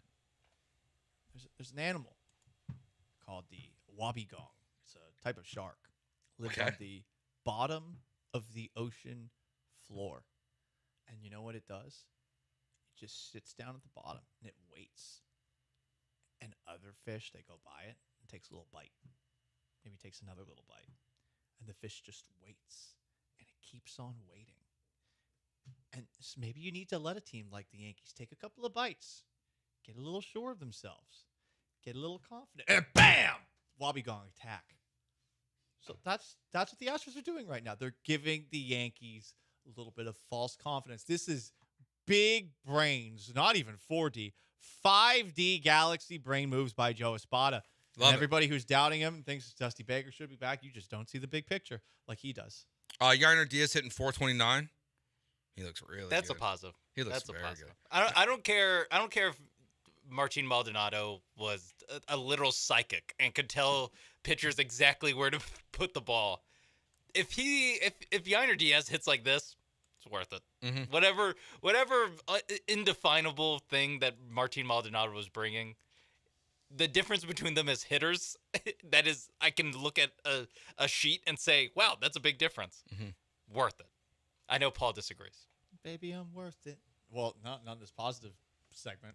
Yeah, positive Paul has not any thought about the idea that the reason why the bullpen starters didn't go deep into games or struggled is because of Yainer. He never thought that once this weekend. No, not once. Not once. Now I did think about what would happen if old Papa was there to give him a snack pack when they got back into the dugout. But if they had that motivation, maybe they would have been able to do their job out of the bullpen. But yeah, I'm not going to go with the people that are like, oh, Baldy needs to be back. Diaz is the better hitter. But you do wonder what extra edge he could have given to the rest of these Astros pitchers out there. How about a positive? Jeremy Pena could have started a fight. Didn't. He got thrown at. Responsible person. Right. He showed cooler heads. Cool head. Doesn't prevail because they lost, but sometimes the cool head. That wasn't positive. That was not positive. The cool head, moves on to the next day because today is the greatest day of his life. He knew that this Astros lineup cannot afford for him to get suspended. That's right. Yeah. That's true. That's a positive. He's their best hitter right now. Something positive. After Jose Abreu's hand is not broken. I think that's a positive. Hang on. Is that a positive? Well, for his hand. He also played with a back injury and stunk it up for 6 months last year before finally going on the IL and then immediately playing better. So if he says his hand isn't broken, I don't believe him. Good point. I don't believe him. Good point. Also, I mean, Joey Loperfido's tearing it up in the minors. And yeah, we're that down True. bad. But, if Jose Abreu's going to miss some time, that maybe means we see a little of our favorite Italian, Joey Michael Loperfido. Mauricio Dubon. He's been good when he's gotten at bats. That's true. No, I like to get tread carefully. More at bats. Okay, he deserves more at bats. He's earned more at bats. Earns more at bats. That's positive. John Singleton got a hit. That's true. That's 100% of the hits coming from the first base position. Yeah. His batting average is significantly higher than it was last year. Yeah, and it's higher than Jose Abreu's right now. Well, that's negative. No, it's a positive about John Singleton. Well, but it's a negative in totality. So. Yeah. Yeah. Okay, I'll be honest. I think I'm out. You're out of positives? I think we covered them all. Caratini? Did we mention Caratini? That's a good guy to have on the bench. Yeah. Caratini is solid. He got a pinch hit. He did. I don't know why he wasn't the first baseman instead of Singleton, but okay. Brian Abreu pitched in back-to-back games after coming back from the suspension. And a lot yesterday of was pitchers good. don't do that these days. Yeah, and yesterday was good. Yeah, yesterday was a lot better. Bounce back performance. The Yeah. day before, Showed resilience. Yeah. The day before, it happened. But you know what? Lots of things happen. Altuve hit the ground running. Altuve. Double steal. Loved that. Base running. Did love the double steal. But base running, actual positive. Hell yeah. Actual positive. Not just the fact that they seem to be better at it, but also it's more fun when they're doing stuff on the base pass. Yeah. You're like, oh, okay. I'm here we go. digging the aggressiveness early on, even when there's outs on the base pass that like you don't. Yeah. It's gonna upset people, but I love this idea of what it's going to be. They didn't let Thursday's base running. They didn't let that change their game. They're committed. 28 baseball teams? Yeah. Check that. 30. Well, hang on. There's 30 total. 28 baseball teams do not have Juan Soto. Because obviously the Astros had to play against him. So yes. The 28 teams. The 28 other 28 teams. of the 29 teams the Astros have to play Thank this you. That season. is better. Because I know my math originally was correct there. Shut up, Joe. You don't get to win here. You don't get to win. You don't get to win here. You don't get to win. The math was correct. I didn't do the But only math I 28 did of today. the I used my 29 other calculator. teams that the Astros play this season do not have Juan Soto. That's a positive. It is positive. Or Oswaldo Cabrera. Too, because Juan Soto is so damn good. That home run he hit opposite field to the Crawford box was like the laziest home run I've ever seen. And I was like, damn, that guy's good. He flicked it. He just flicked it. Jordan had like 7 outs that were better than that Yeah. than that ball. But gosh, Juan Soto, man. I was listening on the radio to that call, and how dare you? It was not a home run. I'm convinced still. That's like the call of it. Like See you later. I've worked so many games with Robert and Steve, and I was See like, you later. this is not a home run. And then it was. It was just such a lazy out. That was a positive. For the Astros because they don't have to play them for. Yeah. I guess what, only 3 more games the rest of the season. Yeah, can't right? wait. Yeah, Yankees gone for this season at Minute Maid Park. That's a positive. Yeah, we'll not play the Yankees again in Houston. Mm. Positive. There will be more Astros fans at every other Astros game for the rest of the season than there were the last 4 games. Well, there. There will be a higher percentage of Astros fans to. I think we got another series. I think there's opposing. going to be a surprising amount of Canadians the next couple of But days. I don't think there'll be more Jays fans than Yankees fans. Percentage. I hope not. I also wonder how many Astros fans are going to go. They've lost the first 4 games of the year. This might be edging on. I've been the positivity police. I've been trying to make sure everyone's positive. This is on the line of positive thinking. Tickets might get cheaper. That's a great point. Tickets might get cheaper. It's a great point. Yeah, but why can't I wish it would be really innovative here if like beer prices went with the ticket prices. Oh. So like as the team gets worse, the beer prices go down. See, you're making us sound like you're that Wendy's idea with the worst idea variable ever. prices. Like it's going to ever go down. No, it will just go up for when the team's good. The price right now is the price. It only goes up. This communist over here, thinking a corporation is going to. I'm right. Going to bend the knee to the people. No, the people bend the knee to the Look, I'll tell you this: Hell there yeah. is USA. proof. There is proof that if you drop your sales prices of hot dogs and beer and other food items and drink items at your stadium or ballpark, your Or sales Costco. will go up. That's true. The Atlanta Falcons have proven that. They sell all their food at reasonable prices, and their sales skyrocket. Is it sales or is it revenue? I don't know. Got the Chick-fil-A. Okay. I don't know. It's the Chick-fil-A. Because sales Yeah, would but make Chick-fil-A is sense. not open on Sunday. That's what I mean, though. It's because it's there. People are like, well, it might be there. Well, they're at a Falcons game. Like it's like $5 for a hot dog instead of $12 for a hot dog. Yes, so then you buy 2 of them. Exactly. Versus 1. That means just the sale is higher, but you've actually made less money than charging one. I think one this show is $12 hot more dog. economic talk. Probably true. I think we really understand it. All right, back to the negativity. What's your biggest concern? What's the number one thing you saw in this 4-game losing streak that you don't know can be fixed easily? That's next year on ESPN 97.5 and 92.5.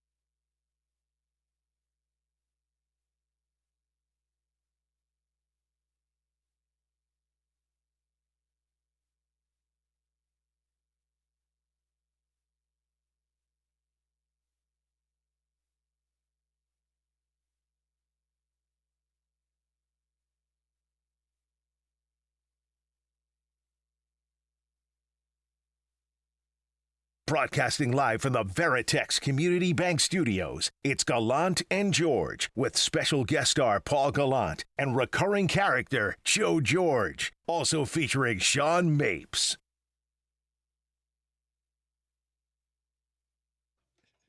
Oh, Gallant George on ESPN 97.5 and 92.5.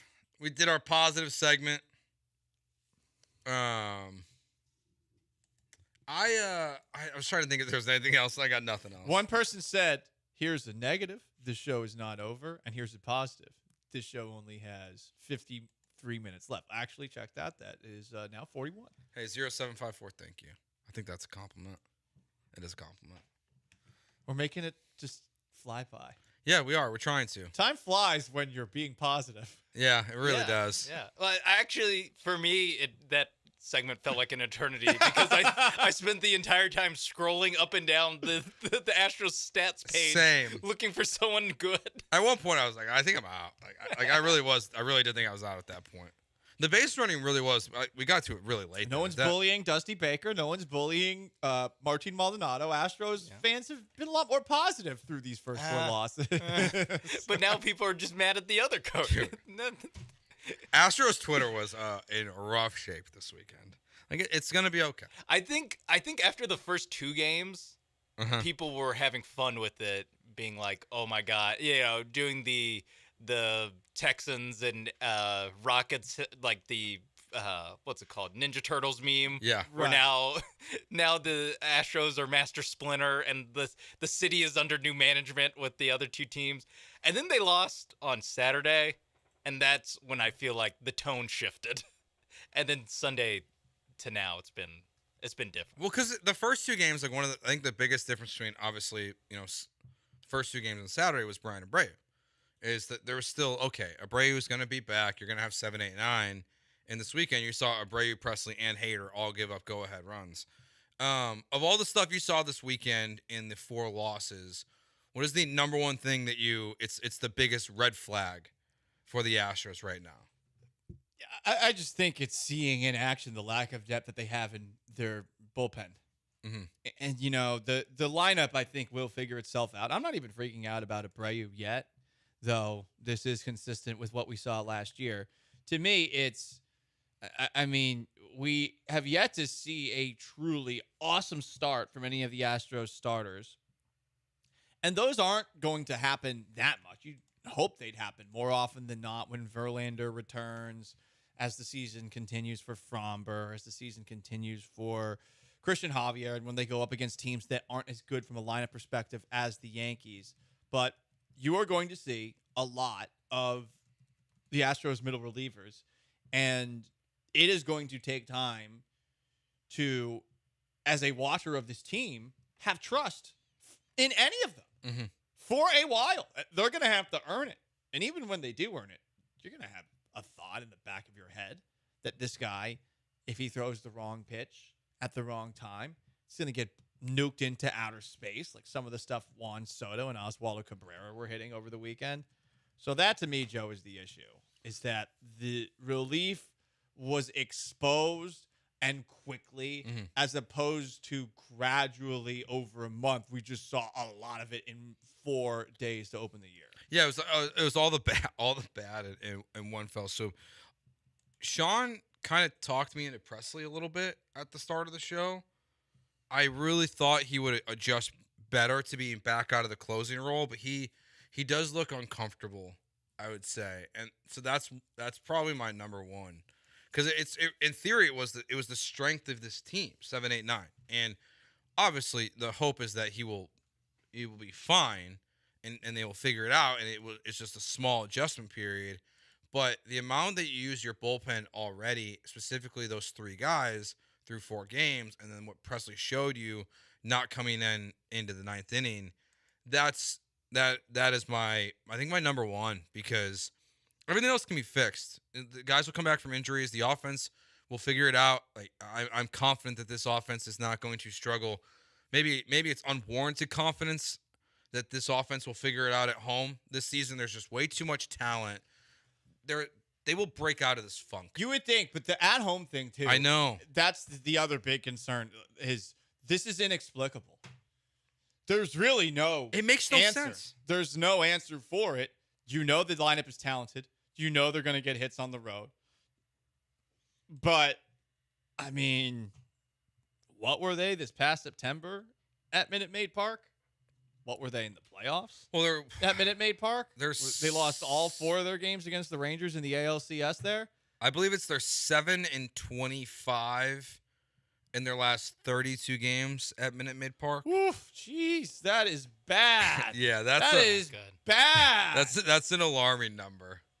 That is a very 7-25. I mean, I know the Yankees have beaten them 7 games in a row at Minute Maid Park, which is pretty interesting considering we totally forgot about the Yankees last year because of how bad they were. Mm-hmm. That is unexplainable. I do not know what you point at and what you can fix. But it's enough of a sample size where there is something wrong. And I know that people brought that up in the article. I tend to believe that article about the batter's eye being different, but like, but you play there more than the road teams play. Exactly. If the batter's eye if something was wrong with the batter's eye, the team that doesn't play there half their season would be more at a disadvantage. Mm-hmm. Like, if you should know that there's something wrong with it, like you have way more time to adjust than Oswaldo Cabrera does. Than Juan Soto does. They've also moved the goalpost on the batter's eye. At first it was just versus tall lefties, and then it was okay. Now it's kind of versus everyone, and now it's just depending on lefty righty matchup, depending on who's in the play. It's like, they've painted it. Now they need to paint it again. Yeah, it's like what are we doing? If it's really an issue, then it should have been fixed. That's why, to me, it is a non-issue.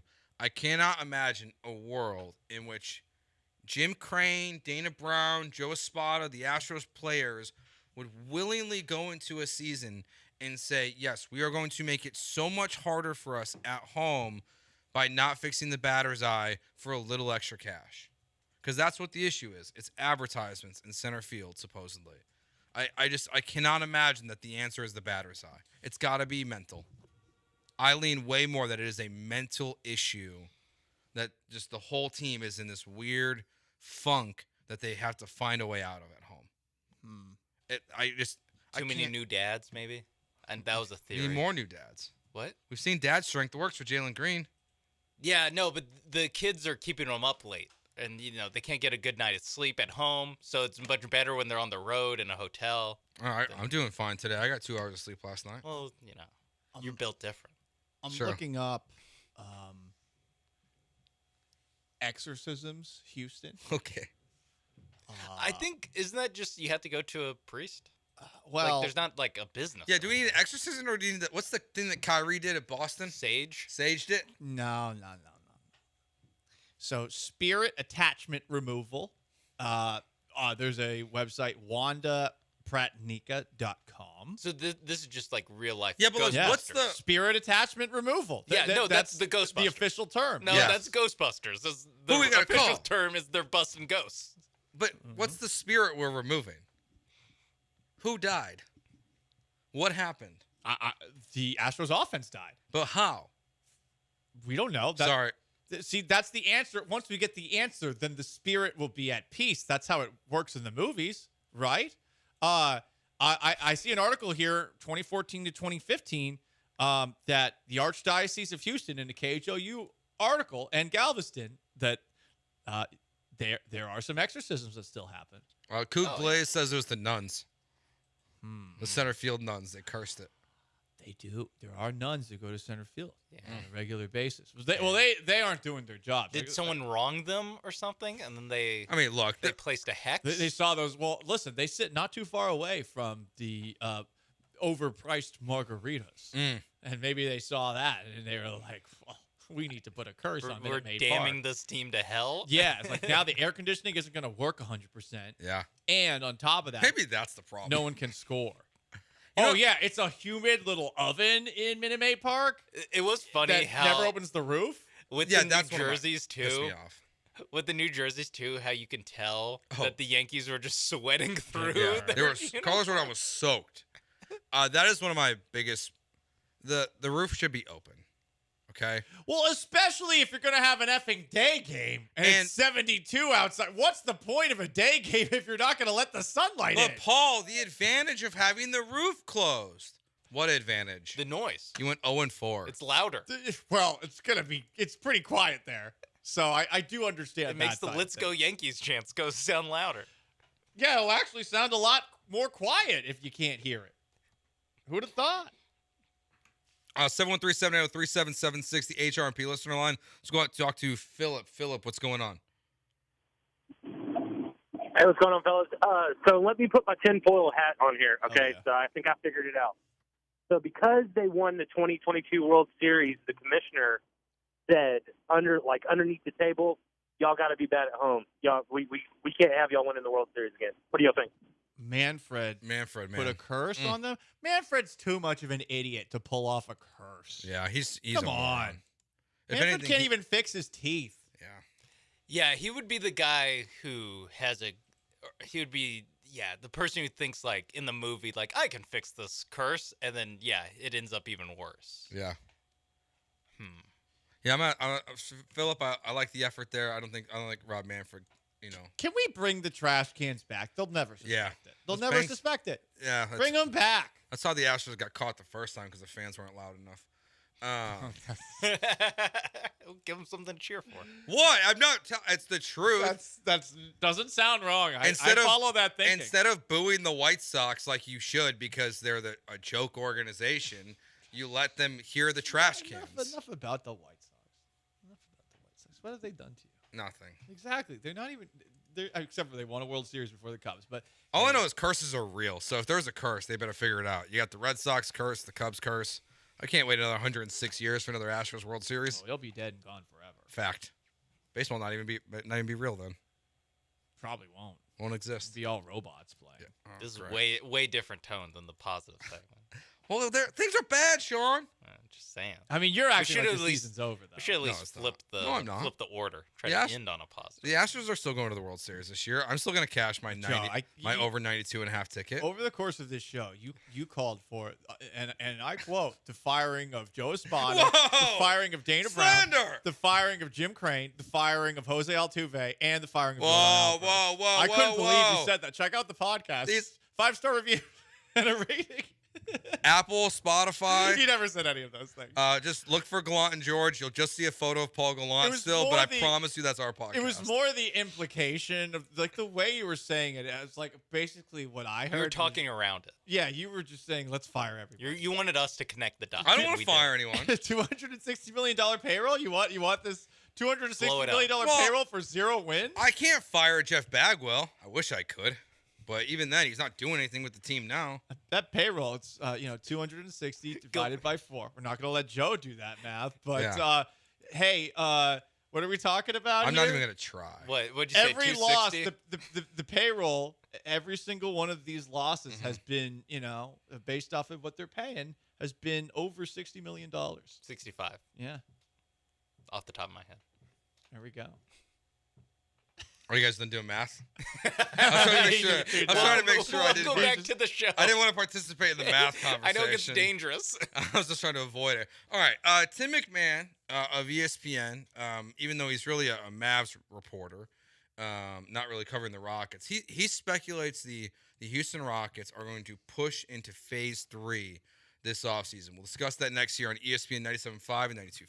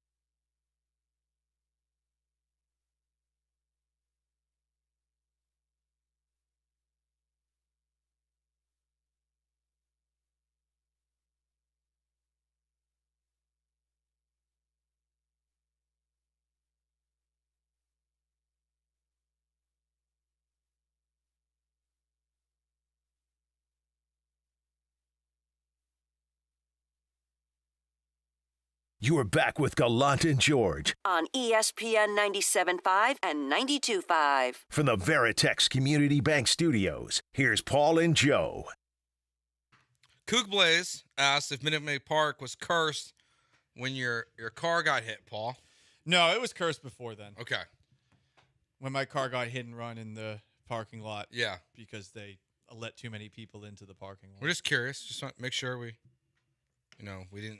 Because that was in the ALCS, right? Was that a It was in the series? ALCS. Yeah. I'm a petty man, but I'm not that petty. I'm not so petty as to wish for the sports teams in the city I live to lose because I had to pay for $250 and have my insurance rate hiked up by about $100 a month because of a second uninsured motorist colliding with my vehicle in 4 months. Didn't someone drive nearly hit your car at your apartment complex too? Yeah, someone drove through a fence. Missed my car. They missed my car by a foot. No, I've had. I guess that qualifies as luck. We talked about luck and bad luck. Yeah, I've had some bad luck with the uninsured motorists, and hopefully this is just bad luck for the Houston Astros. And that's what Joe Espada said after Sunday's game. I don't know if he was referring to Saturday, Friday, and Thursday's game in talking about the luck, but you could argue that it's just been bad luck. Hopefully. Tough schedule at the beginning of the year, and things just aren't going their way. Well, hopefully they can get right with the Blue Jays a little bit. They're a good baseball team, but we'll see. We'll have Blanco, Fromber, Christian Javier on the mound the next 3 days. So tonight it's Blanco versus Bowden Francis. Tuesday's Fromber versus Jose Barrios. Wednesday's Christian Javier versus Chris Bassett. So you have it's like a wash probably because I don't know anything about this Bowden Francis guy. You probably have the advantage in the other two matchups. So hopefully you get some W's. Hell yeah. We need positivity. Hell Power yeah. of positivity. I'm looking back. I'm trying to find the starting point for the home woes for the See if we can Astros. figure it out. Yeah, just to try to work backwards, see what happened. Like if someone got fired that day. Yeah. When did Jackie Easterby get fired? Way before that. Way before that. Yeah, way before that. So it wasn't that. Yeah. Just want to make sure Jack Easterby didn't curse this team for some reason. Or something in the world happened. Yeah. It's like this is the ripple effect. Yeah.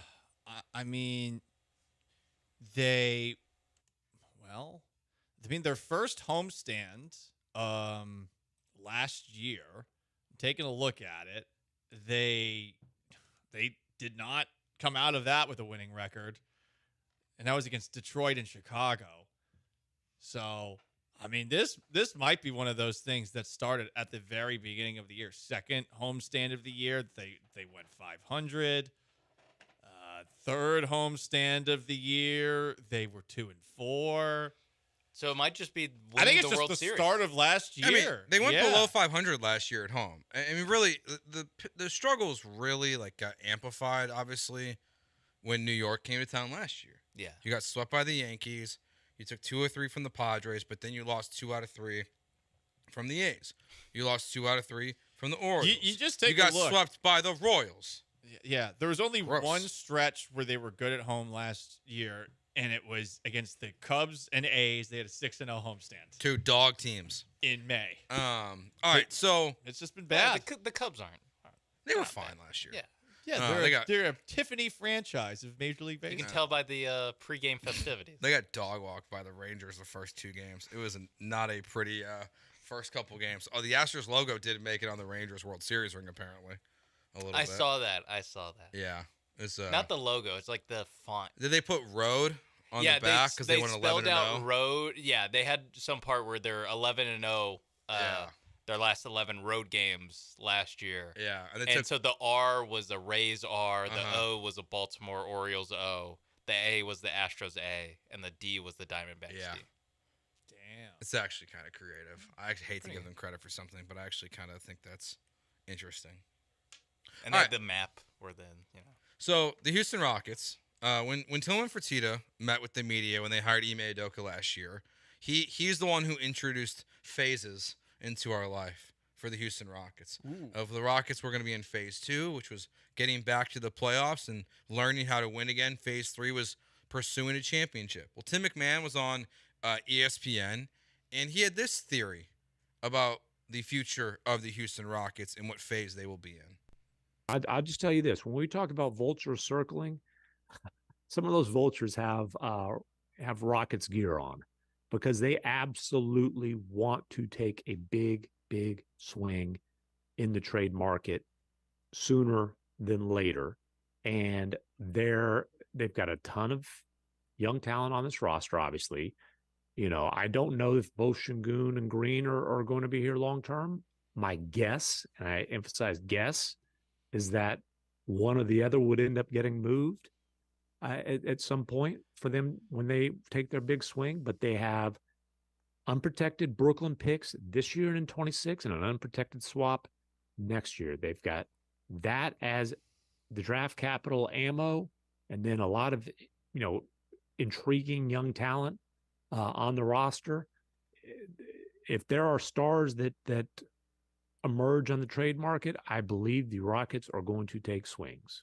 Well, and they have enough to take one big swing. They should. Should they? Yeah, 100%. I think one of the frustrating things, Joe, about the very enthusiastic online Rockets fans is the idea that a lot of the young players on this team are irreplaceable, can't be found elsewhere.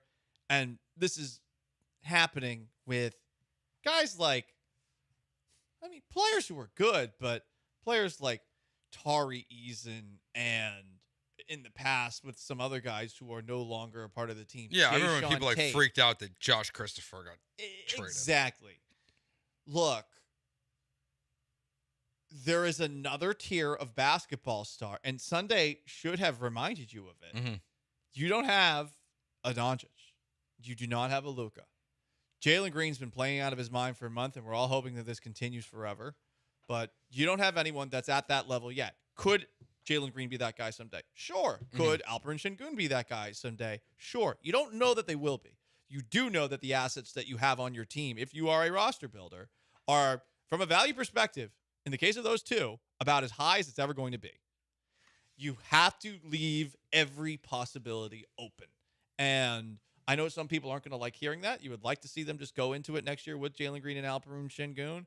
But if there's a way for them to get somebody like, I don't know, say Kevin Durant or another player, even if Durant isn't the same guy he used to be, you can't say no to that. You have to, at the very least, think about it and wonder if that would actually make your team a true contender again, because I don't blame Tillman Fertitta for being annoyed with where things have been since 2018. It's been not a very interesting product. No, I definitely do agree with that. I'm open to the idea of trading either Alpi or Jalen in the future to fast forward, but the idea that it needs to happen this offseason is where I struggle, because did they say it needs to happen? They said it could happen this offseason. So it could be the following year, but then you're talking about Jalen Green getting paid, and like it is complicated with some of the new tax rules that are being put into place. I will say the list of players that I'm willing to trade, really make a big splash like this, is a very small list of players. The players that I would be watching, I would keep an eye on right now. I know they're 20 games above 500, but they fired their coach into a new season. Dame Lillard's not been good most of the time in Milwaukee. I would keep an eye on Giannis. I'm not convinced that he finishes his career in Milwaukee. Zion, if you believe that the weight stuff can figure it out, no one ever wants to stay in New Orleans. And the other one that I'm most intrigued by, because they've lost a bunch of their roster, like their good roster players, to the Rockets. Obviously, there's been some off-the-court issues. I'm intrigued about the future of Ja Morant in Memphis. It's the number one player that I am the most intrigued by. Of if I'm the Memphis Grizzlies and I've lost Brooks and Adams and all these pieces, and we're 26 games. I did that right. 26 games below 500 High on the degree of season. difficulty. I was really worried there for a second that maybe the Brooklyn picks and Alpi and Amen Thompson is more intriguing than just keeping John Morant on your team. That's my number one dream. I love John Morant. Really? Stay off Instagram. The John Morant Jalen Green backcourt is would be something fun. I don't know because I don't think you keep. They probably would want Jalen. That's the other thing too that is hard about this. Rare where you would think that a 21-year-old who has allegedly had 3 children in the last month is significantly more mature than a man who needed to go to Florida for rehab for his "I play with guns all the time" addiction.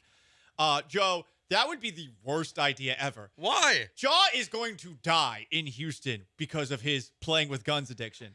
No, this is the worst city in the country to mess around with a gun. I would think any city in Texas, if you're somebody who's like, ooh, look at me and my gun, pow, you're dead. Like that, people pull out guns in road rage incidents all the time. Jaw will not survive here. No, he'll survive. be fine. He'll be fine. No, he's really learned his lesson. He's learned it.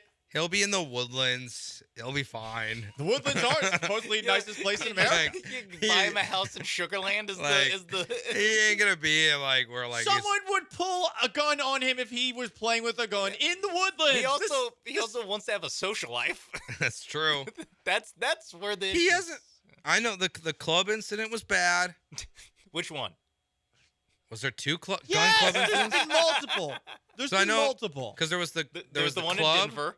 Oh, that's right. And then there was the car, which they're not. Which car? There's when they went on Instagram Live. There's the incident at his house. Yes. There's I know. He punched there's the the teenager incident. 17 times. Let's be honest, teenager probably was asking for it, but he did punch him 17 There's an times. incident with and then go inside to get a gun. with the Indiana Pacers too. The lasers and the mall kiosks. The mall workers. Yeah.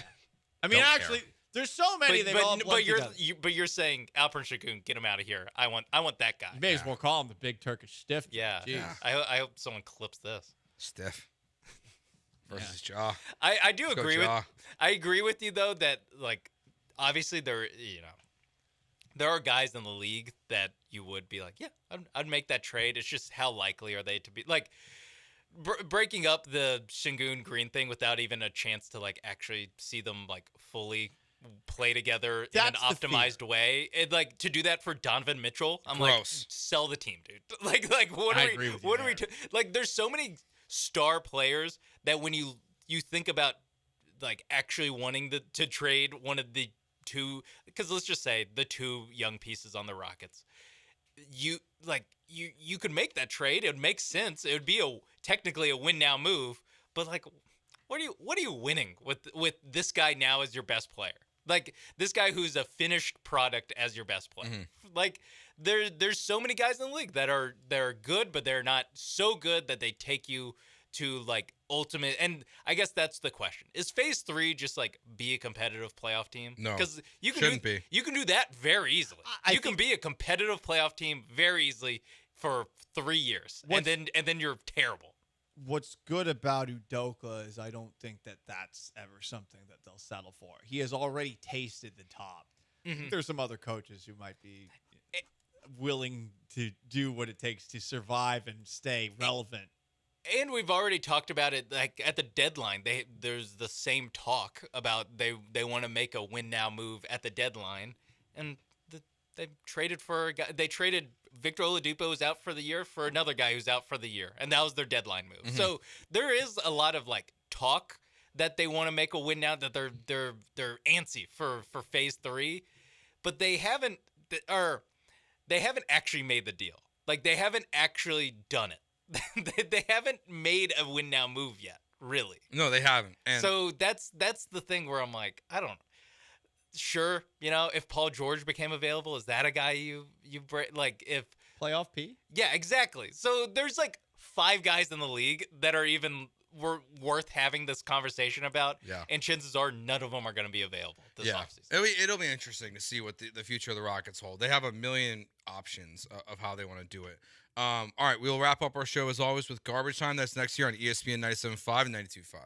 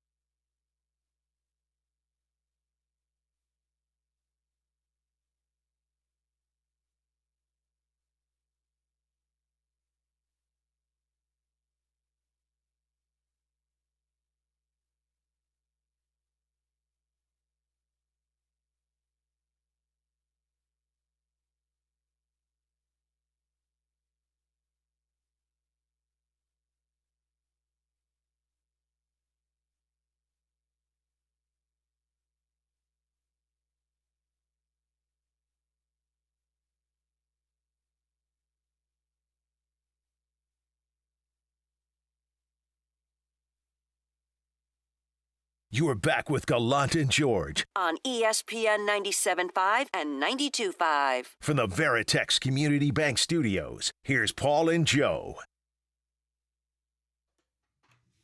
Luis Garcia threw a bullpen today at Minute Maid Park, as Jeremy Branham pointed out. Not on the 60-day injured list, unlike Lance McCullers. Makes you think. Maybe Luis Garcia will be back sooner than we think. I hope so. Hope Verlander is too. Hope everyone's back. Yeah, sounds like JV. Jose Urquidy, please come back. JV threw yesterday, and then it sounds like he will make 1 or 2 starts in Sugarland before he returns to the Houston Astros, which hopefully will be very, very, very soon. All right, we've spent so much time on bad things today, but you know it's not a bad thing? Garbage time.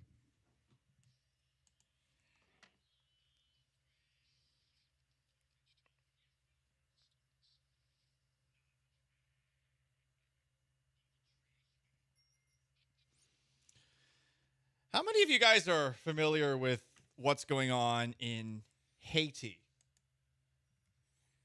I can't do math. You think I know what's going on in Haiti? Okay. Well, there's an armed rebellion of gangs attempting to overthrow the government. Okay. Seems like they've done pretty well with that. Are they the good guys or bad guys? Or Good is question. Gray area? Well, I don't. Complicated issue. You can't just say good guys or bad guys. I don't think there's a gray area when the person who's taking over the country, Jimmy Barbecue Cherizier, is It's a great nickname. allegedly eating some of his people Is that what he's they- taken out. That's not good. That's why they call him barbecue? But they yeah, maybe. I don't know. The nickname does slap for I was gonna say, dictators. the nickname puts me on his side, but then when you say cannibalism, not on his side. Well, he kidnapped an American YouTube star. That should not be funny, but that is kind of funny. I saw the headline, and that's A Paul exactly how I brother- felt. A Paul brother got kidnapped by a guy named Barbecue. Oh, speaking who's of overthrowing garbage. his government. Mm-hmm. Those rules in the Mike Tyson Paul fight are a joke. What are the rules? 2-minute rounds instead of 3-minute rounds. No judges. So there will only be a winner if there is a knockout or a TKO. I kind of like that. That should be all boxing. No, but they're not going until there's a knockout. Yeah.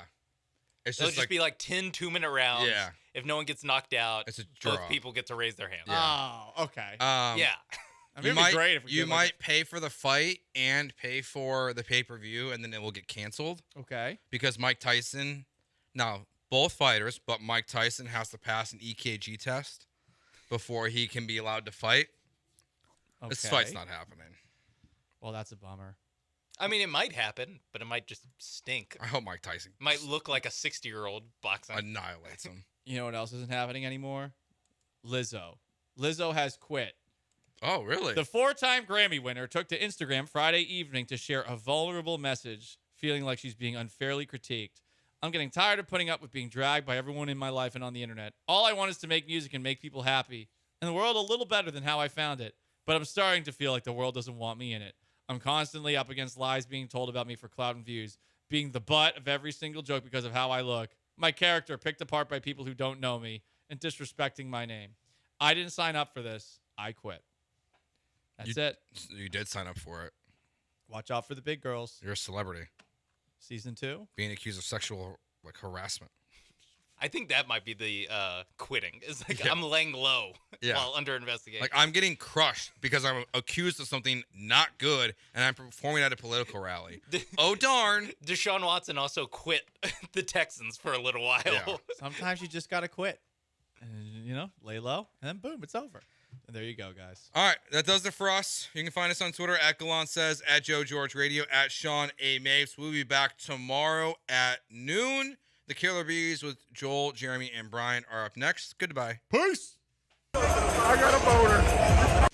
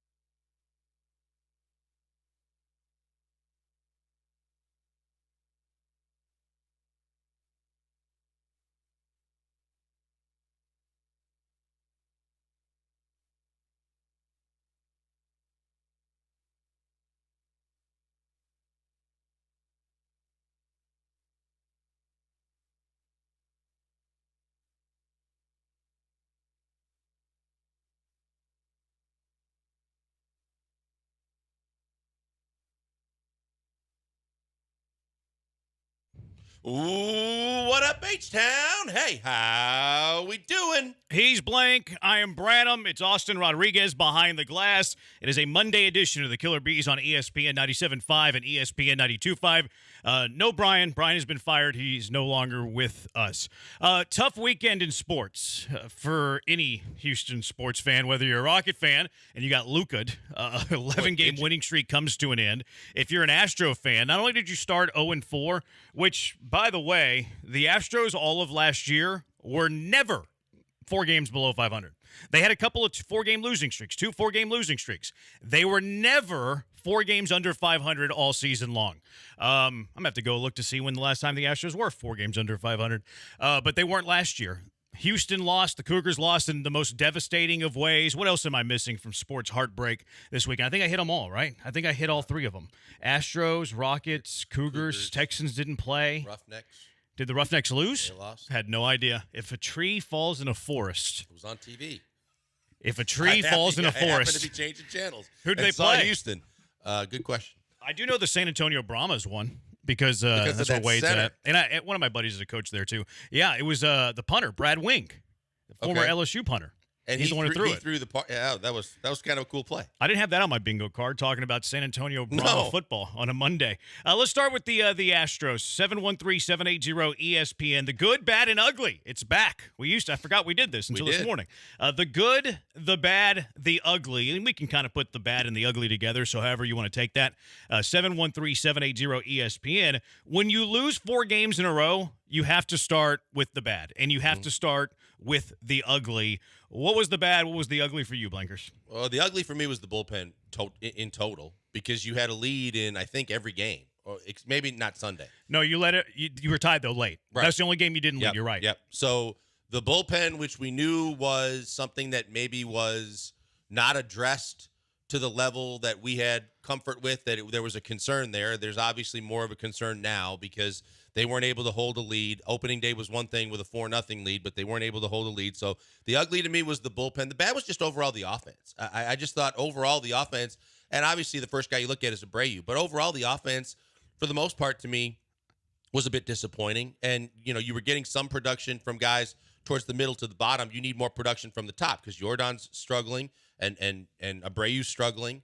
And you look at it and go, this is not the offense that I thought we'd see. But again, I'm not losing my mind like a lot of people because it's 4 games in. Yeah, I'm not going to lose my mind either. And Jordan, he hit the ball really hard yesterday. So I'm not worried at all about Jordan. And individually, some of the offensive pieces have been pretty good. So I'll save those for a minute because that's going to be in the good side of things. The bullpen has been really, really bad. And this was a concern that you had. I had people arguing me on YouTube, well, you don't know how to construct a roster because why would you have better middle relievers? Why wouldn't you have better middle relievers? It is a bane of this team right now. Taylor Scott, and look, it's super early, 7.71 ERA and 2 1/3. Brian Abreu, super early, got roughed up in his first outing. He's got an 11.57 ERA. Ryan Presley, who's one of your dudes, he's got a 9 ERA. And again, it's very, very early. We understand that. Brandon Bielak, a 5.40 ERA. Rafael Montero, 5.40 ERA. Parker Mashinsky, a 13.50 ERA. The bullpen is atrocious. We knew the bullpen was going to be atrocious. We didn't realize it was going to show up as quickly and as ugly as it did. Now, those numbers are going to change because it is very, very small. I don't like looking at numbers 3 games in a whole lot or 4 games in a whole lot. But when you have a major league bullpen that consists, I could count 3 guys. We might debate Seth Martinez. I can count 3 guys that really don't belong on a professional baseball team at this level. Taylor Scott, in my mind, doesn't belong on not a good Major League Baseball team. Parker Mashinsky, in my mind, doesn't belong on a good Major League Baseball team. Brandon Bielak, in my mind, doesn't belong on a good Major League Baseball team. That's 3 without even batting an eye and even having a conversation. There's 2 more that are on the fence, like Seth Martinez. Yeah, I could see him. I could see him having one of the last bullpen spots on a good playoff team. But you could debate that. You could talk about that. And the other one's Ronel Blanco, who pitches today. Like, he wasn't on this team for a majority of last season. Neither was Seth Martinez. So what we thought was going to be a weakness showed up in its first 4 games in a major, major way. Yeah, look, I will wait to see if spring training Blanco is who we see tonight. Because spring training Blanco looked like whether he figured some stuff out, changed some things, added something, whatever. I understand that he was fairly unhittable in the spring. Now, how that translates, because we've had people tell us, Hey, it was against good major league hitters. It wasn't against the B teams. We'll see. So I'm not going to put him on the list yet. We already know how I felt about Mashinsky, and everybody was, oh, no, he's a different one. No, he looks exactly the same to me. Belak, agree with you 100%. Seth Martinez, to me, is a guy that's spent a full season on this team before. I think he's capable of doing, like we've talked about, whether it's just mop-up duty, multiple innings and extra inning games, which he's been, given that task in the past, things like that. I'm fine with that. I think he can get some guys out. But to your point on the rest of them, yeah, I mean, this, for as much as everybody is pointing fingers at Joe Espada, this should be pointed, all those fingers should be pointed at Dana Brown first, because we knew that this was going to be an issue, or we thought it was going to be an issue going into the regular season. Now here we are. Yeah, it's not a great look for the Houston Astros. First time they've been swept in a 4-game series since 1978 to start the year. Not fantastic. I understand, like, going into yesterday's game, like, I understand the situation. Hader, Soto, lefty, 2 outs in the 9th, runner at first. Like, I totally get the focus on the hitter. Because if you're not focused, like, it sounds so Little League, focus on the hitter. Because if you're not, 100% dialed into Juan Soto's going to beat you, which still sounds a little Little League. Like, you're a professional, you can hold a runner on as you're dealing against one of the best hitters in all of Major League Baseball. I get it's a tough out. I understand that, he's going to have all of your attention. To allow the go-ahead run to steal second base with the ease that he stole second base in the 9th drives me nuts. I can live with Juan Soto getting a base hit off of me. I can live with Juan Soto getting a hit off of Josh Hader and taking it the other way and being a professional hitter, all of those things. The thing that drove me nuts in the 9th inning yesterday was the lack of attention to the runner at first. All of a sudden, like that, without even a sweat, it wasn't even competitive. The Yankees have the runner in scoring position, the go-ahead run in scoring position. How you could be that unaware about a runner, and I get that Juan Soto's up at the plate, is careless to me. Well, it's not just careless. It's almost inexcusable in Major League Baseball that you're in a tie game, and I don't care if you think you're going to strike everybody on the planet out because you're Josh Hader. You're in a tie game. You have to make sure that run isn't in scoring position and doesn't have a chance to score, because you're looking at some guys in the middle of the lineup that you're going to have to face, whether you got great stuff or not, that are pretty damn good baseball players that are going to, probably put bat to baseball, whether they make it out or not. And that was just absolutely inexcusable to me. You mentioned it. I mean, it was almost like a walk in the park to get to second base. And you're going, that can't happen most cases anytime, but specifically in that point in the game with a tie ball game and in the 9th, it just that really rattled my cage a little bit. Yeah, that was a brutal one for me. The bottom of the 9th was sad. Like you heard a lot of the we weren't lucky, which I don't love hearing that 4 games into the season. A lot of people were criticizing the Joe Espada quote, and some people are just so pro Espada and anti-Dusty that Espada's not getting a lot of the criticism that Dusty probably was. Espada said after the game yesterday, not luck on our side. Yordan hit 2 balls today that should have left the yard. That's true, but they didn't. I like the fight, man. I like the fight. That's what it's all about. Give yourself a chance. You fight until the last out of the game, and if you do that, you're going to find yourself in a good spot to win games. Look, I don't really disagree with the quote. Like, yeah, I feel like they were a little snake bit, but that's baseball. I agree that, hey, it's great to have that spirit. It's great to have that fight. That quote reads a little like win one for the Gipper. We're an undermatched team that's trying to like be on the same level with a team that we find superior. I didn't love that quote from Espada. I didn't either, because I felt like it was what was I had it until you were but I felt like it was almost making excuses, or basically like trying to soften the blow of we lost, instead of just saying, hey, tip your cap. They came out. They're a good baseball team. They had they played well. We were in the ball games. You can just say you were in the ball games. You were competitive. You had chances. That's all you can ask for. You weren't the Angels having a team meeting 2 games in because you're getting your doors blown off and getting absolutely laughed off the field. You're in every one of those games, but you don't need to. Maybe that's part of the learning curve as the new manager when you meet the media every night of how to handle the media. Because that was not a quote that anybody wanted to hear. We're in tournament season, right? To me, it sounded like a 15 seed who played a tight game with a 2 and lost by 6. Yeah. You're not a 15 seed. No. You're supposed to be one of the best teams in all of baseball, and you're making it sound like you were a 20-point underdog. Yeah, no, it's exactly right. It's one of those things where, hey, the ball just didn't bounce our way, but we gave it a fighting chance. We put everything we had into it. No, you're supposed to be a World Series contender. You've had these guys' number in the playoffs for the last several years. People forget at the end of the season last year, they kind of did hand you your bacon again.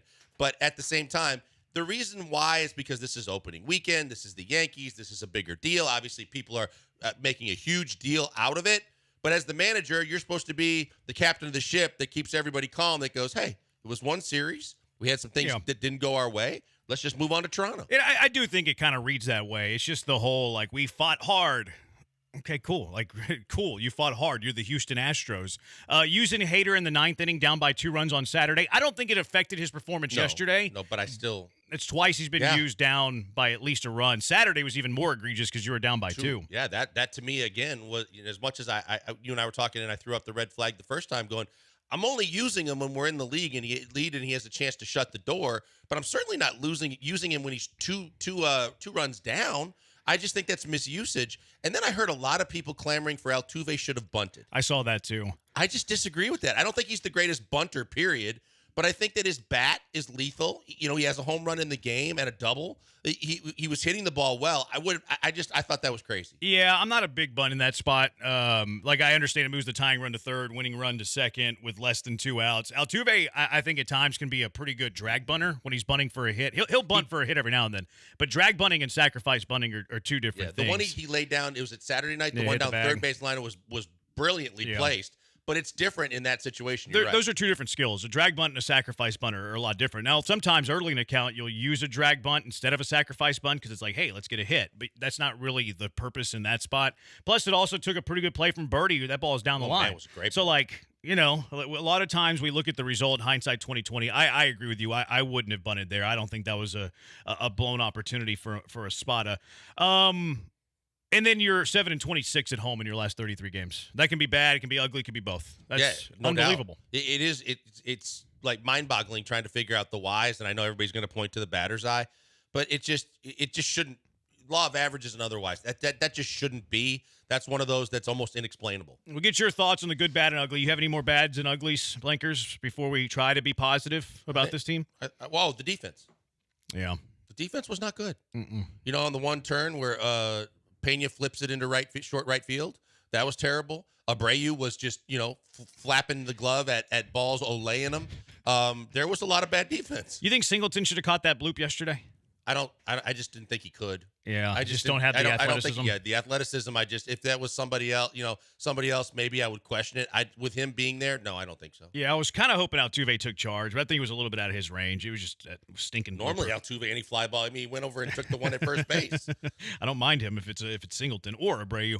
713-780-ESPN. We'll get your reaction on this. Good, bad, ugly. 713-780-3776. Understand there's more bad and ugly than good, but there was some good. I do have a little bit of positivity. 713-780-3776. Busy show. We got a mailbag Monday for you, which is always great. The Fight Club bracket continues today. Sports sad. Oh, we're all sports sad. When's the last time you were super sports sad? We'll get to that as well. But when we return, more of the good, the bad, the ugly. We'll try to be positive. 713-780-3776. We're on the Twitch, twitch.tv/ESPN975.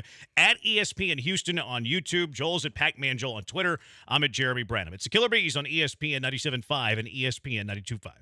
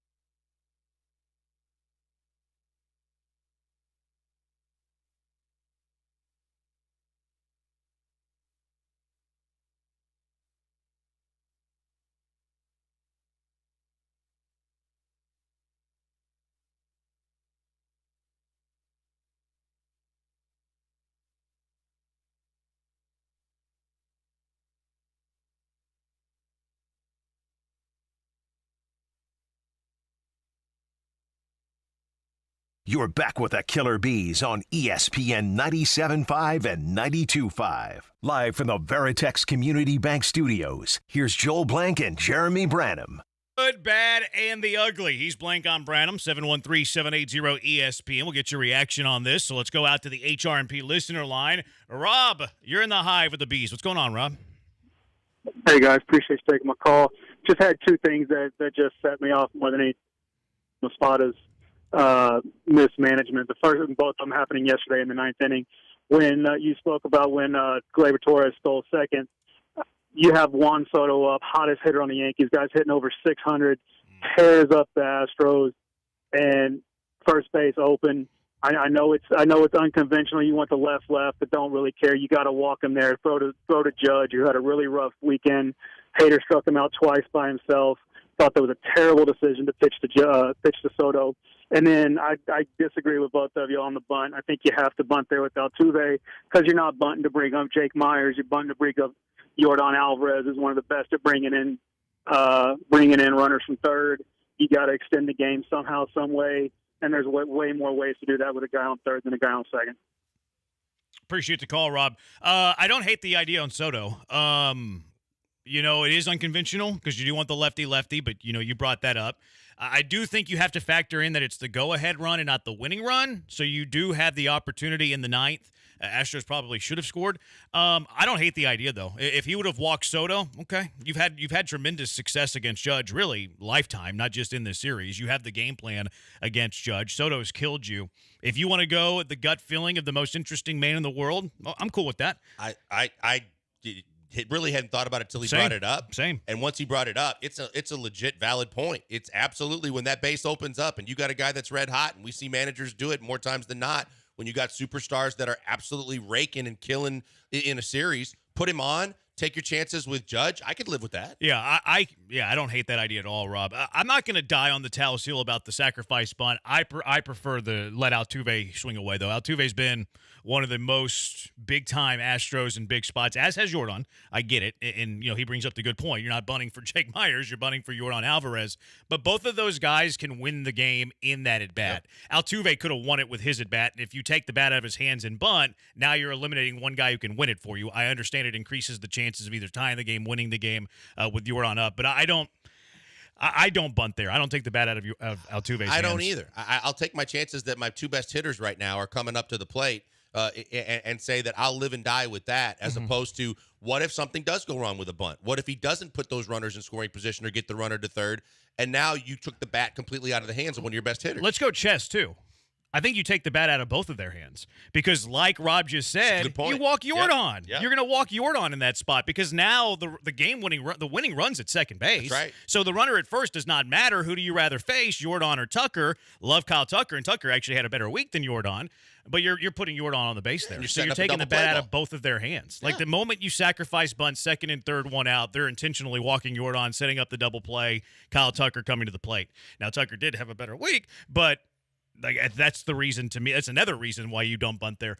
713-780-3776. But I totally understand the logic. Jordan might have hit the ball harder than Tucker, but Tucker had a better week. Yesterday for sure. Yeah, because Tucker never had that one just complete bleeder. You got it off the end. It was off the pull cue is what it was. It was off the very, very end. 713-780-ESPN. Good, bad, and the ugly. Let's go back out to the HRMP listener line. Jeff, you're on the hive with the Bees. What's up, Jeff? Hey, guys. Hope you had a good Easter weekend. Thanks for taking my call. Just a lifelong Astros fan, born in '66, been following them forever. Watching the pitching, like you guys said, Hunter Brown, Javier, hell, I'll take that J.P. France start every time he starts if that's what he's going to give us. Somebody needs to sit Valdez and Abreu down and explain to them that they have filthy, top-notch pitches. You don't need to nibble, especially Fromber. Quit nibbling. Yeah. Throw your stuff over the plate. Let them beat it into the ground. Turn double plays. We've always had one of the top 5 defense year in, year out. We've got good infielders. Let your defense do their job. Quit trying to nibble. Quit getting so damn emotional when they don't give you something two inches off the plate. throw your stuff over the plate. I'm with you, They Jeff. can't. I hope you had a good Easter, too. Throw your pitches. You're nasty. Yeah. Throw them. Yeah, I agree with you. All right. Thanks, guys. Yeah, you got it. They are nasty. Here's the question that I would have with that, though. Are they nibbling, or are they just pitchers who don't have great command? In the case of Fromber, he obviously didn't have his A game. I also thought that he normally lives, as we know, low in the zone, and the umpire wasn't giving him the low strike, and yet he didn't adjust. I thought he could have adjusted more because it was obvious in the first couple innings, the first 2 innings alone, he was not going to get that low strike that he kind of lives for sometimes, and you got to kind of just adjust on the fly and do things differently. And then on top of it, I'm not expecting him to be razor sharp in his first start of the year. So. Yeah. I think Fromber got ground balls. Like, look how many inning double plays he had. That was one of the encouraging things I saw with Fromber in his first start. I would argue they just don't have great command. I don't think they're nibbling. I don't think they have very good command. Brian Abreu, whenever he was coming up, and we saw it early in his Major League Baseball career, walked a lot of hitters. In fact, he still has a pretty good walk rate, pretty high walk rate. That made me really get on him. Yeah, early in like his career. that's between his ears. Yeah, well, I think it's more command. I don't think he's very accurate. Fromber's definitely kind of mental at times. But Fromber, there was the famous story with Brent Strom, and maybe it's infamous, where Brent Strom was like, we tell Fromber to throw it right down the middle because his pitches have so much stuff and he can't control it. Like, do I think his control has improved since he was younger? Yes, but he's never been a guy who can just sit there and Greg Maddux you and carve you up. Like, he relies on his stuff and his movement, and a lot of times stuff and movement's harder to control. I don't think Fromber's issue is that he's trying to nibble. I don't think Fromber has excellent command. Yeah, as it relates to Abreu too, the reason I just mean that I started from the jump with a guy that had that kind of a fastball to just say, hey, ride the fastball. It's your best pitch. And you heard it from Smoltz Saturday night too, going, he went back and talked about his first appearance when Soto got him and said, I just don't understand that the majority of his pitches being his breaking stuff when he's throwing 97 plus and he's filthy with it and he's got better control of it. Live and die with that early in the season until you feel more comfortable with your other stuff. I do think he falls in love with his slider at times, but he has been one of the best relievers in baseball the last 2 years. I would agree that sometimes he falls in love with that slider, and it's harder to command a slider than it is to command a fastball. But I think for both of them, it's more about their lack of control than they're trying to do too much nibbling. Now, you could say Abreu falls in love with his breaking ball more. 713-780-ESPN. Key from L.A., y'all on pace to lose a record-setting 162 games. That's awesome, Key. I didn't realize people from L.A. could do math. I'm happy that you can. 60-30, I told y'all this lineup was weak AF, but y'all two acting like typical Astro fanboys trying to convince people that this compares to Dodgers. This is currently constructed, will not finish higher than third in the division. So we're one series in, and that's a realistic text from someone who just basically, what should we do? Write the season off? Because the writing's on the wall and what we've seen is too much. It's insurmountable. We can't overcome this. We just have to admit the facts. Their offense is going to be terrible, and this season's going to be a thrown away. I mean, stop it. Really? Yeah, that's they're just trying to poke fun, which I respect. I tip my cap. I just think too. The one thing I kept thinking about was, look, in the last several years, the Orioles before they were good, they swept you. The A's when they were awful, they swept you. The Tigers, when they were terrible, they swept you last year. But the problem is they did it in June. They did it during the season. They did it when you knew what the team was still going to be, where there wasn't that much. Because it's the Yankees and it's opening weekend, all of a sudden people are basically jumping off the ship and losing their mind. Yeah, 713-780-ESPN, HRMP listener line, 5798. How did y'all feel about Hader pitching the ninth inning of Game 3, down by 2 runs? I'm not a fan of our type guy pitching in minus situations. Because of that, he's already pitched 3 out of 4 games. Touched on it a little bit, but we agree with you, 5798. Exactly. Hader's thrown 3 of the first 4 games, and you haven't won 1. None of them you had the lead. Now, I don't mind him being used in a tie game against the dangerous part of the Yankees lineup, but up to Saturday was interesting. I think he got pot committed. Like, I think he got pot committed to, now we're going to unleash Presley, Abreu, Hader, and then whenever the Yankees were able to take a 2-run lead, because the first 2 guys didn't necessarily do their job, I think Espada didn't really adjust, which, hey, it's another sign of a young manager. Because, hey, like, I can understand, okay, we're gonna unload 7, 8, 9 for the first time all year. Presley, Abreu, Hader, whichever way you do it, whether it was Abreu, Presley, Hader that night. And then you surrendered the lead, and you still were, like, lasered into that thought. And I know some people, there was Discord, like, on Twitter and stuff. Well, you didn't have anybody else available.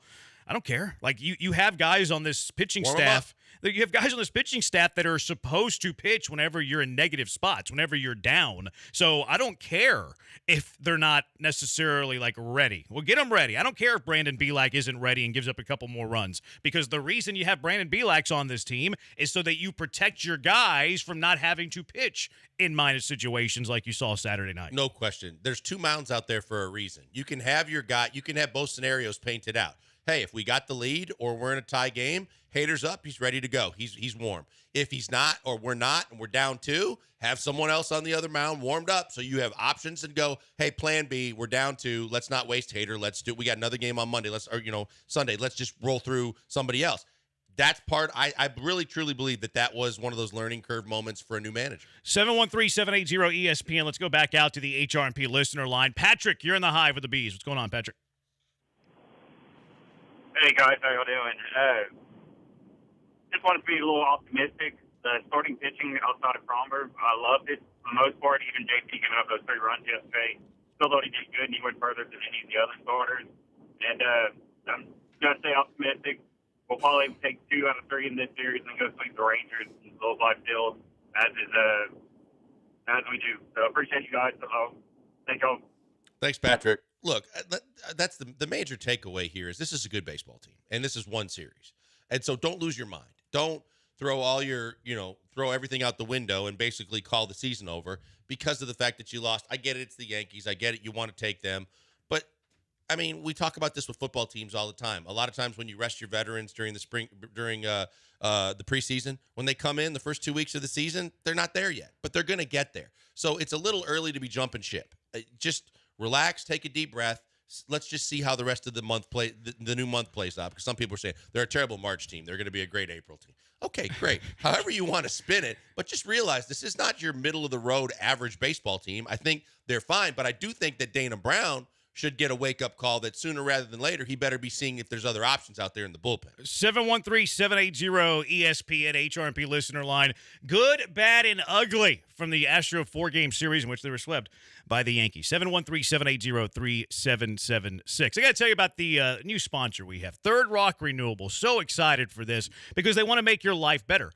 Tired of repairing potholes, whether you're in construction, maybe you have residential, whether you're out in the country, whatever the case may be, we probably have potholes that we experience. Maybe a new parking lot, road, or laid down yard. Well, Third Rock's Renewables patented technology called mechanical concrete is the only low-cost, industrial-strength, sustainable base transforming end-of-life tires into a virtually indestructible building product. That's right. They save tires that are going to be out in the dumps. They're going to be awful, not great for recycling, not great if you're green. Well, these end-of-life tires, Third Rock Renewables, turns them into these industrial-strength, sustainable base transforming indestructible building products. Call Third Rock Renewables at 713-305-0507 and get rid of those potholes and save these end-of-life tires. Find out how mechanical concrete can cut your maintenance costs by 75% or more. That's great. It's great being green, but it's also great saving some green. You can save 75% or more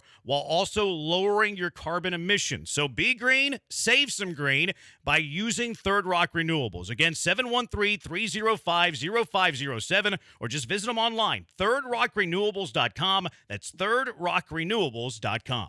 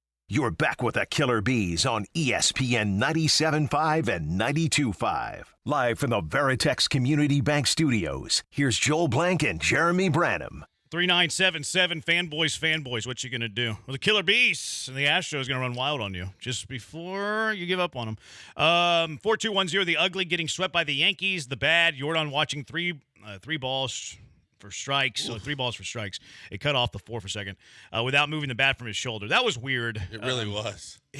Jordan at times will be looking for a certain something and will watch 3 pitches right down the middle of the plate because he never gets that one pitch he's looking for.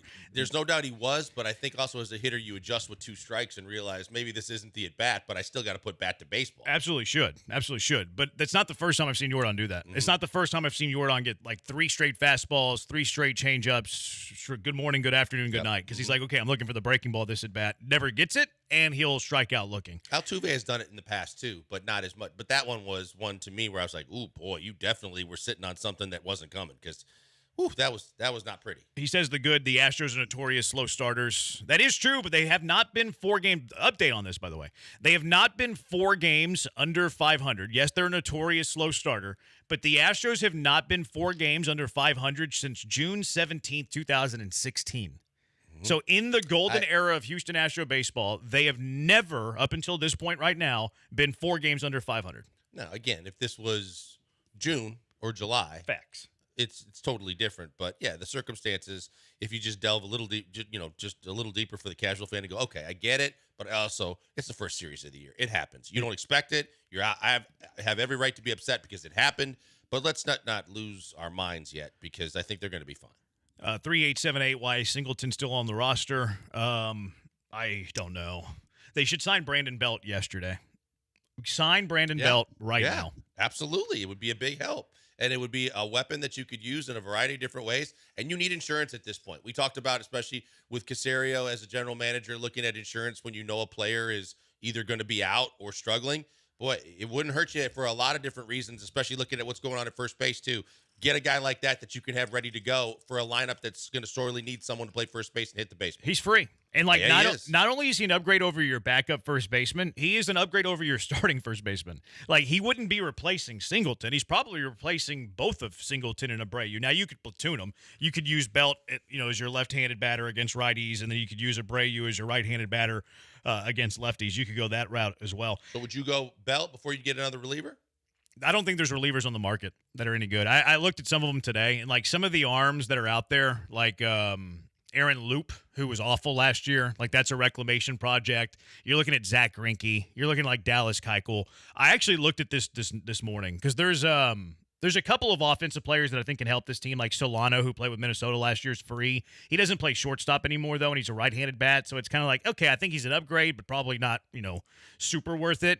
Tommy Phan's still out there. Some people don't like him because he had a bad attitude, and he slaps guys who don't pay him his money in fantasy football. He'll throw a punch. And then I like Vince Velasquez is a reliever that I like. Former He's actually never been a reliever. He's been more of a starter, but he's coming off of an arm injury and surgery. He's probably not going to be available until the summer.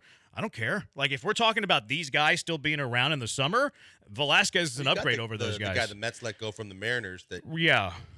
You're talking about Penn Murphy. Penn Murphy. Yeah, but Penn Murphy's ready and sure. Whatever, why not have another one? I just think you need something now. Yeah, I don't think something now is available. I think you'd be I just told you the names. Aaron Loop, Zach Greinke. Who do you want? Neither. Yeah, like it'd be fun if Zach Greinke was the mop-up guy instead of Brandon Bielak, but is that really an upgrade? Like, pitchers are not dime a dozen. Pitchers are very hard to come by that are quality that can pitch in the bigs. That's why I would roll the dice on Velasquez. Sign him to a minor league contract, rehab him, see where you are in July, and if he's one of your best 13 arms in July, cool. You just upgraded very, very cheap. Arm. I don't know what happens after the surgery, but he used to throw it pretty hard. It's very, very small risk, and I don't think the reward's that great. I think it's small reward, small risk, but I'm willing to risk small because it's a minor league contract. Who cares? Right. So that's the only arm out there that actually intrigues me. Some said Loop. I think it's Loop. Is it Loop or Loup? Loopy? I don't know. Lupe? It's L-O-U-P. Aaron L-O-U-P. I think it's Loop. It might be Loup. Okay. I don't know. He's been pretty good up until last year, and last year was atrocious. So he's another guy maybe you can sign to a minor league deal, put him in Sugar Land. If he shows you something, you call him up to replace a Parker Mashinsky. Souza's injured. Like, he's not pitching. Forrest Whitley, I don't think, he's picked up a baseball since he broke his ring finger. the nail on his ring finger, not the actual finger, just the nail on the ring finger. Forrest Whitley is not real. That might have been the last nail in his. But I would sign Brandon Astros Belt. coffin. Abreu's awful, and John Singleton's not the answer. And if you're not willing to call up Joey Loperfido yet, okay, well then sign Brandon Belt. He's an upgrade at your starting first base spot. Do it. Do you care about winning? If you do, you sign Brandon Belt. If you're worried about, it's only a marginal increase over Singleton. Well, that's not true. It's only a marginal increase over Abreu. That's also not true. Well, we have Joey Loperfido waiting in the wing. Well, okay, he's not up yet. So do you want to have more offense or not? And what are we going to do in the meantime, too, about Abreu? Going to say it's another back injury, or we're going to say he's hurt because he's been so bad and then give him some more time off anyway? Go get someone that can legitimately play first base and provide a bat to the lineup, because Singleton ain't that guy. No, it would upgrade you for sure. Eric the driver, ugly, the lineup minus a few, bad, the bullpen, good, Altuve, Yiner, Pena, and the starters. Okay, let's get to a little bit of positivity. I know it's hard whenever you've lost 4 games in a row, but did you have some good from the Astros 4-game series against the Yankees? He touched on a few, but just the fact that Yiner right out of the gates is hitting the baseball and having multi-hit games and looks like he's going to be the offensive guy we wanted him to be. That for me was the first thing that I caught an eye of was him, and even Jeremy Pena. I like the at bats. I like the way that they look like their appearances at the plate look like they're in total control. I was pretty pleased with both of them, but my biggest takeaway that was good was Yiner. Yeah, I think that Yiner was awesome. It's really nice. I hope that Yiner just bats 5th the rest of the year. Just put him in that 5th spot. Like tonight. Yeah, I mean, if you want to bat Chaz 5th, whatever, but those two should be 5, 6 in any way. I actually think the starting pitchers were pretty good. Mm-hmm. We had the call earlier about Fromber, and Fromber's final results weren't, good at all. That many walks, not good. I was encouraged by some of the things I saw with Fromber. I liked where his velo was on the sinker. I liked that he was getting a bunch of ground balls. He didn't give up a single extra base hit. I don't think he gave up hard contact really in that game. So I was actually encouraged by Fromber's start. Certainly the result wasn't very good. But after that, Christian Javier was awesome. That's encouraging. Hopefully that's the Christian Javier we get all year. Hunter Brown didn't go deep into the game, but Hunter Brown didn't give up a run. I'll take that. And then I thought J.P. France yesterday was very good as well. Yeah. He got blooped to death. He gave up 2 runs with 2 outs on bloopers, Texas leaguers. That was the big thing. My takeaway was not only did he pitch well enough to actually either leave with a lead or be in a position to have a really, a good effort, a good outing. But he didn't give up any, lasers. He just got nickeled and dimed, and that's going to happen sometimes. That's baseball. But I was pleased with all the starting pitching and what you saw, because again, you're not going to see their absolute A-game best stuff, series 1 of the opening weekend. But the fact that you could say, aside from Fromber, there were a lot of positives with just about every guy that took the bump. That's got to be a big feather in your cap going forward. Texture mentioned Pena. You said Pena as well. It was nice to see Pena get off to a good start. Still not getting tons of lift. Only has the 1 extra base hit, but hey, you're going to get 400. I know he's not going to hit 400, but if you can hit 280 without any home runs, I would take that. See, you and I were talking about that, and I was a little skeptical that his power numbers are going to go up. I would just be happy if he starts taking the ball the other way a little bit and doing what he needs to do to get on base, like he kind of did the second half of the season when he was figuring it all out. Yeah, I liked what I saw of Pena's at bats. He just don't kill you offensively. And quite frankly, second half of last year, he didn't hit homers, but he was actually not killing you offensively. He was getting on base at a decent level. He did get thrown out trying to steal second. I don't know if I love the Espada aggressive approach. Pena's fast. I wouldn't call Jeremy Pena a great base stealer, though. There's a difference. George Springer was incredibly fast. George Springer couldn't steal bases. Jeff Bagwell was incredibly slow. Jeff Bagwell could steal bases. I think Altuve is faster than a lot of guys, but I don't think he's a good base runner, period. Yeah. I think he steals bases okay. I think he makes bad decisions going first to third or trying to score. Pena last year stole 13 bases, got caught stealing 9 times. This is the guy you want running all the time? No. There's some flaws in Espada. I think that should be expected. I think that's the one thing that people aren't giving him the benefit of the doubt on. Just like when you've got, some of these young players on the Rockets playing or NFL, whatever. I just think with a first-time manager, there's going to be some of these moments, and you're not going to be pleased with them. And, yeah, a veteran wouldn't have done those things, but they're growing pains. This 5157, Pena has the same problems he had last year. Swing at the low away ball he can't see. He's hitting 400 right now. Craig Biggio had that problem for his entire career. Most righties struggle against good breaking balls, low and outside, especially off the plate a bit. Ocho, the Astros allowed me more time to binge The Sopranos. Is this your first watch through The Sopranos, Ocho? That's the one great show that I've yet to finish. I'd like to start it. I have started it a couple times. Yeah, I've thought about it. Okay, great. I haven't been able to make my way through it. Great show. I know I've heard great things, and I enjoy when I watch it, but I think that I'm like too far removed from it because like they put in like VHS tapes on the show, and it's like I can't really relate to this. Yeah. Like this is so long ago. I understand it's a great show. I'm not saying it's bad. 8437. I felt pretty good about the starters this last series. So long as they can get the walks down, I think they'll be fine. Just need more innings from them, which if they're able to get the walks down, I think will help with that. Also, you're not going to be pitching as many pitches your first start as you are your second, third, fourth, fifth, sixth, seventh. Like your first start's usually going to be one of your shortest outings from a pitch count point of view. So that will help. They let France go as deep as he did. I think they needed it. Yeah. I was surprised too, but I wasn't so much surprised. It was more, they need him to do this because of their state of their bullpen. But having a spring where you were injured, I know. I'm not sure that my first outing I want him to go that deep into a game. No, I'm with you. I just think they had to do it out of necessity because their state of the pen kind of taxed and then not very good.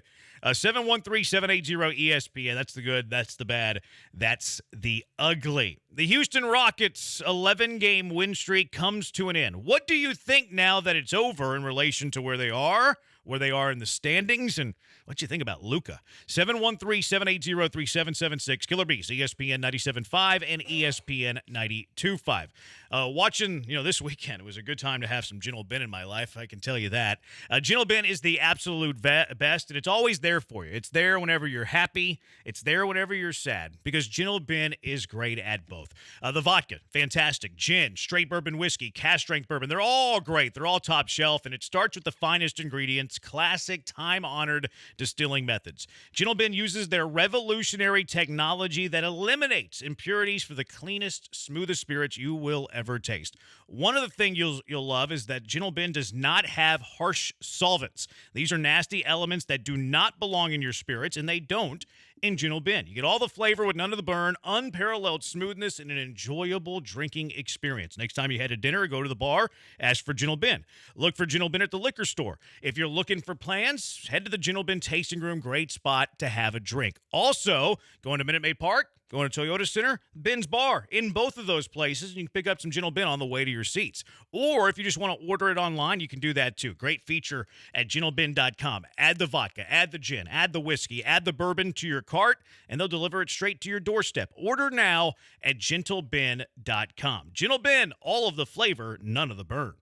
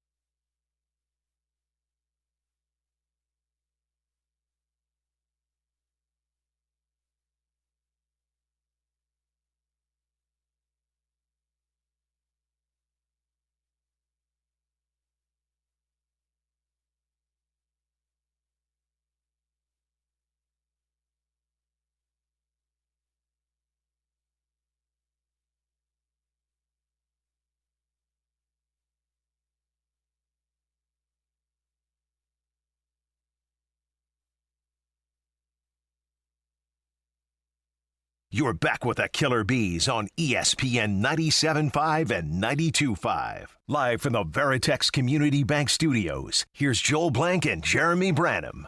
He's Blank, I'm Branham. We are the Killer Bees on ESPN 97.5, ESPN 92.5. Wasn't great for the Astros. They lost all 4 to the Yankees. Now the Houston Rockets had a chance to kind of do some things last night, extend the win streak to 12, but they got Luka. Luka was on fire yesterday. The win streak comes to an end.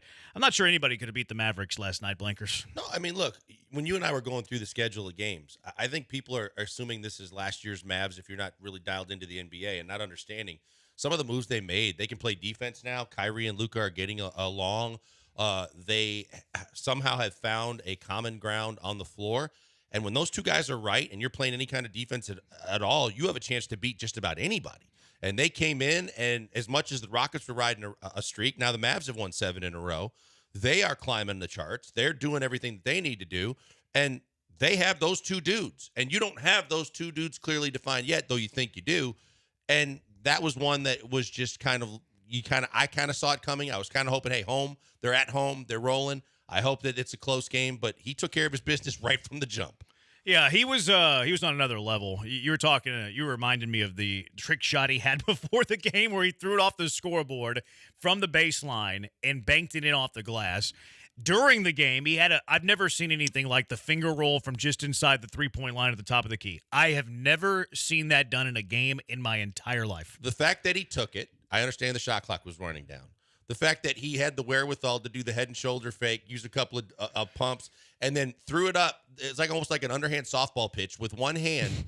And the fact that it went nothing but bottom, you're like, that just gave you everything you need to know. He's on one tonight, and you probably aren't going to stop him. The 22 in the first quarter is one thing. The 47 in the game said you weren't wrong if you thought that, because everything he touched went in. Yeah, that was quite the performance from Luka yesterday. He had 47 on 18 of 30 shooting, 9 of 16 from 3.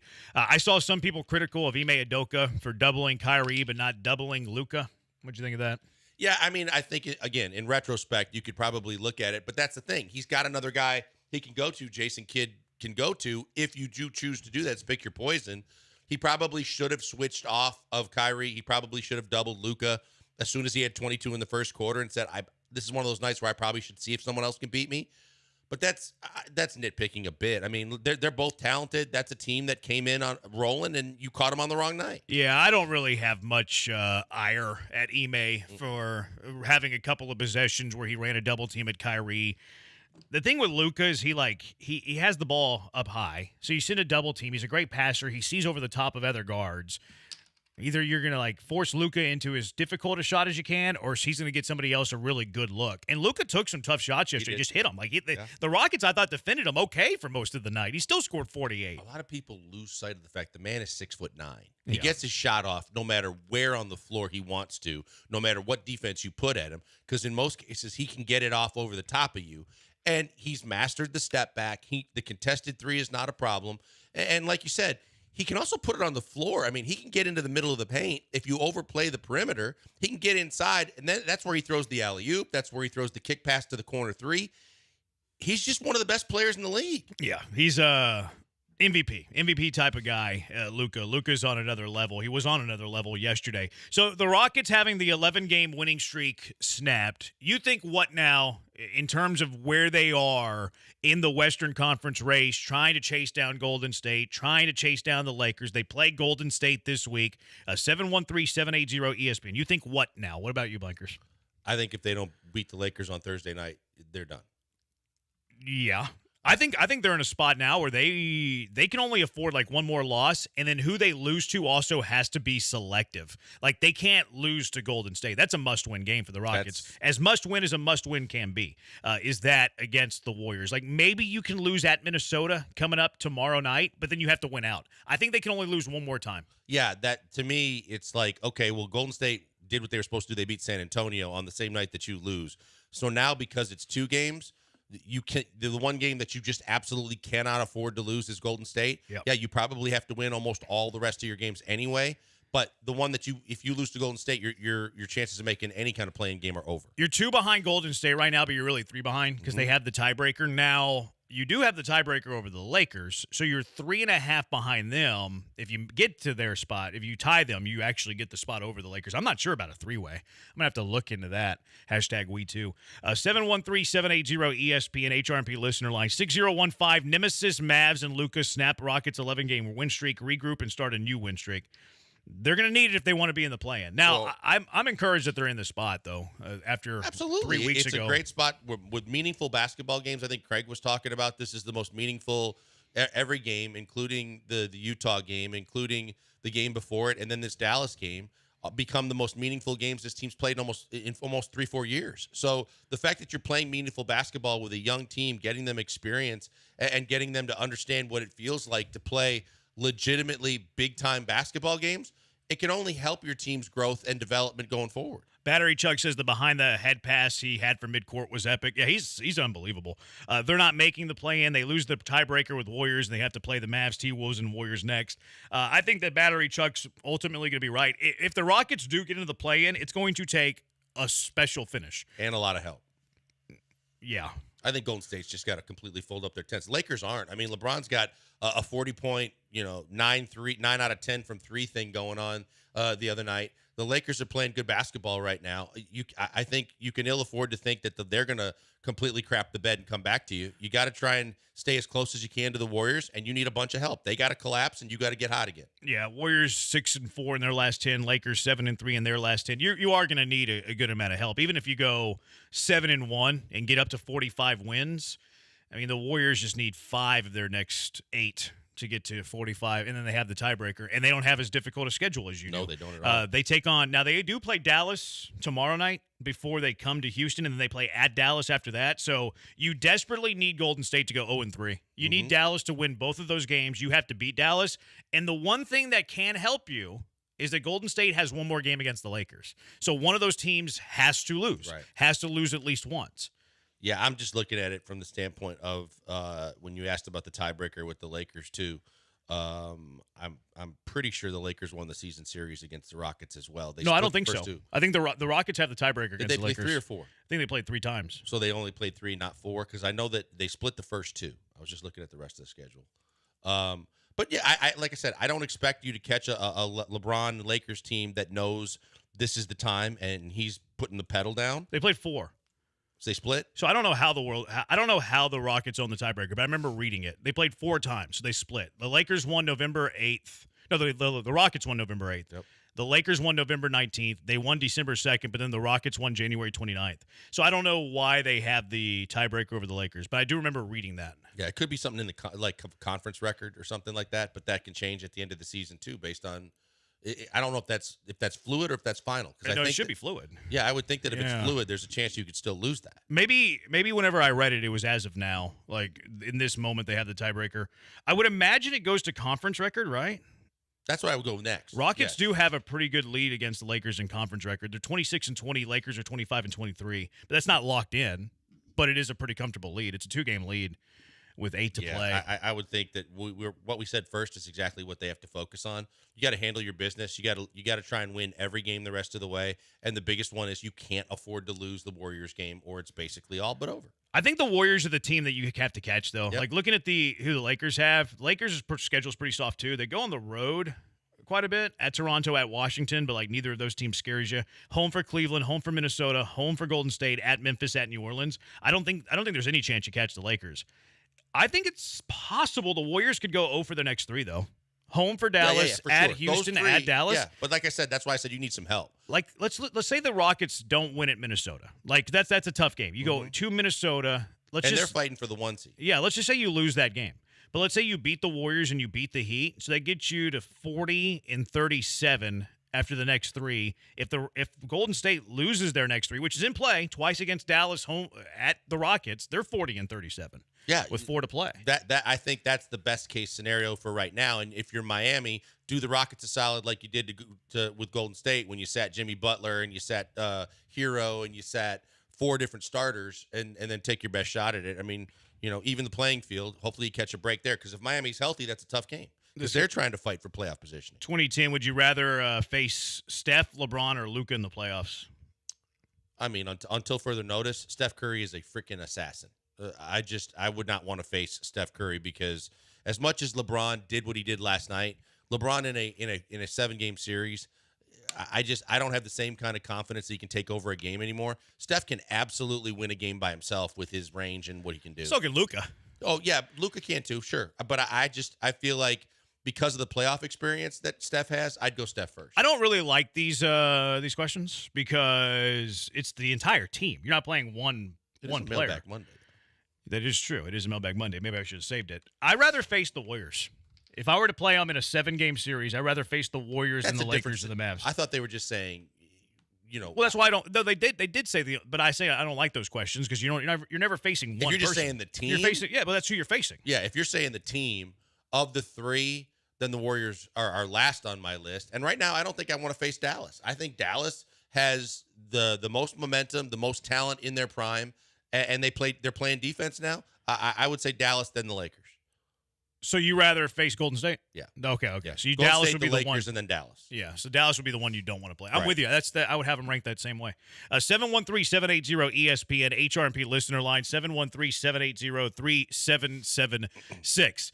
2 more matchups in the Killer Bee Fight Club tournament. We're getting closer to the Final Four. We had a couple of matchups on Friday leading to the Elite 8. 2 more Sweet 16 matchups. There's a couple of fighters looking to get to the Elite 8 in the Killer Bee Fight Club bracket. It's the Killer Bees on ESPN 97.5 and ESPN 92.5. Guys, if you're still on the hunt for a sports book to call home, I'm telling you that there's only one place to go to. It's mybookie.ag, where you can bet on the nonstop action anytime with the best sports book in the business. They're a one-stop shop for all your sports betting and casino needs, complete with a real-life Vegas experience right from the comfort of your own phone or your own home or wherever you care to place your wagers. It is all taken care of for you, but now you can get the viewing experience taken to the next level, real-time live betting that lets you stream and bet the games right from the mybookie.ag website. Sign up now, take advantage of that generous welcome bonus on your first deposit all the way up to $1,000. For example, you put $200 in, you get $300 ready to play instantly when you use our promo code BET975. And the fun doesn't stop there. You'll get up-to-the-minute odds, props, and this week's expert predictions to help you decide who you want to put your money on. The best part about MyBookie, you can bet on anything, anytime, anywhere. From the only place I tell you to do it, it's mybookie.ag, and always use our promo code BET975.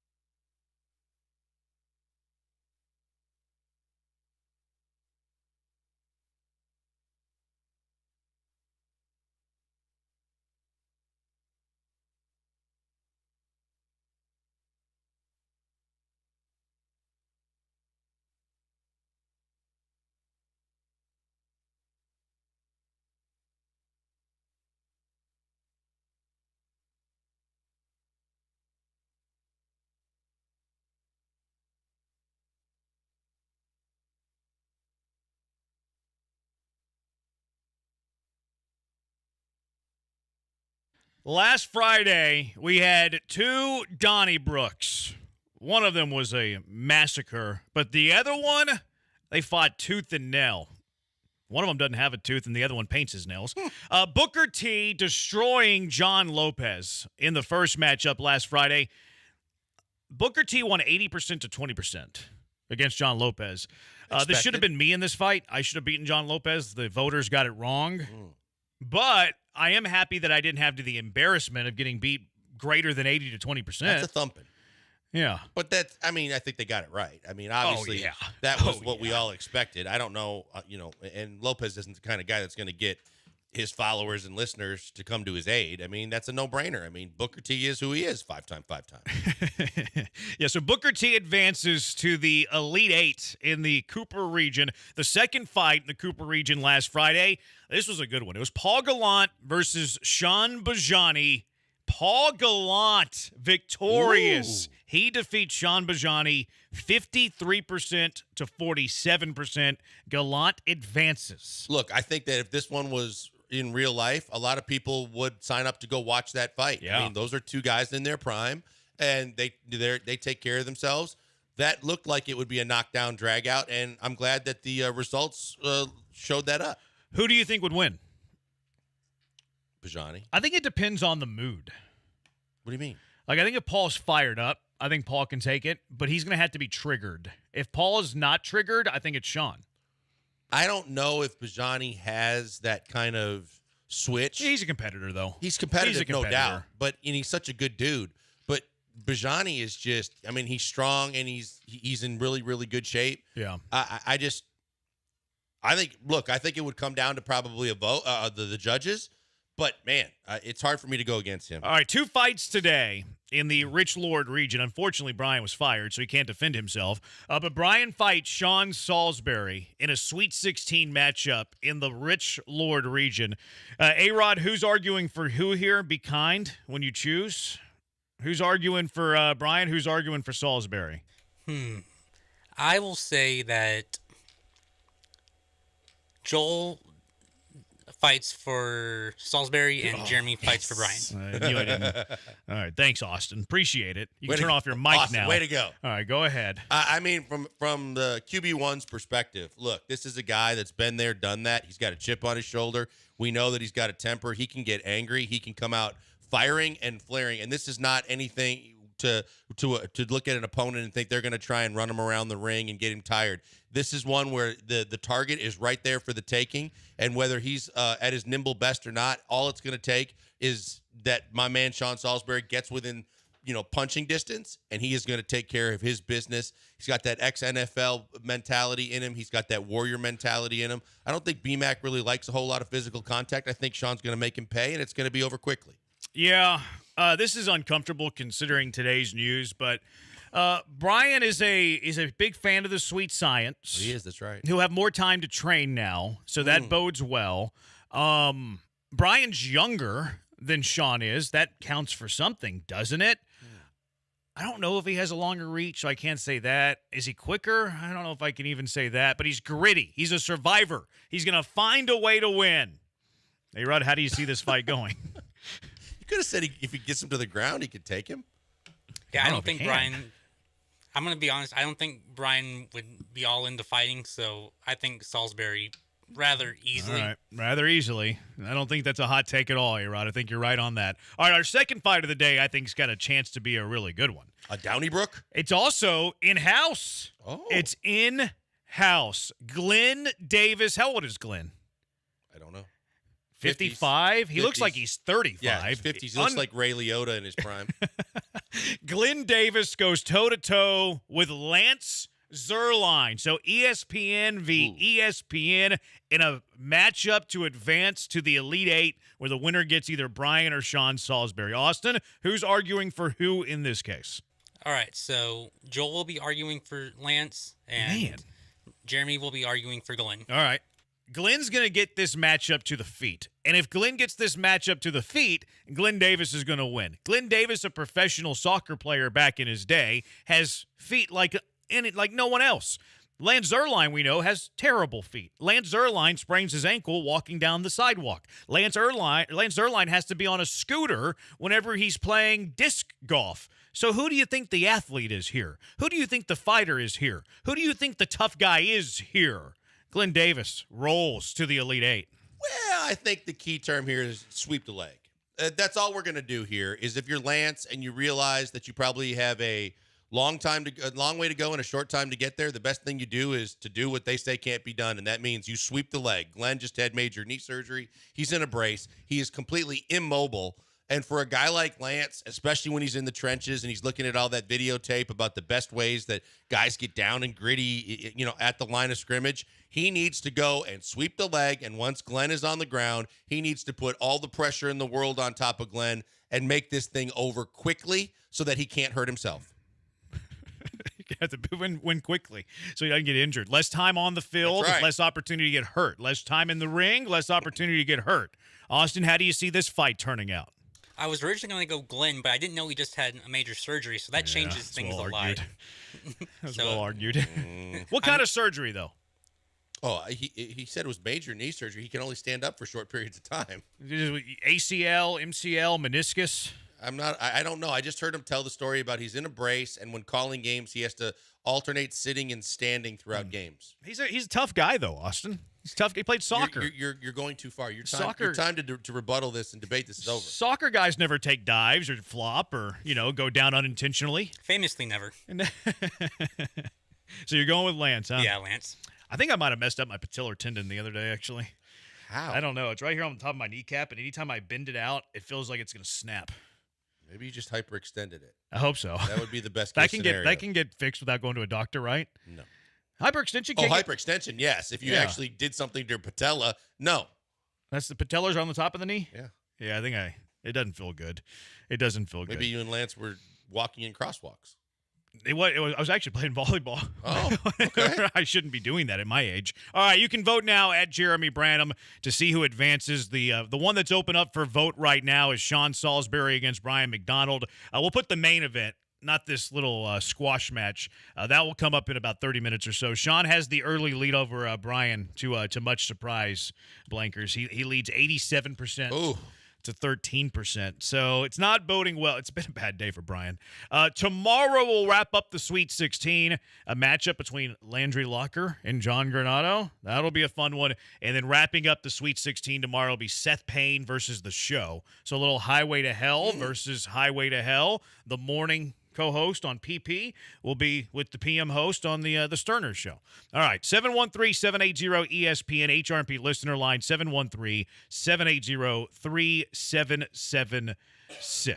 Our guy Matt Miller, he's a friend of the show. He loves the Killer Bees, and we love Matt Miller. He has a mock draft out. Who are the Texans picking at 42? We try to make mock drafts great again. 713-780-3776. Killer Bees on ESPN 97.5 and ESPN 92.5. But first, I got to tell you about the greatness that is BetUS. It's time, basketball bettors. Only a few more games to bet on. It's March Mania. Branham here to tell you all about BetUS.com. I endorse one sportsbook and casino, and that's BetUS.com. They've been driving to the basket for over 30 years. This year, BetUS has an epic three-pointer, a 125% sign-up bonus on your first three deposits. That's right, the industry's craziest 125% sign-up bonus on your first three deposits. Plus, 10% gambler's insurance, and there's even more.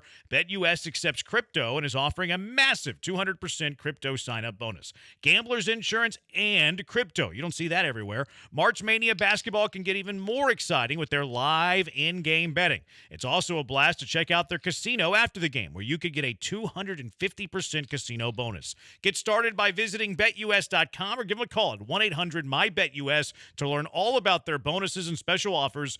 BetUS, where the game begins.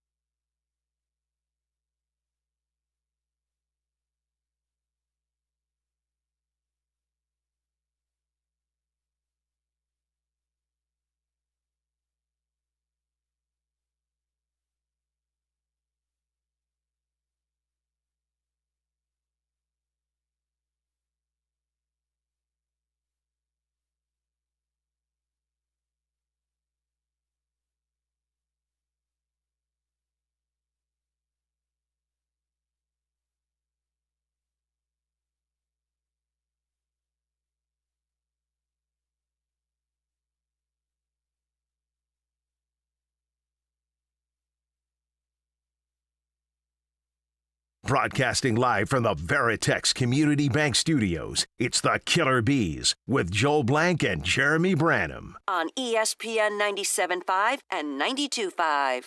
You can vote now, Killer Bee, Fight Club bracket.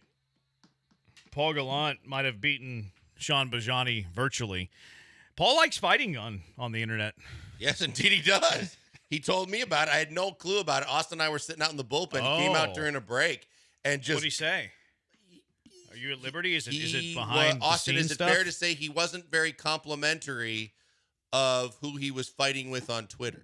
Well, Paul, I mean, it's out there. It's public records. What'd you say, A-Rod? Oh, I said that's definitely fair to say he was not in... He was did not fired up? see the person in high regards. Let's say that much. Yeah. I mean, if you and don't I said, know why, and he said, go check my Twitter. Yeah, I saw a bit of the Twitter stuff. Paul got into a fight with Larry from Stafford on the internet, on Twitter. What started it was Jamal Shedd's ankle injury. Yep, it sure did. And Larry and Stafford said that he would play on the ankle injury, which is asinine. Crazy statement. And then Paul went back at him, and eventually Paul called him fat. And Paul eventually basically called him said, fat. basically calling him out, being overweight, not even close to, the conditioning of Shedd, to be able to say that he could go out and do what Jamal Shedd wasn't able to do is ludicrous. I have notoriously and infamously weak ankles. I am well known for this amongst my friend group and guys that I do athletic things with, sport things. There's times whenever I've rolled my ankle, I can't walk.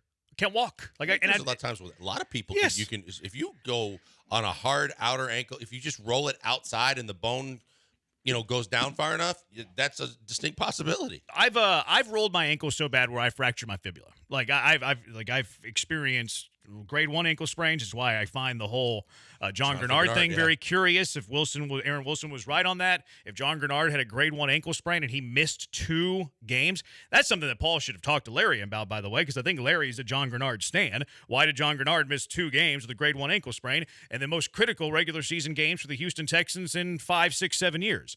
I like Larry and Stafford, but he's ignorant to ankle injuries, quite frankly. Yeah, I think some people sometimes get a little empowered on the internet to be able to make statements that they should probably regret making, because this is a fine-tuned college athlete that has a massive future ahead of him.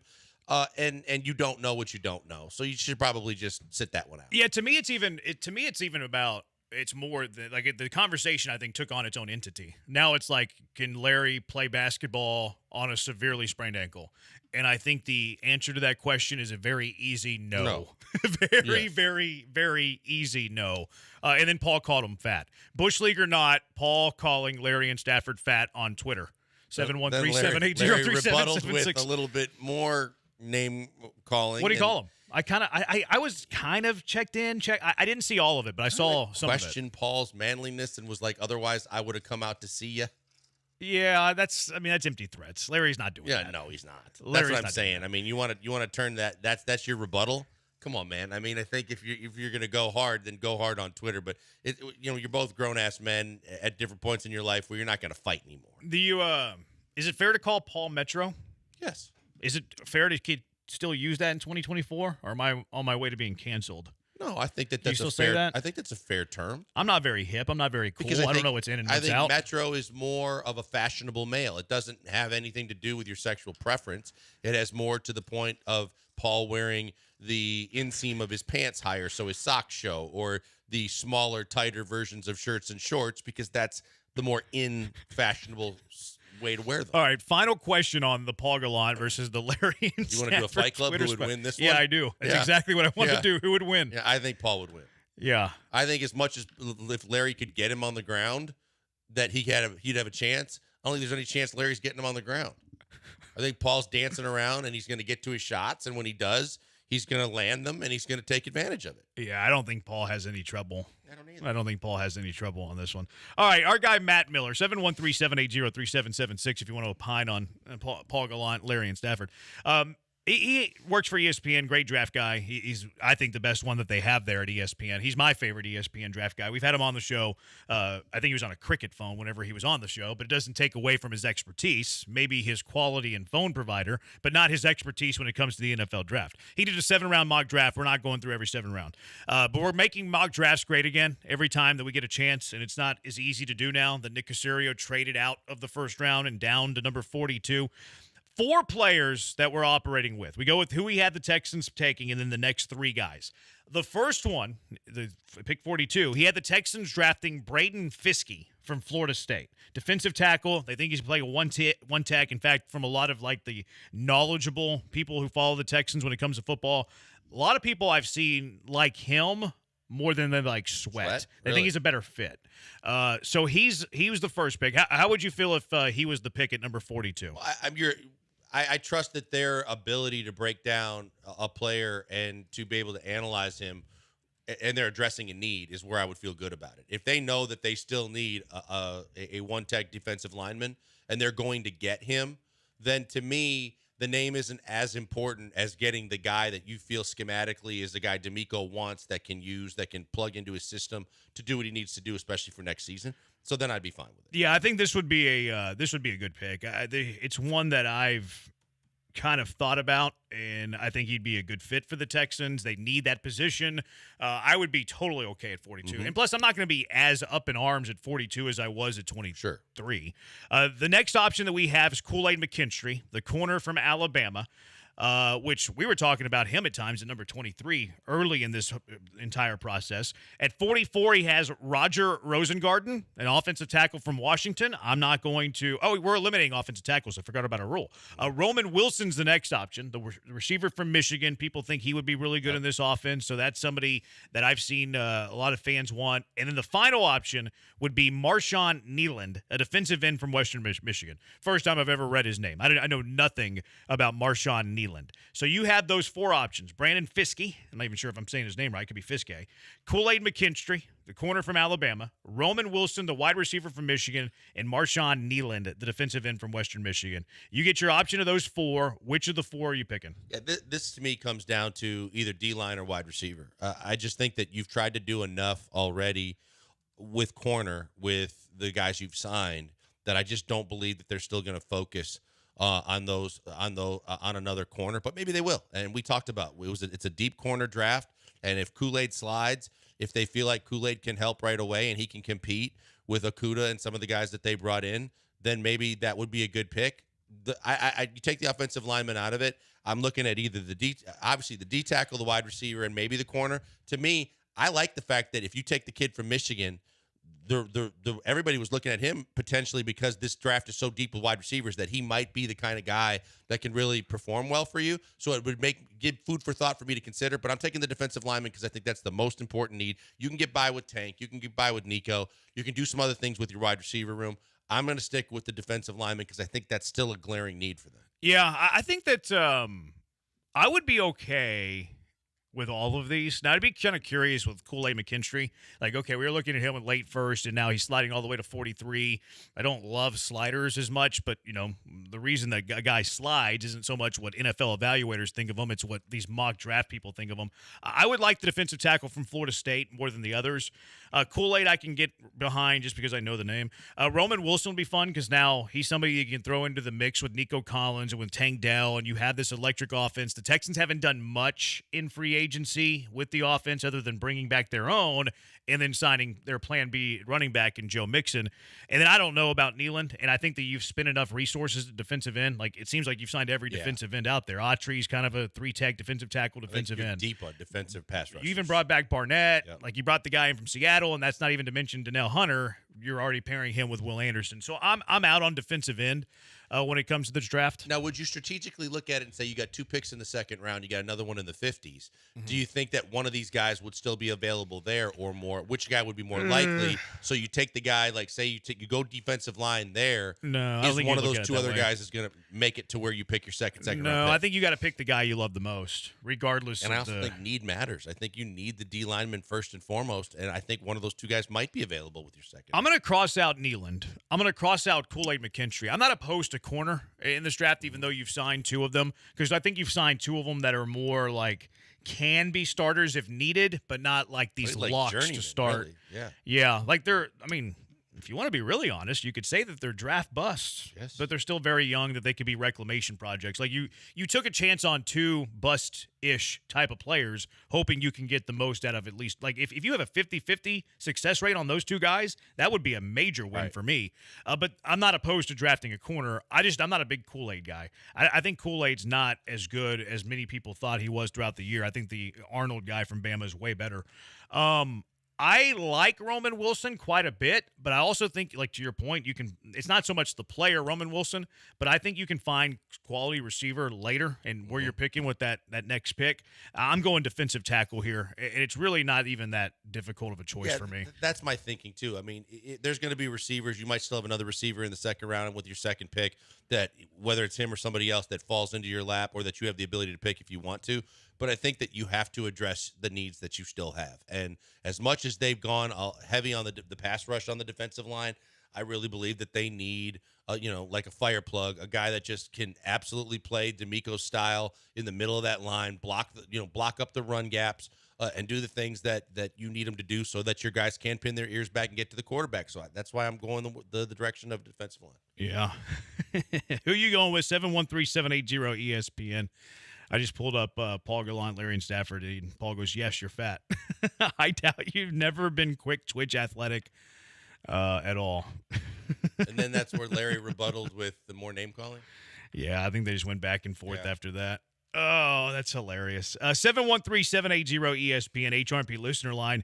Astros play baseball tonight. They're taking on the Blue Jays, start another series. And Chandler Rome's tweeting that no Brian Abreu, no Josh Hader today, as expected. I think that's pretty much expected. that everybody would have expected that. And the Astros lineup is out today.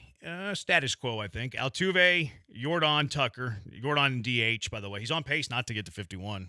Stop it. This is 4 of his 5 starts have been at the DH spot. I got one early. But you're not on pace. Middle 3, Bregman at third. Yiner catches Abreu at first, so Yiner above Abreu. I like that. So Abreu's hitting 6th or 7th? He's hitting 6th. And then Chaz Pena and then Myers. I'd move him to 7th pretty quick. Who's on the mound for the I haven't looked at the pitching Blanco matchup. against Francis. JP Francis. No, it's Bowden Francis. He's a righty. I would have Abreu below Chaz too. Yeah, I would definitely do that. Maybe it takes some pressure off of him too. Just lets him relax and goes to the bottom of the lineup. See what you can do. Maybe you can get comfortable. If you had to make one change here, I guess yours would be Abreu under McCormick. Sure would. If I had to go like crazy here, I don't hate Chaz in front of Yiner.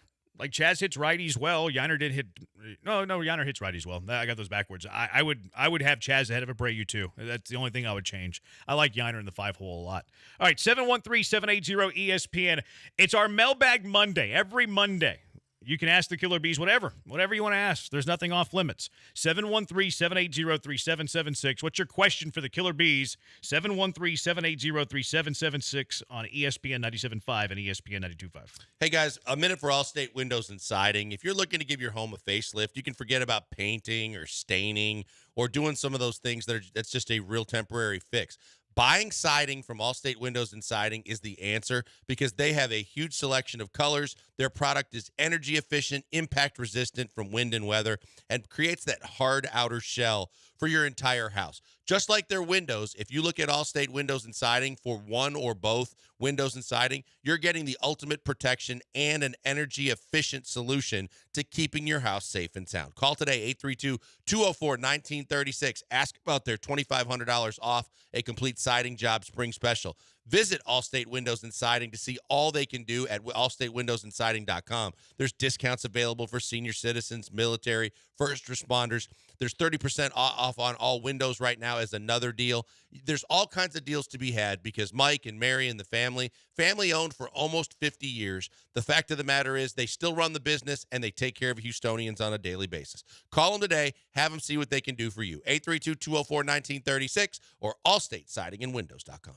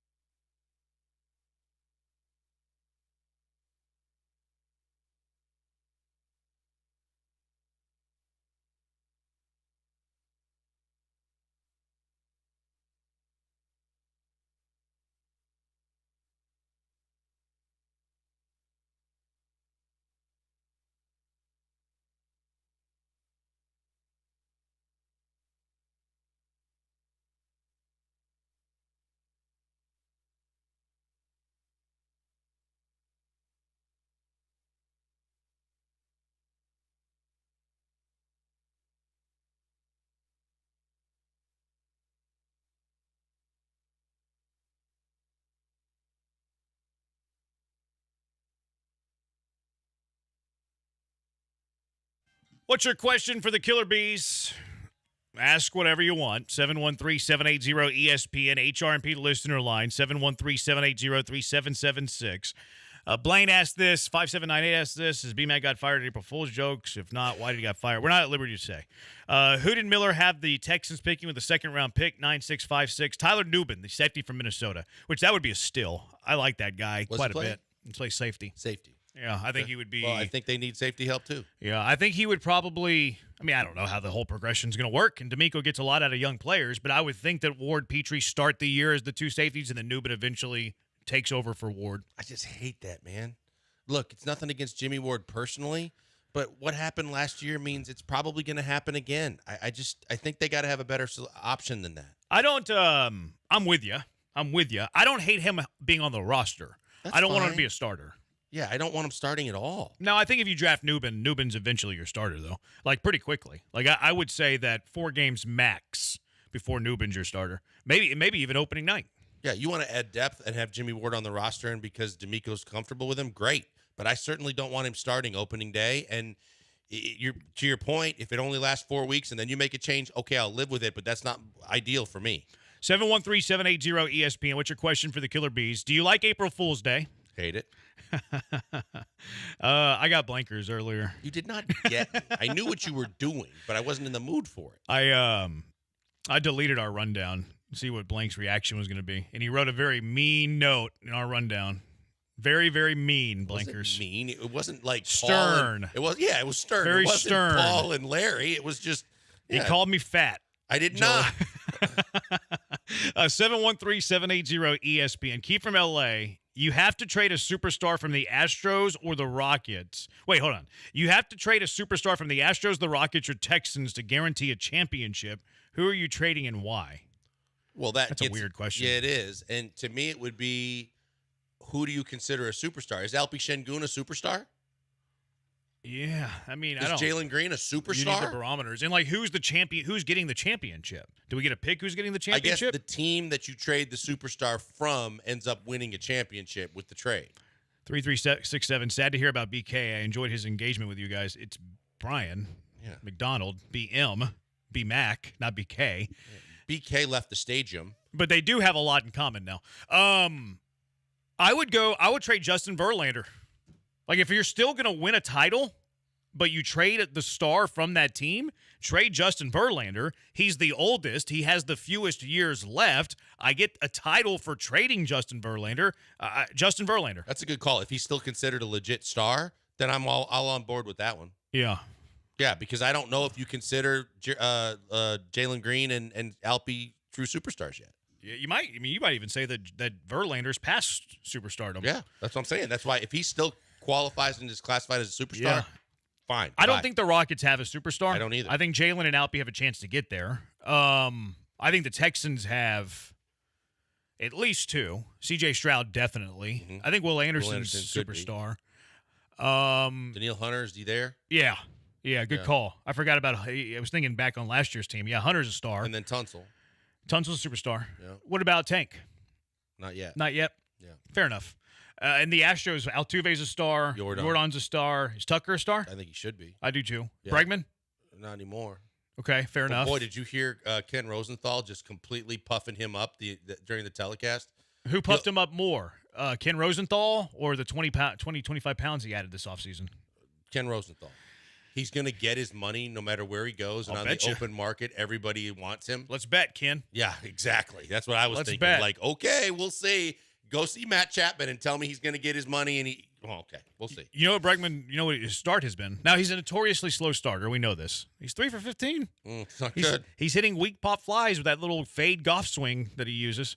713-780-ESPN. What's your question for the Killer Bees? 713-780-3776. Would you trade John Singleton, Jose Abreu, and trade them for an 85-year-old blind man? Maybe not that deal necessarily, but if you can find me someone that can still play a little bit, maybe. I would. I'd trade him. Just get the contracts off? Yeah. Legitimately, if you package Singleton and Abreu together, you would not get anybody in Major League Baseball giving you an offer. No. If I could get an 85-year-old man on a league minimum and then just DFA Cut him, and you'd be coming out ahead. Brandon Belt. Yeah. I would do that deal in a heartbeat. I'm not even kidding. I mean that sincerely. Well, if you could do that, it's not realistic at all. But if you could, absolutely. I'm talking about the first part of that. There would not be a team in baseball. No, you're absolutely right. That gave you anything for a package of John Singleton if and you Jose like Abreu. Singleton, there's a chance you can get him by June. Yeah. And from an Abreu standpoint, there's no team in the league that's going to say, oh, for that money, that guy at that age with what he's done so far since he's been an Astro. Yeah, no. He's not. They have negative value. Those guys, they have negative value. They're not getting you anything. 713-780-ESPN. What's your question for the Killer Bees? 713-780-3776. How much do you care about the roofs being closed? I thought it was a travesty from the weather standpoint in Houston that they didn't have it open a couple games this weekend. I was under the impression it's the team's choice during the regular season, but because it was national TV, I don't know if that plays into it and the networks get a chance to have a say. But with the weather as perfect as it was opening day and again Saturday, was it? I thought that at least one, but maybe at least two of those 4 games against the Yankees should have been open roof. I couldn't care less about this argument. I could not care less. Let me also say, it doesn't, for me, it has nothing to do with the game itself and how it would have played out. Mm-hmm. It's just from a beautiful show off the city perspective on a great field. Yeah. I would have like I said, in 100-degree heat, you don't want the roof open. You should have taken advantage of that. Go to Discovery Green if you want to be outside. Like, everybody knows the roof's going to be closed 99.9% of the time. You want to go watch a ball game in Houston, the roof's going to be closed. You want to go outdoors to watch a ball game? Go over to Cougar Field, Schrader Park, watch a little Houston Cougar baseball. Go to Reckling, watch some Rice Owl baseball. Minute Maid Park's roof is going to be closed almost every single game. And if you want to watch the Astros, why do you care about the roof? Like, in fact, if you like outdoors so much, why don't you sleep outside? Why do you sleep in the climate control? Huh? Because climate control is better. Some of the people that are going to have an argument on this are going to say, from a taxpayer perspective, the fact that you paid taxpayer money. That's tourists. Tourists are paying that. Taxpayer money to have a retractable roof on both your baseball and football stadiums, and you don't use it in football, and you just seem to not want to use it in baseball. That's sad. That's the taxi tax and the hotel tax. The tourists are paying for it. I have no idea how that works. I think they Part are. of it. I want the tourists to pay for turning the Astrodome into a casino, though. Do something with it. Casino. Or a hotel. No, casino. They did that thing where it was an all-in-one. It's a hotel. Yeah. The fields are used with glass walls where you can play high school games on a big, newly created stadium. I think all that would be great. Just do something with it because it's just an armpit that sits there and gets worse. Astrodome Palace. Turn it into all that. Shops, hotels, casino. Once they make it legal in Houston. Casino probably with the high school games going on. Why not? In the center. Why not? Are there prop bets on high school players? If they're not, there will be probably shortly. Did you see the Did you see the saw blade almost hit that guy? The saw blade. Yeah, I saw this on the Today Show. There was like a I don't know how this happened, but there was a saw blade that just started rolling. Like, I don't know if the wind picked it up and it started rolling. I don't know where it was, but it was like rolling and like kind of got picked up in the air and like pierced the wall just to the side of a door. And a guy had walked into the door like 3 seconds prior to that. So this is in like a. It almost looks like an outlet store, like kind of a shop. So it's off a road or something? It's like a parking lot. More of a parking lot. What the heck? Like, it's hard to pick up the saw blade at first. It's from like a Ring camera. I think it's like a store. It might have been a residence. I don't know. But you can see it from the Ring camera. There's a guy walking into the left of the Ring camera into the door, and he walks into the door, and then about 3 seconds later, the saw blade is kind of like tumbling in the wind and just pierces about 5 to 7, about 5 feet up the wall just to the. Go buy a lottery ticket. Yeah, well, yeah, I know. That was some scary stuff. 713-780-ESPN. Oh, God, I just saw it. That's crazy. A big saw blade.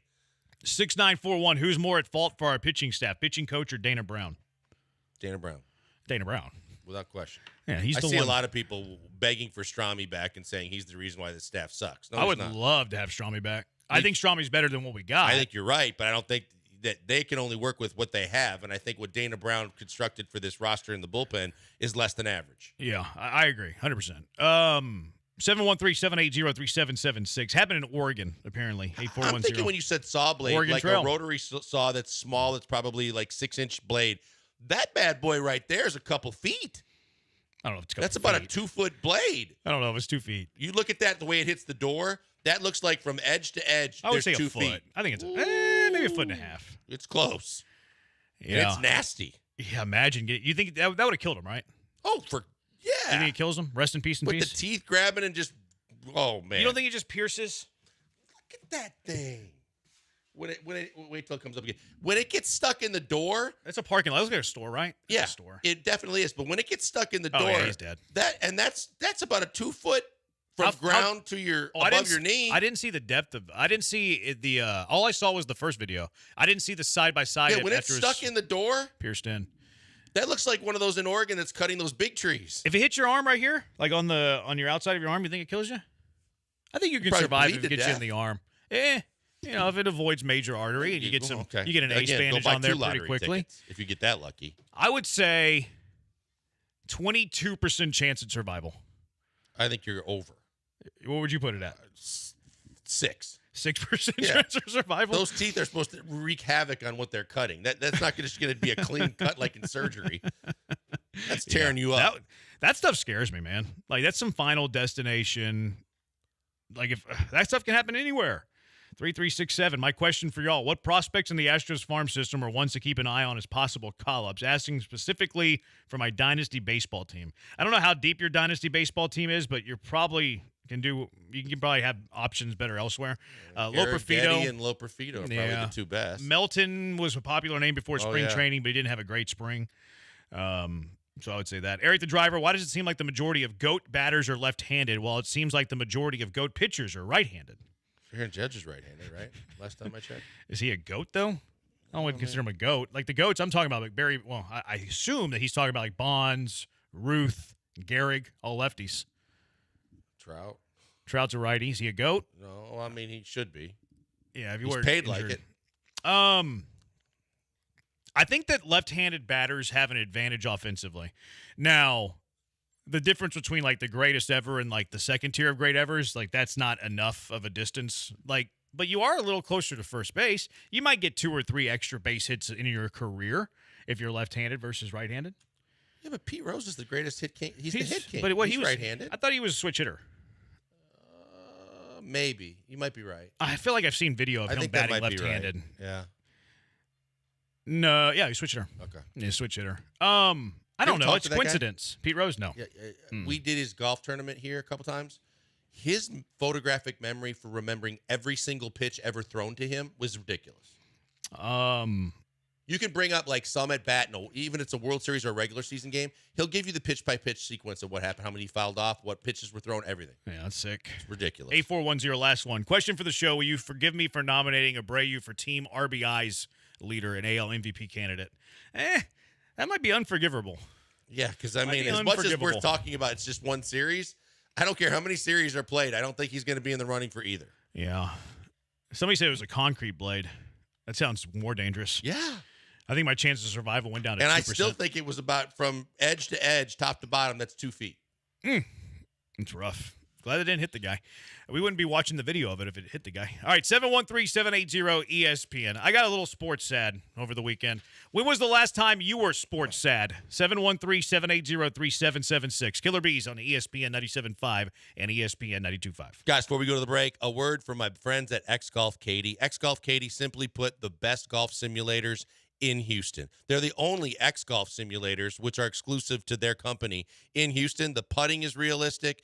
All the shots you hit, you've heard me talk about, are realistic. Now they got some great promotions where you could get into some leagues or maybe just get into a promotion with the Masters that might be exactly what you're looking for you and your golf friends. For instance, of their 8 bays, they already have sold out almost half of them, but they're doing a great special on the Sunday of the Masters. $400 per bay. You get the bay from 3 o'clock to 8 o'clock, so it's already paid for itself. You get food just like they have at Augusta National, from the egg salad, pimento cheese, and pork barbecue sandwiches, and all the other fixins. And you can do your 18-hole scramble tournament. You can do everything that you want all right there. And then they also have spring leagues on Mondays and Wednesday nights. Check them out today. I'm telling you, you're going to love it. The first time you go, it'll make you go back again and again. X Golf and Katie.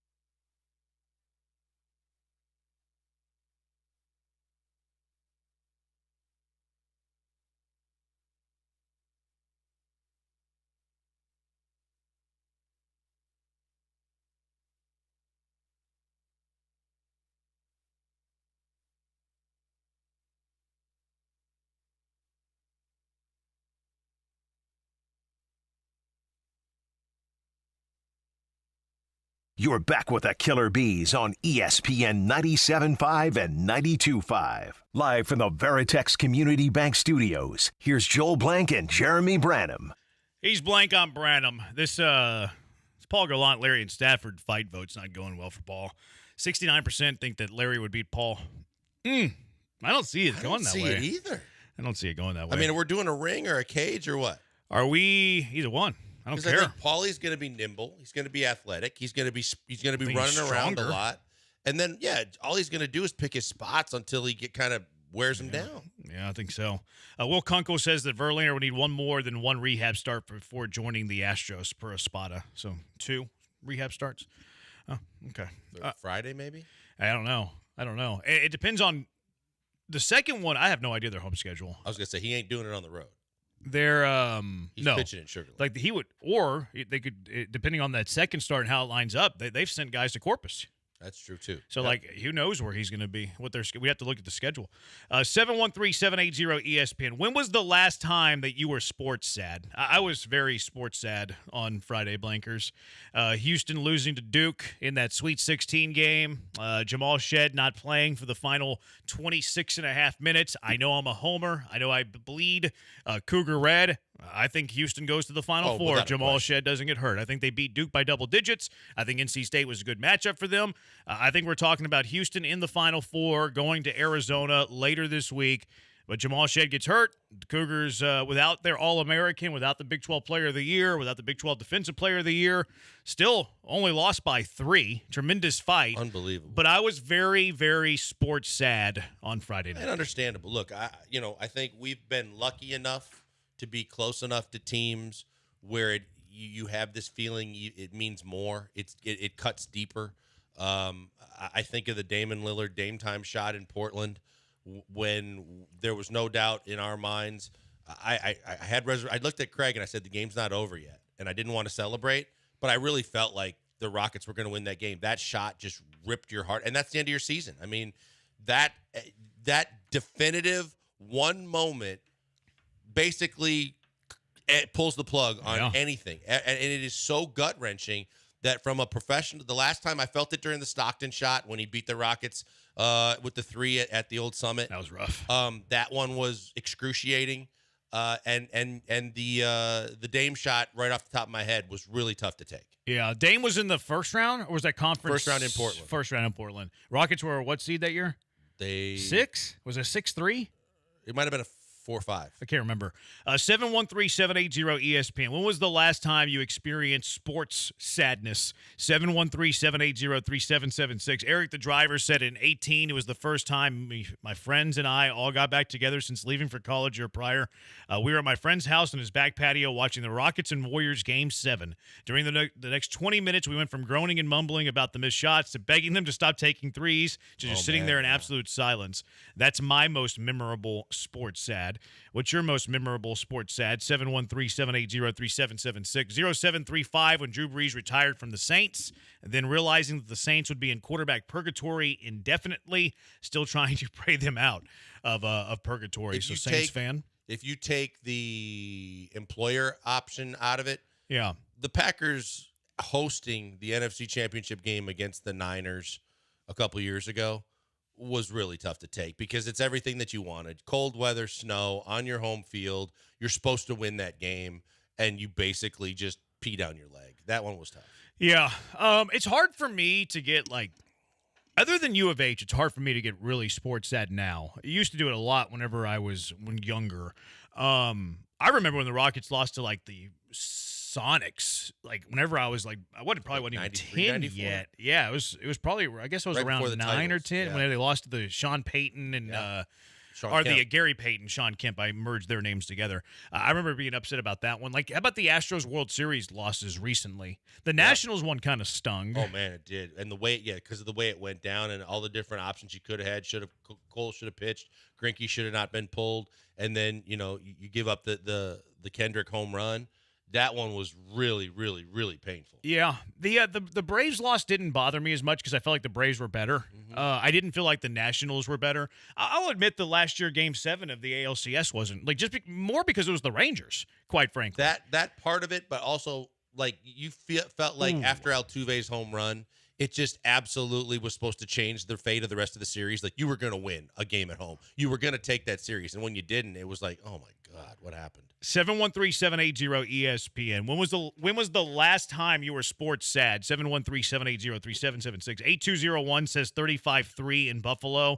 5582, 93 Oilers versus Bills, AFC Championship game. It wasn't the AFC Championship game. I'm pretty sure it was the wild card round game. It was the wild card round. Yeah, it wasn't the AFC Champion. It was the wild card round game. You still had to win a division round game. You still had to win a conference championship game to get to the Super Bowl. It wasn't the conference championship after game. that? That's what I was wondering. That's a long time ago. Like maybe it hurts you so much to where you stopped caring as much about sports. Like But I if could you see cared that. about it that much. Agreed. I don't know that you just walk away from it. Yeah, I mean, I could see some like people getting jaded. You know, I think more people care when they were younger, for sure. And the older you get, probably you still enjoy it, but it doesn't impact you as much. Like once you have kids, like a team losing isn't going to hurt you nearly as much. 713-780-3776. When was the last time you were sports sad? Let's go out to the HRMP listener line. Cameron, you're in the Hive with the Bees. When was the last time you were sports sad? Cameron? Come on, Cameron. Hello? Yeah, you're on. Let's go. When was the last time you were sports sad? Hey, guys, so my worst moment is I'm a Broncos fan, and we had made it to the first Super Bowl in my lifetime, and me and my best friend threw a party at the house together, got everybody in, and we were spanked by the Seahawks so bad that we turned it off at halftime and kicked everyone out. Oof. That's right. Never seen anything like that before in my life. Yeah, appreciate it, Thanks, Cameron. That's the thing is like people want to talk to you about it and stuff. Yeah, and it's like I don't want to talk about this, dude. No, like this no, is the you do last not. thing I want to. Because I mean, I was in Dallas Friday. Right. Would have stayed there throughout the week. Obviously, if they won, would have stayed there Saturday, play on Sunday, yesterday. But since they lost, I was able to come back. We had like a get together Saturday, and then Easter yesterday. And it's like they see me like, oh, let's talk about this. And I'm like, it's not what I. Let's just enjoy Easter. Let's go. I used to have on rules eggs. with friends. Like there has to be like a week grace period because you're so close to it, and the finality is so severe. Like I remember walking back into the hotel and having Les Alexander and Tad Brown there to like shake your hand, and you're like, God, that just makes it worse because that is telling you the season is done. Yeah. Like, oh, what'd you think of this? What'd you think? I don't want to. No, I don't at all. It's the think last about thing it. I want to talk about. 8074 choking versus the Chiefs because we'd have been hosting the AFC Championship versus the Titans the next week. That's a good one. The 24-0. Yep. That one's so weird to me because I never like. Part of being sports sad is the expectations. Like I had expectation that Houston was going to go to the Final Four. Like I thought they were better than Duke. I think they would have beaten Duke. I think they would have beaten NC State. Of course, I'm a homer and I'm looking at it from my perspective. Hard not to with the way Duke Cougar played goggles. against NC State too. Yeah. For you not to think you definitely would have won the Duke game, and you would have. Your defense is good enough to stop it. So that's why my expectations were high. But you go back to like the Titans or the Texans when they lost to that Chiefs team, I never had high expectations for them. So that's why like I didn't get nearly as sports sad about that as a lot of people did because my expectations never got that high about that team. I agree with you. I looked at that going, hey, this is a good experience game for them. I hope they can stay in it. But then with each passing, score and the score getting bigger, I'm like, more in disbelief going, oh, my God, this is unbelievable. They're going to actually host the AFC Championship game. And then the Billy Bowl just crushed everybody with the way O'Brien found a way to handle the rest of the game. 713-780-ESPN, HRMP listener line, 713-780-3776. When was the last time you got sports sad? What was it? 713-780-3776. It's the Killer Bees on ESPN 97.5 and ESPN 92.5.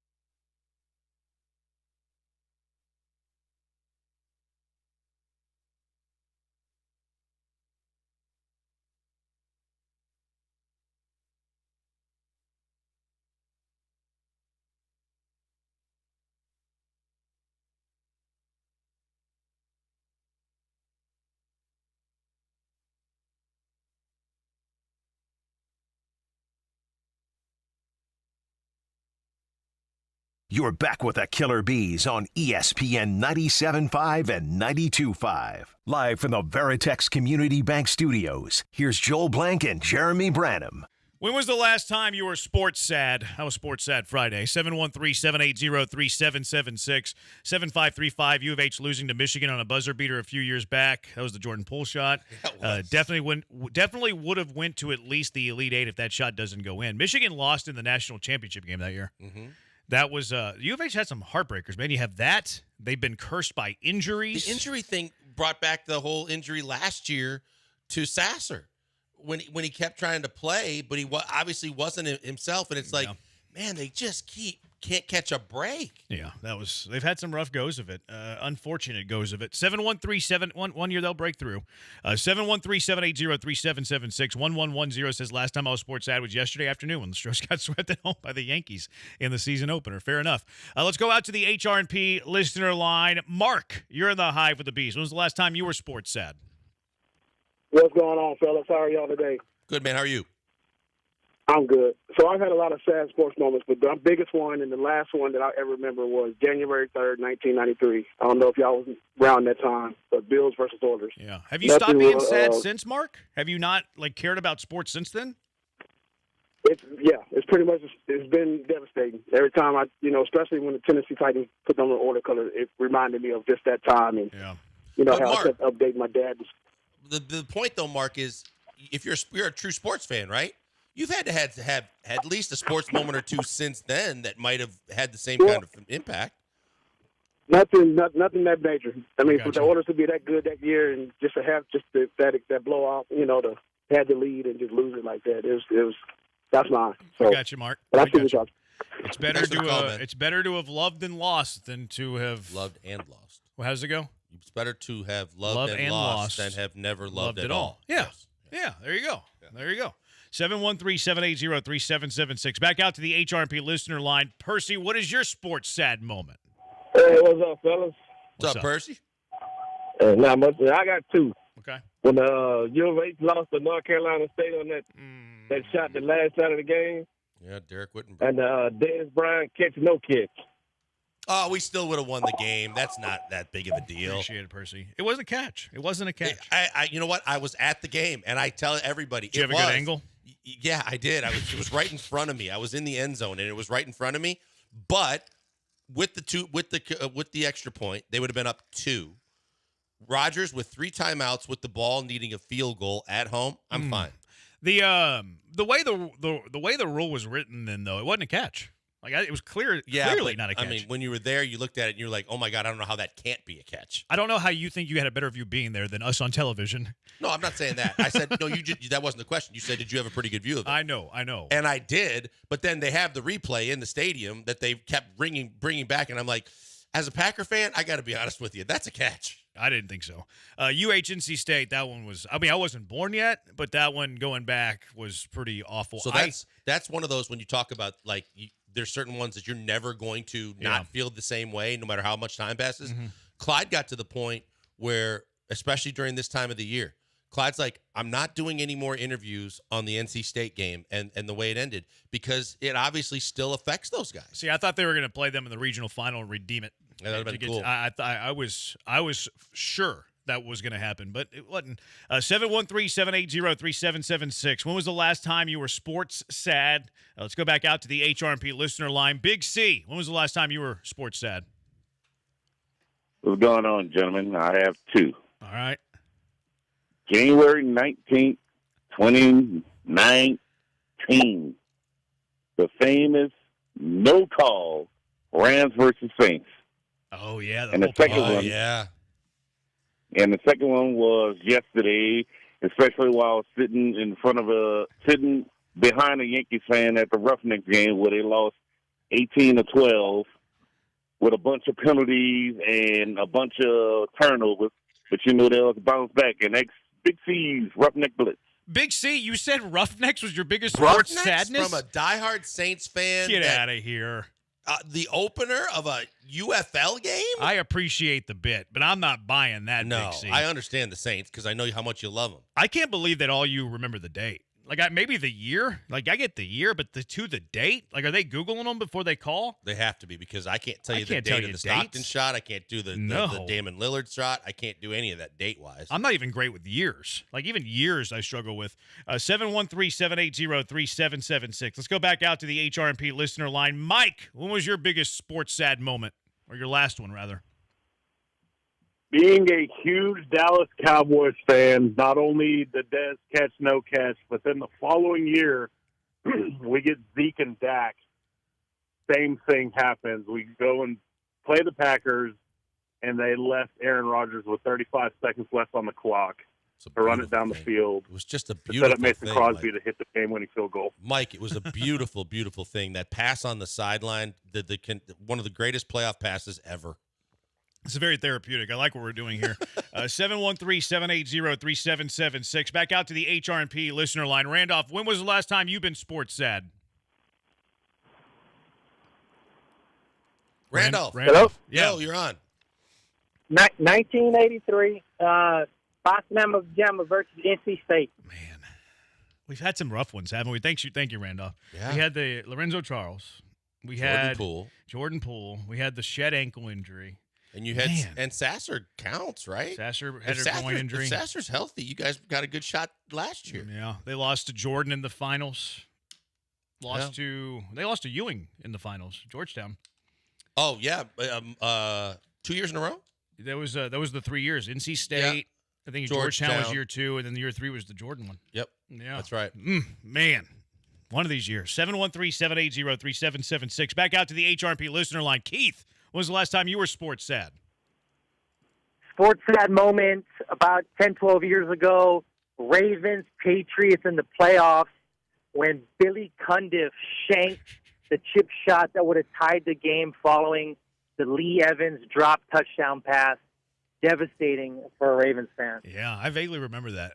Lee Evans is a Wisconsin all-timer. Is he really? Wide receiver. I'm surprised Keith didn't want Billy Cundiff to take over Kaimi Fairbairn's job in the NBA or the NFL Keith for the might Texans. Pull someone like an ancient kicker or something, like Raul Allegre or Raphael Septien. 2851, is this your last sports sad or your worst? It's the last one. The most recent sports sad that you've had. What has been enough to make you sad? Where, like, you're emotionally sad. 713-780-3776. Lots of people are saying the Yao Ming injuries. Oh, boy. I was devastated with that. Yeah. The one in L.A., you just know, like you were talking about with U of H, you know if he doesn't go down in that Lakers series, you have them beat. And if you win that series, you play Denver in the Western Conference Finals, you're probably going to the finals. That one was really tough. Plus, from all of our standpoint, we were wondering, could this be it? Yeah, a lot of people are scary. Yeah. A lot of people are saying the Chris Paul hamstring. I was going to say the Chris Paul hamstring, but that coincides with the 27 missed threes, doesn't it? Yeah, kind of. Yeah, for sure, because that was Game 7. The I'll be honest, like earlier with the Texans Chiefs thing, like my expectations for the Texans were never that high. I was never emotionally invested in the James Harden Rockets. Like, I never liked them as much as I liked the Yao Ming Rockets. Obviously, the Akeem Olajuwon Rockets. I mean, I wanted them to win, but I wasn't as emotionally invested with those Rockets as I were with Rocket eras in the past. Look, working for the team, you're obviously emotionally invested no matter what, but it was so easy to love the Yao Ming Rockets with T-Mac, with Shane Battier. We had a lot of great dudes on that team. It was tough when you saw them practice and you saw the stuff behind the scenes to see James kind of carry himself the way he did. And then when he did those things, it was like, it just added fuel to your fire of like not wanting to like that dude, even if you worked for the team. That's what made that tough, because that Golden State series, when they were in the Western Conference Finals, I think it was 16, that Dwight Howard, if he doesn't hurt his knee in the first quarter of that game in Golden State, they're up 16 points. They look like they could really have control of that series. And then when they needed James the most, he set the record for turnovers in a game. Yeah. 713-780-ESPN. Battery Chuck says the 19 World Series. I would agree with that one. Specifically, a couple of texters mentioned the fly ball off the foul pole. Oh, yeah. Howie that was Kendrick. Yeah. Howie Kendrick dinking it off the right field foul pole, just barely catching the bottom of it. 713-780-3776. Will Harris. Will Harris. And he was having a good year that year. Great year. Great year. Hinch was criticized for using him. It wouldn't have been the third game in a row. It could have been the third game in a row, but it wasn't the third day in a row. Instead of Cole. There was a lot of mishaps there that he's criticized for. Greinke Going to was him, dealing, taking too. Greinke out, Yeah. going to Harris after a lot of people thought he was fatigued, and then not using Garrett Cole. Cole, Those were probably the three. 713-780, and you didn't win a home game in that series either. It was very much like the Ranger series. 713-780-3776. I think so. Back out to the HRP listener line. Ryan, when was the last time you were sports sad? Hey, sports, fellas. Sports. Yeah, sure. Sports. Yeah, sports to you. Anyways, you kind of took the wind out of my sails there. I was going to say the 2019 World Series. You see tired-ass Will Harrison there. Garrett Cole's ready to go. Yeah, that was pretty heartbreaking for me, too, buddy. Thanks. You got it, Ryan. R.I.P. Falcon. They did a good job with Fred Fowler, by the way, this weekend honoring him. We're at the get together.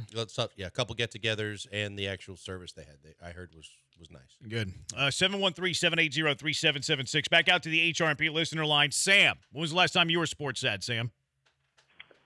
I mean, a couple of guys already said it, the 2019 World Series. I will say one thing in that game, in that stadium, the fact that it went so quiet and the whole the crowd knew that the game was over. It just felt bad. It didn't feel like anyone had faith in the team coming back, which was made it even worse. Yeah. Jared says Hinch pulls Greinke, doesn't put in Cole. Friends and I had a funeral for Astros Garrett Cole after. Yeah, I mean, he was a representative of himself at that point. The that pin drop silence in sports, that's the Stockton shot. Yeah, because you're at home, and then you can literally hear the opposing team celebrating in your house. You absolutely can. Yeah, that is. Ooh, boy, that's tough. 713-780-3776. 0557 says the 15 ALDS against Kansas City. That's an interesting one because you've lost 2 World Series since then, and you lost an ALCS against the Rangers. So the last time you were sports sad is interesting, but that was a Kansas City won the World Series that year. Yes, they did. And the Astros had They were up in the series. They were up in the series 2-1, Game 4, and they were leading the game by like several runs. And they had a rocky inning late in the game, 6-7. I don't remember the exact inning. Tony Sipp was pitching. He had a chance to get out of it with an inning double play right back up the middle. Looked like it was going to be an inning double play. Like Sipp barely deflected it, and it ricocheted. Was it Correa? And it went under the glove of Correa. Yeah. Kind of changed the plight of the ball. And it went from being like an inning-ending double play, preserved the lead, to Kansas City put up a huge number, and they would go on to win Game 4, go on to win Game 5. And people hated Tony Sipp forever after that too. They already did. They did, but now even more. then because he stuck around for a couple of years, and people were like, ugh. Yeah, no one really loved Tony Sipp. There's been so many left-handed loogies in Astros history that jump to mind. Like Tony Sipp's one of them, and then I always, for whatever reason, the guy I always go to is Mike Gallo. He was he's just in I remember the name. He's just on the team because he's left-handed. He had an ERA of 7.50, but because he's left-handed, he can have a roster spot on this team. Mike Gallo, Tony Sipp. Before, it took Mike Gallo to walk so Tony Sipp could run. 713-780-3776. When was the last time you were sports sad? Let's go out to the HRP listener line. Hallett, you're in the hive with the bees. What's up? Hey, what's up, fellas? I have 2 moments. I'm an Auburn fan, so the first moment was the 2013 National Championship when they let Florida State go down the field and win the game in the last minute. And also the 2019 Final Four with the foul call on Kyle Guy where he got to shoot 3 free throws at the end of the game to win it, and that was probably the saddest moment. Thanks, guys. Yeah, that was Virginia, rough. right? Virginia won it. Yep. Yeah, that was the year after they lost to UMBC. They right. lost to the 16 seed, and then they won the national championship the year after. That foul call, does it influence if it was the right call? Probably not, because you have your fan point of view. Your and emotions are riding on the fact that you think you've got it won. I don't think the call being right or wrong really. Now, if it's wrong, you probably throw some more fire into it. Oh, for sure. But you're still going to feel pretty sad, regardless if it's the right or the wrong call. 713-780-ESPN. HRP listener line, 2284 Gas Can Gallo. That's right. I forgot they called him the Gas Can. 713-780-3776. When was the last time you were sports sad? It's the Killer Bees on ESPN 97.5 and ESPN 92.5.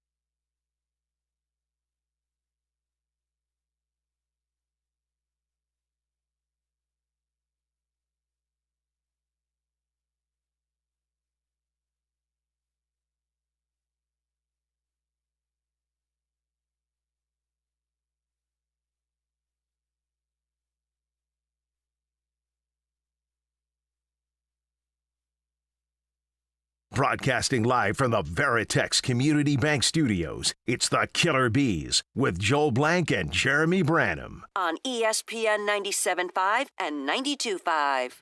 When was the last time you were sports sad? 713-780-ESPN.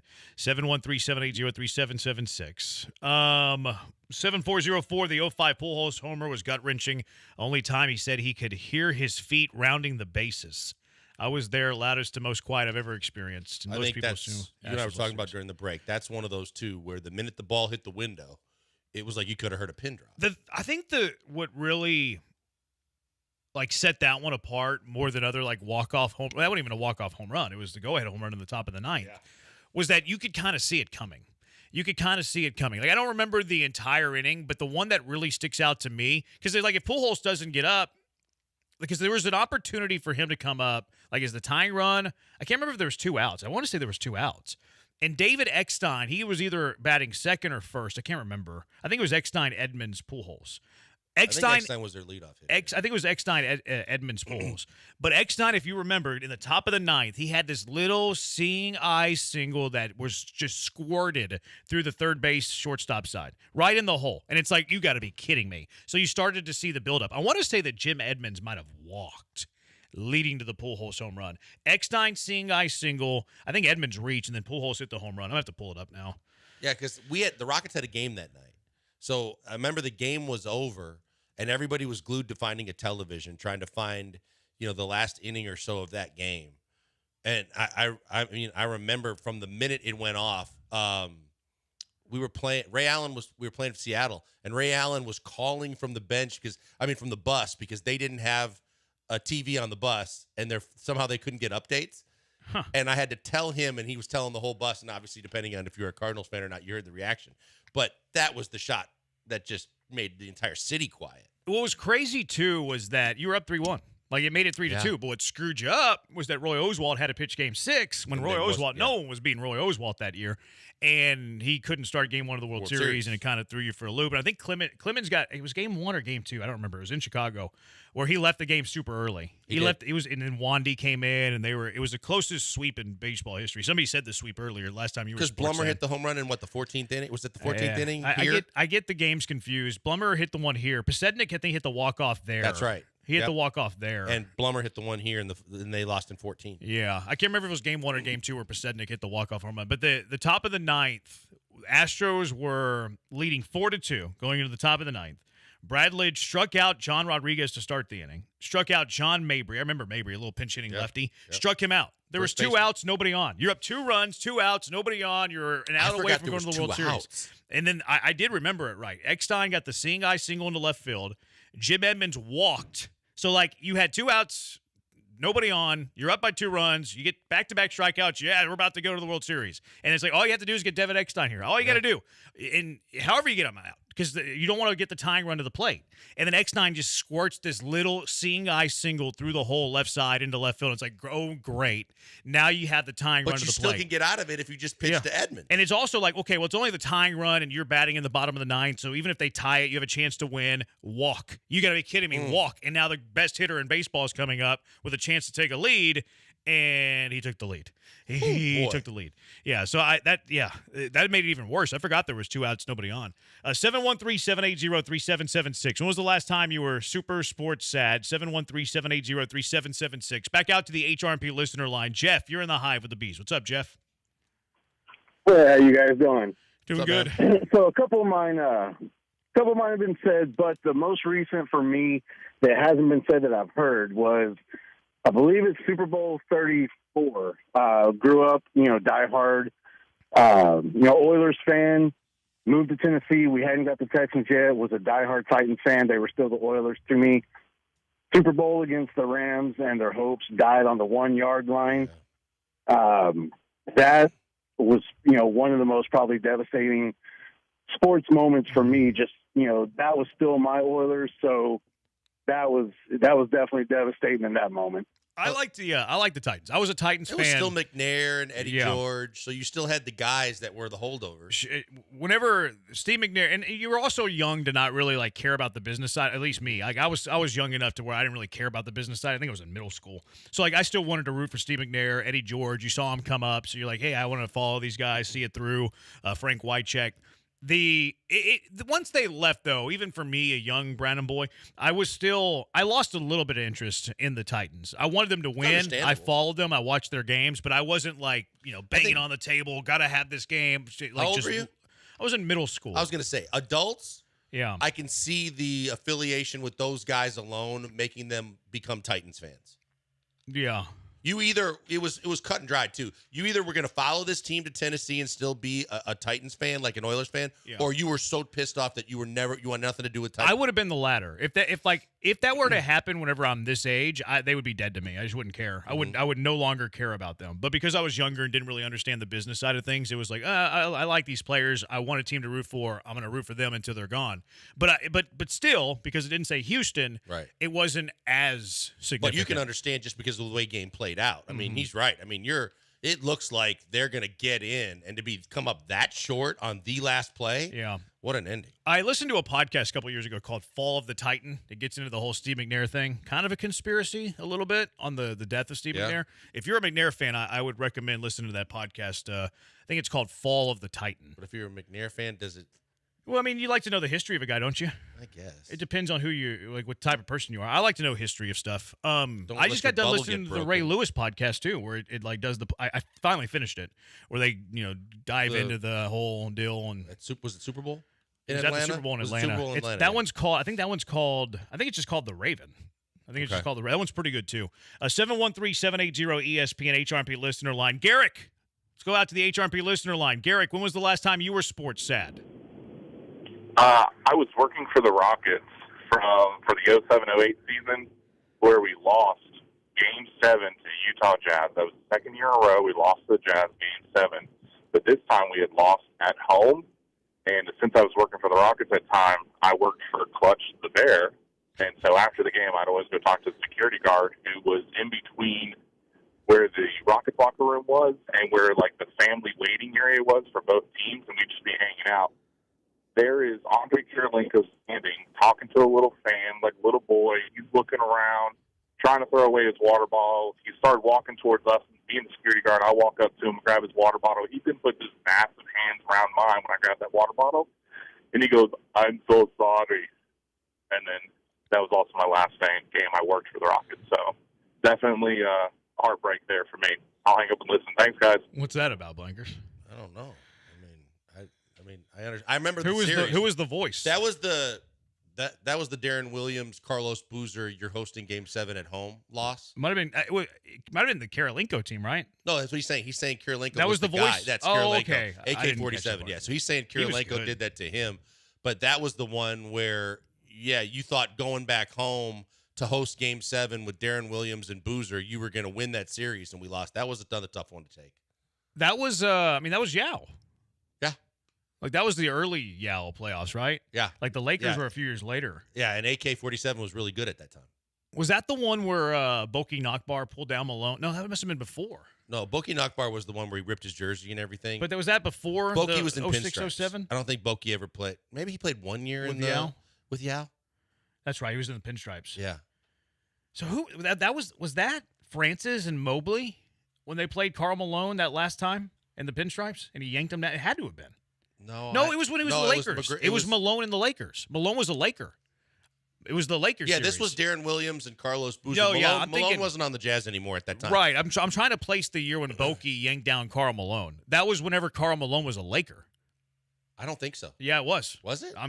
I'm almost can guarantee you that Boki Nakbar pulled down Karl Malone whenever he was a Laker. I want to say it was the Francis series, though. Remember Francis hit a big shot and he showed his heart? Yeah. I think that was the series. I think it was before they had McGrady. That might have been the only year Steve made the playoffs. Was Yao on that team? Yao must have been on that team.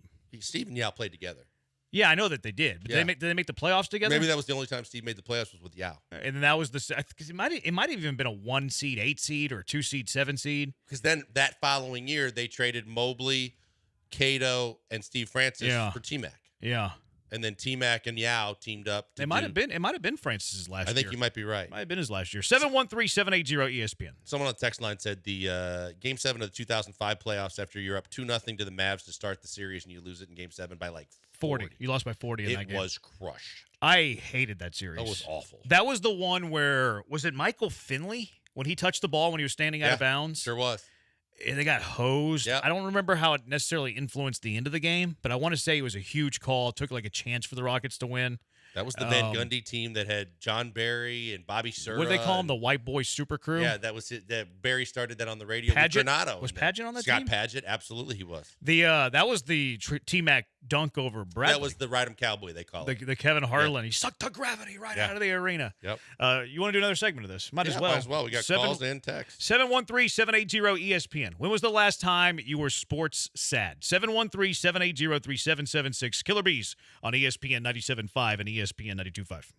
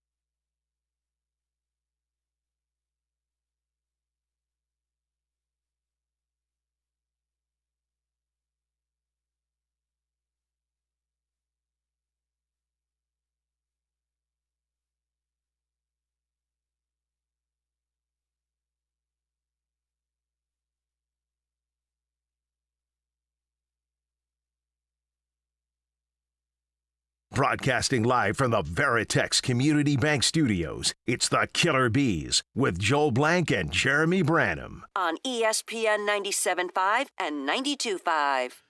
When was the last time you were sports sad? He's Blankers, I'm Branham. 713-780-ESPN. HRP listener line, 713-780-3776. Jared says Texas versus Washington. Man, I thought the Horns were going to do it at the end. That was a unbelievable game. Yep. Like, the Huskies kind of botched the final 2 minutes, gave Texas a chance. Then they drove down the field, and it's like they're going to carry this momentum on their way to a semifinal win into the title game. And then they got the stop at the end. That was, as a Texas, like, I'm not a Texas fan, but I can understand the pain if Remember I were. at the time that put Michael Penix on everybody's radar He as was maybe a guy that was unbelievable in going to that be game. like one of the top quarterbacks selected, and that didn't last long. I fell for it. I thought he was great in that game. I should have known better, though. Texas secondary is not really that good. That was their weakness this year for sure. DBU? They call themselves that? They used to. Not this year. That was where you could get forever them. in a day they call themselves that, but Yeah, you I could think get them in the LSU's secondary. probably DBU. They that's where you had to get them. That's where you had to get them. 3338 says last year versus the Rangers. 713-780-3776. Let's go out to the HRP listener line. Russ, when was the last time you were sports sad?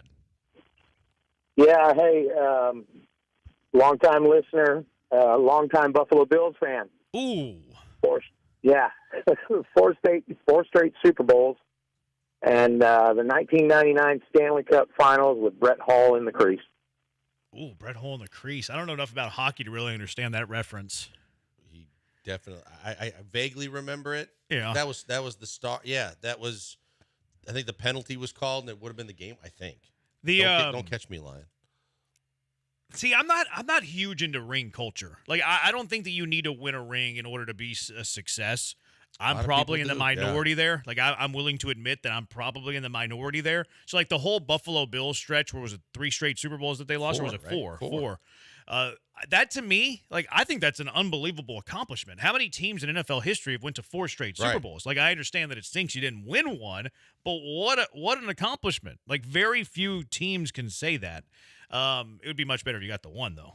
If you were 1-3 instead of 0-4, because I mean the Braves didn't win a ton of World Series whenever they were going each and every year. Yeah, was it only one? I thought it might have been 2, but one out of the 8-year run where they. But like we don't look at the Braves as we look at the Bills because of just the 1. Yeah, and it's a validation that is inexplicable to some degree. But if you don't have one, then you have to just go through the roof with your stats. Like on the flip side, Eli Manning doesn't have the stats to really be considered for the Hall of Fame.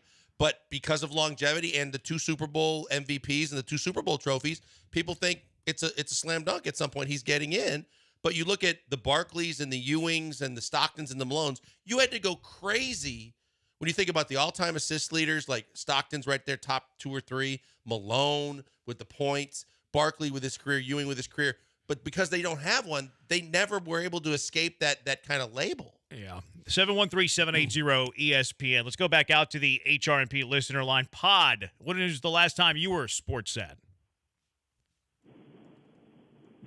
Pod? Hey, team, love the show. Thank you. Time caller. So the obvious answer is 2019 World Series, but I've heard a lot of people talking about that. So I'll go back a year prior to 2018, Game 4 of the ALCS, when Benintendi had that incredible slide to Rob Bregman.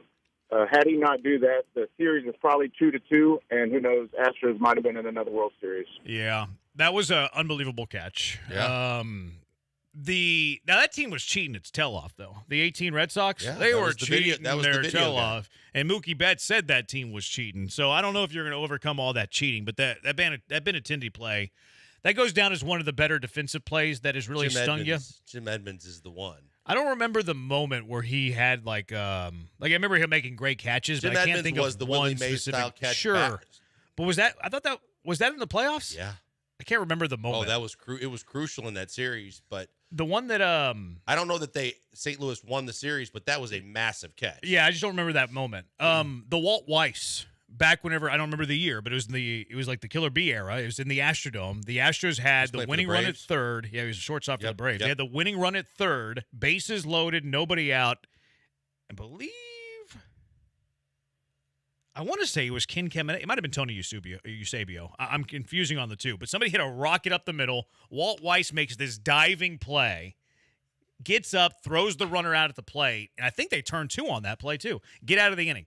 Astros had the bases loaded, nobody out, winning run at third, did not score, and the Walt Weiss infield diving play up the middle saved the whole thing. I still have nightmares about that play. 713-780-3776. Last time you were sports sad. Back out to the HRP listener line. Thomas, you're in the Hive. When was the last time you were sports sad? For me, it's got to be 2015, Game 6. Damian Lillard hits the shot of his life, ripped the heart out of the Houston Rockets, and sent him home. I was sick to my stomach watching that live. I thought we had that game. We could have gone 7. And if we'd have won that series, we'd have played San Antonio, which that year we swept them throughout the season. So it could have been a good matchup. But, yeah, Damian Lillard ripped in the hearts out of the Houston Rockets. Appreciate the call, Thomas. The issue that I have with that one was that it was in the first round. Yeah, it's hard to say that they would have done this or would have done that in the first round, right? If you're like a play away from getting to the finals or a World Series or something like that, it's different. Look, I was there. I mean, I know we talked about it earlier. But that was also a team that let LaMarcus Aldridge light them up for 40 plus in the first 2 games of the series. Yeah. I don't know that the Rockets were Teflon, and if they win that series, how far they would have gone. It was also Game 6. Right. We knew but remember, Chandler Parsons went backdoor, had a reverse layup with like 1.2, and we're thinking, okay, Game 7 at our place. Yeah. Something we've been there and done that in the past with the Clippers. We can do this. Look, obviously, sports sad. I just don't know if I have it as my contenders. First round, Game 6. How far do you go? Bunch of what ifs. And to Thomas's point, you play the Spurs the next round. Spurs would go on to win the NBA Finals that year. So maybe. Maybe. That's the one thing that kind of annoys me with the 35-3. Now, the 35-3 significance is you blew the biggest lead in playoff history. But people make it seem like the Oilers were going to go to the Super Bowl that year. Yeah, they were right. on the road That's in right. the wild card round. Like, what gives you that belief? 713-780-3776. The Edmonds catch was Game 7, 2004 against the Cardinals. But I don't remember. I have to look up who won. But I believe they had either bases loaded. They had first and second, and Edmonds saves the game with that catch. Now, that was a game Clemens pitched. I don't remember that Game 7 very well. I remember that was the Game 5 where Jeff Kent hit the walk-off home run, and when he was crossing the plate, he said, one more. I remember the catch as you showed it, but I wouldn't have told you that was in a Game 7. I didn't realize that was Game 7. 713-780-3776. Let's go back out to the HRMP listener line. Earl, you're in the Hive. When was the last time you were sports sad? Well, I have 2 for you guys. All right. I'm kind of old school, so the first one was the catch with the Oilers on the way to the Super Bowl, and because they didn't have video replay when they showed his foot was in bounds, they called him out of bounds. Was that Renfro? Yep, that was a Renfro play. Yep. And the second one, I think the Astros was on the verge of going to the World Series. I think they were playing in the Astrodome. They was leading. I think Joe Morgan was playing second base, and he was hot that day. And I think the latter part of the year, this game, they pulled him out. They pulled him and out. we lost. I don't remember that one at all. Out of the game. I know it was in the Astrodome. Joe Morgan was playing second base. And they pulled him out. I don't know why the manager pulled him out. They pulled him out, and he was hot that day. That's crazy. I don't know that story at all. If any of our texters can help us out, 713-780-3776. 2004 NLCS, the Cardinals won 5-2, and that catch Edmonds made, there were at least 2 runners on that would have potentially put the Astros back in the game. I don't know what year Joe Morgan would have. I don't think they've made had the to be playoffs. Late 60s? Morgan's last year with the Astros was 71. He played with the Astros from 63 to 71. I was going to say late 60s. Were they good? I don't think the Astros made the playoffs from 63 to 71. The first time they made the playoffs was 1980. So that couldn't, yeah. Maybe they were on the cusp of being in the playoffs. Maybe it was a regular season game, something like that. No, I don't think that even, like the Astros, while Joe Morgan was here, they never finished better than 4th in their division. So I don't know about that one, Earl. 713-780-3776. Let's go back out to the HRMP listener line. Dominic, you're in the Hive. When was the last time you were sports sad? I don't know if this fits the criteria, but when I got that alert on my ESPN app that DeAndre Hopkins had been traded. Yeah, appreciate it. See, to me, it was more about the return.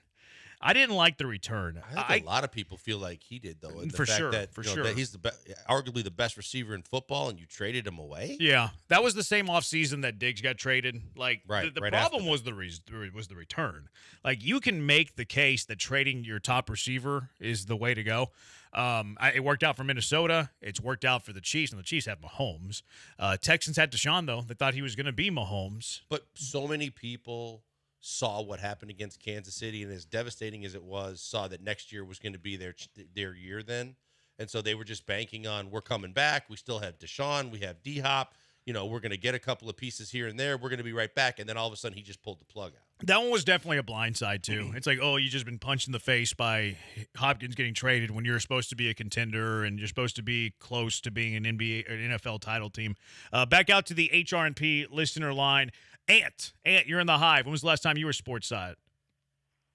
Hey guys, long time listener. I've always been a big fan of the local sports teams, pro teams, college teams. But from time to time, I've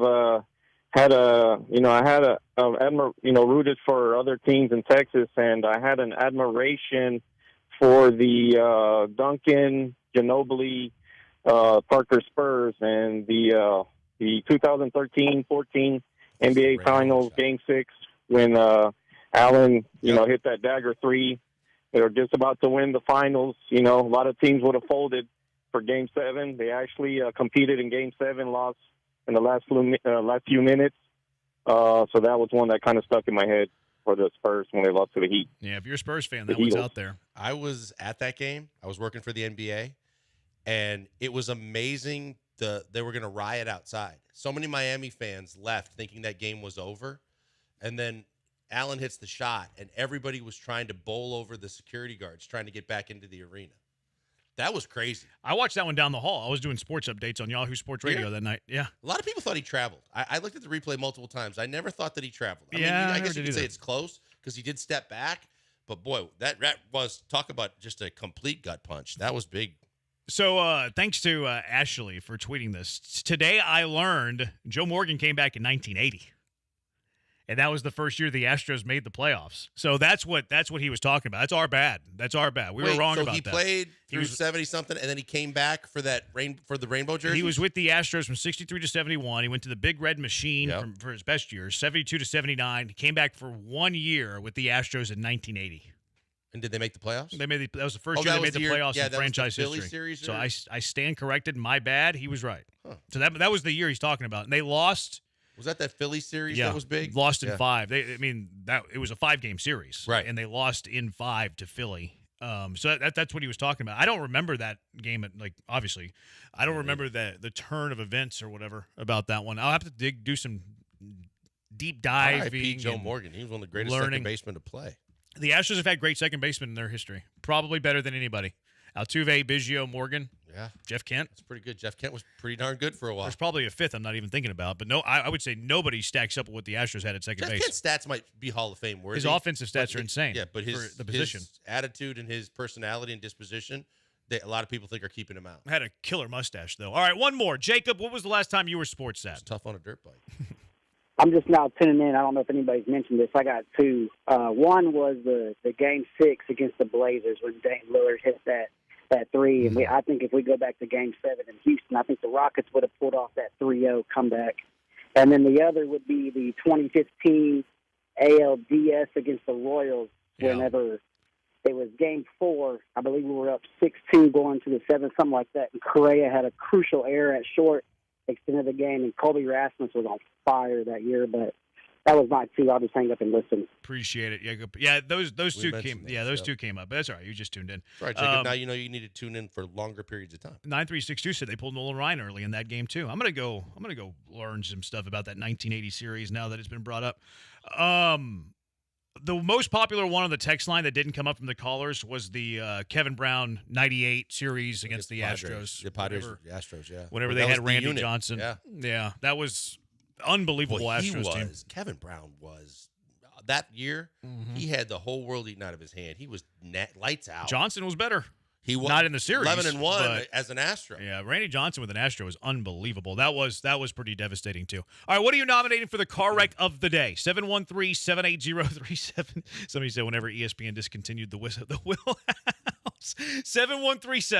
I appreciate the joke. We had two Jets fans say four plays into last season. Yeah, that one's up there for Jets fans too. 713-780-3776. What are you nominating for the car wreck of the day? What is our car wreck of the day? 713-780-3776. Killer Beast, ESPN 97.5, ESPN 92.5. Hey, a moment before we go to the break for Doc Linville. Look, guys, I'm just going to keep it real with you. If you're losing your hair, you got pattern baldness, thinning, balding, you don't think there's anything you can do about it, you've just kind of relented and said, I'm going to shave it off. I'm not going to try the sprays and the creams and the foams. I got a solution for you, and it legit is a solution. It's taking your own hair where you're never going to lose it. And I was told by Doc Linville and his staff this when I had a consultation with him. Genetically, you're never going to lose the hair on the sides and the back of your head, no matter how bald you go in other areas. He takes some of that hair, he puts it where you need it most, and in no time at all, you see the results. Because he's taking it from a spot that it's never going away, it's going to be with you for the rest of your life. It's going to get stronger, longer, thicker. You're going to be so happy because you're going to get self-confidence back again because you're going to like the way you look. It's real simple, and as a listener to our station, you get a free consultation with Doc Linville and his staff that normally costs $150 just by going to 975hair.com. You go to 975hair.com, you set up the consultation, no money out of pocket, no signing on the dotted line, just you asking questions, getting answers, having them explain to you what the procedure is. I did it. Granado did it. So many others have done it. And everybody that I talked to is so happy that they did. I'm living proof. I got the procedure done. I could not be happier with the hair that I got back and the overall look and coverage area that I have now. Check them out today. Go to 975hair.com. Tell them I sent you by Doc Linville, best in the business at the Neograft.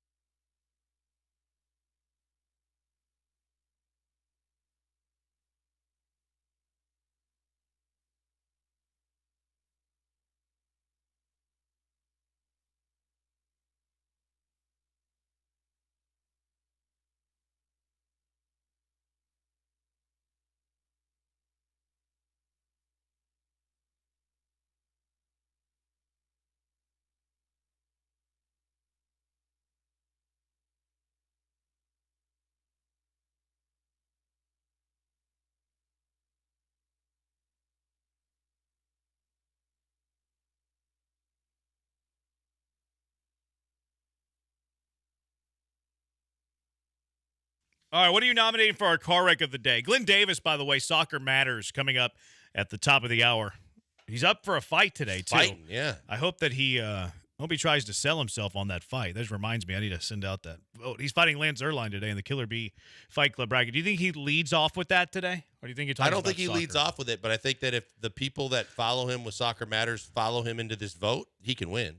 I'm hoping that instead of soccer mattering today, the Killer Bee Fight Club bracket will matter today. Remember, he upset in round one because of the fact that his people got behind. Was that an upset over Brian La Muscle? I thought so. You think so? Yeah. I mean, if he's only got one wheel and he's a soccer player. Yeah, but no one knows about that, really. Well, I told people about that. Yeah, but if you see it on a Twitter vote, you probably don't know that true. Glenn's hurt. Maybe that's true. 713-780-3776. What are you nominating for the car wreck of the day? I got a couple. The first one that comes to mind, how in the world does the NCAA have tournament games in Portland for the women in which one 3-point line was 9 inches off the other line? Well, you know. I mean, I care more about 5 personality. games. I get it, but 5 games took place, I think it was, in which one of the 3-point lines was grossly off in terms of the measurements. Yeah, I'm not sure how that happens. And they got to play tonight, so they're trying to repaint the floor before tonight's game. Apparently, it's going to happen, right? I guess they're. I know that they said that the plans were it was going to be fixed before. I hope it's not like some wonky decal or something like that. I don't really care that much. I mean, I know you don't, but I think a lot of people do. I think the teams involved care. I'm curious how that happens, though. Like the logistics of how that happens. I couldn't tell from like people posted on Twitter and be like, you can obviously tell. And I was like, I can't tell. Like I trust that it is off. You know how you they can measured tell? it. When you look from the very top of the key to the edge of the 3-point line, there was a difference between the I tried to spaces. do that. I couldn't tell. I could see it. I couldn't. I was on my phone though. Maybe that was the difference. But how bad of a look is it for guys with their shoes to be marching off the distance? What are they doing? How about a tape measure? Yeah, that's what I was wondering too. They're like walking it off, like they're going to be able to tell because of the size of their shoe. I'm going to nominate Rashee Rice. Yep. They left that car 20 seconds after a high-speed collision. That's the fastest I've ever seen somebody exit a vehicle that has been in a high-wreck collision. Backpacks. Yeah, that was so weird. Like to you me. had your stuff already on, your backpack was on, and you weren't driving with that or hanging out, and all of a sudden your backpack's on, you're walking away. And you notice that they all got out from the non-driver side? Yep.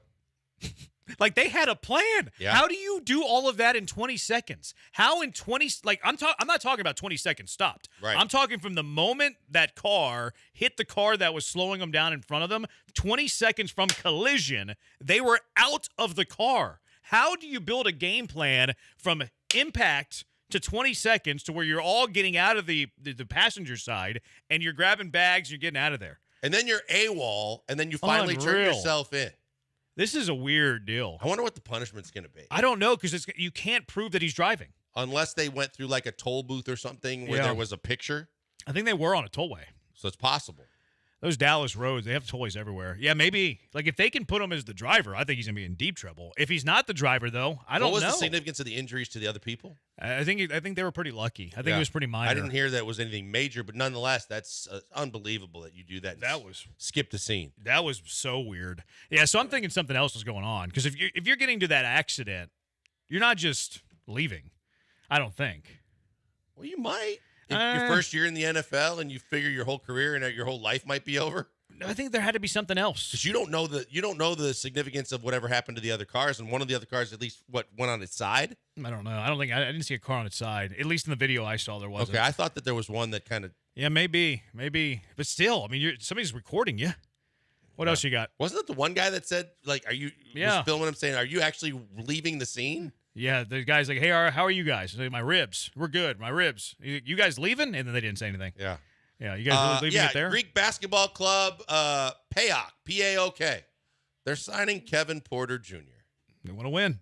Oh, do they? They do. In the worst way, evidently. They want to win. Jeez. They want to win. Yeah, what is it, $10,000 for the rest of the year? That's what the figures, the numbers were. I don't know how many games they have left on their year. Have you ever heard of Greek Club PAOK before today? No, Pathionokis. Is that who it is? No, that's the one that everybody knows. I don't know that. That's their elite Greek team. Yeah. Pathionokis. Yeah. A lot of the NBA players have played there before they play in the league. I wonder if he's going to lead them to victory or anything. I would also nominate Jelly Bean Joe Bryant. What happened? Kobe, when they won the title, had a exact championship ring made for his dad, and his dad sold it. Maybe he's broke. It's a terrible thing to do. I mean, if you're broke, you got to make money any way you can. I don't think Joe Bryant's broke. I don't know. Maybe he is. Maybe he's broke. You going to watch Caitlin Clark and Angel Reese? I am. Both games are intriguing to me. What's the other one? UConn USC with Juju versus Buchers. Yeah. Yeah. Juju Smith-Schuster's playing basketball now? No. Let's try. All right. That's going to do it for us. Thanks to A-Rod doing the hard work. A-Rod's got a shot at this show. He's got a chance to be the full-time guy. Thanks for all the hard work, Austin. Hope to see you. Well, he'll be back tomorrow. Getting his another audition there before the end of the show. He's Blank. I'm Brandon. We'll talk to you tomorrow, Houston. Glenn Davis, Soccer Matters, up next on ESPN 97.5 and ESPN 92.5.